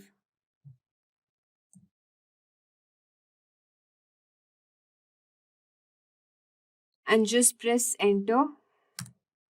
And you can see the Excel will display the number of cells that contain numbers in column J, which is 1, 2, 3, 4. Okay, so this was all for count, concatenate, trim, max, min, average, if, and sum functions. Next we have is the count A function. Let us now understand what is this count A function used for and how is it different from count function. So this count A function in Excel counts the number of cells in a range that are not empty. It is useful for determining the size of data sets that include various types of data, such as numbers, text, or even logical values. So it will just count the number of non-empty cells in a specific column. Just click on the cell where you want the count to appear. Okay, let me just tell you the difference between count and count function is that the count function generally used to count a range of cells containing numbers or dates, excluding blank. Whereas this count A function will count everything, including numbers, dates, text, or a range containing a mixture of these items, but does not count blank cells. So suppose if I enter 56 and I leave it blank, and then I enter 98, and then again I leave it, okay, and then just enter 56, and I want my formula to be shown over here. So I'll just go in this formula bar and just enter equal to count A, and then from K column, this is K column, right? K2 till K5. Okay, and I just press enter. So as you can see, it's showing 3. 1, 2, 3. It will not count the extra space or the empty cell we have left behind. And also one more thing, that we can also type text over here. It's not necessary to type only the numbers. You can also type the text. For example, I type apple. Here I type banana. Okay. Here is the function. Just press enter, it will count 3, which is 1, 2, and 3. So this count A function is used both for text as well as the dates as well as the numeric values, but the count function is only used for the numeric values and a date. It will not count the text over here. Now let us understand the COUNTIF function in Excel. We have now understood count and COUNTIF function and what is the difference between both of these functions. We will now understand the COUNTIF function over here. So let's understand the COUNTIF function. Okay, so this COUNTIF function is used to count the number of cells in a range that meet a specified criteria. This function is valuable for filtering and analyzing data based on specific conditions.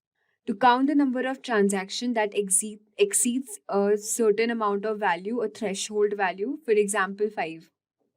Just click on the cell and suppose you want your values to appear in column L2.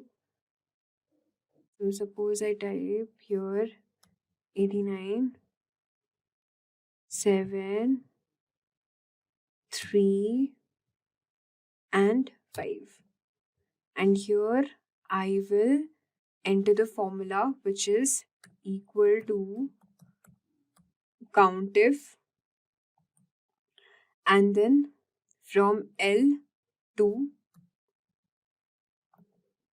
till L5. Okay, just close the bracket.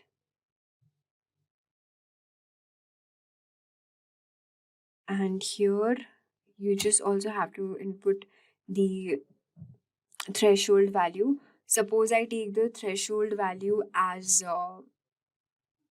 let's say 3 or let's say 5. Okay, let's take it 5. So this is my threshold value greater than 5. So it will display only the numbers which are greater than 5. And I just press enter. So you can see it's showing 2, okay? Because 7 and 89 are the only two values which are greater than 5. So you can see that using any threshold function, even if I could have written over here, let's say 3, so it will show 3 because the numbers greater than 3 are 5, 7 and 89. So this is how COUNTIF function works. We will now understand the last function, which is the SUMIF function in Excel.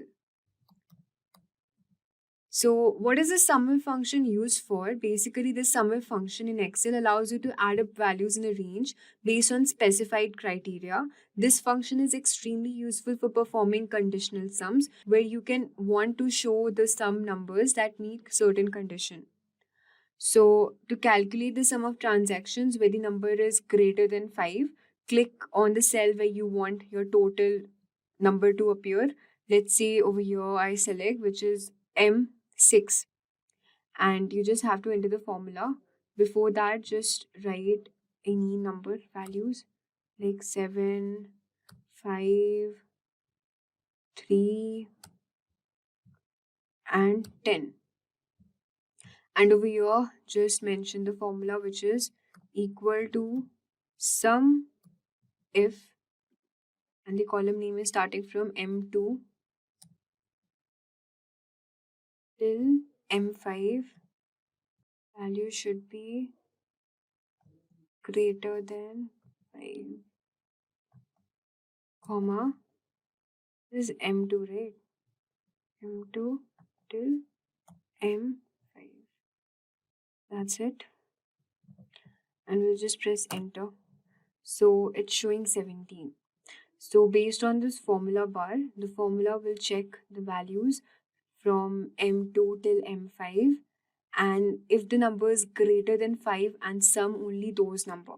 So as I've mentioned the value 5, so it will only calculate, it will only sum numbers which are greater than 5, which are 10 and 7, which is equal to 17. So this is how the SUMIF function is used. Today we are going to talk about Microsoft Excel interview questions.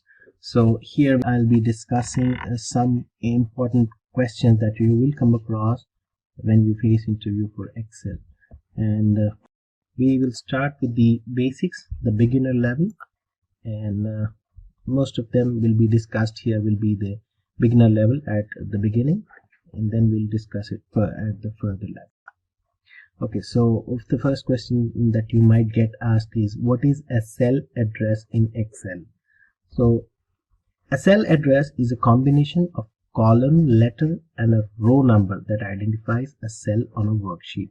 Basically, each cell will have an associated column number, column letter, and a row number. So you have to keep in mind it will always be a column letter and a row number.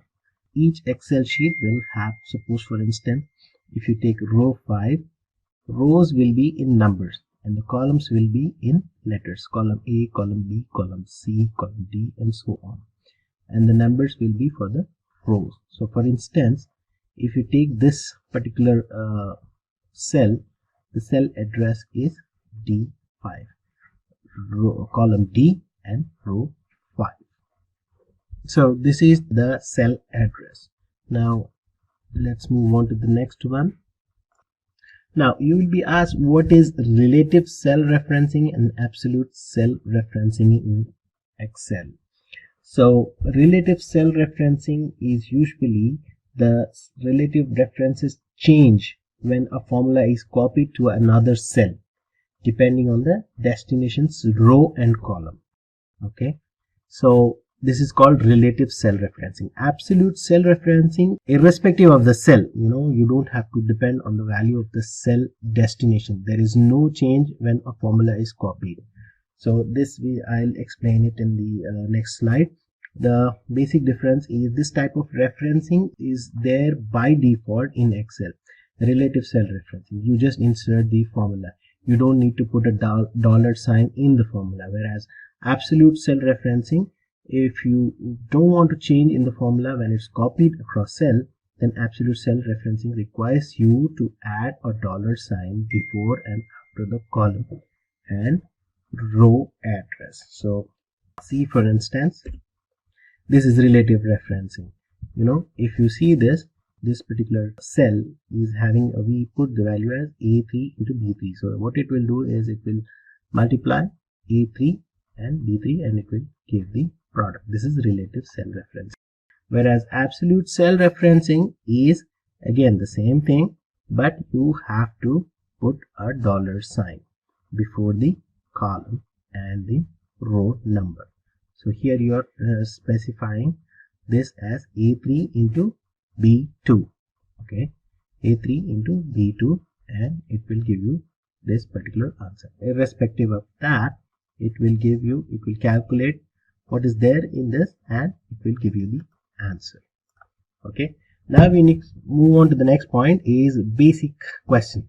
When you scroll across an Excel sheet, sometimes you have a header on the first row, and if you scroll down you will not be able to see the first row. So there is a process there is a trick to freeze the panes in the Excel. So you just need to have the rows locked. So how do you freeze panes? This is the question.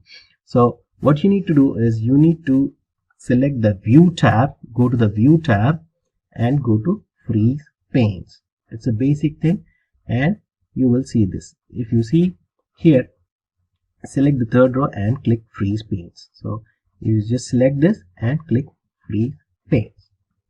Okay, so you're going here and you're going to the third row and you are going to view tab and you're selecting freeze pane. So what happens is first two rows will be locked. Okay, these two rows will be locked. Similarly, for if you want to freeze the columns, okay, it's the same thing. I am going to select this particular column and then click on view and then click freeze pane. So what happens is the first two columns are locked. A and B will be locked. And if I scroll right, you will always see the customer name and category column. So these two we have locked and the next will be scrolled. So this is the function of freezing panes. Okay, now coming on to the next one, and you will be asked, and you have an Excel sheet or a spreadsheet and you want to restrict, you want to protect the data from anyone or from someone from copying the cell for your worksheet. So how do you do that? You need to select that particular data that you want to protect and then click Ctrl Shift F, and then you will see the protection tab. Okay, you just need to go to the protection tab and select lock. Okay, and you will be asked to put a password, wherein you will be getting the review tab where you need to select the sheet, put a password and just save it. So I will show you across in one of the examples here. So this is particular data that you have and you need to protect. You select it. So here, as I said, I selected it and then I just press Ctrl Shift F. So here you see the protection tab. Click the protection tab and then click select and then lock and then click OK. And then you need to go to the review tab and then click on the protect sheet. And you need to select this protect worksheet and contents of locked cells. So you are selecting these and you are protecting the content, and you just need to put some password. Okay, and then click OK.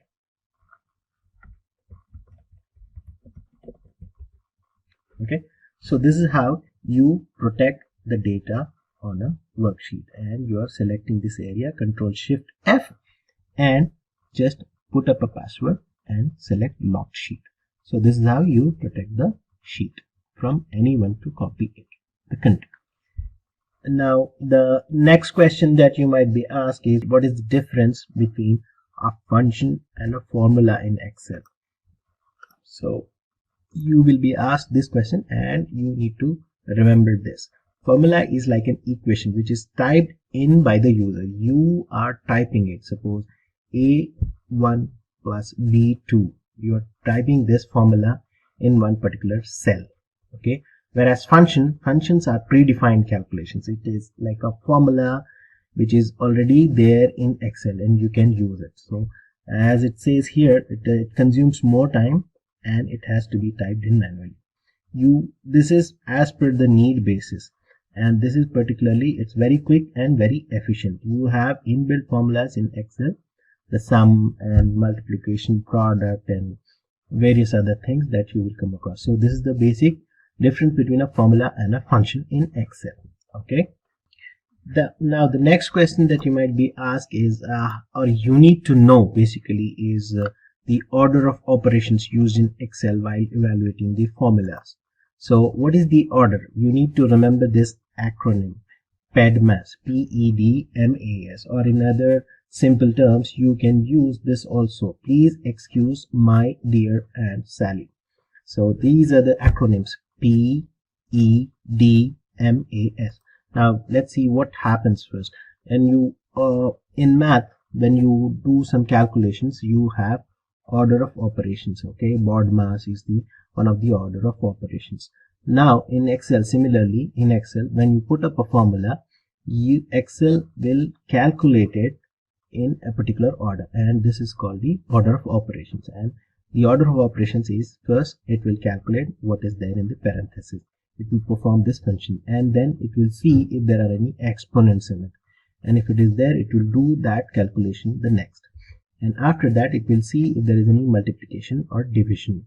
So PED, and then it will see if there is any addition. Okay, and then the last one will be the subtraction. So Excel knows this, and you have to know this so that when you put up a formula, you will know what is going to happen first and you will not mess up with your formula. Okay, this is the order of operations. It is one of the important questions in the interview for a beginner Excel level. Now the next one is, how will you write the formula for following? Multiply the value in a cell A1 by 10 and add the result by 5 and divide it by 2. It is quite simple. Okay, so I'm just giving it as an example in this slide, and you might be asked something else. So you will be given a task to calculate or put up a formula for this. So when you are asked, multiply the value in a cell of A1 by 10. So this is particularly thing. Okay, A1 is the particular cell that is being given and you are multiplying it. Okay, you put it in parenthesis, and then add the result by 5. So it will calculate the parenthesis first, okay, and if it sees if there are any exponents, you have to think in that way, if there are any exponents in it or not, and then first it will see the parenthesis and then exponent. There are no exponents here, and then it will do the multiplication and then the addition and the division, okay. So you will get this particular answer, and if you put it simply in this way, your answer is wrong, because it will multiply it into 10, add 5 and divide by 2. So you have to check which one is right, and you have to make sure that you are putting the right parenthesis, okay. So this is the formula for it, okay. The next question is there is a difference. What is the difference between count, counter and count blank? These are three particular important things that you need to. These are similar, but they are quite different when you actually see it, okay. So first we will see what is count. Count is basically, it counts the number of cells which have numeric values. As the name suggests, it is count. It will count the number of cells which has numeric values, okay. If you see for this column, and we are at A11, we are putting it as count equals to A10 to A2 to A10. So you're taking this range and you're finding out what are the number of cells which have numeric value. If you see this, 1, 2, 3, 4, 5. So 5 cells have numeric values. It counts the cells which has numeric value. And the next thing is the counter. Okay, what counter does? It counts the number of cells which has any form of content. It can be anything. It can be a number, it can be a alphabet, it can be anything. It will see what are the number of cells which has any form of content. Okay, for example, this is the same example we here taken here, and we have put the function as counter A2 to A10. Now see, 1, 2, 3, 4, 5, 6, 7. So it sees that there are 7 cells have some content in it. It is numbers and letters. It can be anything, but it has some content. So counter is the function for this. Now the next one is count blank. Okay, as the name suggests, it will count the number of blank cells only. So again, the same examples, count blank A2 to A10. Okay, it will see what are the number of blanks. Okay, if you see, this is blank and this is blank, so 2 cells are blank, so it will count the number of blank cells only. Okay, now the next one is what is the shortcut to add a filter to a table? Why do we use filter? And it is one of the basics function in the Excel where you need to do some sorting, and it can be done by using a filter. What is the shortcut key? It's very simple, Control Shift and L. This is the key that is used to put up a filter. You just press this Control Shift L all together and you will find the filter, and you can sort it. Now the next question that you will come across is how do you create a hyperlink in Excel? So it's quite simple. There is a simple shortcut, Control K. You press these two together and you will get the option. You will select it will select the cell where you have to insert the hyperlink. Hyperlink basically it redirects to any other document. It can be a web page, it can be a Word document, it can be another Excel sheet, or so on. Okay, so these are the things. Okay, now another important question, that is how to merge multiple cells text strings in a cell. So how do we merge the text strings in multiple cells into one cell?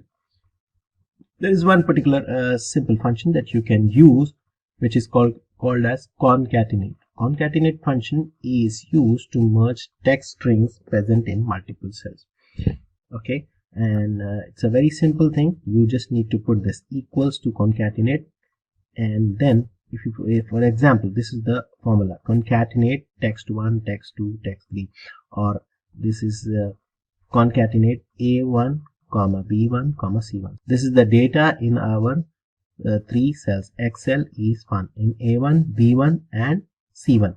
So now if you want to put them all in one, and you can merge it in one cell using the concatenate function, and it's very simple, concatenate and parenthesis A1 comma B1 comma C1.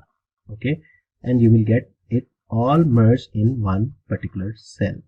Okay, so this is how you use the concatenate function. And you can also use the AND operator to combine cell values. It is the same thing. You can use the AND operator instead of commas. Okay, and I will show it to you in the example here. Okay, now we have this. I'll just copy this thing to here. Okay, and let's make it simple. And now I want to put this here, equals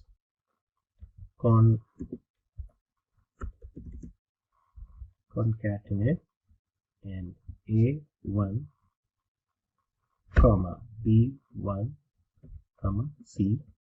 I just close it and I put enter. So you see this all the different text is merged in one particular cell, and you can perform various merge functions using the concatenate function. It's a very simple thing, and it is a frequently asked questions in the interview. Okay, the next question, it is a very important one again, and a very basic as well. So how can you split a column into two or more columns? You have some particular text or a sentence written or data written in your cell or a column, and you want to put them across in two or more or many number of columns. So how do you perform this function? It's very simple again. You need to select that particular cell. So for instance, we have it here is India is a democratic country. India space is space a space democratic space country. So it's a different text here, and you want to split this particular sentence into different columns. Okay, you need to select that cell and then go to the data tab and then choose text to columns. There will be an option wherein you need to select text to columns. Okay, and you will see this screen. Okay, and you need to choose the delimiter here, and what we are specifying here is first it is a delimiter, and then we are selecting a delimiter as space, because we see that it is space here which is very common, and we want to split it. So you will see a preview here which shows what your output will be like. India in one column is a democratic country. So the delimiter is space here, and you need to select this and then click next. Okay, so you will see the options. Select the columns data format and choose the destination. Now you see the data preview, and you need to select the destination where you want to put this output as, and you select that and then click finish. And this one, what it does, it splits the text into multiple columns. Okay, so you see this, you have selected this as the output, and it starts here, India is a democratic country. So you will come across some data which is huge, and there are spaces or obliques or anything that is differentiated it with, and you need to put them in different rows or different columns. So this is the function that you need to use to split the text into different or multiple columns. Okay, the next question can be a very simple one, or most widely used in fact. And what is the use of VLOOKUP and how do we use it? So what is this particular thing in Excel? VLOOKUP function is used for looking up a piece of information in a table and extracting some corresponding data or information. So you have some set of values in one particular column, and you want to retrieve or extract the data corresponding to that particular column or a cell in the whole sheet. Okay, so the syntax is something like this.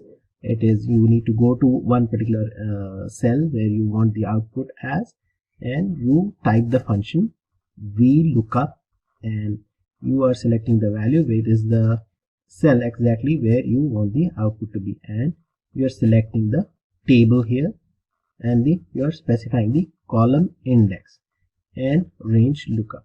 So value, this indicates the value that you have to look for in the first column of a table. Okay, and then the table basically this refers to the table from which you have to retrieve a value. We will show this in the example in the next slide. And the column index. Column index, it provides the column in the table from which we are to retrieve a value. Okay, you will specify the column index, which one you are looking for. The next thing is range lookup, which is optional. True with if you put true, it is approximate match, which is default, and false if it is exact match, if you're looking for the exact match. So what is the use of VLOOKUP and how do we do it? Okay, so find the product related to a customer name Richard. Okay, you have this sheet, and in this one you want to see what Richard has bought. Okay, what is the product that he has bought, and you can do this with the VLOOKUP function. Okay, so you just go here and you type in the function VLOOKUP. You're naming it as Richard, and first thing is the value, it is H4. Okay, and then the next thing is the table. Okay, table is A2 because this is the table. Okay, and you're looking for customer name Richard. Okay, and then you're selecting this, the whole column index, which is E15. I mean, you're selecting this whole table till 15. Okay, E15. You're selecting this, and then the next thing is optional, which is giving you the range lookup. Okay, what it does is it's optional. It is you're looking for an exact value or an approximate. By default, it is approximate match. So how it performs the function? Okay, so it gives you the answer as camera. It goes and lookups for Richard. In this particular, it will give you the output here, and the A2 is the table that it will look for, the customer name, and it will search for Richard, and then it will give you the output as camera. Now the next thing will be VLOOKUP, different from lookup function. How different they are. VLOOKUP lets the user look for a value in the leftmost column of a table. So as we've seen in the example, it allows you to look for a data in the leftmost column of the table and returns the value in a left to right way. Okay, it sorts in left to right way. Whereas lookup function lets the user look for data in a row column and returns the value in the another row or column. It will give you the lookup function in the next row or column. Okay, not very easy to use as compared to the lookup function. Okay, as we see, it's a bit complicated when you compare it to the lookup function. It's quite simple, and it is used to replace the VLOOKUP function. Okay, so this is the different lookup and VLOOKUP function. Now Excel is basically used for reporting, mainly used for reporting to management. You have to extract different kinds of reports, and what are the report formats that are available in Excel? This is one of the important questions again for a beginner level, and there are three formats basically: compact form, outline form, tabular form. Okay, these are the three formats that are available, report formats that are available in Excel. Okay, the next question is about a function, which is how does if function work in Excel? Okay, the if function in Excel, it actually performs a logical test, and you will give a condition, it performs the test and returns a value. If the test evaluates to true, and another value which you again will specify if the test result is false. Okay, for instance, we have here a simple example which is shown in the slide, and what we are doing here is written record is valid if age is greater than 20. We have age here specified, and salary is greater than 40,000, else return the record is invalid. So we are giving two conditions, and it actually checks and evaluates whether these conditions are met, and it will give you then output whether record is valid or invalid based on the two conditions that are specified. Okay, and F2 to axis, which is these column, we are specifying it should be greater than 20, and G2 to G6, which is the salary column, and we are specifying the condition to be greater than 40,000. So based on this two things, it will check and perform if these conditions are met, then it will give the desired result. Okay, so this is the function that is used in Excel, if function. Okay, the next thing is SUMIF function.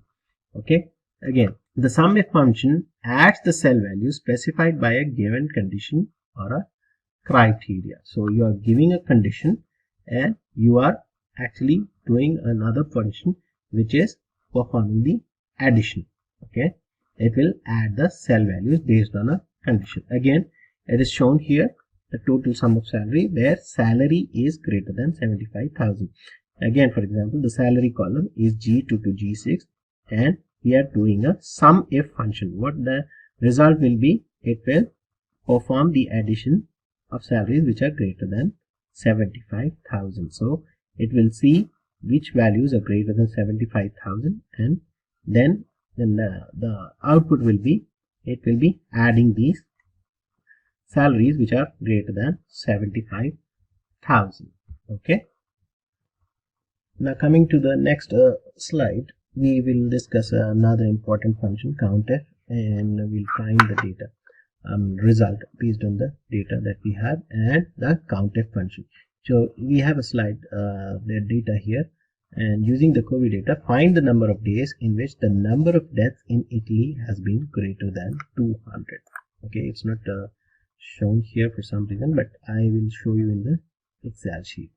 Okay, so this is the data that we have and we will try to find the function. So we'll use the COUNTIF function, and COUNTIF function is again simple. COUNTIF, you are specifying the column, that is the source that you are looking for, that is G2, the column G, and it is 2. It starts from 2, row 2, G2 till G35777, which is the end of the column. And what you're looking for is Italy. You are specifying it in quotes, Italy, and then the next column that it will look for is the E column, the number of cases. Okay, here we have the number of cases, E22. Again, we are specifying the range, and what we're looking for is number of cases which are more than 20. So we'll perform this function and it will show you the output. Okay, I'll show you to you in the Excel. So here is the sheet and I will try to get the answer here, and so we are performing count F. Okay, count F, and you are giving the brackets, parenthesis, G2, which is the countries column. Okay, countries column, you are specifying the whole range, 3, 5, 777. It is basically a long list of data, and you're specifying the range. And what you're looking for is particularly any country. You can pick up like Algeria. Okay, Algeria, and you specify it in quotes. Okay, comma. Then what is the next target that you are looking for is the column E, where it is mentioning the number of cases. Okay, so you specify the column range for the number of cases, which is again E, and then the 3, 5, 777. I mean, it's a basically a long list of data that you're looking for, and then what is the condition that you want to know, and you have to specify it in quotes. And what you're looking for is number of cases which are more than, and you hit enter. Okay, so it gives you the output as 143. So there are 143 days in which the number of cases were more than 20. So let's refine our search further. Let's see 30, and it gives 140. So another example that you can take is, let's pick Afghanistan.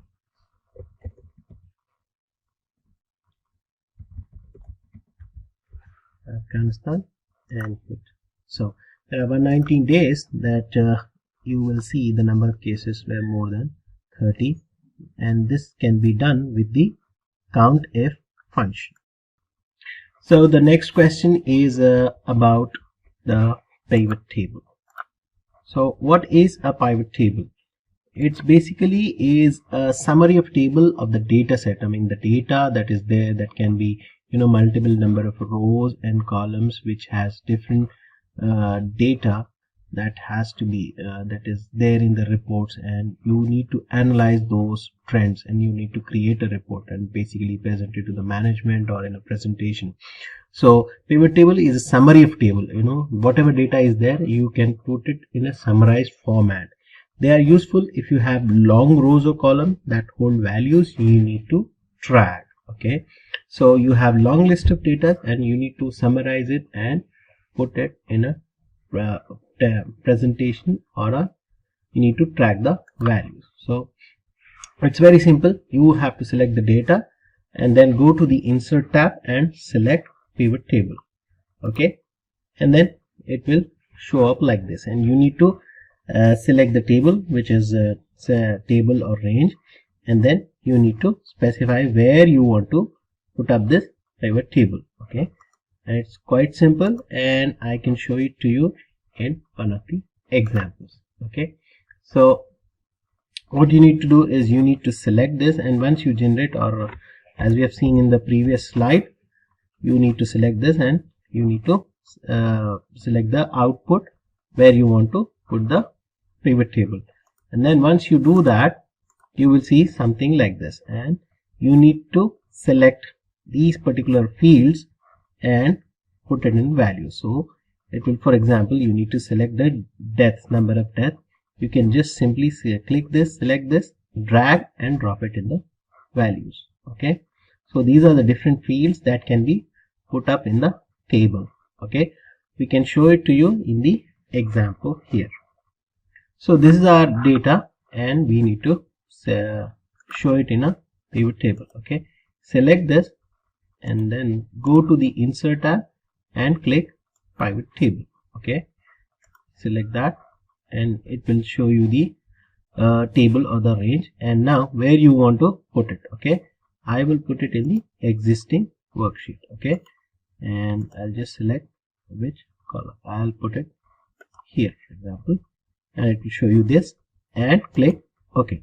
So this is the table, and now you need to select the fields that you want to show in the table. For example, we need to see the continents, the number of cases as per the continents. Okay, I selected and put it in the row, and we see immediately we see it in a table where you see the names of the continents. And now I want to see the number of cases, and I simply select it and put it across in the value. So this is quite simple and very informative, very short and crisp form of presenting the data in a pivot table. Okay, so this is how it is being used and it is being presented. You just need to go to the insert tab, pivot table, and it will generate the table, and then you can select the fields. All right, so the next question here is how do we create a drop down list in Excel? This is particularly useful when you need to sort particular data with the drop down list, where a number of different variables are there, and you need to select one particular field and sort the data. So you can do this by creating a drop down list using the data validation option present in the data tab. It's quite simple. You select the data and you go to the data validation tab in the data and click select data validation. So once you select that, it will ask you to specify a range. So you need to select what data you need to sort and put a drop down. So you need to select this and click data validation, and you select the list option, which shows you that there is a different option. Okay, I'll show it across in the Excel. For example, what we have here is some particular data, and we have different variables. We need to sort or put a drop down list. So just go to data as said in the slides, and go to data validation and click data validation. Now as you click it, it will ask you to data validation settings. Okay, and in the drop down, go and select list option. So it will ask you to specify the source. So when you ask to specify the source, just click this particular column and click OK. So here I'm mentioning the source is column B. okay, B3 till B14. Okay, click OK, and then it will give you the option. So here you can put this in anywhere across the Excel and click the option. Okay, so this is the way to drop down using the data validation option. So in the next example we will see how do we apply advanced filters in Excel. We use the advanced filter option present in the data tab. So this is the scenario wherein you have multiple set of data and you need to sort it, and it's actually huge data, and you need to sort a particular column or a field with this criteria, and you can select it and specify the criteria and specify a range what you want to select, or based on what criteria the range can be specified, and you can just get it in a single click. So this is the option. You have to go to data tab, advanced, and you have to apply the advanced filter, and then you need to specify the list range, that is basically the source, and then the criteria wherein you specify the criteria present here. I mean, you are specifying, in this case we will take an example wherein we are trying to sort the data or the number of cases based on number of deaths and in a particular country, and we are specifying the output. The copy to field is the output where you will see the output. So I'll show it to you in the Excel. So here we have a spreadsheet wherein you will see all the data, COVID data that we have, and based on the countries and the continents and the number of deaths, number of cases, and so on. Okay, and it also has different fields like the date, year, and month and all. So here I am going to sort the data which is particularly for Europe and which has deaths of more than 200 in a day. So how do we do it? Go to data, advanced, and you need to select copy to another location. Okay, and this is the list range, so it's basically given in this countries. Okay, and the criteria range you have to specify this. So I am going to select this as my criteria. Okay, and then I have to put the output in one particular cell, so I need to select it again, let's say here. Okay, and then I just click OK. See, it's quite simple. Instead of running through the whole thing, we can just do it with a simple function. Okay, so it shows me the deaths which are more than 200 and for which particular country and for which particular continents. Alright, so this is basically made very simple with this option. The next question is you need to highlight some particular cells using a particular criteria. In this case we are trying to analyze or highlight those cells where the total sales is more than $5,000. So what we do is we use conditional formatting to highlight the cells based on the criteria. It's a very useful tool in analyzing data, and visually it helps. You can have a look at the data in quick flash. You will see the data and it's quite visible using the conditional formatting. So how we do that is I will show it to you now. So as said in the slide, we have the data of the sales that is provided to us, and we need to see who has done more sales which is greater than the $5,000. So just go to home and you need to say go to conditional formatting. So for that you need to highlight or select this, go home, conditional formatting, highlight. Okay, and you have different options here. You select greater than and you specify the value. Here my criteria is $5,000. Okay, we can select which color. So let's go for green. Okay, see this, you will immediately see the option. You don't have to dig or look in deep into the data and find out which one is more than 5,000 or any particular value. Okay, so conditional formatting. Now moving on to the next question, the index and match function. You must be familiar with the index and match function. and why it is used. Basically, index function is a very powerful tool wherein you, for example, you have a table of planets in our solar system and you want to get the name of the fourth planet, Mars. So you can do it with a formula using the index function, and at the same time you can use the match function. Okay, with the match function together you can play wonders with it. Okay, match function is another function that is designed to find the position of an item in a range. For example, we can use the match function to get the position of a word, or or in this case we have a name, and we can use the index and match function to find the city. How we do that is shown here.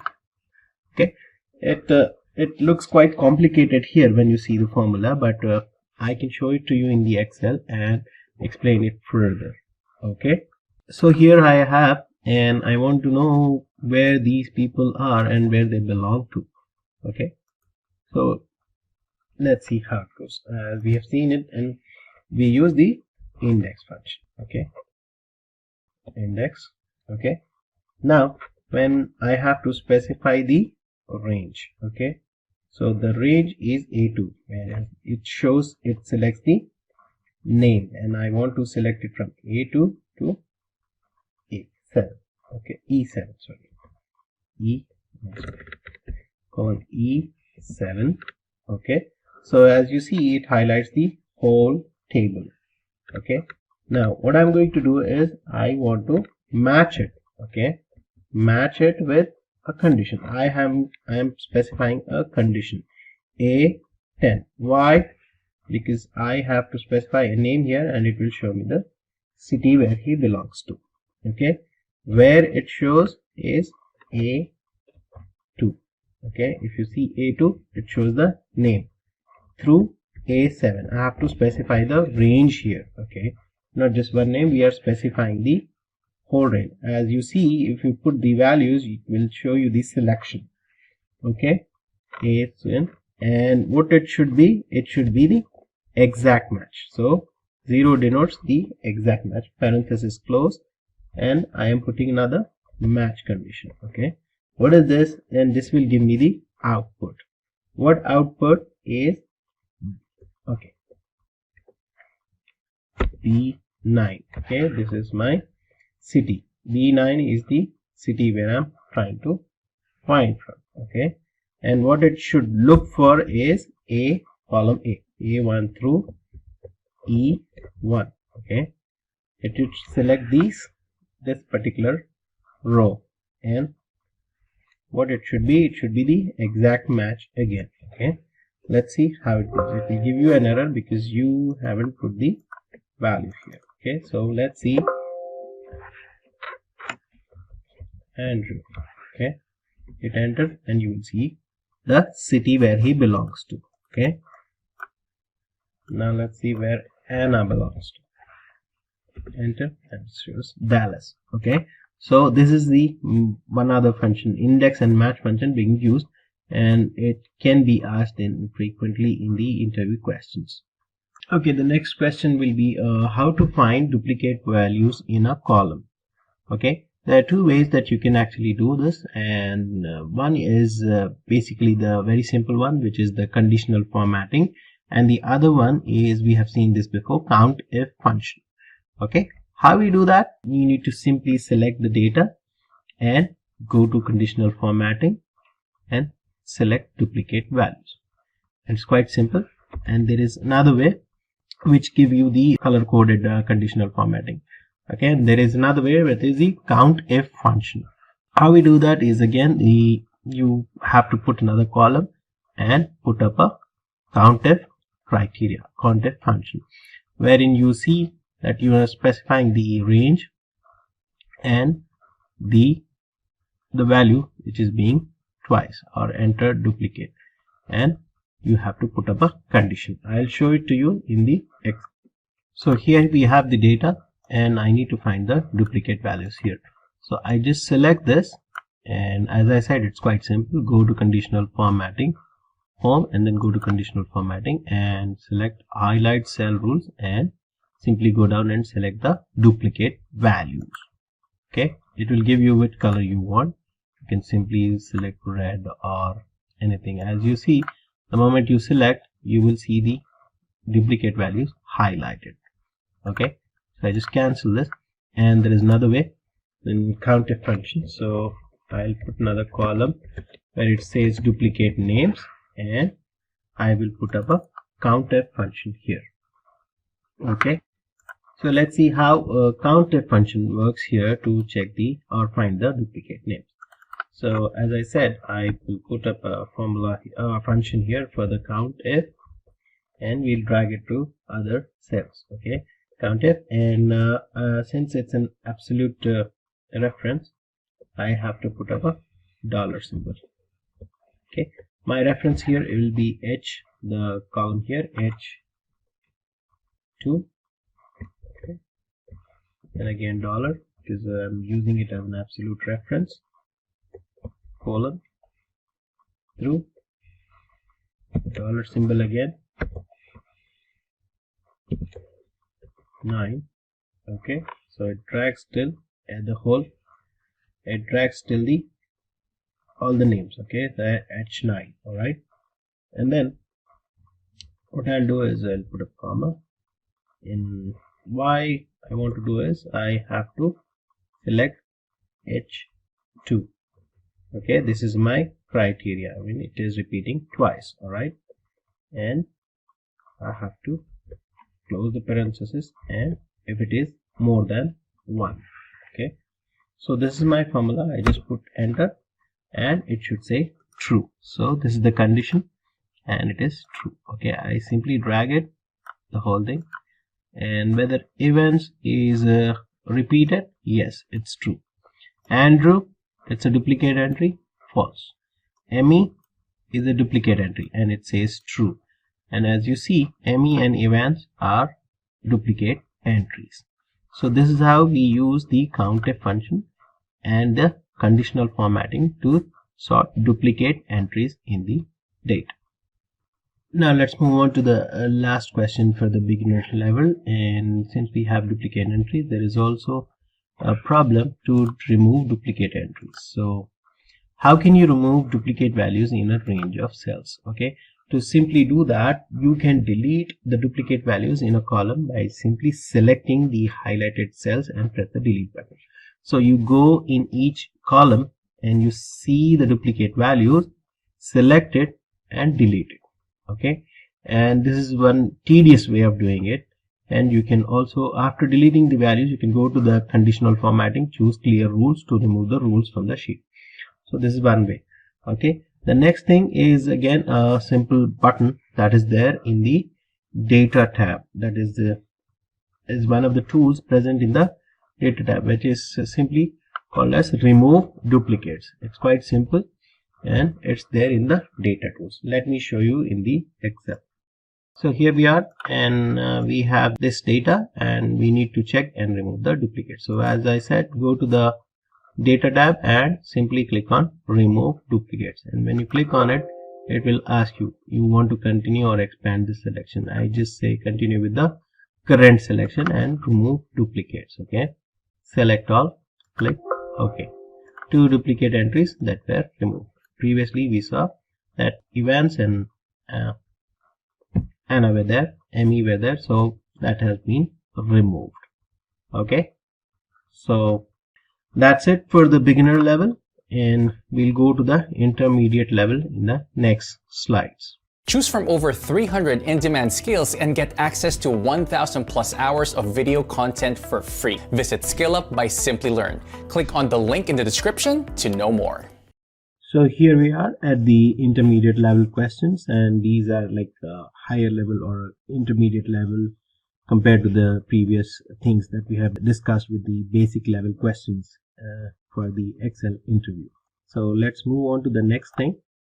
And so there are some scenarios where you enter the date or some dates in particular data sheet, and you need to find out what is the day of the week.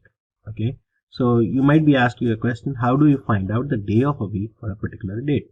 So that is the function. We have a specific function, and that is the weekday function to find out the day of the week for a particular date. Okay, so as we know, these are the 7 days of the week, and we just put the function as it says equals to weekday, and we need to enter the column or the area or the cell address here. So weekday is the function, and it will give you the which day it is of the week. Okay, week as it says 1, it denotes Sunday. Okay, and 3 is again Tuesday. Okay, so this is the function that is used to find the day of the week. So now we move on to the next one, and there might be a question, what are the wildcards available in Excel? So basically Excel supports 3 types of wildcard, which are asterisk, the star, it represents any number of characters. It can be used in different formulas and all, like multiplication and all. So it represents any number of characters. Okay, the next wildcard is the question mark. It represents one single character. Okay, you just need to memorize this in the back of your mind, that it represents one single character. Okay, whereas asterisk is it represents any number of characters. And the third one, which is rarely used in Excel, it is the tilde. It is used to identify a wildcard character, that is tilde, asterisk, question marks in the text. Okay, and it is very rarely used. So you need to memorize these 3 things, that there are 3 types of wildcards. We can see the functions of these in the later sessions. Okay, the next one is we have a question here. What is the data validation? Illustrate with an example. You might be asked this question, and you have to know what is data validation, what is it used for, and you should know how to set up in an example. Okay, data validation is a feature in Excel that is used to control what a user can enter into a cell. Okay, so you have, with the data validation, you are not allowing a kind of data that should be input in the cell. Okay, for example, you have the authority by setting up the data validation that you can enter either a number or a text or just a number and so on. Okay, using the data validation. And where is it available? It is in the data tab. Okay, select data validation option present under data tools. Okay, and you just need to select the particular cells where you want to set up the data validation. I'll show it to you in an example. So this is how it looks like. You just need to go to data tools and click on data validation, and it will show you. And you have the options here, allow, and if you click on the drop down, you will see different options. Like I will show it to you in the example here. Okay, for this particular thing, if I want, this column should have only names, and it should have, if you insert a number, you will be thrown with an error. Okay, you will get an error message saying that this is not a valid option. Okay, so there are some columns where you have to put only names or you have to put only numbers. So you can set this up with the data validation technique. Okay, you just allow it or customize it as per your requirement. So this is how it looks like when you set up an error. So here we have set up a data validation saying that it should not allow you to put any text. Okay, so you will get an error when you put a number here. The value does not match data validation restrictions defined for this cell. Okay, so here as an example, I have some data where I am putting the names here and I'll put the salary here. I want to make sure that we cannot enter any numbers here. Okay, it should be only text. It should have only names. So how do I perform that? How do I restrict any user to that they should not be able to enter any number and they should only enter the text? Okay, so there is a function. Okay, you just need to go to data validation, click data validation, and here in the settings I'll go to custom. There are different options here. You can choose whole numbers, decimal, list, date, time. So these are the options. and I go to custom, and I'm giving a particular formula here. Okay, what is that? It should be only text. Okay, so it's a simple thing. It should be text, and I need to define the range. Okay, so how I'll define the range? I just select this. Okay, and I select the range. Okay, so I have selected the range here, and if you go to input message and error alert, you can customize it, and here we are taking the default one, and this is the input message if you want to set or customize something. Okay, so let's see how it works. Okay, I have set this, and then I try to put a number here, and it throws me an error. The value you entered is not valid because we have set a restriction. A user has restricted values that can be entered into the cell. So this is how the data validation works. Okay, the next thing is you will be given a situation wherein you have to you will be given data, and you have to perform a function. Like in this example, we are taking a condition wherein you will have data, and you have to specify the result based on the data. You have to formulate it. Okay, so given below is a student table. Write a function to add pass or fail to the results column based on the following criteria. You will be given a criteria. So this is the student table. You're giving the student names, marks, and attendance, and then based on that you will have to specify a formula wherein you will see the result. Okay, based on the past student data, you have to put a pass fail results in the column based on the following criteria. What is the criteria? And for example, here in this example, what they're saying is you have to say that the student is passed if his marks is more than 60 and the attendance is more than 75%. Okay, so how we perform this function? As it says, you have to use the if function and check with the and condition to fill the results column. Okay, so let's see this in the example here. So here is the example, and we will perform the if function and check with the and function. So how we do that is here. Okay, so I have to put the if function here. Okay, and check with the and function. Okay, and I have to specify the conditions. I have to specify where it should see the or check the conditions. Okay, so we are checking the conditions here, and the marks should be in row in the column U, and it starts with U5. So let's see U5. Okay, it will immediately go to column U and 5, row 5. Okay, and then what is the condition we are specifying here? It should be greater than 60. Okay, and the other condition is the column V, that is the attendance column. Okay, and what is the condition we are specifying? V5 should be greater than 75. Okay, and we just close this conditions with the parenthesis, and now we have to specify the result, whether it is pass or fail. Pass, comma, in quotes again, fail. Okay, so let's see how this works. Okay,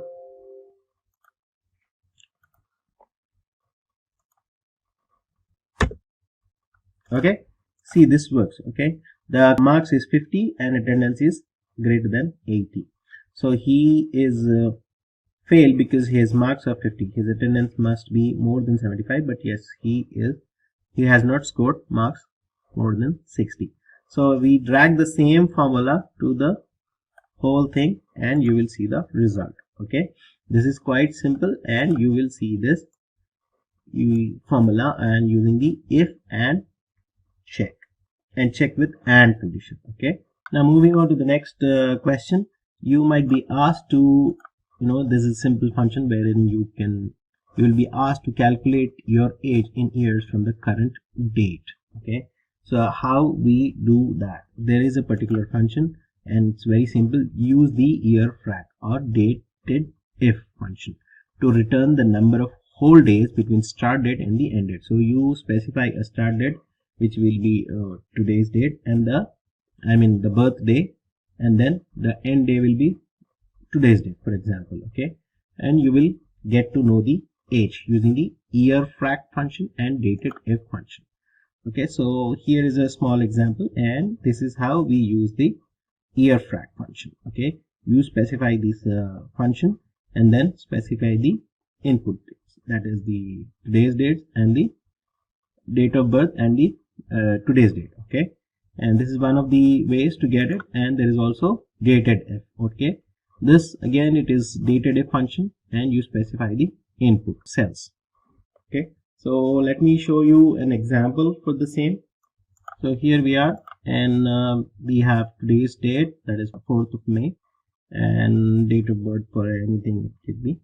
So I will specify the year frac function. Okay, equals year frac. Okay, and then I should, as soon as you enter, you specify the start date and the end date. Okay, and I will specify the start date as today's date. It picks the column, and then I put the comma, and then the end date should be this thing. Okay, and just close it, and it will give you the age. Okay, so this is the age. For example, if you want to find out my age, I don't want to reveal my birthday, but it's okay.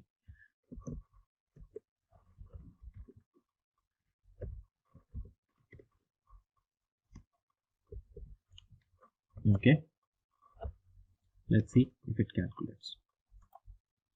I'm 32 years old. Okay, alright, so this is one of the ways, and similarly you can use the dated if function shown in the example. Alright, now moving on to the next question. You have nested if statements. This is very important, and you will definitely be coming across this question. How are nested if statements used in Excel? What are nested if statements? The if function can be nested. I mean, it can be loop. When we have multiple conditions to meet, okay, it can be nested. The false value is replaced by another if function. Okay, you have specified some condition, and you are putting up a condition, and if that condition is not there or not met, then if it will be replaced with another if function. So the syntax will be like this. Below is an example. So we use two if statements in conjunction. Okay, so here is an example. Here we are specifying a condition wherein the result is excellent if it is more than 80, and if it is less than 60, it is bad or average. So this is very simple. You perform one if condition, and if that is not met, it will go for the next if condition. So we are nesting two if conditions. We are joining two if statements. Okay, I'll show the same example here in the Excel. So here we are. We have some data and the students and their marks. Okay, and we are specifying a condition wherein if the result or marks are more than 80, the result is excellent, and if it is less than 60, it is bad or average. Okay, so how we get this is we use two if conditions, if statements. So as we have seen it, if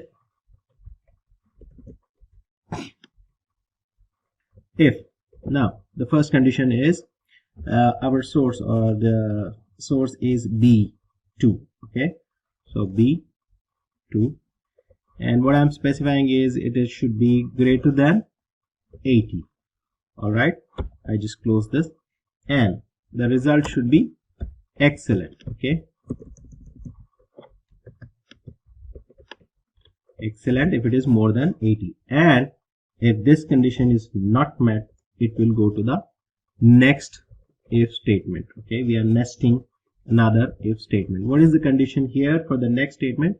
It will check B2 is less than or equal to 60. You can specify any marks. All right, so if it is less than 60, it should give the result as bad or average. Okay, specify anything and you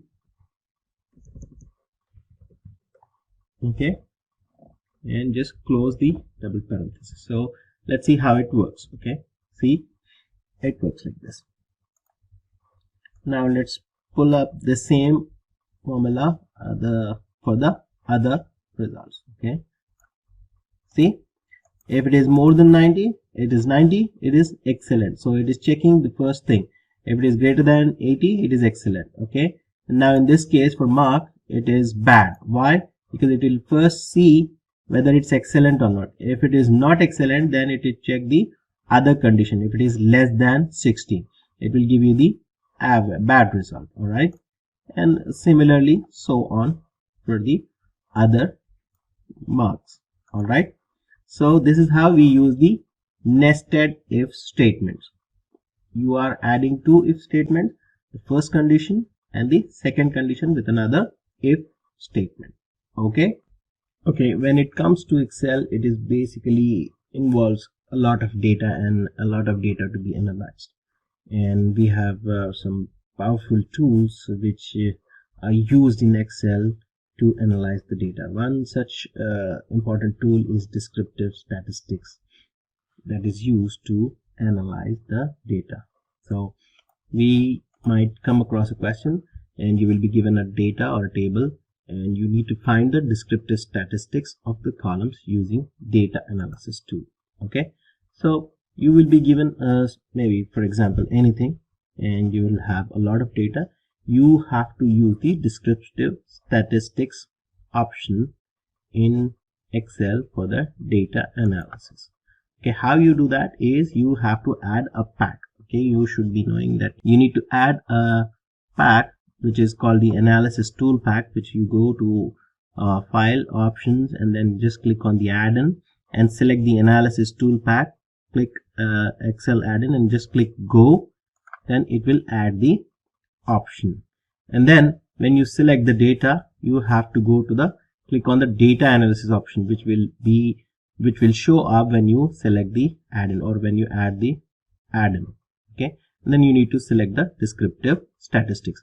What we need to do is we need to analyze this data, and it will show you the values like mean, and you can also customize. You see you have these data, and for you to check each and every row and find the mean, the smallest, the maximum number and things like that. So this can be easily done using the descriptive statistics for the data analysis. I'll show the same thing in the Excel, how it can be performed. So here we are, and I'll show you first how to add the option to it. Okay, go to add-in, select analysis tool pack as shown in the slide, and you need to click go. If you just click OK, it will not add, so just click go, and then you need to select analysis tool pack. Okay, it will give you these are the different options. For now we are selecting analysis tool pack and then click OK. As soon as you do that, you will see the data analysis. This option gets enabled when you add that pack. So this is the data that you have. You need to find or analyze using the descriptive statistics. So as you see it, click data analysis and click select descriptive statistics. Okay, and it will show up the option like this, and you need to select the input range. Okay, for some reason it's already there, and if you want me to show, I will show it to you across. You have to select the whole data. Okay, this is my input range, and you need to select this labels in the first row so that you know it doesn't take the first row. Okay, I'll show. Okay, and now I'm putting the output in another worksheet. Okay, you can specify or you can specify a new worksheet, and these are the options that you can select. So you are getting a summary statistics, which is the default, and you can select the confidence level, that is the mean value, and you can set it up by whatever value percentage you want, and you are selecting the largest one and the smallest number. So all these data will get analyzed and it will open up in a new sheet, and just click OK and you will see this. So these are the, if you see, this is our data: paid, organic, social and revenue. So this is okay,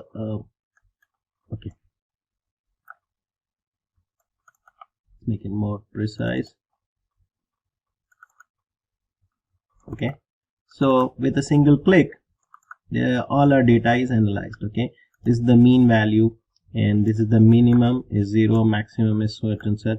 This is the total, and the number of count is 1000. So you don't need to scroll down and check what is the largest amount that is paid. So this is the largest amount for the paid. Okay, and so on. So the largest revenue generated, all these things are generated with a descriptive analysis. Okay, descriptive statistics with a data analysis tool.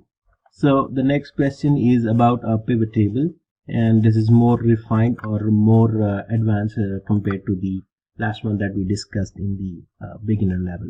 So here you are asked to create a pivot table to find the total cases in each country belonging to their respective continents. You are being asked to put up a pivot table with two variables, basically each country and their respective continent. So again, we have the same data, and we need to set up a pivot table which shows the continents and the countries with the respective continents, the number of cases.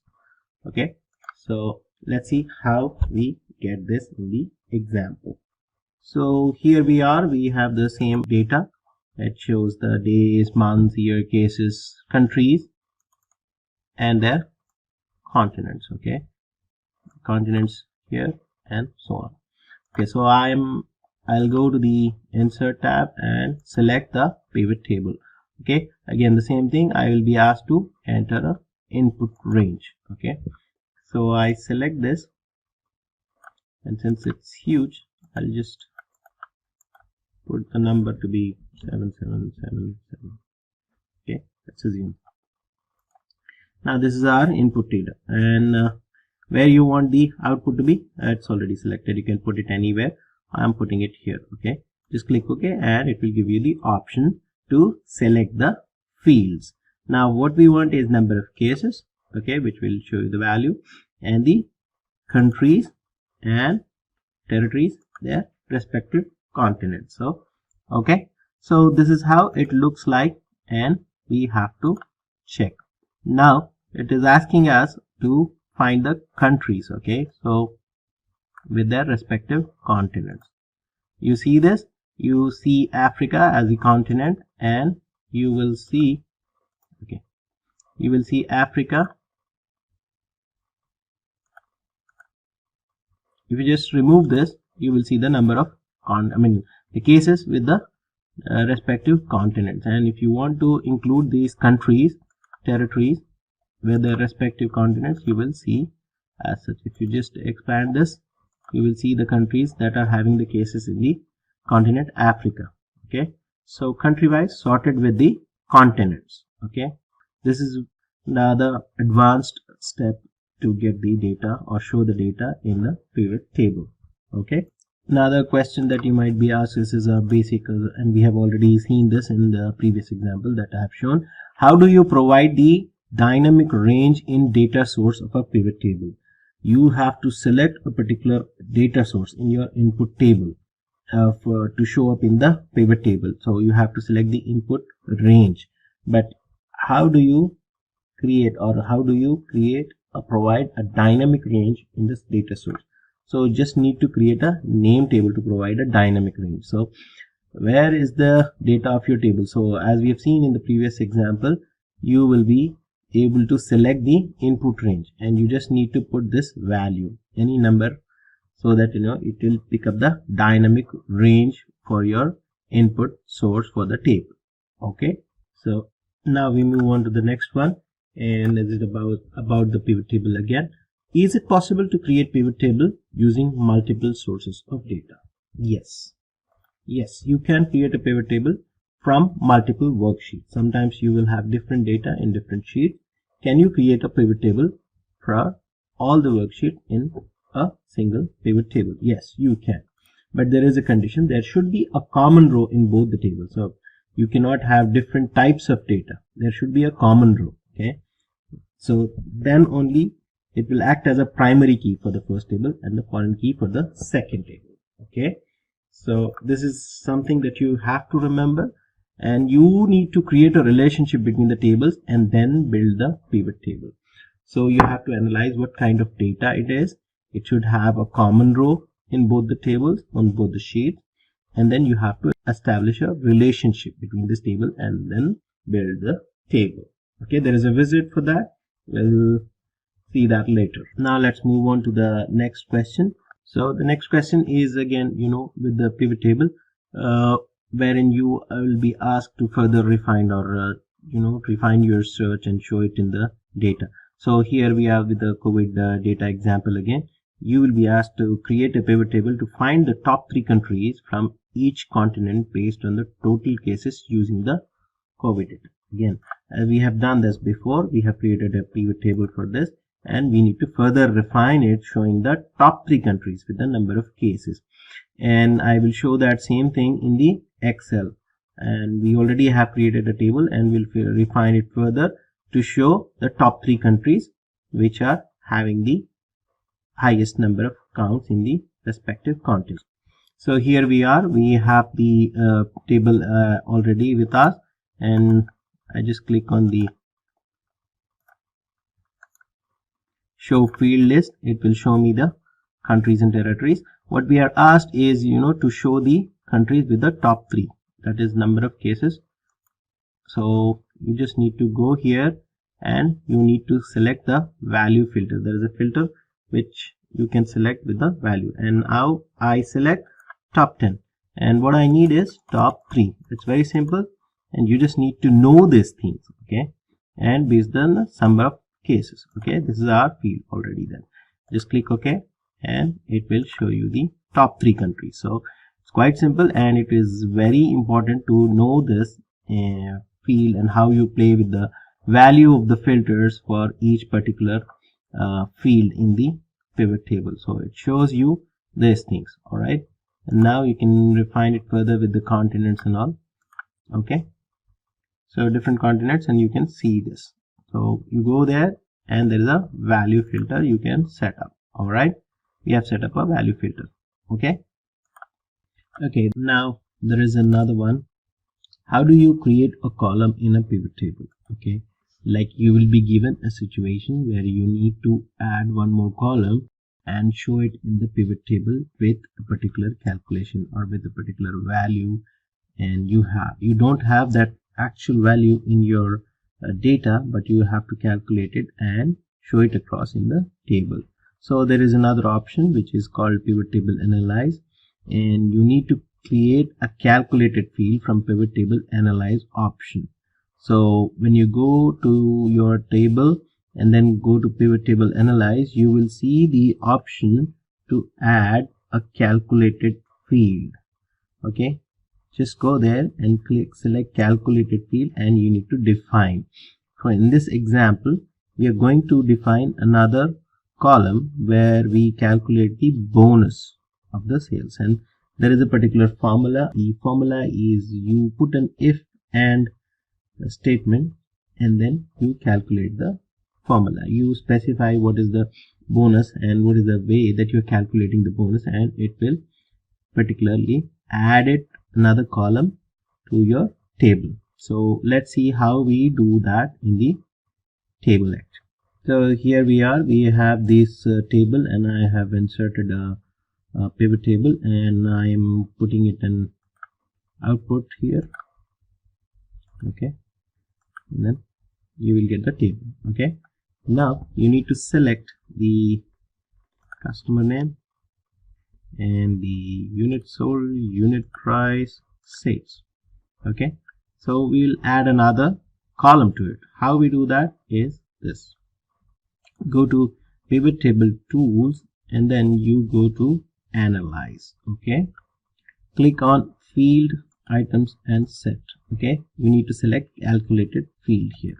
Select that, and we are defining a new field here, which is the bonus.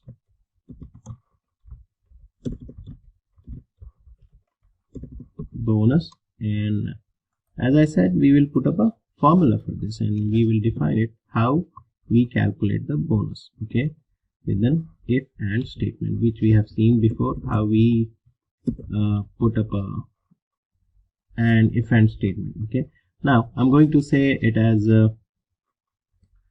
like this: sales, my sales should be, I'll specify a condition how they will calculate the bonus. If sales is greater than 4,000 and the unit sold, okay, I am trying to put it as the unit sold. It also depends on the units sold is greater than 1,000. Okay, for example, let's say 1,000.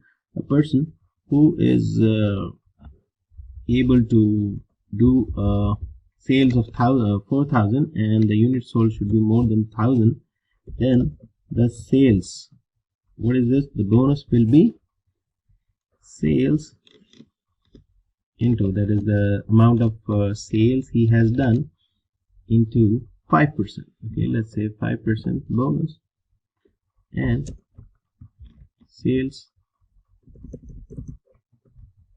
is, if it is 2%. Okay, okay, we are adding this field bonus and click add. Okay, so we have added this and we have put up a calculation for the formula, and you will see this in the, so this is a simple way of adding the column to your existing data, and we are doing the calculations and showing it up. Okay, so this is one way. Go to pivot table, analyze, and field items and sets. You can select this option and add it. Okay, you can customize this, as I said, with adding different fields. This is pretty handy in analyzing the data which does not exist in the table, and you add some value to your pivot table. Okay, the next question will be about slicer. You must be familiar with what a slicer is in a pivot table and how do you use it, what are the purpose of using it, and how do you put up a slider in the pivot table. So how does a slicer work? Basically, slicers are used to further filter data in the pivot table. Suppose you already have some data, and it's for ease that you can do it by just adding a slicer. You can select particular data in or a field, and you can see the output for that particular field that you have chosen in the slicer. Okay, so it's very simple. Go to the insert tab and select slicer under filters. Okay, and then it will be like this. Okay, and here, if for example you see this is our pivot table, we have added two slicers to filter our table, that is month and countries and territory. So this will be the general pivot table that looks like, and we have added another two slicers, that is month and country. So if you go for example, if you want to see what is the number of cases and some of the deaths for a particular month and for a particular country, you can just do it by a single click, and it will show that particular data only in the table. Let's see and do this in our Excel. Okay, so there is a table pivot table already created for this, and I want to add a slicer. So how do I go ahead and do this? Is I go to the options and insert slicer. Okay, at the moment you click on it, you will see what are the options that you want to add. You can select different fields and select the slicer for it. For this example, we are choosing month. Okay, this is one of our sliders. You can just put it here, adjacent to the, and again this will be our slider. Okay, let's add another slicer here. Okay, and this will be the countries and territories. Okay, click on that and you will see two simple badges here that you can choose from. So if I want to know in the month of Feb how many number of cases were there for particular, let's see, the moment I choose the month, it will show that particular number of the corresponding table for the whole. And now I want to further refine it to a particular country. So for example, Australia. Okay, so there were a total number of 18 cases and 0 deaths. At the same time, if I go for Algeria, it is like this. So as you see, it goes like this. Okay, so this is one of the very important tool that you can use to show the data in a much simplified manner and ease. Okay, so the next question is about the pivot table again. What is the percentage of contribution of each country and continents to the total cases? Again, the same example for our code, the COVID one. And this time we want to show the output as the percentage of contribution for each country and continents to the total cases. So we have the same data and we generate a pivot table, and we should show it as the sum of the cases to be percentage. Okay, and this is how we do it. This is our data, and I'm going to create a pivot table for this.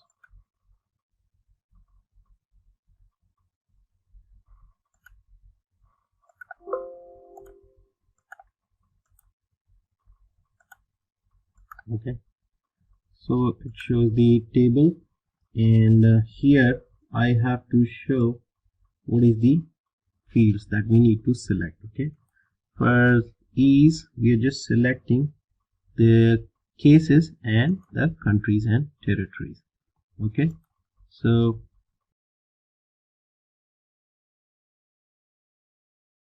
cases to be the values. Okay,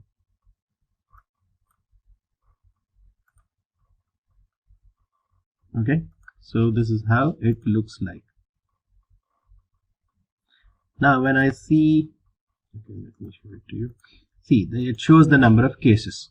Now if I just want to refine it further and see it as number of percentage as the number of cases. Okay, so how I do it, show field list, I go here and I go to value field settings. Okay, then again number format, show the value as, okay, sorry, show the value as, you need to select this thing, percentage of grand total, and then just click OK, and you will see this to be the percentage. So it shows the data in the form of percentage. Okay, this is very simple, and you just need to remember, as we have seen before, show field and then value field settings. Okay, this is the thing that you need to check. Okay, grand percentage. There are other options also, and you can select from whatever you want to, but in this case we are showing it to be the percentage. Okay, okay guys, now the next question is about a very important aspect of presentation when we come to pivot charts. How do you create a pivot chart in pivot tables? This is very basic or very important aspect of pivot tables, that you can represent data in a form of a chart, and there are different types of charts which I'll show it to you in the example. Okay, so we have a data here and we want to show it right now it is in a tabular form. Okay, we have put up a pivot table for this, and now the same thing can be put up in a pivot chart. Okay, so what you need to do is go to the insert tab and select the pivot chart. It depends on different versions of Excel that you have different forms or different buttons, so I will show it across to you, and this is how it looks like. Okay, it's very simple. It can be a pie chart, it can be a bar chart, it can be different forms, and we can see that in the example here. Okay, so let's go to the example, and so we have the pivot table generated here already. What you need to do is you need to select the table and go to insert and see the options. There is a column chart, there is a line chart, there is pie, bar, area, scattered, and other parts. Okay, there are different forms. Okay, so right now what we do is we will select the column chart here. Okay, you need to select the pivot table and click on the column chart. Again, there are different forms which can be seen in some time now. So this is the basic form. Okay, and it will show you the countries. It will show it as a form of a chart. Okay, again, you can change the chart type. You can change it to pie. Okay, this personally is very good in presenting or doing presentation, and you can select different forms, different styles. Okay, it will also show you the percentage. So this is one form of presenting your table into a chart. Okay, again, bar type is also there. So this won't suit here in our example. There are different ones. I'm just showing it to you as how it looks like. So depending on your the aesthetic, you can see and select what kind of chart is best suitable. Okay, so this is how you put up a pivot chart in pivot tables. Okay, so this is one last for the intermediate level. And what are macros in Excel? Create a macro to automate a task. Basically, you have some daily tasks that you perform in Excel. Okay, and you can do this with quite ease using the macros. Okay, it basically is a program that resides within the Excel file, and it is used to automate tasks in Excel. Some daily tasks that you run, like when you come across any data and you have to scrub that data, and you do some daily routines, and by removing some columns or adding some formulas, and adding some colors and changing the fonts, or be it anything that you perform, and you have to do a repetitive task. So all that can be done by recording a macro, and this is what macro is used for in Excel. So how you capture those steps in Excel is through a macro. To record a macro, you can either go to the developer tab in the Excel and click on record macro, or you can use or access it from the view tab. Okay, so these are the ways to access macros. Okay, just go to the developer tab and click record macro, wherein when you click record macro, it will record the steps that you are performing in each step, and it will capture that, and you can save that. It is like a daily routine that you run, and you can do all these multiple steps, maybe n number of steps, within a single click by running that macro later on. Okay, so you record a macro and run that. Okay, you do it through the developer tab. Go to developer tab and click record macro, and it records all the steps that you are performing. Okay, you need to name it, and you just need to perform the actions, and it will record the macro, and you just save it later on. Whenever you come across the same daily task that you run, you can just click it by running that macro. Okay, wow. So in a single click, it will perform all the actions that you have done or steps that you have performed on that particular Excel sheet or any other Excel sheet. Okay, this is very handy when you have similar data and you do the similar task each day. Okay, so this ends the intermediate level, and in the next slides we will see the advanced level. So now we discuss the advanced level interview questions for Excel. And when it comes to the advanced level, you will come across, definitely you will be asked about what if analysis. How does it work? How does what if analysis work in Excel?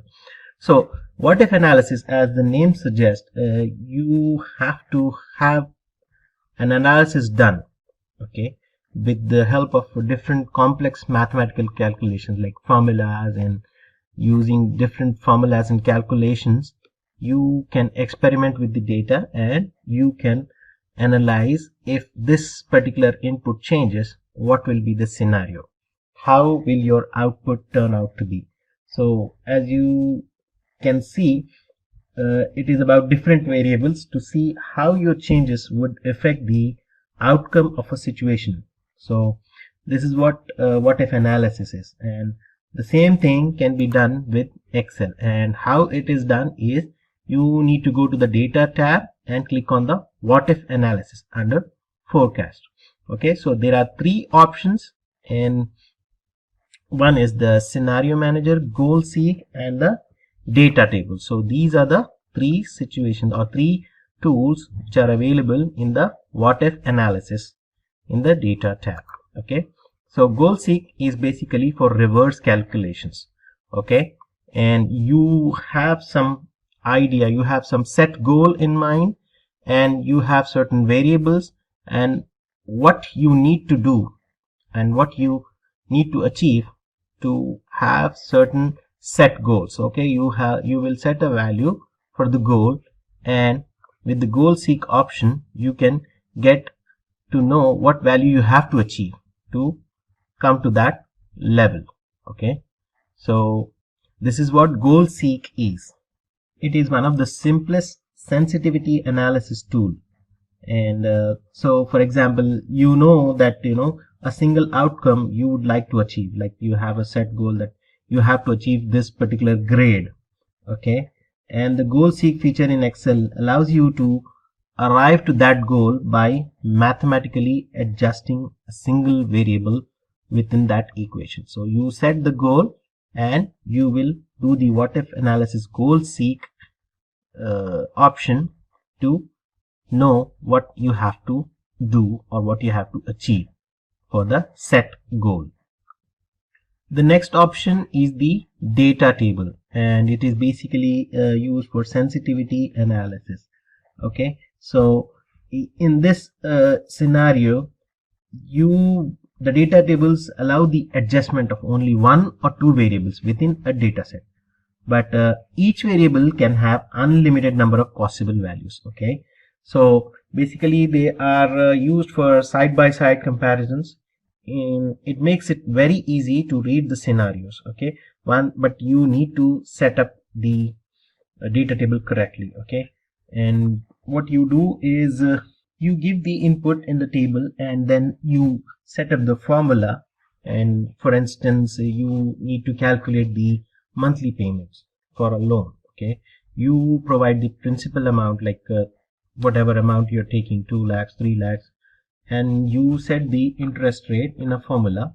Okay, and you set the term in, and then you need to provide different input options, like what loan amount that you're taking, and you set the formula and go to data table, and go to what if analysis and select the data table, stretches across, and then you will see the monthly payment options or the monthly EMI that you can calculate. There are different things that you can calculate. You can calculate the target or the sales bonus or things like that. Okay, giving different scenarios in the variables. Okay, but you need to set up a data table. It might be a little challenging, but yes, it is a very powerful tool. Okay, so the next one is the scenario manager. It is a bit more complicated compared to the other two, but then it is more advanced than goal seek, as it allows you to adjust the multiple variables at the same time. Okay, and this is very complicated compared to the other two, and it is even it gives more better output when it compares to the other two what if analysis tools.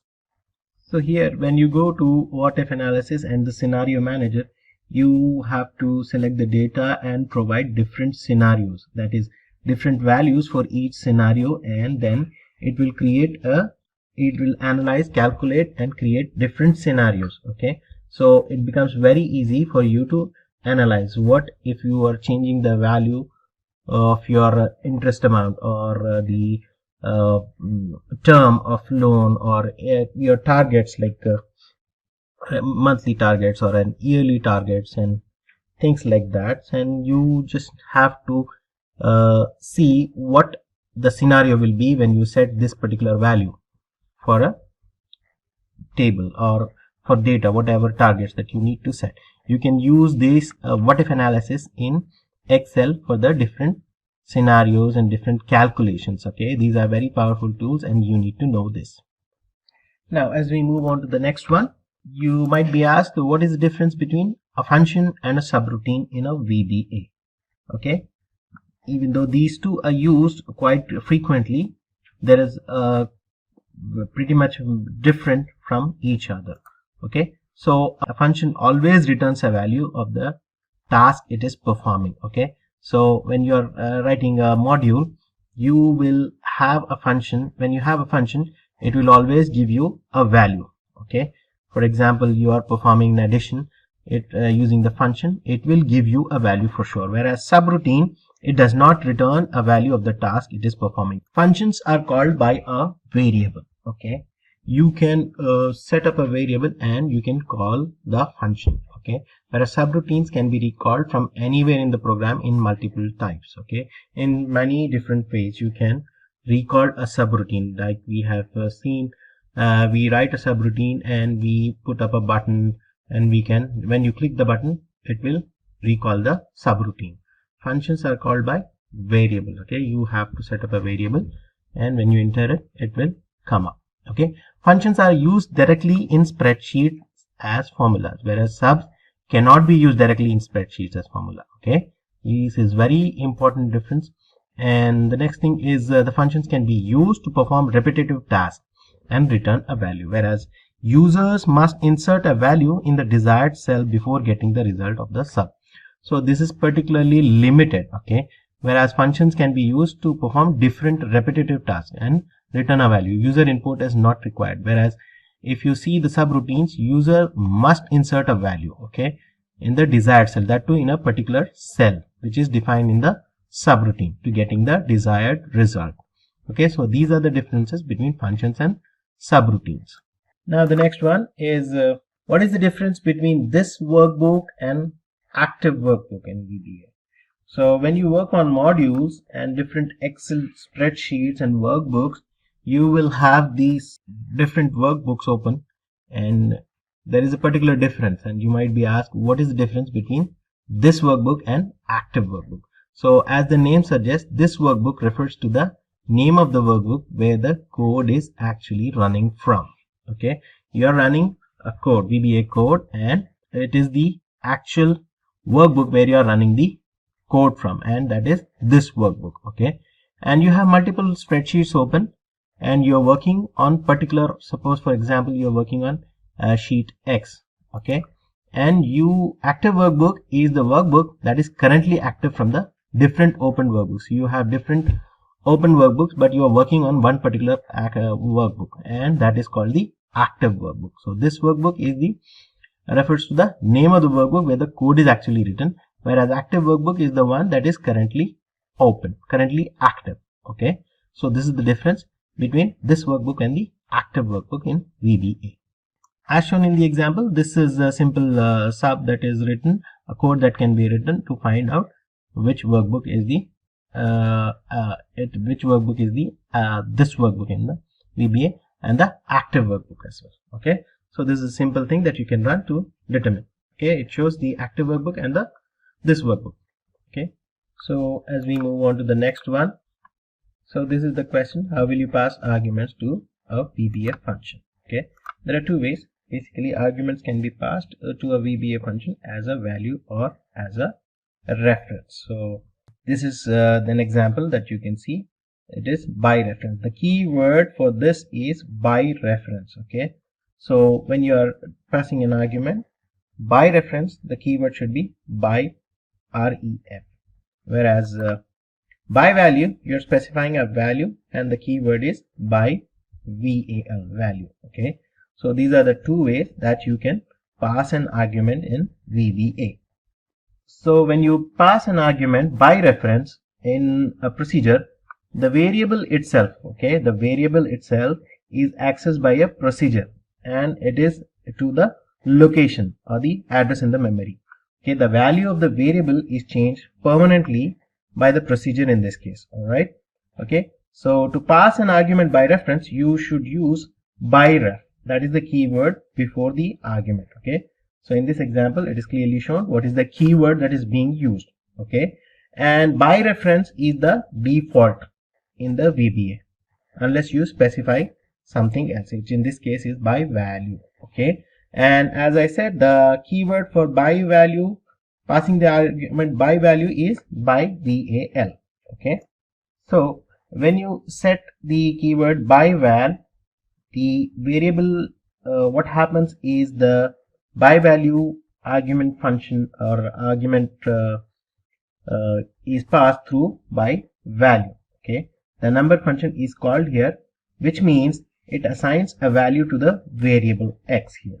Okay, because the variable was passed by value in the function, any change to the value, okay, any change to the value of the variable is only the current function, so it ends after it performs the function. Okay, then it reverts back to the value when it is declared again, where it is set to 0.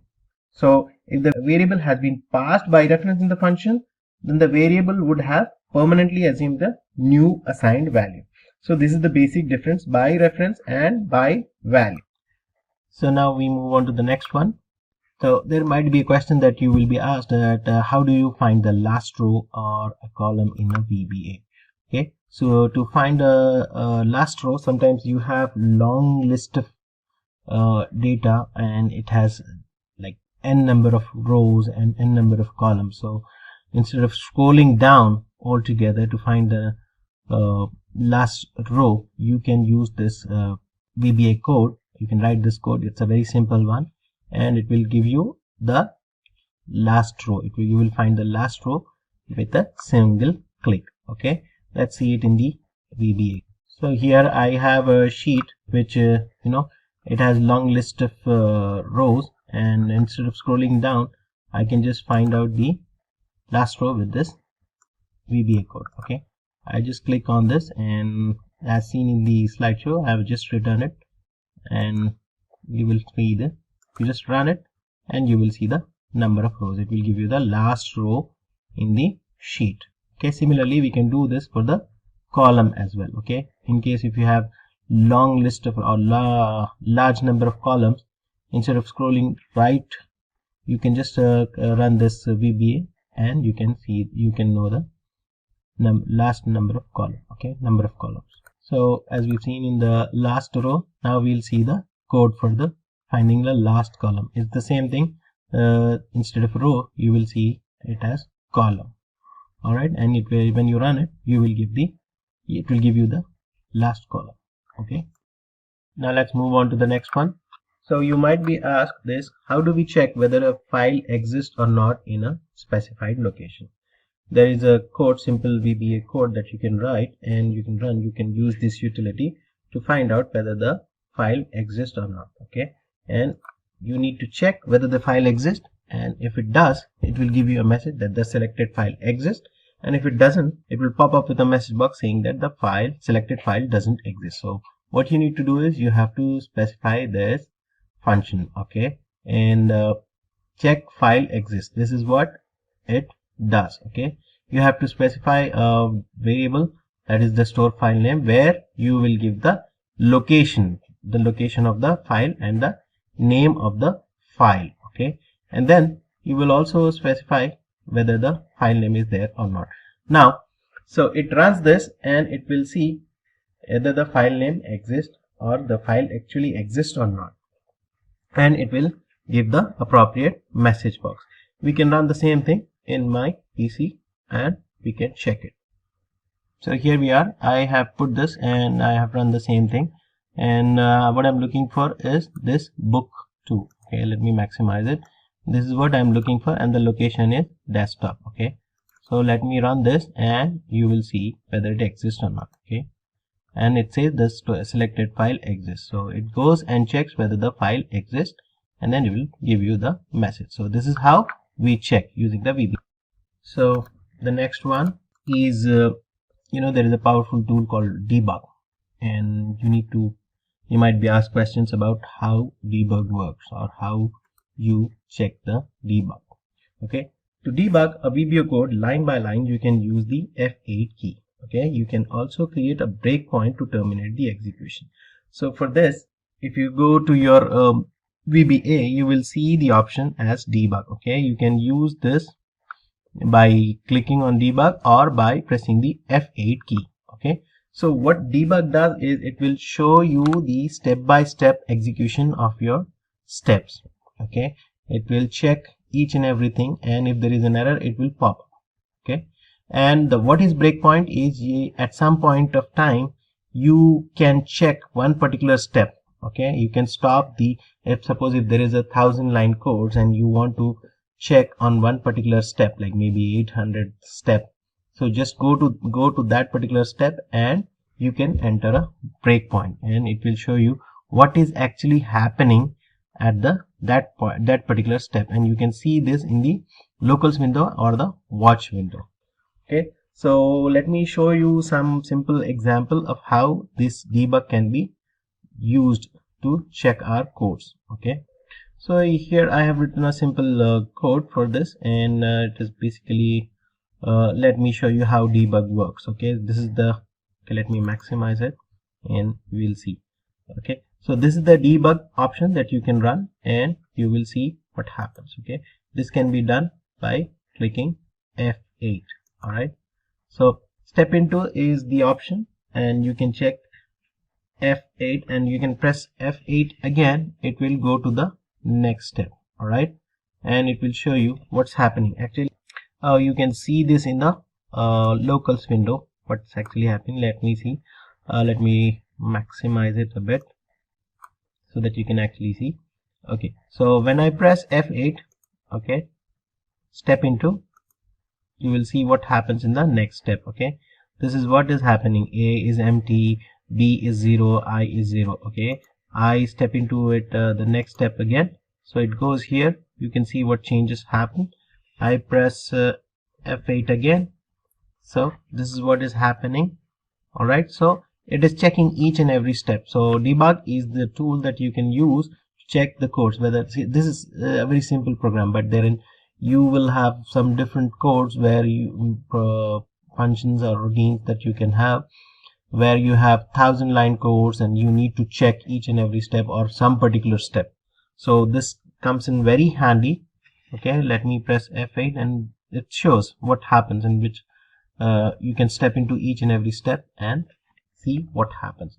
Okay, and now if I show, there is something called as toggle breakpoint. Okay, this one particular is used by pressing the F9 key, wherein you will see what is actually happening at some particular step. Okay, so how you do that is you just need to go to a particular step and click on the bar here, and it will get highlighted into red. So this is what is happening. Okay, so in the watch window you will see that particular step will be magnified, or you can see what is actually happening in that step. Okay, so let me start it again, see what happens. I press F8 again, so here it sees, it actually shows, you can toggle and you can see what is happening in the watch window at that particular step. So module 1 A, B, C, the variant is empty, so expression is B. This is what is happening at this particular step. Okay, so this is how debug can be used. So now as we move on to the next one, well, you might be asked to create a bar chart with the given data using VBA.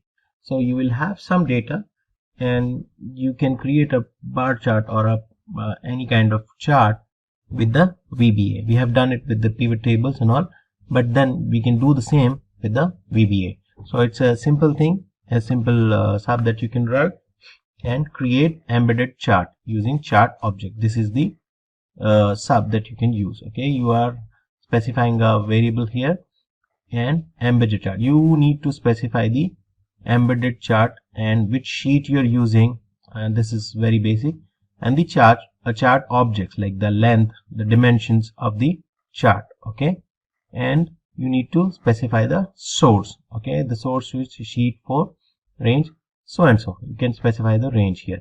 So let's go and do the same thing in the VBA. So here I have the data, and I have already copied the VBA for it, and let me simply run it. Okay, see, it creates a chart. So this comes in very handy, and you can see the, as I have mentioned, in you have to specify the source, the dimensions of the chart, and so on, so and so on. Okay, you are specifying where it's picking up the data from, and the columns, the range and the dimensions of the chart. Okay, you can play with this and you will generate a chart. So well, this ends our presentations, and so this is how it looks like, and we've seen that. So next question is about a VBA code again to calculate the area of a rectangle using the VBA function. How do you include a function to calculate the area of a rectangle? We all know that the area of a rectangle is length into width. Okay, that is the formula. We can execute it by defining a function in the VBA, and we'll define the same function. Function is equal to area, and it is area as length into width. In this scenario, I'll again show it to you how we do this in Excel, and let's go ahead and do this. So here we are. I will just go to the developer tab and open the VBA, and I insert a module. Okay, so here we will define the function. Okay, function as area. Okay, this is my function, and now I'm going to define the variables. Okay, length as double, because we want to make sure that it takes the decimals as well. Okay, and width. Sorry.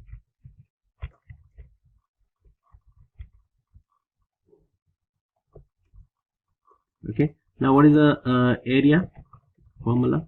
Quite simple. Area equals to length into width. Okay, very simple. Okay, now I go to my Excel and I'll define the area function. Okay,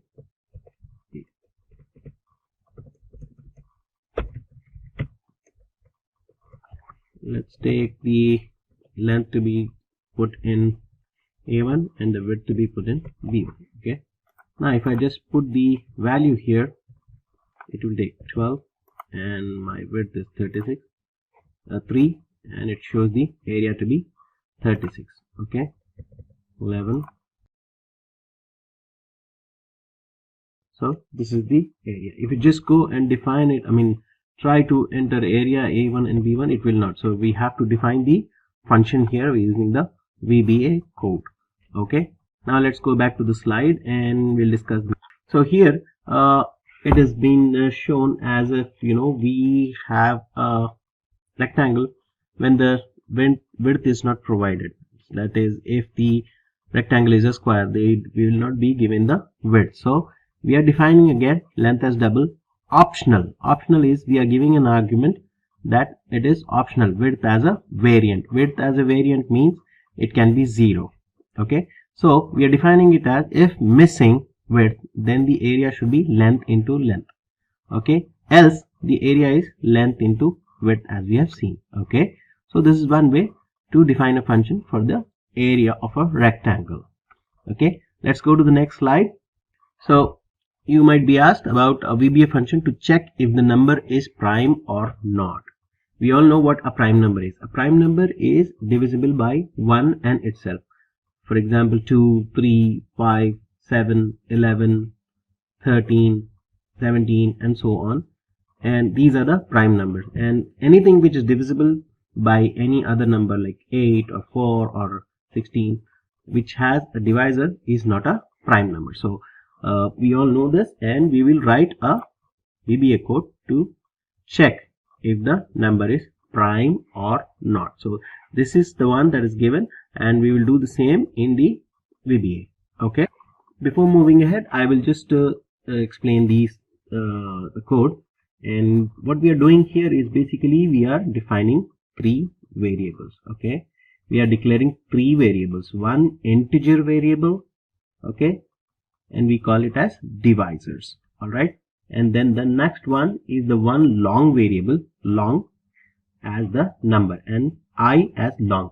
Okay, here long specifies variables because it has got the larger capacity than the integer values. Okay, the divisor will be 0. We are initializing the variable divisor with the value of 0. Okay, the next thing is we use a input box. Input box to get the number from the user. That is, you will input a number when you are asked to for the input box. Okay, so this is the so when the number is entered, we want to check whether this number is prime or not. Okay, so how do we check that? Okay, as we all know, the condition for prime number is it has only two number divisors, that is 1 and itself. So what we do is we start a next loop. Okay, for I equals to 1 to numbers. All right, so this is the start of the loop. We will define the conditions here. So now how do we actually perform the operation of dividing? We use the mod operator. Okay, this is one of the important operator to check here. The mod operator will give you the remainder of a division. For example, you have 7 or 8 or mod by 2 is equal to 1, because 7 divided by 2 equals 3 with the remainder of 1. Okay, so only if a number mod I equals to 0, I is the divisor of a number. Okay, so in this case we want to increment it by variable divisors by 1. So this is what we define it as.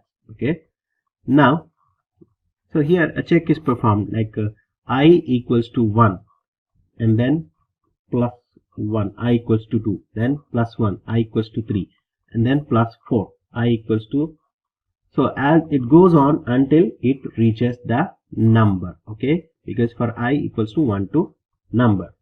Okay, so this is what is starting of the loop. Now you have to close the loop. So how we do that is next I. Okay, this is closing the loop. So this is what the loop does. Now we have defined the check. Now we have to define the result. What happens if the divisor is equals to 2, then the message box number should say is a prime number. All right, otherwise it should say message number should pop up and say it is not a prime number. So this is how we define it in the VBA. Let's go ahead and do this. So here we are. I have already set it up, and this is the VBA. So let's run it. Okay, and it will ask you, this is the module 2 because I defined it as module 2. And so the message box opens up and it asks you to enter a value. Now let's see, 2 is a prime number. Okay, I run it again by pressing the fake key. Okay, 12 is not a prime number. So this is how we have coded a VBA code a function to check whether the number is prime or not. So this ends our presentation or about the interview questions. So thank you for joining an advanced Excel full course by Simplilearn. We hope this training has provided you with valuable insights and practical skills to excel in your professional journey. If you like this video, do support us with thumbs up and hit the notification icon for more. Hi there, if you like this video, subscribe to the Simplilearn YouTube channel and click here to watch similar videos. To nerd up and get certified, click here.